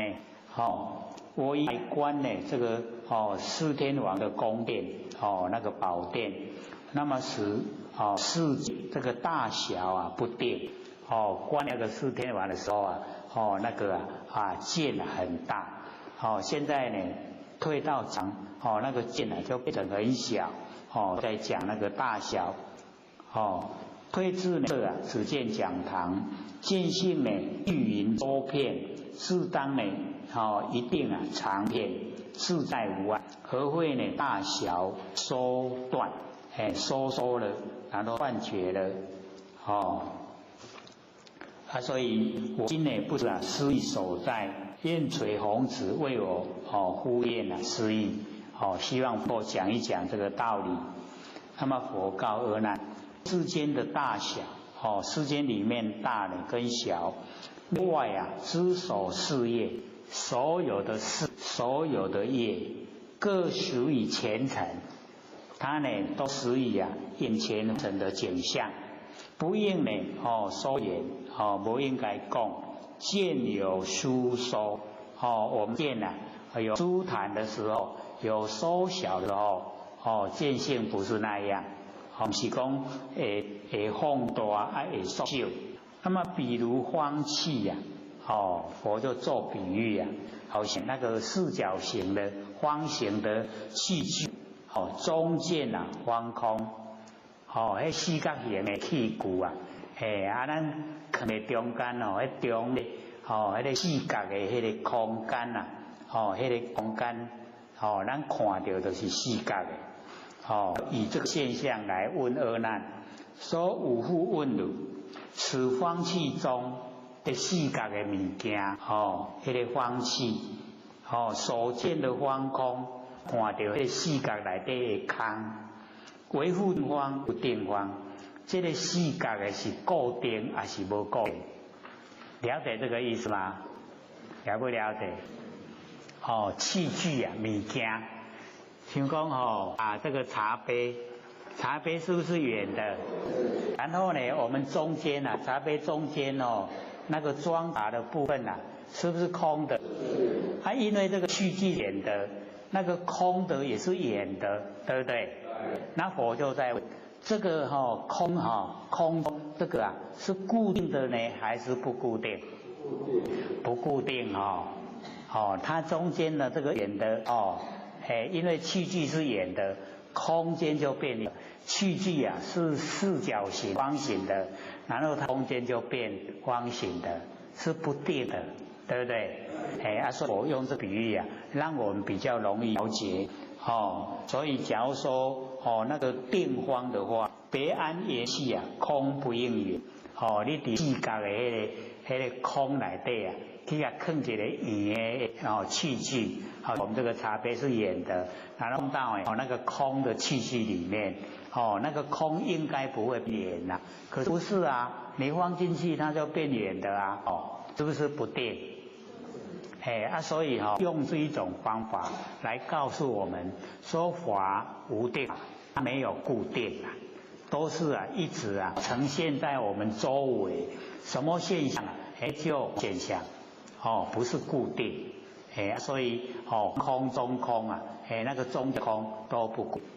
看看我们外面是什么样的环境，然后形成里面什么样的结果，这样了解对不对？所以佛呢，做这个比喻。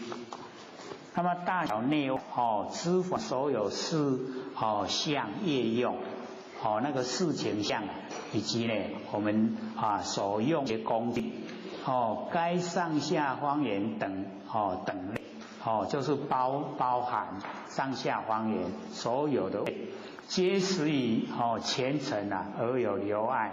就是显现在我们眼前凡尘的景象，它才有这个一些障碍留。非观见性，跟咱的性无关系啦，不应的所以不应该讲，既有收缩断，我们的见性它有伸展的时候，有缩小的时候，有断的时候，有相续的时候，不是啦。应知见性不变，我们应该要知道我们那个见性它不会变化，不因境碍，不会因为环境它会有所妨碍。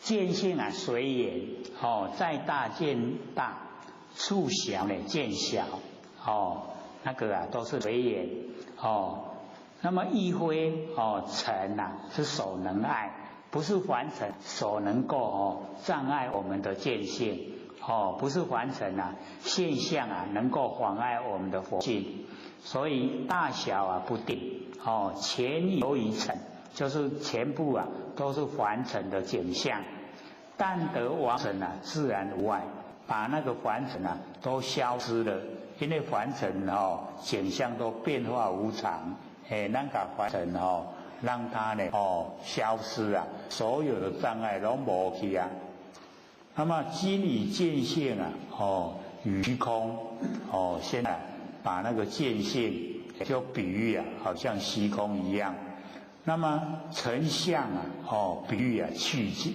那个器具完成的景象，就好像我们的那个器具是圆的，是方的。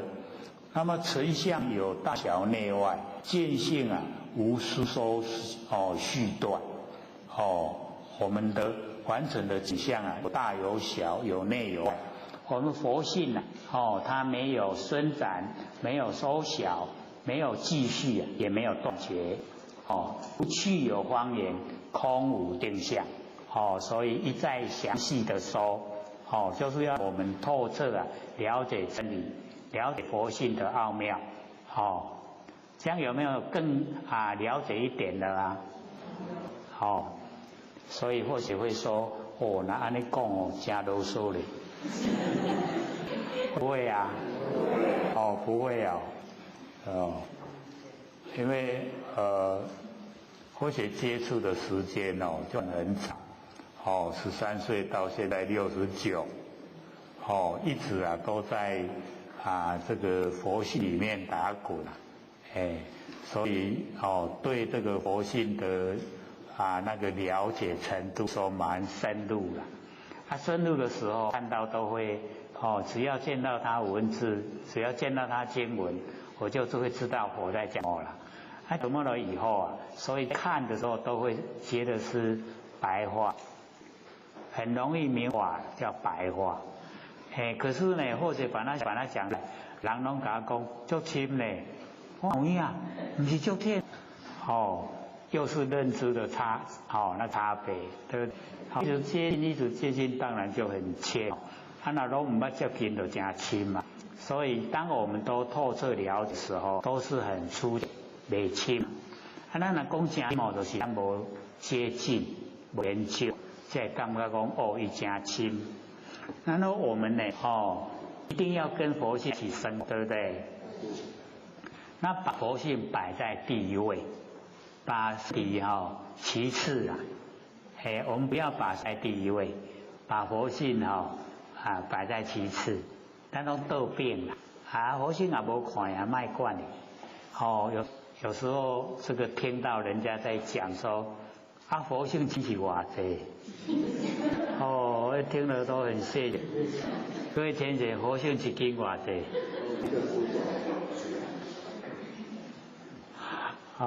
以这样来的话，那个真的差得好远。佛性啊没有形象，所以你说呢？伊一年要过几？累积不累出来的啊，你搁看那累积嘛无法度个一年。所以要了解到假如说这个不跟我们身体合作，佛性啊不跟身体合作会变成。所以我们有看到那个植物，那个就是身体跟佛性啊不合作。那我们看到那个样子是不是很难？在植物人本身来讲，因为它没觉性的就植物嘛，植物啊，看到花，看到树，植物啊，我们打它的话会不会痛？那个植物会痛。可能我内心就会想，咱无奈咱也听不见。所以就是要了解到，这个身体跟植物交，它没有两相交。身体是天地的物质，水有风，水有风它没有知觉性。然后我们身体形象，它现在合在一起的话，就各出一半。没有形象的佛性让身体来表现，没有知觉性的身体啊，让佛性来表现。然后就从我们行为动作去体会到佛性，然后从我们的性来照顾身体的健康，叫养生，对不对？所以两相得益，也都得到利益。佛性可以发挥，所以得到延续照顾了。可是毕竟极限了。我们娑婆世界众生的寿命大概都在100岁700岁。那1岁呢，在我们的佛性体来讲，它很短暂，一刹那过去啊所以那个般若精华心经第一句叫做观自在菩萨。有没有？我们上个礼拜讲观自在就是回观返照，我们自由自在的那个佛性本体，它有10个10个自在观自在。各位记得吗？不要记得的话念念看。第一个性自在，第二个息在，第三个财自在，这个大家最喜欢啦，每一年都有集。然后这个业自在，业就是身口意啦，身口意就是业，业都在。第五个呢就是圣洁自在，圣洁就是我们所观的境洁净不能犹豫你犹豫圣洁的无所以圣洁自在。然后第6个呢，就是生自在。咱想讲出去做人，做小白兔，还是要出去那个这个恶道去我们都可以自由自在，生自在。然后呢，第7个愿自在，愿就是希望我们的愿希望能够自在。然后那个呢，神通自在，这个也都很喜欢。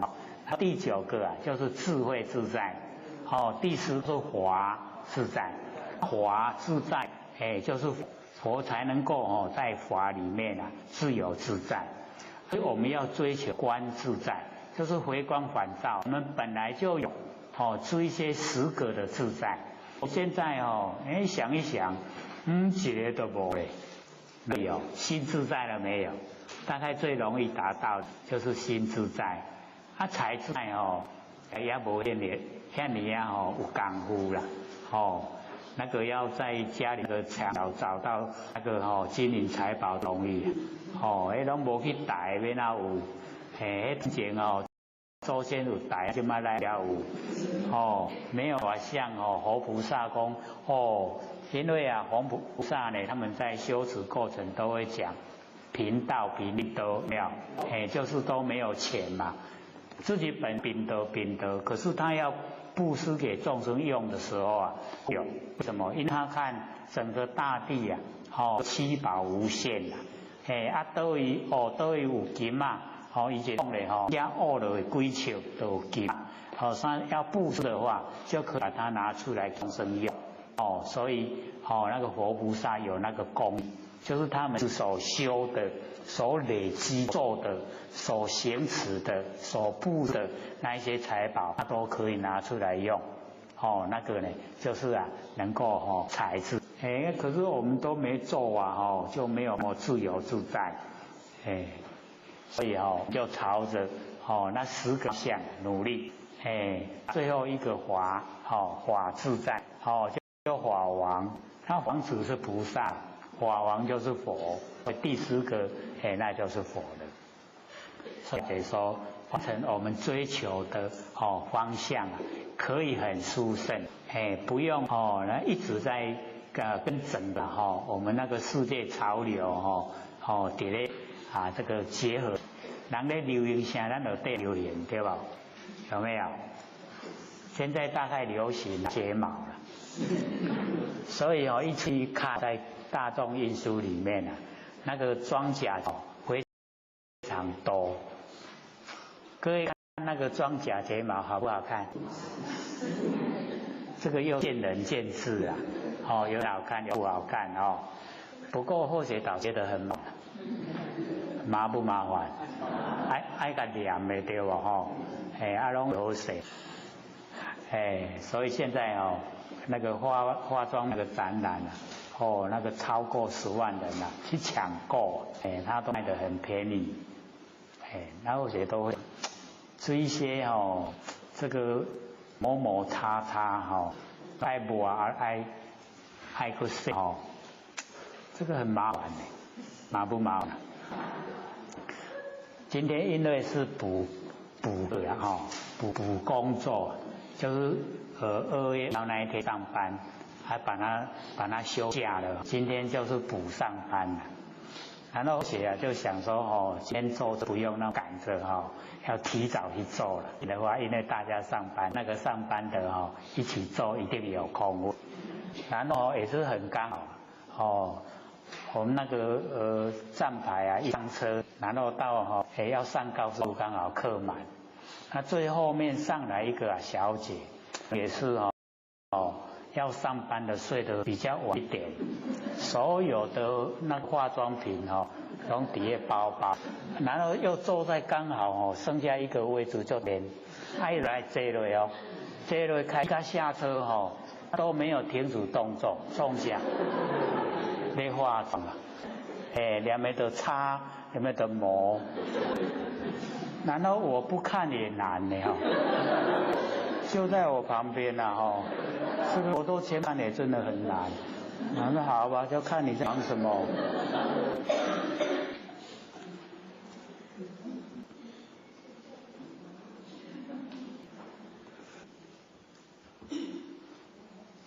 活得很辛苦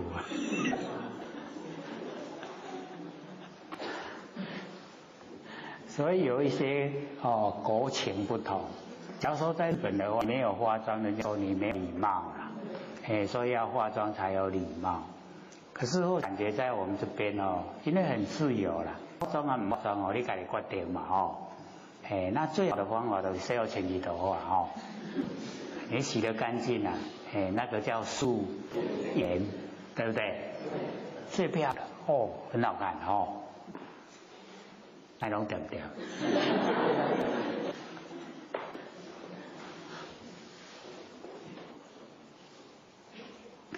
完成的时间真的很短，要把握了，就是把握这个修道的那个技。因为或者都会在开始的时候就走入生不灭的修法，那很努力是生啊，一定有懈怠的时候就灭。那样的修法都不究竟。你在开始的时候都已经走入，就是很努力，可是都抛开，矛不矛盾？不矛盾。很现实的我们常有为，可是心中都不住，会有为啊，可是你心中不住啊，它就进入生灭，就是已经呢真的不生不灭的修法，所以这一种那个修持方法，就要我们在日常生活之中去实现，实际的开始就有我相，也有法相。也没有非法相，就已经整个呈现了，都是佛，那个叫不生不灭的修持方法，就因为在日常生活就已经达到最高的程度，这个自己心里面会知道了。用标榜，一标榜就是住相，一住相呢就是走道路，所以要活在很逍遥自在的那个境况里面，真正的就是不生不灭，这个很重要了。那我们修了很久到来1、20年、2、30年修的，全脚骨拢丢起来，人拢无去啦。为什么？2、30年前嘛，今嘛安尼，都无共，无迄个变化我哪就去修？过来我都不过有2、3年时间，互我实验嘛。因为人都无去，对不？对不对？所以你看我们在讲经的时候不讲那个第一分佛都没有讲话，然后在日常生活之中就把那个相、无法相、无非法相，整个都呈现，是对平凡、平常、平时、平淡那一种状态都呈现。佛讲弟子们，我这样修道，你们怎么都不努力？有没有？没有。所以他呢也一样，要吃饭走一持钵，然后入舍下层其食，就很平常平凡的跟众完全一样，没有两样，就是有我。为什么？我都幸福啦，你弄我的弟子，你看没有阶级观念，对不对？要吃来分，没有说这个要递饭回来给他吃，没有。已经在开始他就没有我相了。然后要教导修道方法，他也不讲话。你按照我这样做成就。没有过去心，没有未来心，没有现在三心没有四相，没有三心四相，佛性都呈现。底下已经呈现，所以离开非法相，非法就是没有法了，没有法就是消极。我们消极的人生那个叫法。他没有很积极，可是不住相，所以真的已经开始的时候就进入不生不灭的方法。所以我们在日常生活我们就回顾自己讲的话，住不住相？我们在家在家里头跟我们亲人讲话，住不住相？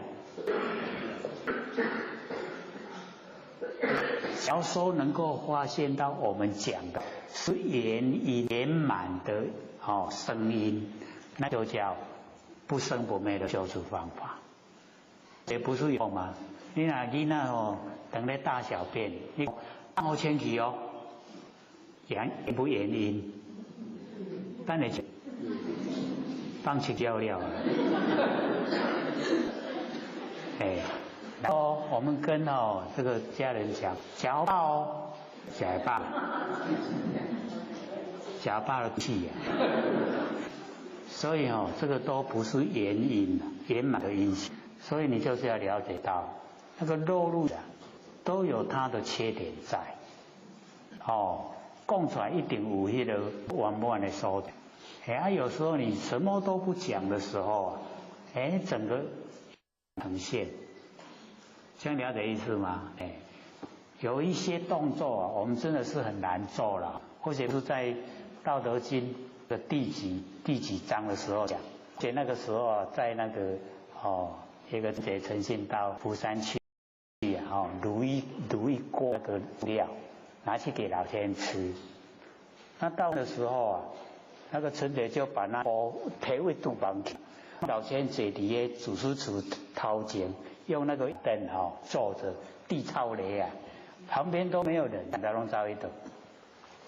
然后佛学就要按照佛规嘛，跟老天人说，你老学进去参，老天人就起来做什么？打毛巾。那佛学看到那个动作，跟老天人说，您老佛学自己来。老天人说，您哪课？还是给佛学打毛巾？这个插的真的不安。然后从里面的只是磕头了以后出来，这个向老人家报，好像点过礼，因为老师要说典礼，那等于是要说参加后驾，然后老天人又站起来，又走到那个机呀，端茶。然后谁看到又讲话说，然后谁起来，原来是客。我说人家代理人身份高高做这个动作了，是不是表现了无我，没有我相了？有我相，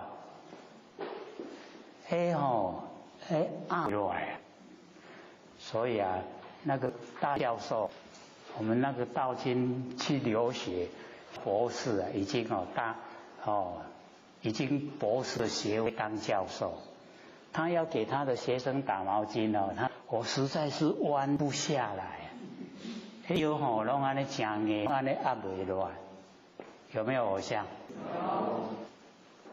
所以两相比，来讲都很强烈，打得很自然，端茶端的也很自然，都没有一点强，所以那一种无我，在日常生活之中就表现，无法，就是我们日常生活之中就是呈现都最上乘佛法，无我无法无非，要努力来过我们的人，没有非法，所以表现的跟那个释迦牟尼佛南经的地方完全都是一样，所以是了解说道就在一样的行为就是道了，不是说特地的要怎么。你看我们所做离这个程度，离这个境界也还蛮远的达到做到自然对吧？咱囡仔食饭，开始就白甲拢靠出去了内底一半伫外口嘛。可是后来因为食甲足好势，对不对？那个从有为进入为，所以我们在凡尘也是一样。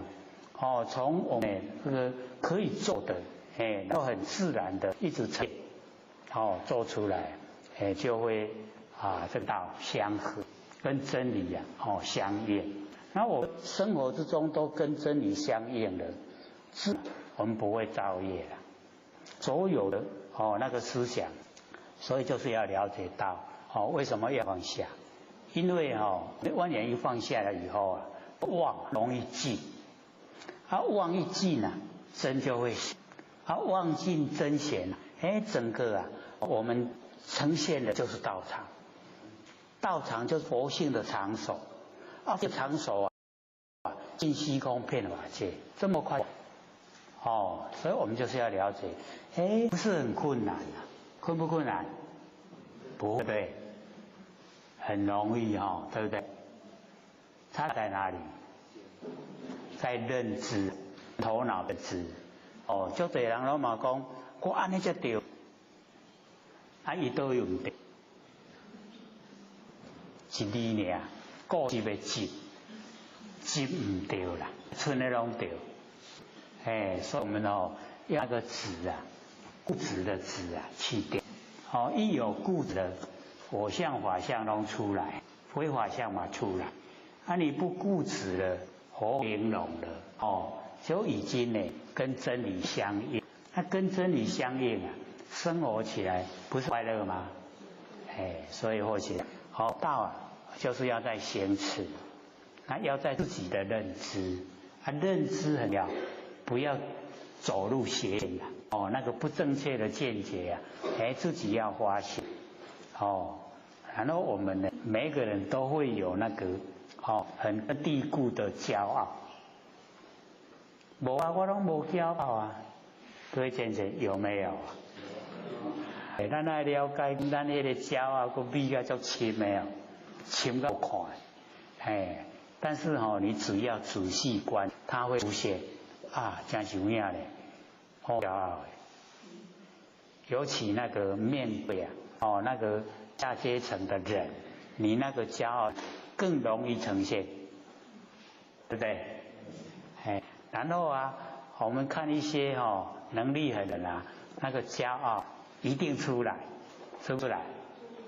一定骄傲了。我拢无骄傲，迄个骗别人会使，骗袂过。所以要了解到，或者说，既然落入凡尘现象，这骄傲一定有业。那假如说我们都能够修到成佛的一段，那也不用骄傲，还很多众生都在受苦了，你躲啊不了，唔免骄傲，对不对？没有骄傲资格，也没有骄傲的本钱，就是要你努力去坚持去做，而且这个都能够成佛，能够脱离苦海，最好的。还剩下不到呢，这个10分，剩下18分钟，留着各位呢这个提问的问题，好不好？好。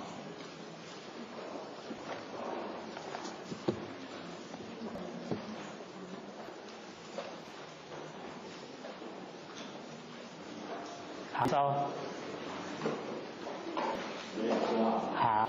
那讲师在课程中有提到只要我们所是真理世界那欠的业债都会消失。那欧阳老师你只叫我们来上性理心晚安那我们如果这个是不是那全部的业债这个都会没了？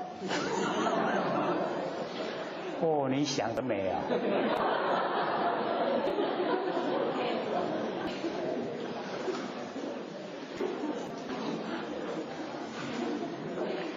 我们要知道差不多这个西元1100年以前我们中国人的那个修道，他们都是投入整个这个生命在修，所以非常的专注。我们了解到这个顿悟法门顿悟法门就是它没有那个渐修。每一个阶段的成就，我们在每一个渐修的阶段，这就是最容易住相，最容易迷失的时候了。所以一些那禅师他呢，因为投入非常久又很专注的修，所以能够呢变到这个状态，所以他就讲其意上本来空，那么为了还息还数在，就是你了那个了就透彻的明白我们人是从哪里来然后要归去，然后中间的过程是如何经过都透彻了解。那透彻了解不会对中间那个修正的过程被那一些成就耽搁迷失掉，不会。所以他了即业障本来空，因为回归到不生不灭本体没有形象。那既然没有形象，请问业障在哪里？就是它没有存在的地方所在。我们全部都已经知道真理，不会住相，才没有地所在啊。那假如说我们都还不够，会住相，住相的地方所在，业障呈现。当然我们要还业债啊，一定要还，因果力啊，它铁定的。那既有形有相，你就逃不开。那脸没有形象，没有形象呢，业没有地方住，它没有地方住的业，我们要去承受，就不用。所以业障本来空，所以是非常高程度啦，是要全心投入，要先呢当众生的把众生服务，才能够脱离我们所造的那一些的呈现。所以一定要了解啦，不会说我们造了很多药，然后它不会果报呈现，不会那个样子啦。为什么？因为我们都还不够，还没有到达整个都空态。假如说有办法了，就整个进入佛人体，而且都是常住不迁变化，那真的就是已经有了，不用去接受那个业障的报，因为自己到那个程度啊，绝对不造业。这样了解意思吗？所以那个一讲出来以后啊，我们知道说，他是需要什么背景条件，才有办法说接受业障的那个果报那这个呢，我们就是了解到最原始状态。那原始状态啊，我们进本体就是如如不动，常住不迁，没含藏三恶种子，没有含藏所有的三恶大力及万象万事，是已经回归到本际。那个万年都不动分毫，亿万年都不动，这样吗？所以还是业啦，造了业还是要还啦。我们想得美业障本来空啊，空是有空的背景条件。还有吗？还有10分钟。刘讲师，好，你说。有2个问题请教刘讲师。第一个问题是心经里的恨跟般若波罗蜜多，这个恨是什么意思？那就是道行，咱台湾都会行知影无？你的道行心，就是讲你做的功夫到倒位有没有？它不是光一个，一个就是这个已经实际在做恨很深，所以看你念习的因是念行呢，还是念恨？念恨的话是说你已经在做，念行的话是希望要做，还没做了，所以要知道说我们恨实际的已经有做，而且又经过很久，功夫也呈现，才可称得上这2个字的。那我们要行怎么样做？就是底下那个波罗蜜，就是要到清净的彼岸。你要所有内容都离不开清净的彼岸，这样才可以，才是正确的。这个问题，佛性含山河大地，不太了解其中的意思，请刘讲师再讲讲。那个呢，在我们这个《楞严经》里面会有讲述，说我们是因无明生三系，然后境界为长6出。那我们一念无明，就是我们看那个黄母性子十界那个老母把我们仙衣仙血回去把我赶到这个娑婆世界来的转世，那个是比较收得轻一点，是我们起心动念。那起心动念一念那个念就叫一，念头都是业，所以就是要了解到我们在凡尘的行为我们知道业因的形成，可是那业的来源根源就是我们念头来，所以念头呢就很重要哦，不能有，只要有念头啊，就业啊形成。所以我们在凡尘一些年的欧利上欧巴上啊，因为那儿女都成家立业了，吃饱拢营营乌白想啦，所以遭遇啊都很坎坷。那个就是念头，它一直这个有过去性啊，念头都在。那么那一些把以往那个六道轮回里面的种子啊，把它拉来跟缘结合，因缘一结合啊，就现象。现象呢，我们就要去接受了。所以在这个空闲的时候啊，就是要尽力就是把念头啊，都能够约束，自己管制啊，自己知道起什么头都自己的控制之下，那自己就不会造业连连，不造业就不受苦了。有念头一念，只有一念，不多了，然后就形象业的形象，然后呢它就转向，转向以后就现象，所以叫因无明生三个微细的那个理出来。那么这个时候啊，业相转向的现象全部都是空了，没有不是说那个已经呢业相也看到，转向也看到，现象也看到，都没有，完全都没有。那因为已经有念，就是已经有有业了以后，就是我们的那个念，那个念头啊是妄想，然后想跟我们的瞪目花老，瞪目花老啊，各位知道意思吗？就是你都不眨眼，不眨眼会怎么样？眼睛疲劳，眼睛疲劳怎么样？会空中有东西，对不对？这个叫瞪目花。瞪目花之后，它会暗为色，结打结的结啊，然后完成暗相，跟凡暗相相为合，然后就成那个形象出来。所以各位要体会这个状态啊，我都讲你蹲下来5分钟，然后突然起来，你看看空中有什么东西，绝对有啦。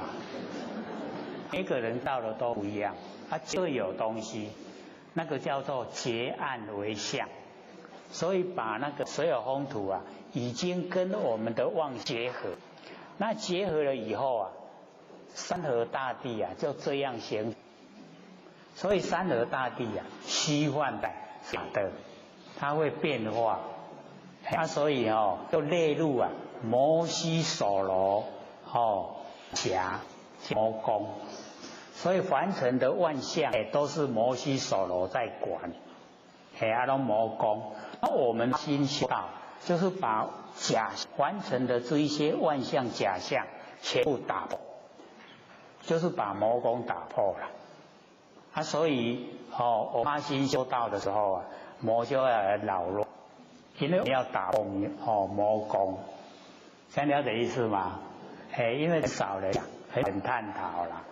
那我们刚好那个研经里面啊就有记载这一段然后呈现结暗为色以后，呈现大地，就整个天地形成世界你佛在讲的世界啊，世之间过去现在未来，界就是东西南北，东南西南，东北西北，上下就是世界。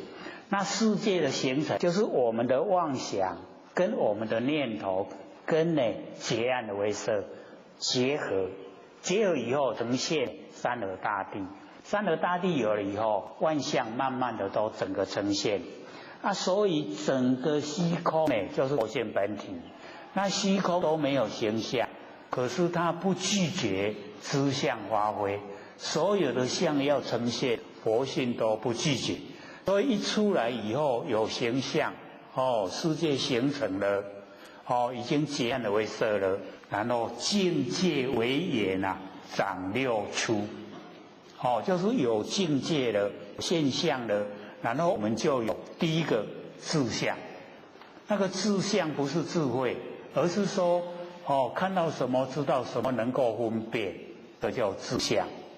第二个叫做相续相，相续啊，就是一个接一个，它没有感觉，相续相。然后第三个就是这个记文字相，因为已经有了我们有现象就有名称了，有名称以后我们就记着那一些那个名字，所以我们了解说，凡尘的名跟相都是假的，虚幻不实在，不要把它当成真。我们要把这一些全部都打破，然后这个记名字相以后，我们就执取相，执着跟取，执取形象是假的，我们把它当成真，要不要取？要不要把它融为其有？那个叫执取相。那执取相以后接着就是起业相。你起业迷惑，然后起心动念，业造成，已经起业相。有业了，就业系苦相，被业绑住了，你要受苦。所以境界为言就长六出。念无明生三系，不是听得蛮熟悉的吗？有没有？所以三系就是业相，然后转向跟现象，这个时候都没有了，没有形象。可是没有形象我们一直要看什么？看我们自己的业。弟弟要甲看，要甲看他就瞪目花老，结案为色。这样了解吗？很冤枉，对不对？本来无的，忽然也变有啦。对，本来没有，硬被我们把它变出来。所以咱拢真搞，我们大家拢很厉害的所以我们要了解说，这一些都是假的所以佛经里面只要讲到世界，底下都接着微尘，没有世界了，所有只有微尘。微尘积聚就变世界，世界粉碎就变微尘，所以叫一合相，有没有？我们越研究就越了解了。原来一合相是可合可分。你看我们合一家人，一个人，然后一家人就变成一个家，然后合几个家就变一个邻，合几个邻就变成一个里，合几个里就变成乡镇，合几个乡镇就变县市，合几个县市就变省，合几个省就变一个国，合几个国就变一个州，是不是一合相？对不对？都假的啦，可合可分啦，不真。所以我们就是要了解，凡尘都是假的，唯有不生不灭佛性是真的。所以要对佛性深入我们去研究，原来没有三心，没有四相，佛性圆满都呈现，就亲切一念万年，万年一念。下课。各位讲师、各位坛子、各位先生，大家好。谢谢三道天师的老天线大德，以及感谢各位先生给佛学机会学讲。这个我们念经有在这个印200本，所以各位假如说这个带得太重，就可以放在家里。来这边拿这边的看。那假如说你这个书上有写字，那个经里面你自己有记载，那你就要带来带去还有很多的我们以前讲过的六祖坛经、道德经以及现在讲的楞经，我们都有做这个 DVD。然后也有做 MP3，也有做 CD。它鼓励呢，各位大家都拿回去看，拿回去听，也可以送给亲朋好友。我们北部这个烧肉很多，竟然送到我们这边，或许一看堆来一大堆都没人拿。各位家里都有吗？有。自己听自己看，然后也介绍呢亲朋好友听，亲朋好友看，能够呢都能够深入研究，何况我们老师又一直大力推广，一定呢要研究，我能够呢深我们的心性都能够明心见性。各位明心见性了没有啊？不敢很肯定答复了因为这个心性呢就是没有形象可是呢非常亲切我们都能够体会。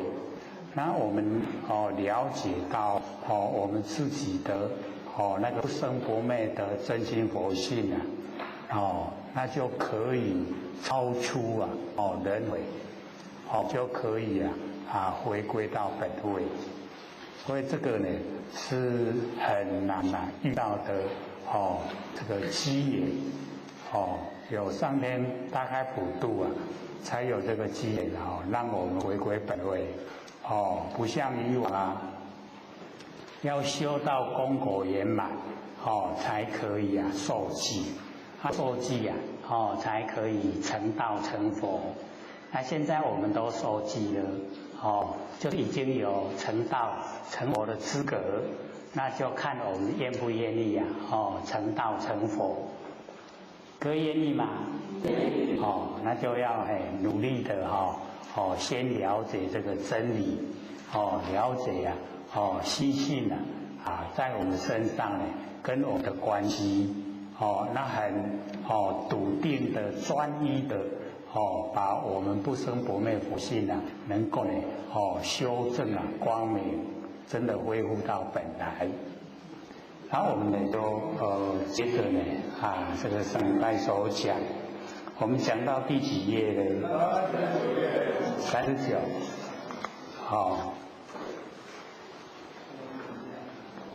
39的哪一段？汝言不知思义所在，是这边吗？这个释迦牟尼佛呢跟阿难讲说呢，你在讲不知道呢这一个真理的所在，然后佛就讲那个真理义性就是这个样子，然后呢云何为在？所以我们呢就是要了解这个楞严经就是释迦牟尼佛讲性理心法那么多的经典就只有这一部是在讲性理心法。然后我们了解说他呢有一点没有研究是有一点深各位先生深不深？比起那个六祖坛经跟道德经是有一点比较深，比较不容易了解。所以开始的时候那个释迦牟尼佛就问阿难说我们心的所在，我们心在哪里？这个是很重要的问题那我们呢所有的众生都会讲我们的心就在我们的身内，对不对？是不是这样？还有印象吗？因为一般社会人士以及所有众生呢，也都认为心就在我们身内。那释迦牟尼佛就问阿难说：既然我们的心是在身内的话，那心有灵知的作用，灵敏的知觉性灵知的那个作用在。那么凡心所在一切均能分明了别，你的心你都一样一切都能够呢很透彻的知道。假如说心是在我们身内那我们身内有五脏六腑，那请问我们看到了没？都没看到，对不对？所以佛又讲说那个灵知的作用，能够让我们什么都了解。那怎么心我们心在身内呢？不知道我们的五脏六腑。然后我们抓生法掌，就是指甲，还有头发，那个头发跟指甲的生长，每一天每一秒它都在慢慢的生长。那我们看到了没？都没看到。它有没有在长？都有所以我们要了解到说，我们那个灵知的心不在身内。可是我们都会怀疑怎么会不在身内呢？这么亲切，应该是那我看到小孩子会不会长大？会。那假如说我们的心是在身内的话，一定也可以看到我们在生长，在长大，看得到吗？那我们长大了会老，对不对？会不会老会一直这个器官都接近那个不堪用的时候。那我们假如说心是在身内的话，我们应该都会知道了。可是我们既然也都不知道，所以我们的心不在身内。那接着下来，阿难呢被佛这么一吼了以后，他就往外，在身外，然后讲另外6个地方了。那个是被佛逼出来的，不是他的本意他的本意只有在身内。那我们要了解说呢，我们在凡尘的时候也是要了解说我们的心在哪里。各位姐姐，我们的心在哪里？这个就是最高品质的，因为不知道，不知道我们的心在哪里。可是呢，我们都时常听到说无所不在，对不对？心呢不在内，也不在外，然后也不在中间，那么就是无所不在。无所不在呢，是一个标准的答案可是我们不要那么笼统，那么笼统对我们的帮助就很小。所以我们就要去了解到，我们在日常所用的心它到底在哪里？所以这么一回光返照了以后就会知道心很亲切1秒钟都没有离开过。所以我们用文字来讲，叫做不即不离。不即呢，就是不住在身上不离就是不离开身上这样了解吗？不即不离心就是最亲切的1秒钟都没有离开，只是我们不认识。然后我们呢研究心理学法，要对心先认识，然后认识以后先知道说原来我们有生灭的心，有不生不灭的心。那生灭的心是佛性的功能作用，那不生不灭是佛性的本体。那我们呢研究心理心法，就是要先了解到本体。那本体了解了以后有体，然后有用，体用它中间还有一个相，体相用，有体有形象，然后有用那我们呢就是做万念放下，一念不生呢，就是要先了解本体。那本体先了解，我们能够掌握那个佛性的轮廓。那我们掌握到以后就是等于找到不生不灭的真心。那不生不灭的真心呐，即心呐，就即佛，成佛啊，就是指真心成的，不是我们生活上啊所用的生灭心呐。我们生活应对是万象，那个啊，都是啊生灭无常变化。我们用的时候呢呈现，不用就消失，所以那个是属于生灭。所以我们修道啊，就一定要找到不生不灭的真心来修不生不灭的佛道。我们都一再强调，有没有？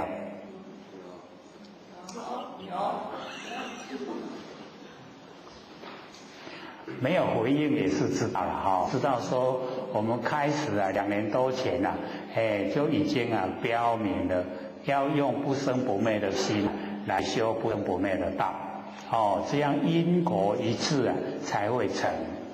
那假如我们用凡尘的生灭心来修，不管修了几生几世了，我们修了6万年，已经啊1000生来说的话，也不成道，也不成佛。为什么？因为都是生灭，生灭变化不会成就，所以一定要找到不生不灭。那找到不生不灭呢，又不是很困难，对不对？很容易的我们只要万念放下，一念都不生。这个时候啊，放不下的那个就是我们不生不灭的真心，容不容易？很容易，不要把它想做很困难只要我们呢肯万念都放下了，完成事啊都把它抛开了，纵然这个天塌下来，我们也不管了，这个叫万念放下。可是我们的佛性啊，不生不灭的真心佛性啊，你再怎么放都放不掉了，它都呢跟随着我们，一直啊都跟随着我们，所以怎么放呢？都放不掉。那个放不掉的那个啊，就是我们的佛性本体。那我们不变之体啊，已经找到了。然后呢，再回顾啊，我们生活之中所遇到的万象万事啊，那个叫随缘之用。那所以经典本身呢，它记载那个不变之体呢，用一个文字来代表，叫做极。我们很这个极静啊，那个极。然后随缘之用呢，也用一个文字来代表，叫做照。极而常照，照而常极，有没有？我们看的话，假如说是看到这样的文字，那就在讲佛性的本体啊，跟佛性的功作用。有体啊，有用。那我们了解说，我们已经找到了，找到本体了，然后作用啊，就随着本体而来。那我们日常生活之中呢，我们都把本体忽略，就是不注意它，然后呢注重那个所有的功能作用，甚至很多众生呢都把功能作用当成本体。所以我们在之前就讲以我们呢那个嘴巴的舌头来比喻舌头就是不变之体，然后我们吃到东西呢各有各的味道，这叫随缘之用。那我们吃呢一定有吃完的时候，吃完的时候呢又摄用又归体，那个作用又消失了，又回到本体。这样了解意思吗？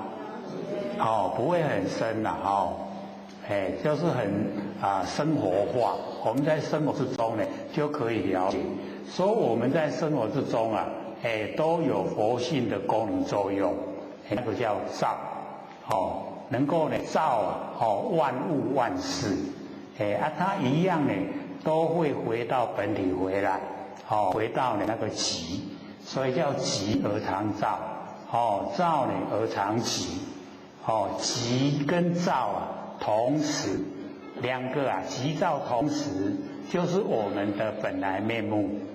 我们的本来面目啊，就是急躁同时。有没有更了解的？就是有体有用。我们呢在凡尘啊，就是有体有用。所以呢，我们又回到呢刚才所讲，我们日常所用的心啊，先了解说，我们应对凡尘万事万物啊，那个是生灭心。那我们生灭心的背后，为什么能够有生灭？就是啊，不生不灭在支撑着。所以之前呢，我们这边还没有推广，所以要关照念头。之前或者在北部呢，都会呢这个要所有这个前贤来关照念头，因为佛性本体啊，才能够生发念头。所以我们观念头啊，都是在观佛性本体。各位想一想，念头是我们头壳啊生出来的，还是佛性啊生出来的？是我们佛性生出来，不是头壳生出来啊。我们的那个头脑啊，它不会是念头，是我们的佛性啊生发。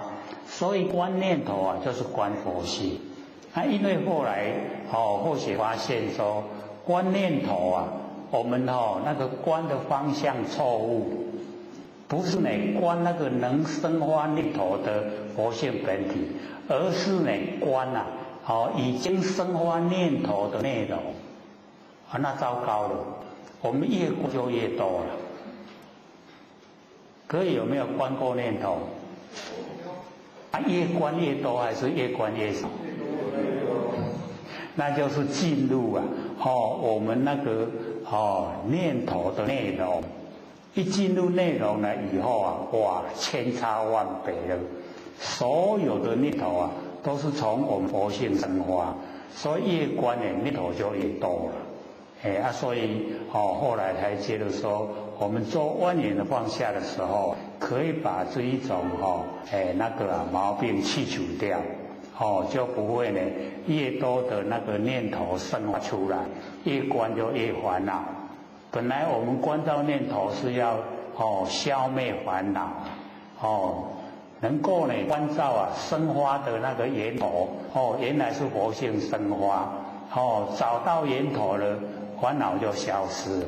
结果我们从这个根源着手，从那个尾巴那个枝叶着手。就越观念头的越多，就越烦恼。晚上睡觉就翻来覆去的，就睡不着觉了。所以改变方法了，万缘放下，呼呼大睡，就很容易睡得着觉，精神都放松了。所以我们了解说，修持的法门非常多。那看看我们适合是哪一种修持方法，我们就可以拿来用。那我们呢在生活之中先了解到生灭的心跟不生不灭的心，然后呢我们了解说我们从有为有所作为，然后呢进入无为。那么无为无所作为，就是佛性本身呢所生发。然后我们已经六道轮回太久，所有的习性习惯性都是脾气毛病。然后我们佛性里面没有脾气毛病，也没有贪嗔痴可是我们现在养成非常多的贪嗔痴。那我们落入情绪就不讲理，那越来的人生呢就每况愈下，越来越不理想，受的苦就越多了。所以我们就是要了解到说在日常生活我们要去掉佛性所没有的习惯性。我们的习惯性各位前贤有没有回光返照我们的习惯性？大概都没有了。这个跟人家计较都来不及了，哪有时间去回光返照？对不对？对呀、所以呢，因为六道轮回太久，养成的习惯性都不合真理，因为不合真理，所以我们那个心性就没办法清净，那不清净恢复不本来，光明发挥不出来，所以我们在这个日常生活之中，就要自我勉励要能够时时刻刻回光返照，看看自己的那个习惯性就是我们的那情绪，各位有没有培养控制情绪？不可以有情绪，我们情绪好情绪坏是不是影响到我们周围？是，而且很大假如说情绪不好这个别人一跟我们一接触了以后他就要赶快离开不然呢这个会有一些灾难会降临所以我们了解说修道不能落入情绪一情绪就不讲理一不讲理就造业了啦所以一定要去掉先把那个情绪管理好都能保持这个很良善的那一种心态所以有时候我们看到电线杆都有贴存好心说好话做好事，有没有？我们就照这样做了这个存好心，然后说好话做好事虽然讲出来很容易做出来倒是有一点困难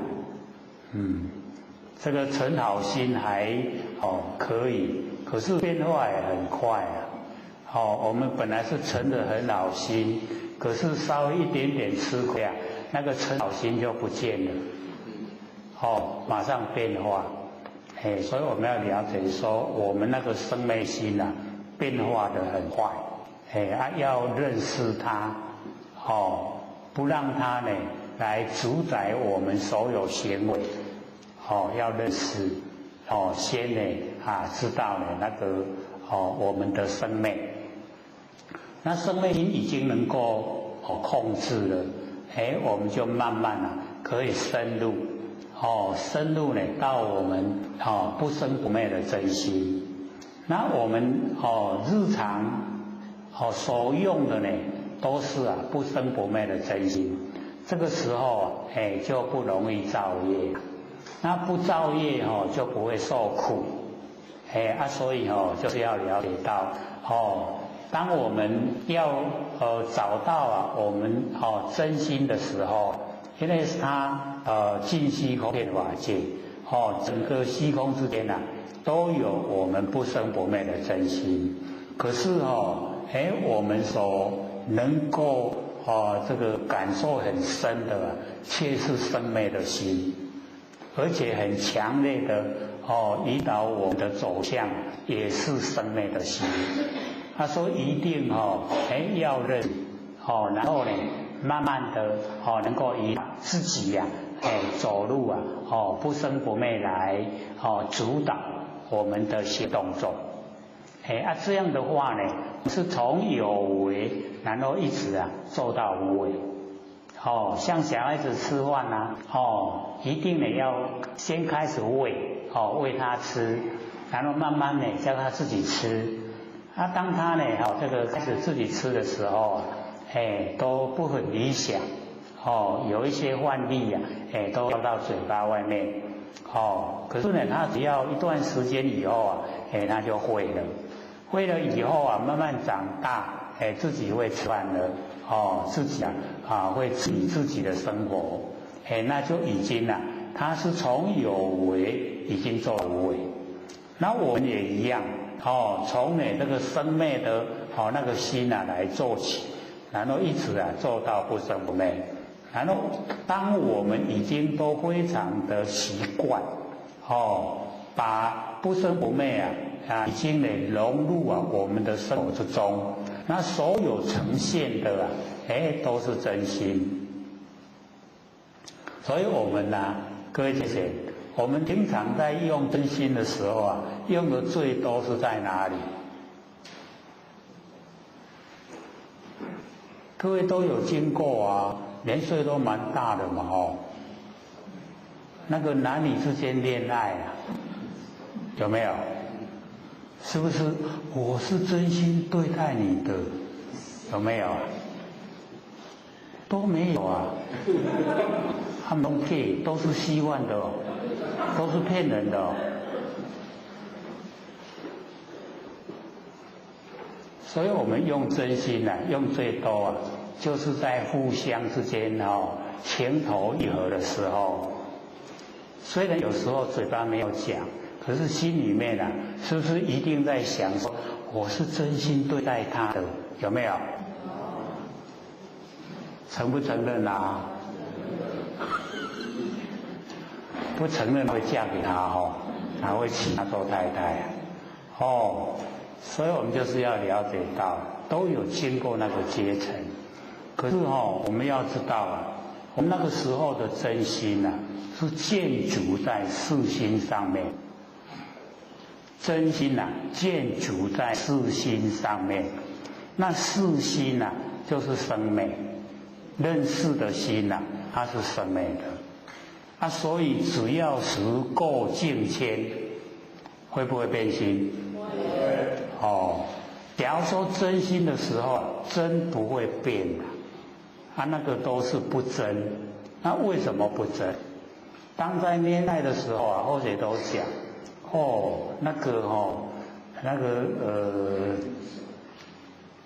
海水会干石头会烂，够不够厉害？我们都很自然就讲出口了，对不对？所以那个心也是很真。所以那个时候可以为他生，可以为他死。假如说不真的话，能够到这个程度吗？可不可以到这个程度？不可能到这个程度嘛所以可以为他生，可以为他死，那个程度真的就是很真那或者就讲这个时候的真就是建筑在四心上面就是认识的心就是跟他认识以后交往互相之间这个内心付出就是真的。可是那个时间会变化时间已经过去了，环境改变了，心也就改变了。那心一改变以后拉得回来吗？已经拉不回来了那个都是人生的悲哀，对不对？所以拉不回来。那我们呢就是要了解到我们所追求的就是实相。我们是上个礼拜呢还是上个礼拜不是一直在讲实相吗？有没有都没有印象一直推广说我们一定呢要走入实相，实实在在的形象实相就是没有形象了，因为有形象就会变化，就不称为实了，它是虚是幻是幻象，是虚象都不实在。那实相就不会变化所以我走入实相。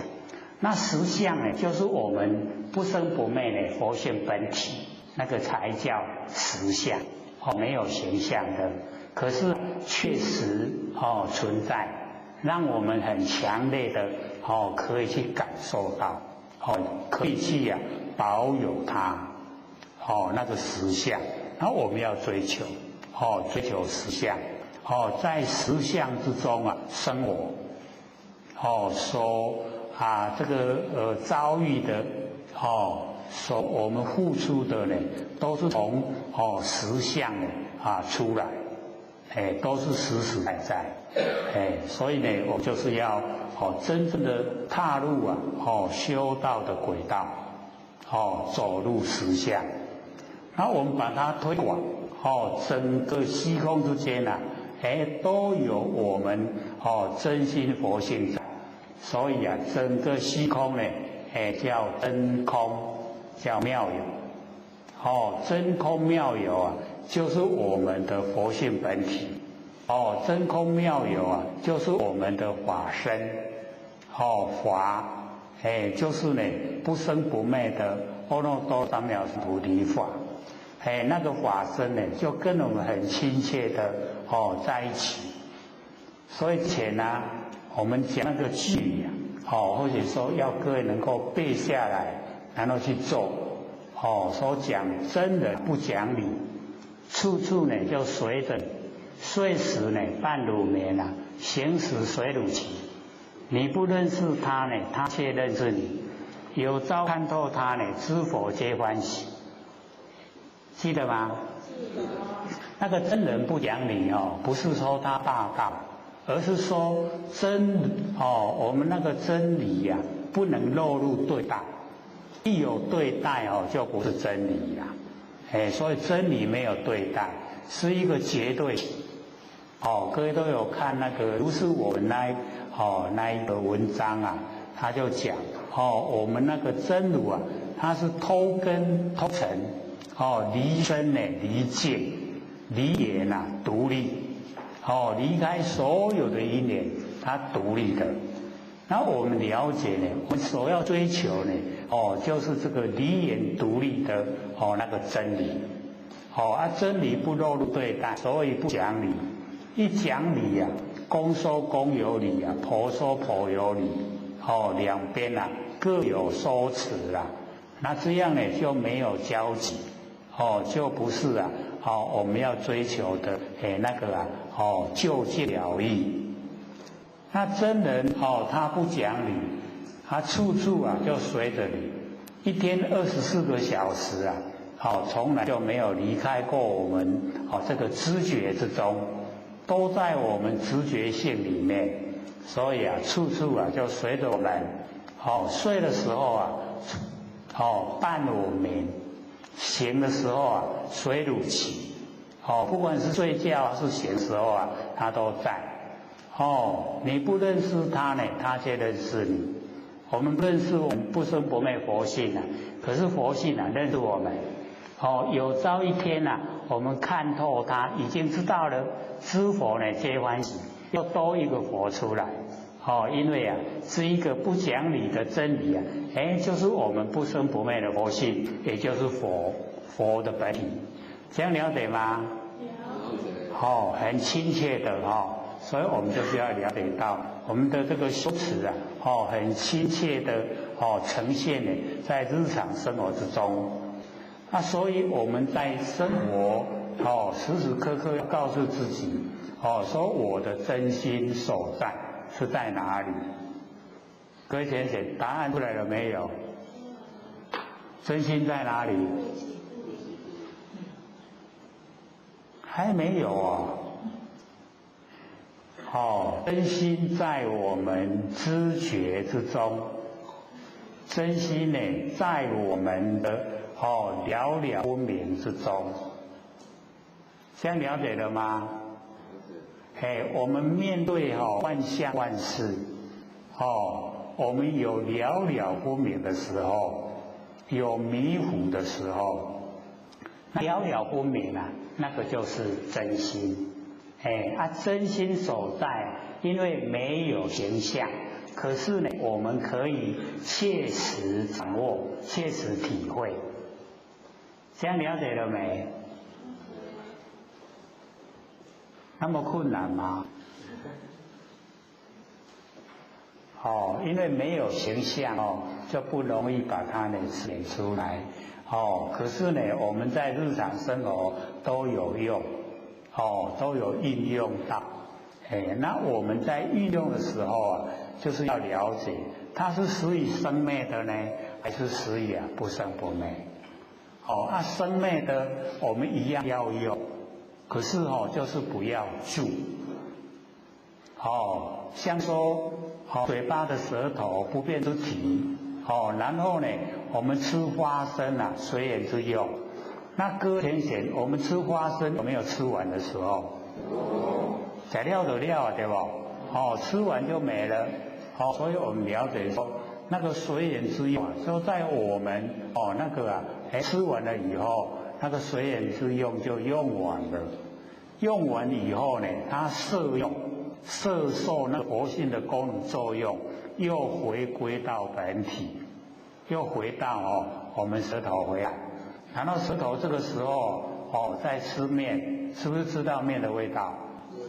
又发生了随之用，对不对？所以我们就了解说，原来佛性这么奥妙，它有这么广泛的随缘之用。不要把随缘之用当成本体，因为假如说把随缘之用当成本体，我们不会摄用归体，就是完了以后不会让它回归到本体回来。可是我们是不是自然而然？你不用去做什么动作，它就归到本体回来，对不对？然后我们在吃这个时候吃梅子的时候，就变梅子的味道，对不对？所以了解到佛性非常奥妙，它可以让我们很广泛的应用，那我们就好好用，它都是生灭的，不要住相，这样了解吗？很活泼的啦，修到很快乐的。要了解越研究就能够越深入，越深入我们就越能够掌握到我们那个生命的脉动。我们可以就是把那个身体的四大假合完全都脱离我们不生不活现本体。所以当我们一口气不来的时候不要怕没有路可以去。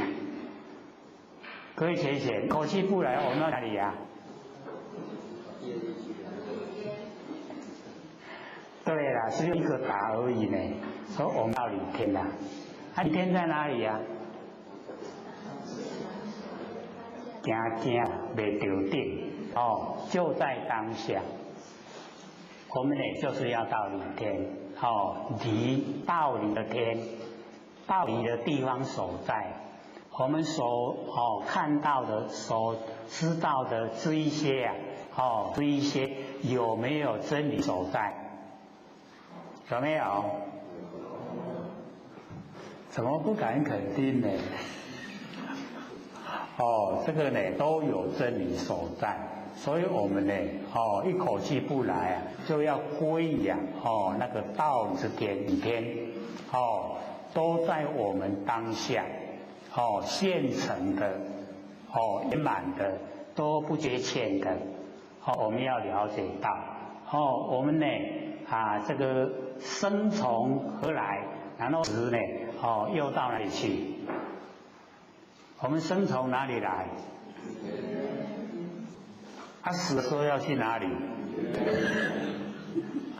这个倒有标准答案了生也从理天来，然后到理天去我们都在这里世界之中所以各位就是要了解到我们呢这个旁边也有那个《金刚经》，里面呢最好呢就是31分呢所讲的不取一相如如不动，我们都一再提，有没有？不取相，没有形象然后我们佛性呢如如不动充塞整个宇宙虚空，整个宇宙虚空都有佛性在所以我们不到哪里去，哪里都有佛性佛性都有，所以说不用来来去去，不用搬家，这样了解吗？那假如说社会人士他不研究不知道，那就会被业所推善业恶业都会把我们推到现象去现象所以要了解说我们不研究的话一样会被业力把我们推去现象。那假如说这个为非作业力一推啊，就一定是三恶道了，畜生道、地狱道跟恶鬼道。那假如说都是行善，那我们啊，被业力一推啊，就可以到那个六欲天，就是欲界的那个6个天，我们可以啊，去享福。这样了解吗？好像很生疏要往地狱的多呢，还是要往天堂的多？都是行善吗？都不敢回应呢所以啊，我们要知道说这个跟我们的日常那个行为啊很关紧要假如说是利众生，对众生都有利益，那我们做以后呢又不记在呢脑海，那么我们的福报啊就蛮大。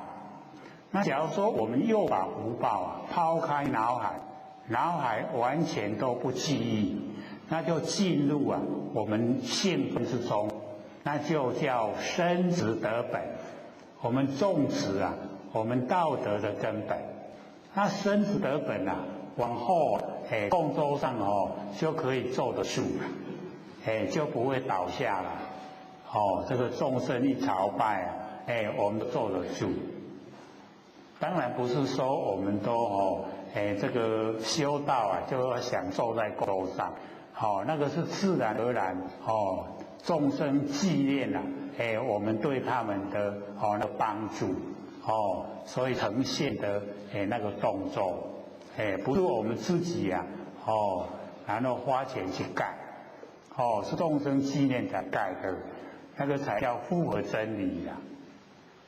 所以在凡尘努力的方向就是啊利众生。他要利益众生之前啊，先要自利，自己啊得到利益自己啊该怎么走，自己都很清醒然后呢引导众生呢来走。我们不要呢当面白云啊，很苦口。后面那一句呢？几多归鸟尽迷巢，所以引导众生呢，就是要引导他成道成佛，不要呢使他迷路了。我们当呢一片白云的话，他的鸟巢啊，他的家找不到方向了，那我们就做罪人了，还以为呢功大德大，做罪人都还不知道。所以要了解说不能这个危害到众生的慧命这个生命啊还很短暂，慧命啊是长远的永远都在的慧命我们不能去危害要使它能够发挥它的光明这样才是正确。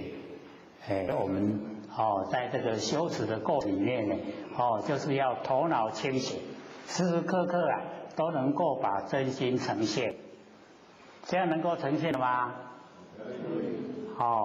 就是要了了分明我们呢那个知觉性啊了了分明就是不生不灭真心啊呈现的时候，这样了解了吗？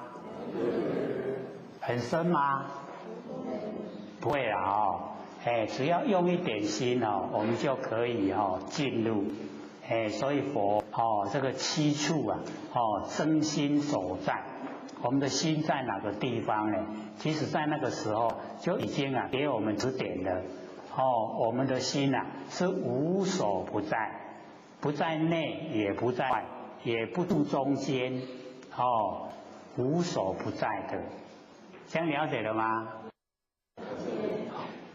无所不在不是这个含混的不是我们台湾话讲含里口里不是那样的是很清醒的所以要了解我们的真心一呈现即心就即佛，就是佛了所以我们要追求的方向目标很明确即心即佛就是要追求这个所以这个释迦牟尼佛跟阿难讲，说汝言不知大小缩断之意所在，而见性大小之意，不定之性呢，如虚空一样。虚空呢，随气而现方圆之相。这个虚空没有形象，它不会拒绝诸相发挥。所以佛就跟阿难讲，说云何唯有定在也？就是没有一定的地方所在。这样了解了吗？我们的心没有一定的地方所在。然后我们回顾我们在生活之中，我们呢假如说没有房子住这个一出去以后就会注意房子，它是贵呢还是便宜，是好看呢还是不好看，地点好呢还是不好，风水呢如何，是不是都会注意这样？心有没有守住那假如说我们这个出门都用11号，就是也没有脚踏车，也没有机车，也没有汽车，就用2条脚是不是11号？然后我们就会注意注意这个行的工具那心就被这个行的工具占据了。有没有住相？很容易住相，对不对？所以我们要了解到说，心很容易被外境所影响。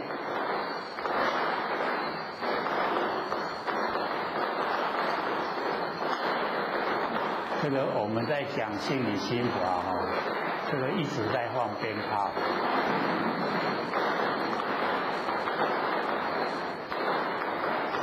我们就让他庆祝。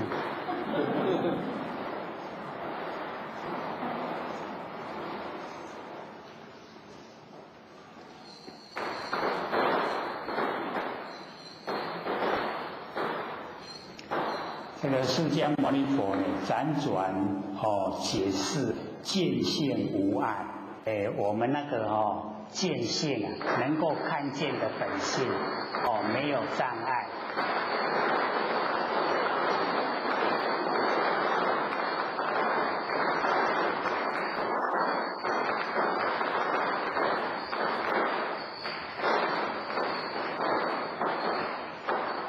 那么故为阿难如今欲令虚空入无方圆之相，但此地之方圆，只要把那个器具除掉的话，空体本无一定的方圆，那个空之体没有固定的那个形式。那么并收眼持去之方圆以外，正取虚空方圆相之所在。所以虚空没有形象，虚空无相。无相的虚空就是我们佛性的本体。已经也是佛性本体了。所以佛性本体一样没有形象，就是因为没有形象，所以它不生。它也不灭，不生不灭，所以永远呢都长存，都呢能够长存在这个整个空间。若如问若如汝问入世之时，收现令小，释迦牟尼佛跟阿难讲，说你在问进入那个讲堂的时候，进入室内的时候，把我们的见性把它缩小了。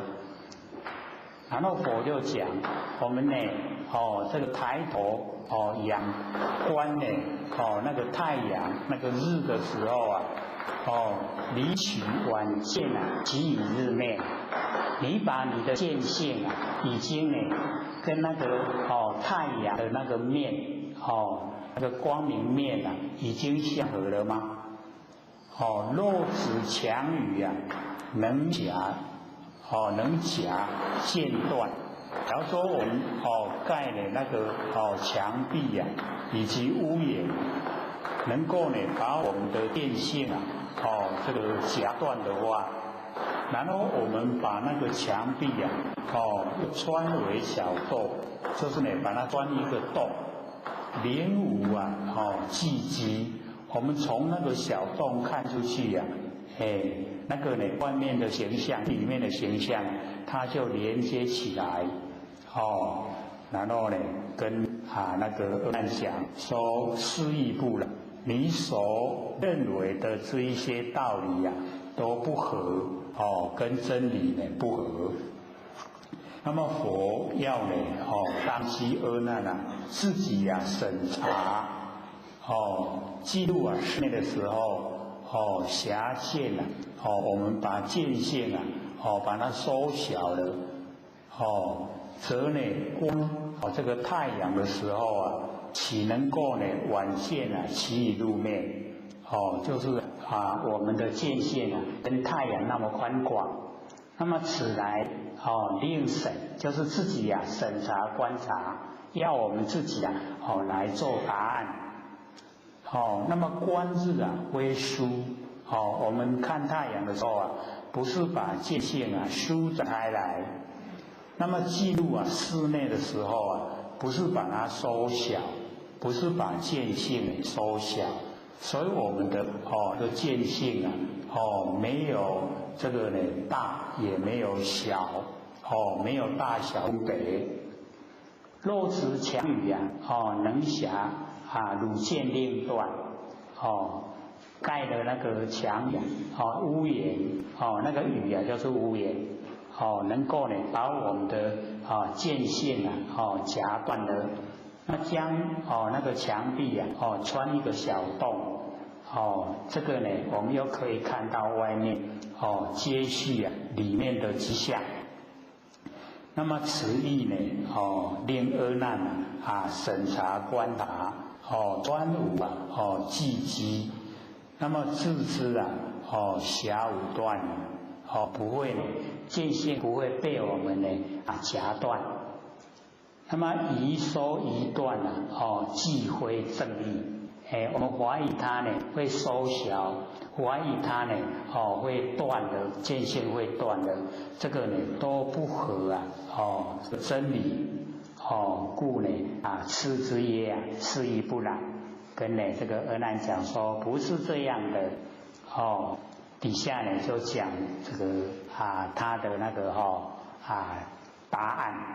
一切的众生呢从无始以来就是没有开始了，因为我们的佛性它没有生也没有灭，所以没有个开始。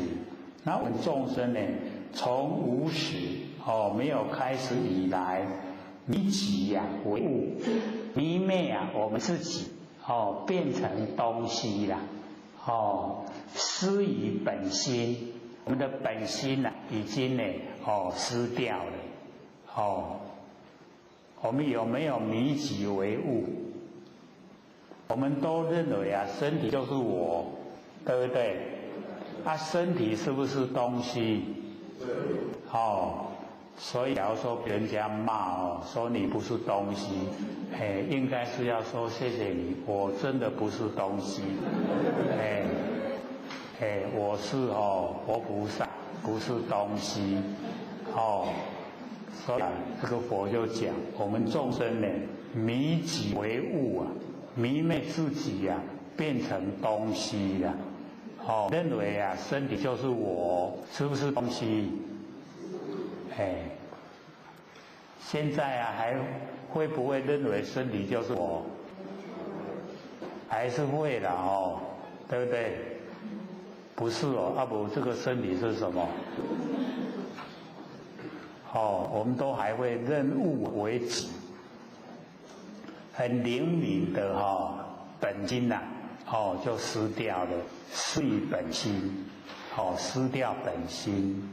所以佛这样讲呢，我们了解意思了吗？是我们都失掉本心了，这么灵敏的本心呐，我们都不认识，因为都从来啊没有把它放在第一位啦，都不管它，我们所管的都是身体呀，对不对？身体都一直管啊，所以才有那个排毒的动作，说还蛮贵的，贵不贵啊？很贵有没有排毒啊？这个毒会害死人的知道毒怎么来的吗？我们要了解毒啊，就从贪嗔痴来。一切的毒啊，都是从厌愤来。我们有厌愤吗？有没有？在生活之中，对我们周遭的人有没有恨？有没有怨？那个都是毒真的要排还要花钱，还蛮贵听说还蛮贵所以这个释迦牟尼佛呢，在那个《大藏经》里面他就有一段记载，他说有那个这个修道的人想要害他了，要把佛害死，就是那个嫉妒嫉妒的心想把佛害死，然后就把这个佛视线在凡尘，跟我们凡人一样，有吃饭有吃东西。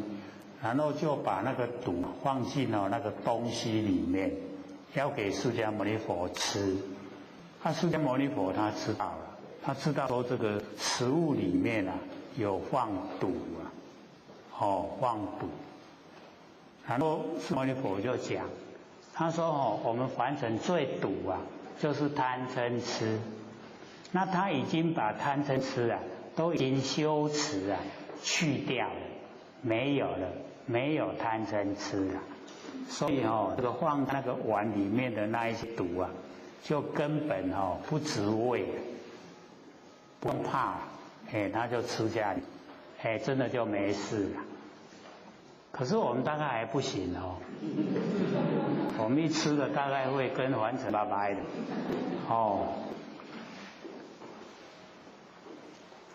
所以佛就讲说我们呢，迷己为物失于本心那本心就是没有形象不是不灭的佛性本体，没有形象，可是我们都失掉了失于本心，然后为物所转，我们被那个东西所影响所转换。我们整个念头都被这个物形象所转，为物所转。我们有没有被物所转？这个物可以引起我们高兴，引起我们不高兴，对不对？很强烈强不强烈？所以我们就知道说真的佛在讲的都没错任己为物失于本心，所以为物所转被你这个东西转变故事中观大观小。我们在这个有形有相的里面我们会观大观小东西形象大还是形象小观大观小。那么若能转物则同如来。然后我们能够转物各位天人知道，我们转物就跟如来一样。如来是谁就是我们不生不灭的佛性，所以我们的佛性可以转物，而且又很我们在日常生活之中又很容易见到的东西各位就可以看我们现在这个凳子这样一排这个脸都朝向这个活菩萨，对不对？那假如说我们把那个凳子一转过来，我会转到哪边去很容易啦，转到看后面转到看右边，转到左边了，可不可以呀？可以。哎，所以啊，能够转入就同如来。我们能不能转入啊？可以。哦，就是可以，很容易转，对不对？哎，你摆什么方向，它要变什么方向了，容不容易转？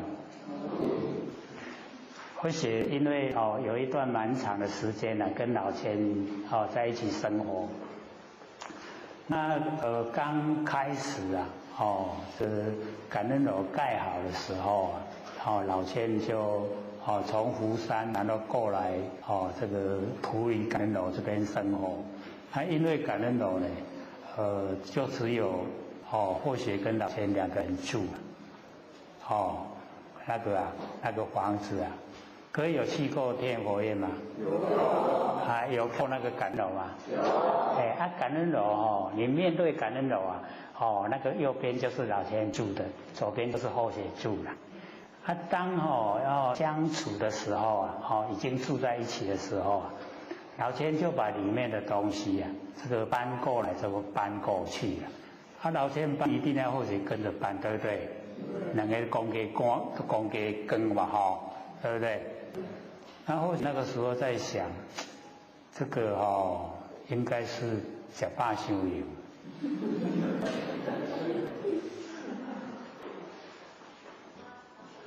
可以知道老千意思吗？老千不讲就搬东西啊。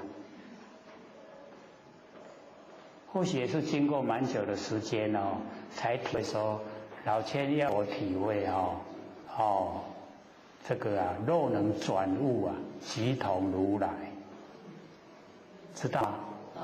老千不用讲的，用行为动作。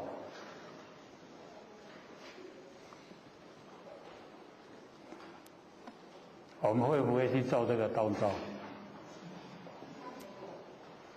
大概都不会了所以就是有时候或许因为各位假如说有听那个道德经大概是21吧，对不对？或许不是讲老天跟那个释迦牟尼佛在第一分的时候，那个视线那个周一持钵有没有？一定都没看的啦，也没听，所以都没印象。你看最好的法门都已经送给你们了，你们都不要。老天爷视线无我、无法、无非法，跟那个释迦牟尼佛示现给菩提是一样的。或许不是说那个台中那个陈姐陈县卤了一锅的那个塑料，他拿去给老千吃，有没有？那还好了，有听了，是那个最好的部分都没有记下来。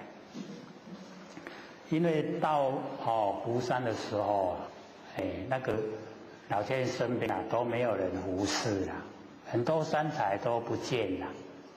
只有老千一个人坐那个圆板凳带一个斗笠坐在那个祖师祠门口。然后学就到那个门口，陈姐就把那个卤料拿到厨房去了。剩下后学给老千人，那后学说给老千讲说，您老后学进去参加，老千就起来了啦，从圆板凳起来。然后就打毛巾了。那后学看到那个动作就向老千说：“您老后学自己来。”老千说：“您来是客。”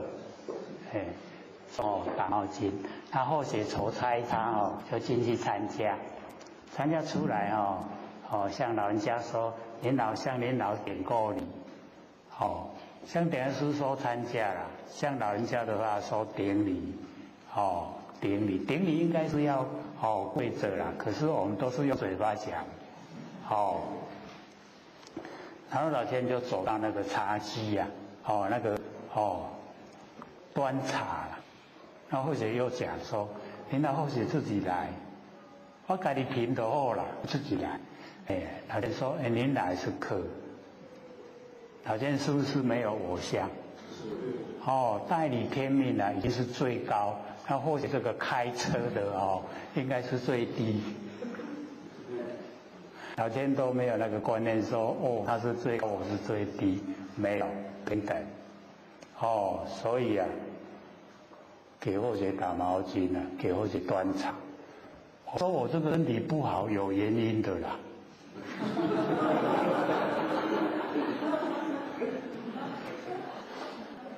哪受得起呀？还有那个德位菩萨那个张千人因为大姑或是给大姑开车了，大姑跟张千人很默契，就是很难得的，每次大上台北一定会去拜访德位菩萨张千人。张千人他身边没有人服侍，他不要，他有那个儿子媳妇，就住在云溪街，然后后学在大姑到了以后，张千人就削苹果，还有那个梨子，削水果了。然后后学一看说，领导后学自己来，自己削自己吃了。他说：“你来是客，你去坐着。”是不是这个都有原因？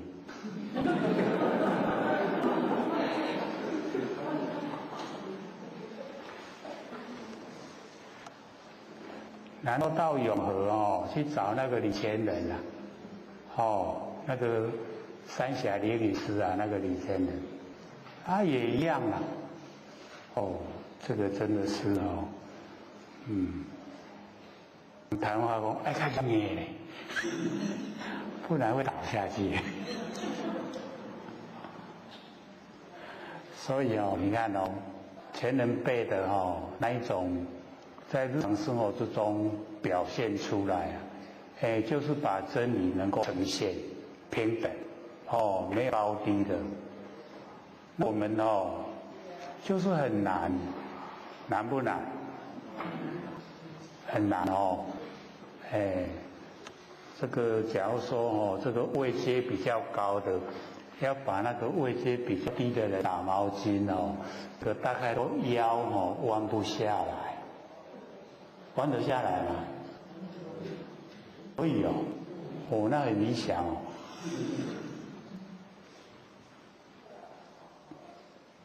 所以或许就体会说这个老天在生活之中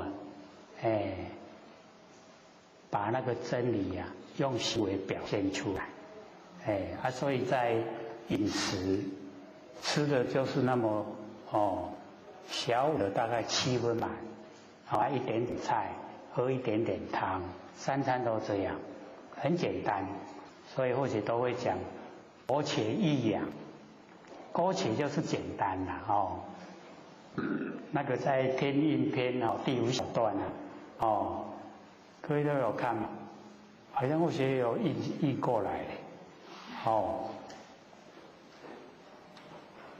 就是能够这个在生活之中都很清淡，所以到90几岁的时候健步如飞，或许跟在后面要半跑步才跟得上。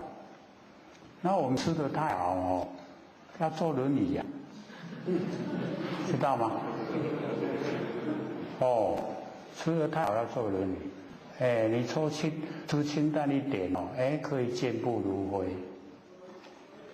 所以在生活上老人家这个视线也或许看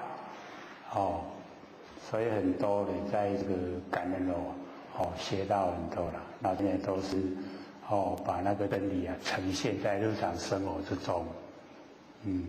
所以呢，我们就是了解说能够这个转悟的话，就跟如来是一样。当后学已经体会了说若能转悟即同如来，老天就不搬了啦。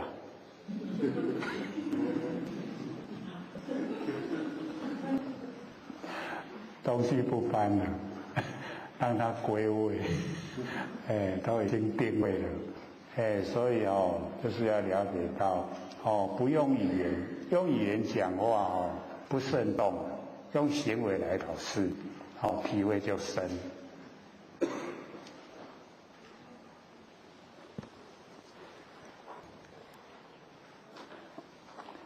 所以这个或许从这个13岁一打坐开始，一直到今年69岁全部都是投入在怎么样来修道，怎么样明心见性，怎么样利益众生，可以说都是在这方面。所以很多都是自己本身去实验，实际去做，然后有功效才出来教人，不会说这个道听途说了，这个讲的都不负责任的，那不会了，这个跟先前听或许讲有没有不一样？就是不一样就是因为投入了，一点点像那个我们说在这个五行那种那个造化的那个椅子中，或许也是体验，然后呢在想说我们这是不是真的会有那一种倾向，还是真的比如说有那个金钱往来的朋友，那可是在这个要试验的时候已经互相都不这个切欠了，都是还清的。然后我就想，我说我们人的那一种是一种这个叫做那个气数会影响。就这样像那个有金钱来往的讲，我说你欠我50块那么久了怎么不还？是试验的。各位知道他听到怎么反应吗？不是都还清了吗？我不是都没有欠你了吗？第一个反应然后我讲说你想想看，他就走开了这个时候我就在模拟他的脑筋在想，这个有向你借，可是有还，后来又有吗？好像又有还，就在那个模拟的状况里面，然后经过大概2、3天了，他真的拿50块来还给我，是不欠我的这样了解意思吗？我们的脑海之中被这一种气数会影响，然后我就后来就试验到比较没有那么熟悉的人的身上，我说你今天身体不舒服吗？怎么脸色那么难看本来没事啦。可是我讲了以后他整天都不舒服，他真的一直在摇他的头然后再经过几天转一个方向，说你今天有什么喜事吗？怎么满脸春风？很好看的，本来没事了。他听到以后，那个走路很奇怪。各位姐姐，我们在不在气数之中？要自己笃定不容易。是不是要先认识？所以培养自己对自己佛性信心。你对你不生不灭的佛性信心。人家讲好，人家讲坏，跟你有关，对不对？那我们现在关不关？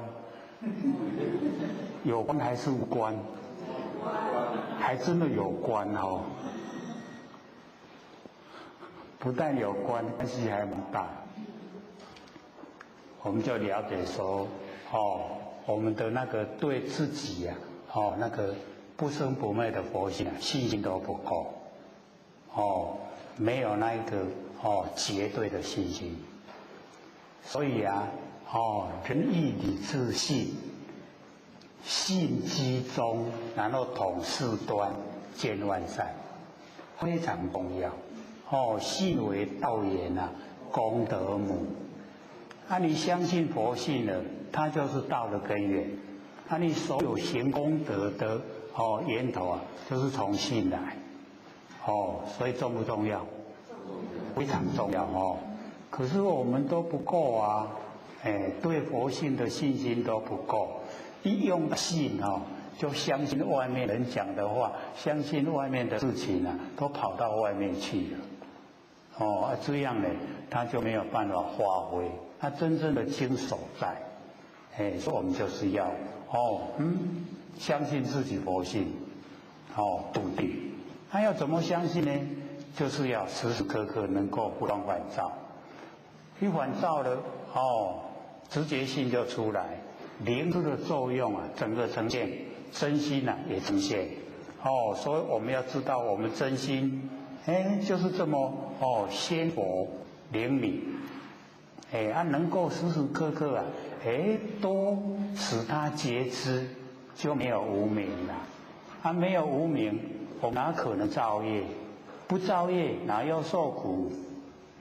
这样了解吗？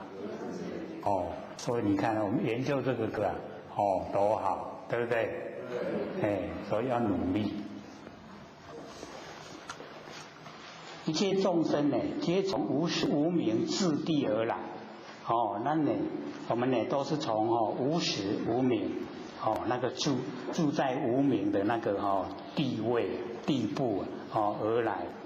那么迷己真心而为万物，迷昧自己的真心呢，认为是万物，不了呢万物皆起，遂失本来一体。这个后面这两句最重要，我们要知道说呢，万物都是我们自己都是我们不生不灭的佛性，所以万物皆起，它本来一体。我们跟万物、跟山河大地跟所有众生都是一体。了解真理以后要不要计较？就不要。就不要分别心了，对不对？就没有喜欢讨厌了，对不对？不喜欢讨厌了，就没有取舍，不取舍就不造业，不造业呢就不受苦。会背了没？所以这个我们这个翻过来虽是本来一体是真心，而执心外有实法。我们执着我们心的外面有实法，然后不达万法为心，就是呢不通达万法呢都是我们的真心，虽有呢心物之分。有心跟有物那个分别，归为物不随心转，而心反被物爱。我们的心呢反而被物所障碍，故于一体之中观大观小，本来就是一体。我们身心呢跟山河大地跟所有宇宙的一切全部呢都是一体。逐境迁移，我们追逐那个环境，追逐形象，然后呢变换我们的那个心意，动呢被物爱，我们一有所动，被一些形象障碍。那么悉知物本是心，所有的物都是我们真心。迷之为物，则能爱心我们迷之它是东西的话，就能够障碍我们的真心。如冰原是水，那个冰啊，原来就是水。那结之成冰啊，则能爱水。一结成冰以后啊，它就妨碍水。所以那个铁达尼号为什么会沉船，就是撞冰山啊。冰就是水啊，它变成水啊，那个船去撞水就不会沉了。可是呢，它变成冰的时候啊，船呢就沉了，就死了很多人。那么果能还迷，反过来不迷的，自可转物啊，就可以转换了这个万物。转物者啊，即转万物为自己，把万物啊转成就是自己，就是我们的不生不灭真心。如融冰为水，把那个冰呢融的化，那就变成水。那么水质不至于爱水，水又不会呢妨碍到水。那么转物之功呢，虚品妙智。我们要转物，就是要有智慧，领悟圆融的道理，破呢法执，悟明心外无法，领悟呢了解我们心的外面没有法，法为心，所有的万法都是我们的心，转万物为自己，把万物呢转成自己。则知我与天地同根，万物皆无一体，万物跟我都是一体的。那么持有事法界而误入理法界，从事然后进入理，整个法界全部呢都是真理。那么汲取研修，圆满的修持，黄尘入显，把凡尘呢都让它呢死亡了，没有凡尘的景象，没有凡尘的事，全部呢都进入我们不生不灭的佛性。那么以性呢来融尘，用我们的佛性来融化所有凡尘的景象，则同如来，就跟如来一样，以妙明不生不灭之自性和如来常，而如来常微妙结明，圆照法界，理不碍事事不碍理，所以我们要用妙明不生不灭，妙不变之体，明随缘之用，不变之体随缘之用不生不灭，那个自性已经合如来常，如来含常舍大地，如来含常我们三恶种子，而如来常呢为妙结明，如来常之中呢就是妙明，能够圆照法界，圆满的来照彻我们整个法界，理不碍事不碍理，理事无碍，一为无量，无量为一所以那个形象都融成全部都是佛性。而正入理事无碍，法界则同如来，跟如来一样，这是我们的佛性本理。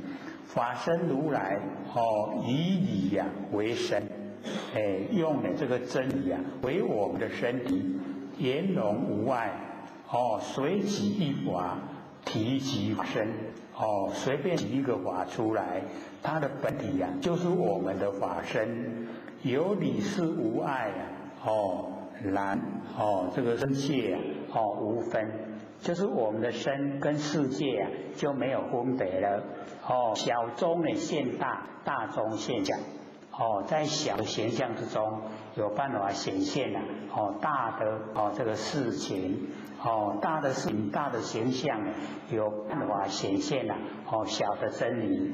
而正入事事无碍的法界，即如来这个称作用一切自在，就是佛性的那个整个功能大用都呈现。那身心圆明不动道场，我们的身跟心身是法性身，心是妙明心，都能够圆满能够光明。不动道场如如不动。道场啊，就是我们佛性的场所。那么以一毛端呢，遍能含受10万国土。一毛端啊，就是我们那个正报的最小，然后遍含10万国土啊，就是依报最大。最小的一个毛孔啊，可以呀包含整个10万国土。所以就是已经呢大小啊，已经都没障碍了。众生迷的时候啊，妄认啊4大为自身相，则被呢4大留爱而不远。我们被呢水耳风土已经留爱不远了，然后妄认呢6尘眼明啊为自心相。我们6尘这个色声香味触法6尘它呢我们攀岩留下的影像，认为是我们的心相，则被6尘障蔽啊而不免。即是啊认物为己，已经呢把东西啊当成是我们自己，又妄认呢知法心外实有，不知道所有知法都是我们呢那个真心佛性，不是呢心外的，是我们心内的。所以假如说认为心外有法，就是迷己为物啊，所以动呢被外。那么心既能够转悟啊，则身为法性身，圆照周遍，心呢为妙明心呐，灵敏呢洞彻。万物身心本来就是一体，即所谓的彻华严之底，彻华底缘，无动无坏。它没有这个动的全部都如如不动。身心呢即法界不动之道场。所以我们了解说我们佛性非常的宽广。毛端呢就是一毛头，实以正报，正报就是我们身心依报就是我们环境。那么正报最小就是一毛端。国土就是佛刹大千世界，实以依报最大。毛端呢含国土，即以正摄受那个依，以正报来摄受依报。那么国土在毛端，即以依报入正报。毛端来看国，从一个毛孔，我们身体的毛孔来看大千世界，而国不小，极小中能够谢大。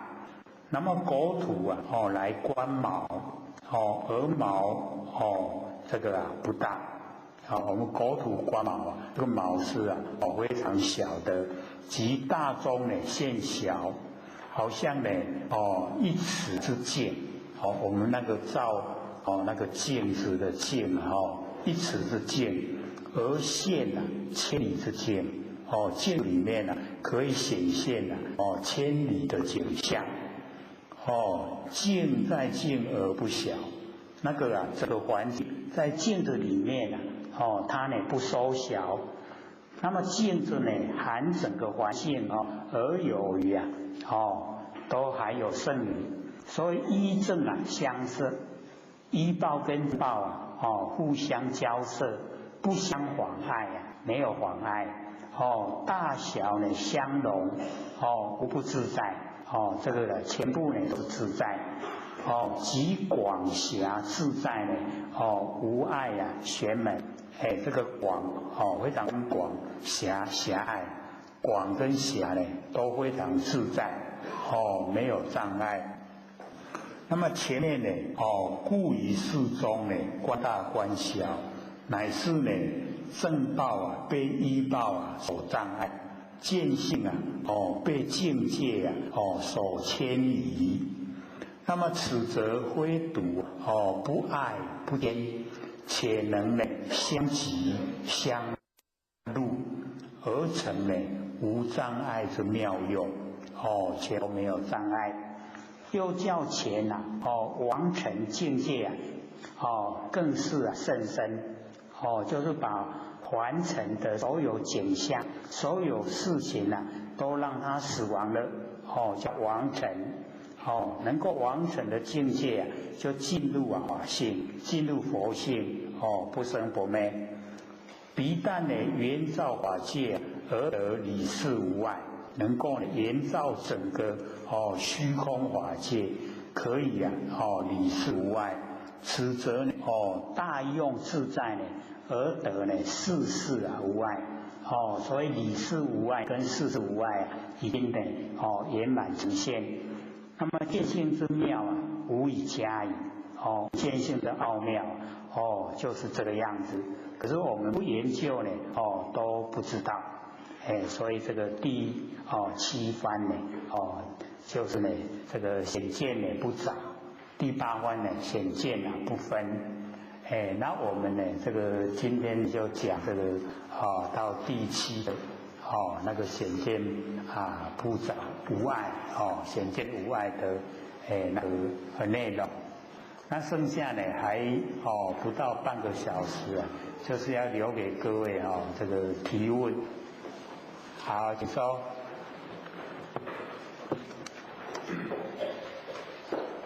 刘讲师，各位讲师好。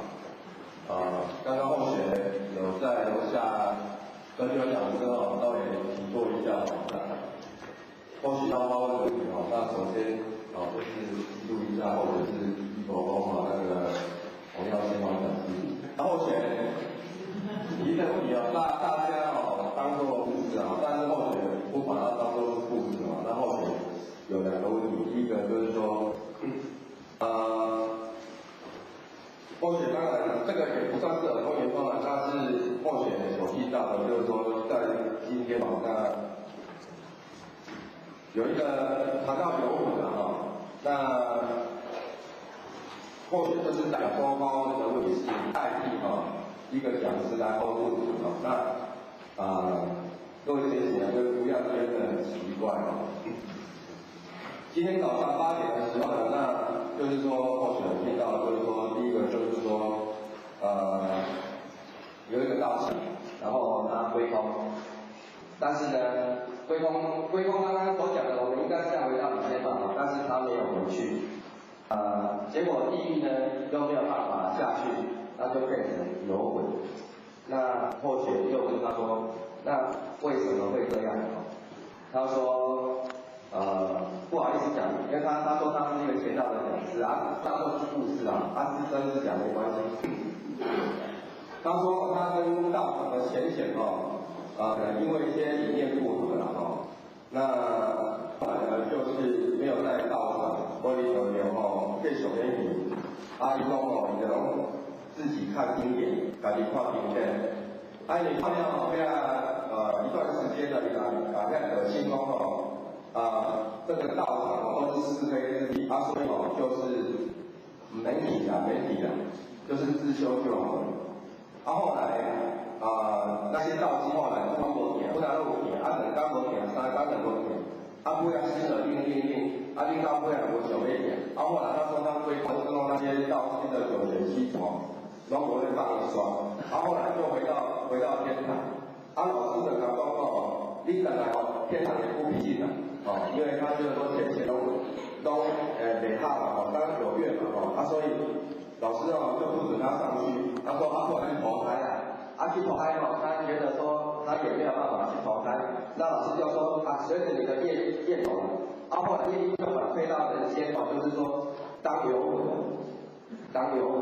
那有我他以前讲之后来他也是就是在讲等于说一样当讲师那因为他认为说他以前那个浅显都不太好，如果刚刚把那个浅显不对表示跟浅显跟上面的问的不是很谈的后来他觉得说他现在他的位置，因为以前的时候都是有上面的帮他顶着，所以他觉得说在现象就是在人间这个他觉得很没事他现在觉得说已经没有办法了而且他觉得说前一天他黑了也好，或许是觉得说可能有些人就是说到最后虽然在这个人间的上等，但是地藏王菩萨有意，就是说有些人可能时间到了要去报道。那后来他觉得说他对不起，忏悔，他觉得说以前的浅显的他就说很好，他觉得他现在忏悔，但是呢。他说老师以前都有来看的，虽然有混有些那有混，伪光有的有些请教就是说在修的，那有求到的老师都有些时间会来看，那现在没有时间来看那后来就是说他现在因为忏悔，那所以老师要移动老师马上要现在他眼前了那老师说你可以回天堂。但是他因为他是讲是在人间的那个有人听心理心法班的就或者是这样子做印证，为什么这样子说？就是说我们这个心理心法班就是说他要候选提出这个问题，然后候选答应所以说候选才会这样子讲各位学员真的很奇怪。所以他被有讲之后提出发问的这个问题，就是说因为现在就是说有很多的有提供5颗你的那个心。有得了水沙做年纪，越南打鸟的打相反，田总一天没当，谁干嘛没当的比2定有混。那现在都说很多人这一些有混，那将来呢何去何从？当然我们希望说有一天我们当有混，但是后面再要提出问题。那请有讲师你做解答。好，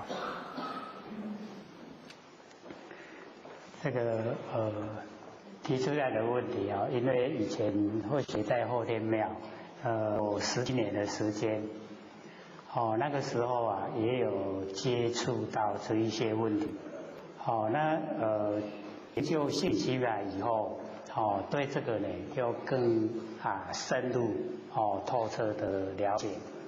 那在之前因为我们这个社会上有发生那个分尸命案，各位都有听过嘛？屏东中正坊，那个第一个呢，台湾发生的分尸命案，然后第二个呢就是江子翠，台北的那个江子翠第二个分尸命案。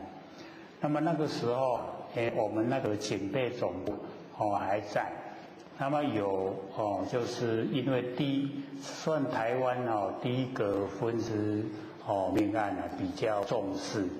理论呢都逼着一定要破案，所以那个时候，就是这个警备总部他们承办这一件事。那么我们了解说，以往这个也是要我们说不要这个迷信然后要相信这个真理。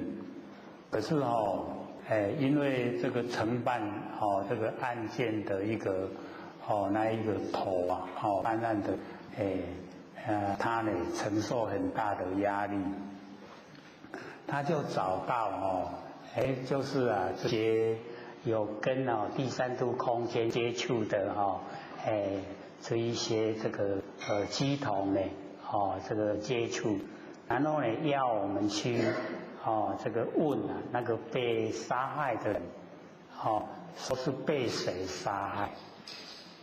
那个时候这个我们也是很惊讶因为我们看那个报纸的报道跟那个现实的状况竟然会搭不上调，不会合这个。政府跟我们讲的，跟政府在做的，竟然是不一样的，然后第一个还好一点，为什么？找到人了。在地狱找到那个钟正芳，当时的钟正芳他就穿那个白衣白裙，然后我们因为在后天庙这个服务知道说。白衣白裙一穿了以后就要当仙女，我们就问说你是被人家分尸嘞，多的一块一块，怎么可以当仙女？他说他也不知道了，要问这个地藏国还是问阎罗王才会知道了。然后呢，我们就去问了，因为这当年那个乩童比较这个人间跟这个阴间沟通，然后呢，他就讲，他说这个钟正方他前世就是杀害这一个凶手。那前世的时候他当这个修者，修道就已经不在五行之中了，所以那个凶手就找不到他。那这一生呢，他又是高中念高中的那个课程，还没有成长。假如再晚一点的话，可能又走路一直都不愿意被侮辱，就是那一个凶手要强暴他，他就是宁死不从，绝对不被他这个强暴了。所以那个时候或者就想说这样就可以当仙女就是守贞节。贞节他守住了，就可以当仙女。可是他被害死了以后，还是先到地府去报道，然后才带到这一个7天去当仙女。这个事情就这样。然后我们说，可是凡尘都说你很可怜年纪轻轻的被人家剁得一块一块到底是谁杀你的我们就是要知道凶手然后他讲那个原因然后我们就讲说可不可以出去就讲他的名字他说不行因为那样叫泄露天机不可以。可是可以说透特征，说他那个特征他就我们来就跟那个专案小组的那个召集人那个警备总部的一个同他讲，说他的那个凶手就是狮子鼻狮子的鼻子我们这个领相片不是要缴3张吗？领那个身份证要3张相片，有没有？我们1张贴在我们身份证，有没有？那另外2张它有集中，所以那个公式真的很大。我们一讲那个特征以后他把全省所有人的相片全部拿出来找狮子鼻的，看看有多少人是死于狮子鼻子找到以后一个一个核对身份那个时候我们到地府去是3月那个农历3月，然后一直他们找到年尾10月就找到凶手。厉不厉害？很厉害因为他犯案的时候戴假发，就是那个跟他本来形象不一样戴假发。他以前没有监视器，有监视器就容易找，他以前没有所以找很久，找到10月的时候才破案。结果我们都会笑话既然有一个那个样子把它剁成一块一块，就有第2个就是江子翠。那江子翠的是那个姐夫想要小姨子，小姨子长漂亮又有钱他要人也要钱，可是小姨子不愿意他也一样，他把他杀害。他杀害了以后那个警备总部已经知道我们可以去找到那个死者，问谁害死你的，又找到我们找了。结果到第5季的时候找不到人，找不到那个死者了，那就去问那个地藏古我说这个人都已经被害死了，怎么没有到地狱来他说他是不甘愿，他要生擒活捉那个凶手。我说死掉可以不来吗？他说可以。各位姐姐，晚上不要出门。为什么？因为很多死掉以后都没有地狱啊。为什么他不愿意去啊？就是有原因在啊。可是那个地藏国他有讲，他说他已经死掉了，是阴体呀。那我们人是半阴半阳，仙佛是纯阳啊。他死掉以后，他假如说不去地狱报道，他要忍受像这个白天阳的时候啊，阳的时间下雨，那一滴雨啊淋在他那个阴体上面，好像一支针啊，很痛啊，他要忍受那个痛，就是要抓那个那个凶手。所以后来啊，我们那个破案，就是抓到他的那个也算这个，因为很奇怪啊，就是在防空壕里面，现在都比较少见，以前很多防空壕。那么那个死者的旁边啊，就是一瓶米酒，为什么？就一瓶就一瓶米酒，就这样。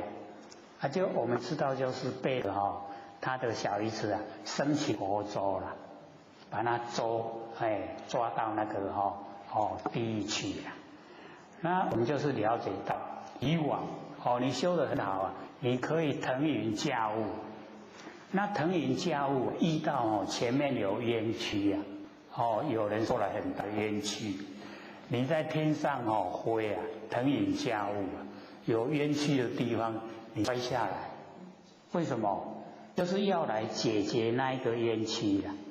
因为你能够天上飞，你就是有能力可以解决，所以你一定要来解决。解决了以后啊，你再飞。所以我们就是了解说，在凡人啊，这个已经过往了、过世了，不到地狱去报道可以。所以这个释迦牟尼佛在那个大藏经里面啊，就告诫我们活在凡尘的人半阴半阳，晚上最好不要吃气，才不会被那个撞上了、拉走了。所以这是附带的啦。那现在来回答他的问题。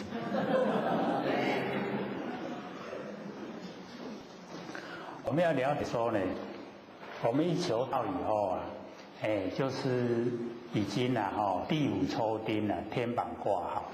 那么这个都是在正常的状态之下，正常的状态之下呢完成的这一些动作。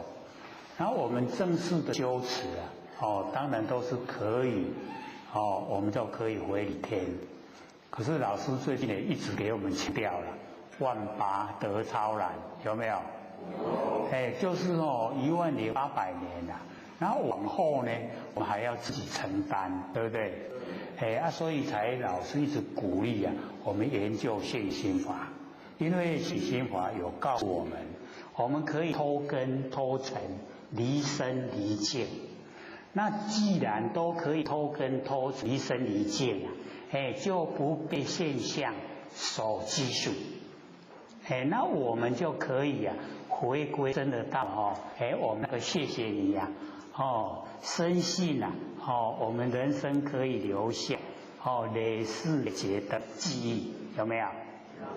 老师那一首歌真的讲的最少的文字最多的道理，都里面呢把它讲出来，说我们的经过真的无始以来已经呢千万亿年了，不止一个缘会了，已经太多了，我们可以回去可以免掉完成的这一些苦难，可以不用受苦了。可是我们众生呢都不清醒，都不研究所以呢都会受苦。因为我们要知道说，所有的苦都是我们自种，然后自受，自己造的啦。假如说自己都不造因的话，没有苦让我们受所以我们就是要努力在生活之中不造因，就不受苦。那怎么样可以不造因呢？我们就是所有的生活细节一定都是要跟真理相合。那跟真理相合啊，就没有业，已经不起业。那我们又做万年放下因不生，念头没有，因为念头起心动念就是业。最重要的、最难的就是这个啦，起心动念的就造了业。所以我们在修持的时候我们之前不是有一章不自生、不他生、不共生、不无因生，有没有？一定又是还给我了，这个因为我住得太远，住在基隆，在下雨我们这边都好天气，所以各位会在下课之前赶快轻轻用海哇。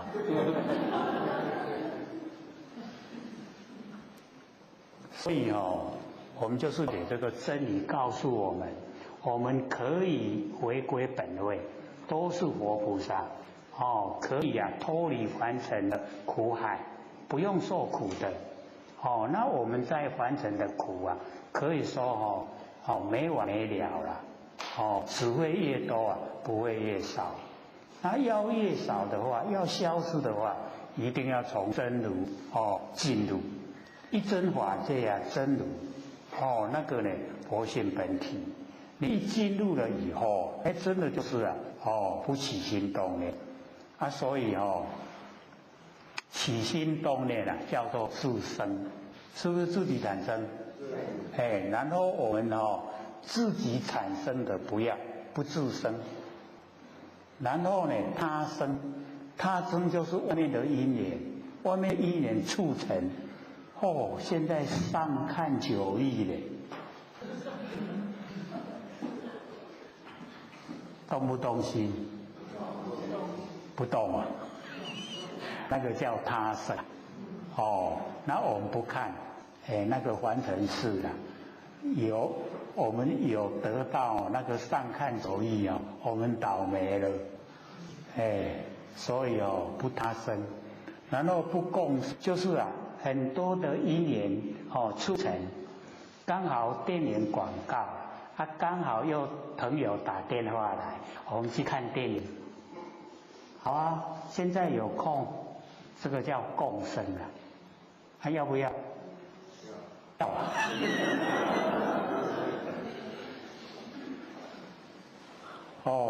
所以我们不自生、不他生、不共生、不无因生。那个无因生就是我们胡思乱想。我们胡思乱想可以想得很宽广，对不对？那个就是无因生的，没有原因它生出来。所以这一些我们都消除了，不自生、不他生、不共生、不无因生，全部都无生。那无生我们就进入无生法忍。无生法忍的当下就是阿罗汉，然后我们可以又进一层菩萨，又进一层佛。所以你要成佛，最起码的根本就是无生法忍。因为无生，然后就没有昧，无生无昧是不是就回到本来？所以那个是最根本，就是无生。所以在日常生活，我们要起心动念，看我们要不要？我们是希望不要了，可是不知不觉就起了，那就生了，那个就自生，糟糕了，你自己生要不要轮回？就要了，就入轮回。所以要记得，不自生、不他生、不共生、不无因生，这样就好了，这样就可以成就了。简不简单？很简单对不对？可以做这个是很困难。要是说呢，要我挑那个100斤我真的是投降。这个这样来挑都挑不起来了，不要说单挑，单挑就是一边嘛我那个是平挑，也挑不起来。可是这个啊，不要起念头，这个是可以做到啊，对不对？大家都可以做到啊。要不要做就看我们决心了啊。你决定不要，那要起心动念，马上知觉，灵敏的那个真心啊，马上知觉，你要起心动念哦，是不是可以遏止？停止了，不要有，就造业，不自身可达到，不他生也可以了，管他外面天塌下来，我都不管了，是不是万都放下？所以不他生，然后不共生，很多因缘凑合在一起，我不管，不去理他了，也不无因生，有空就坐着。当然很空闲的神仙最好了，对不对？不要脑筋呢拿一些有的没的来想，害了自己啊，又很高兴。我们都这样啊，害了自己又很高兴，所以全部都不要了。不要了以后，我们都可以回到无生，无生啊，就是我们佛性本体了。所以要知道啊，现在那个要解决也是要自己的愿力。我说好，那你现在当有粉，又可以帮助很多的众生。那众生现在遇到困难的很多了，你可以在默默无形之中呢，你帮助他，帮助他以后又把他不记在脑海，你广行善事，你累积那个善的因缘，你的有粉啊，它就有力道。那么有粉的力道一强了以后，它要往后要回天了，它就有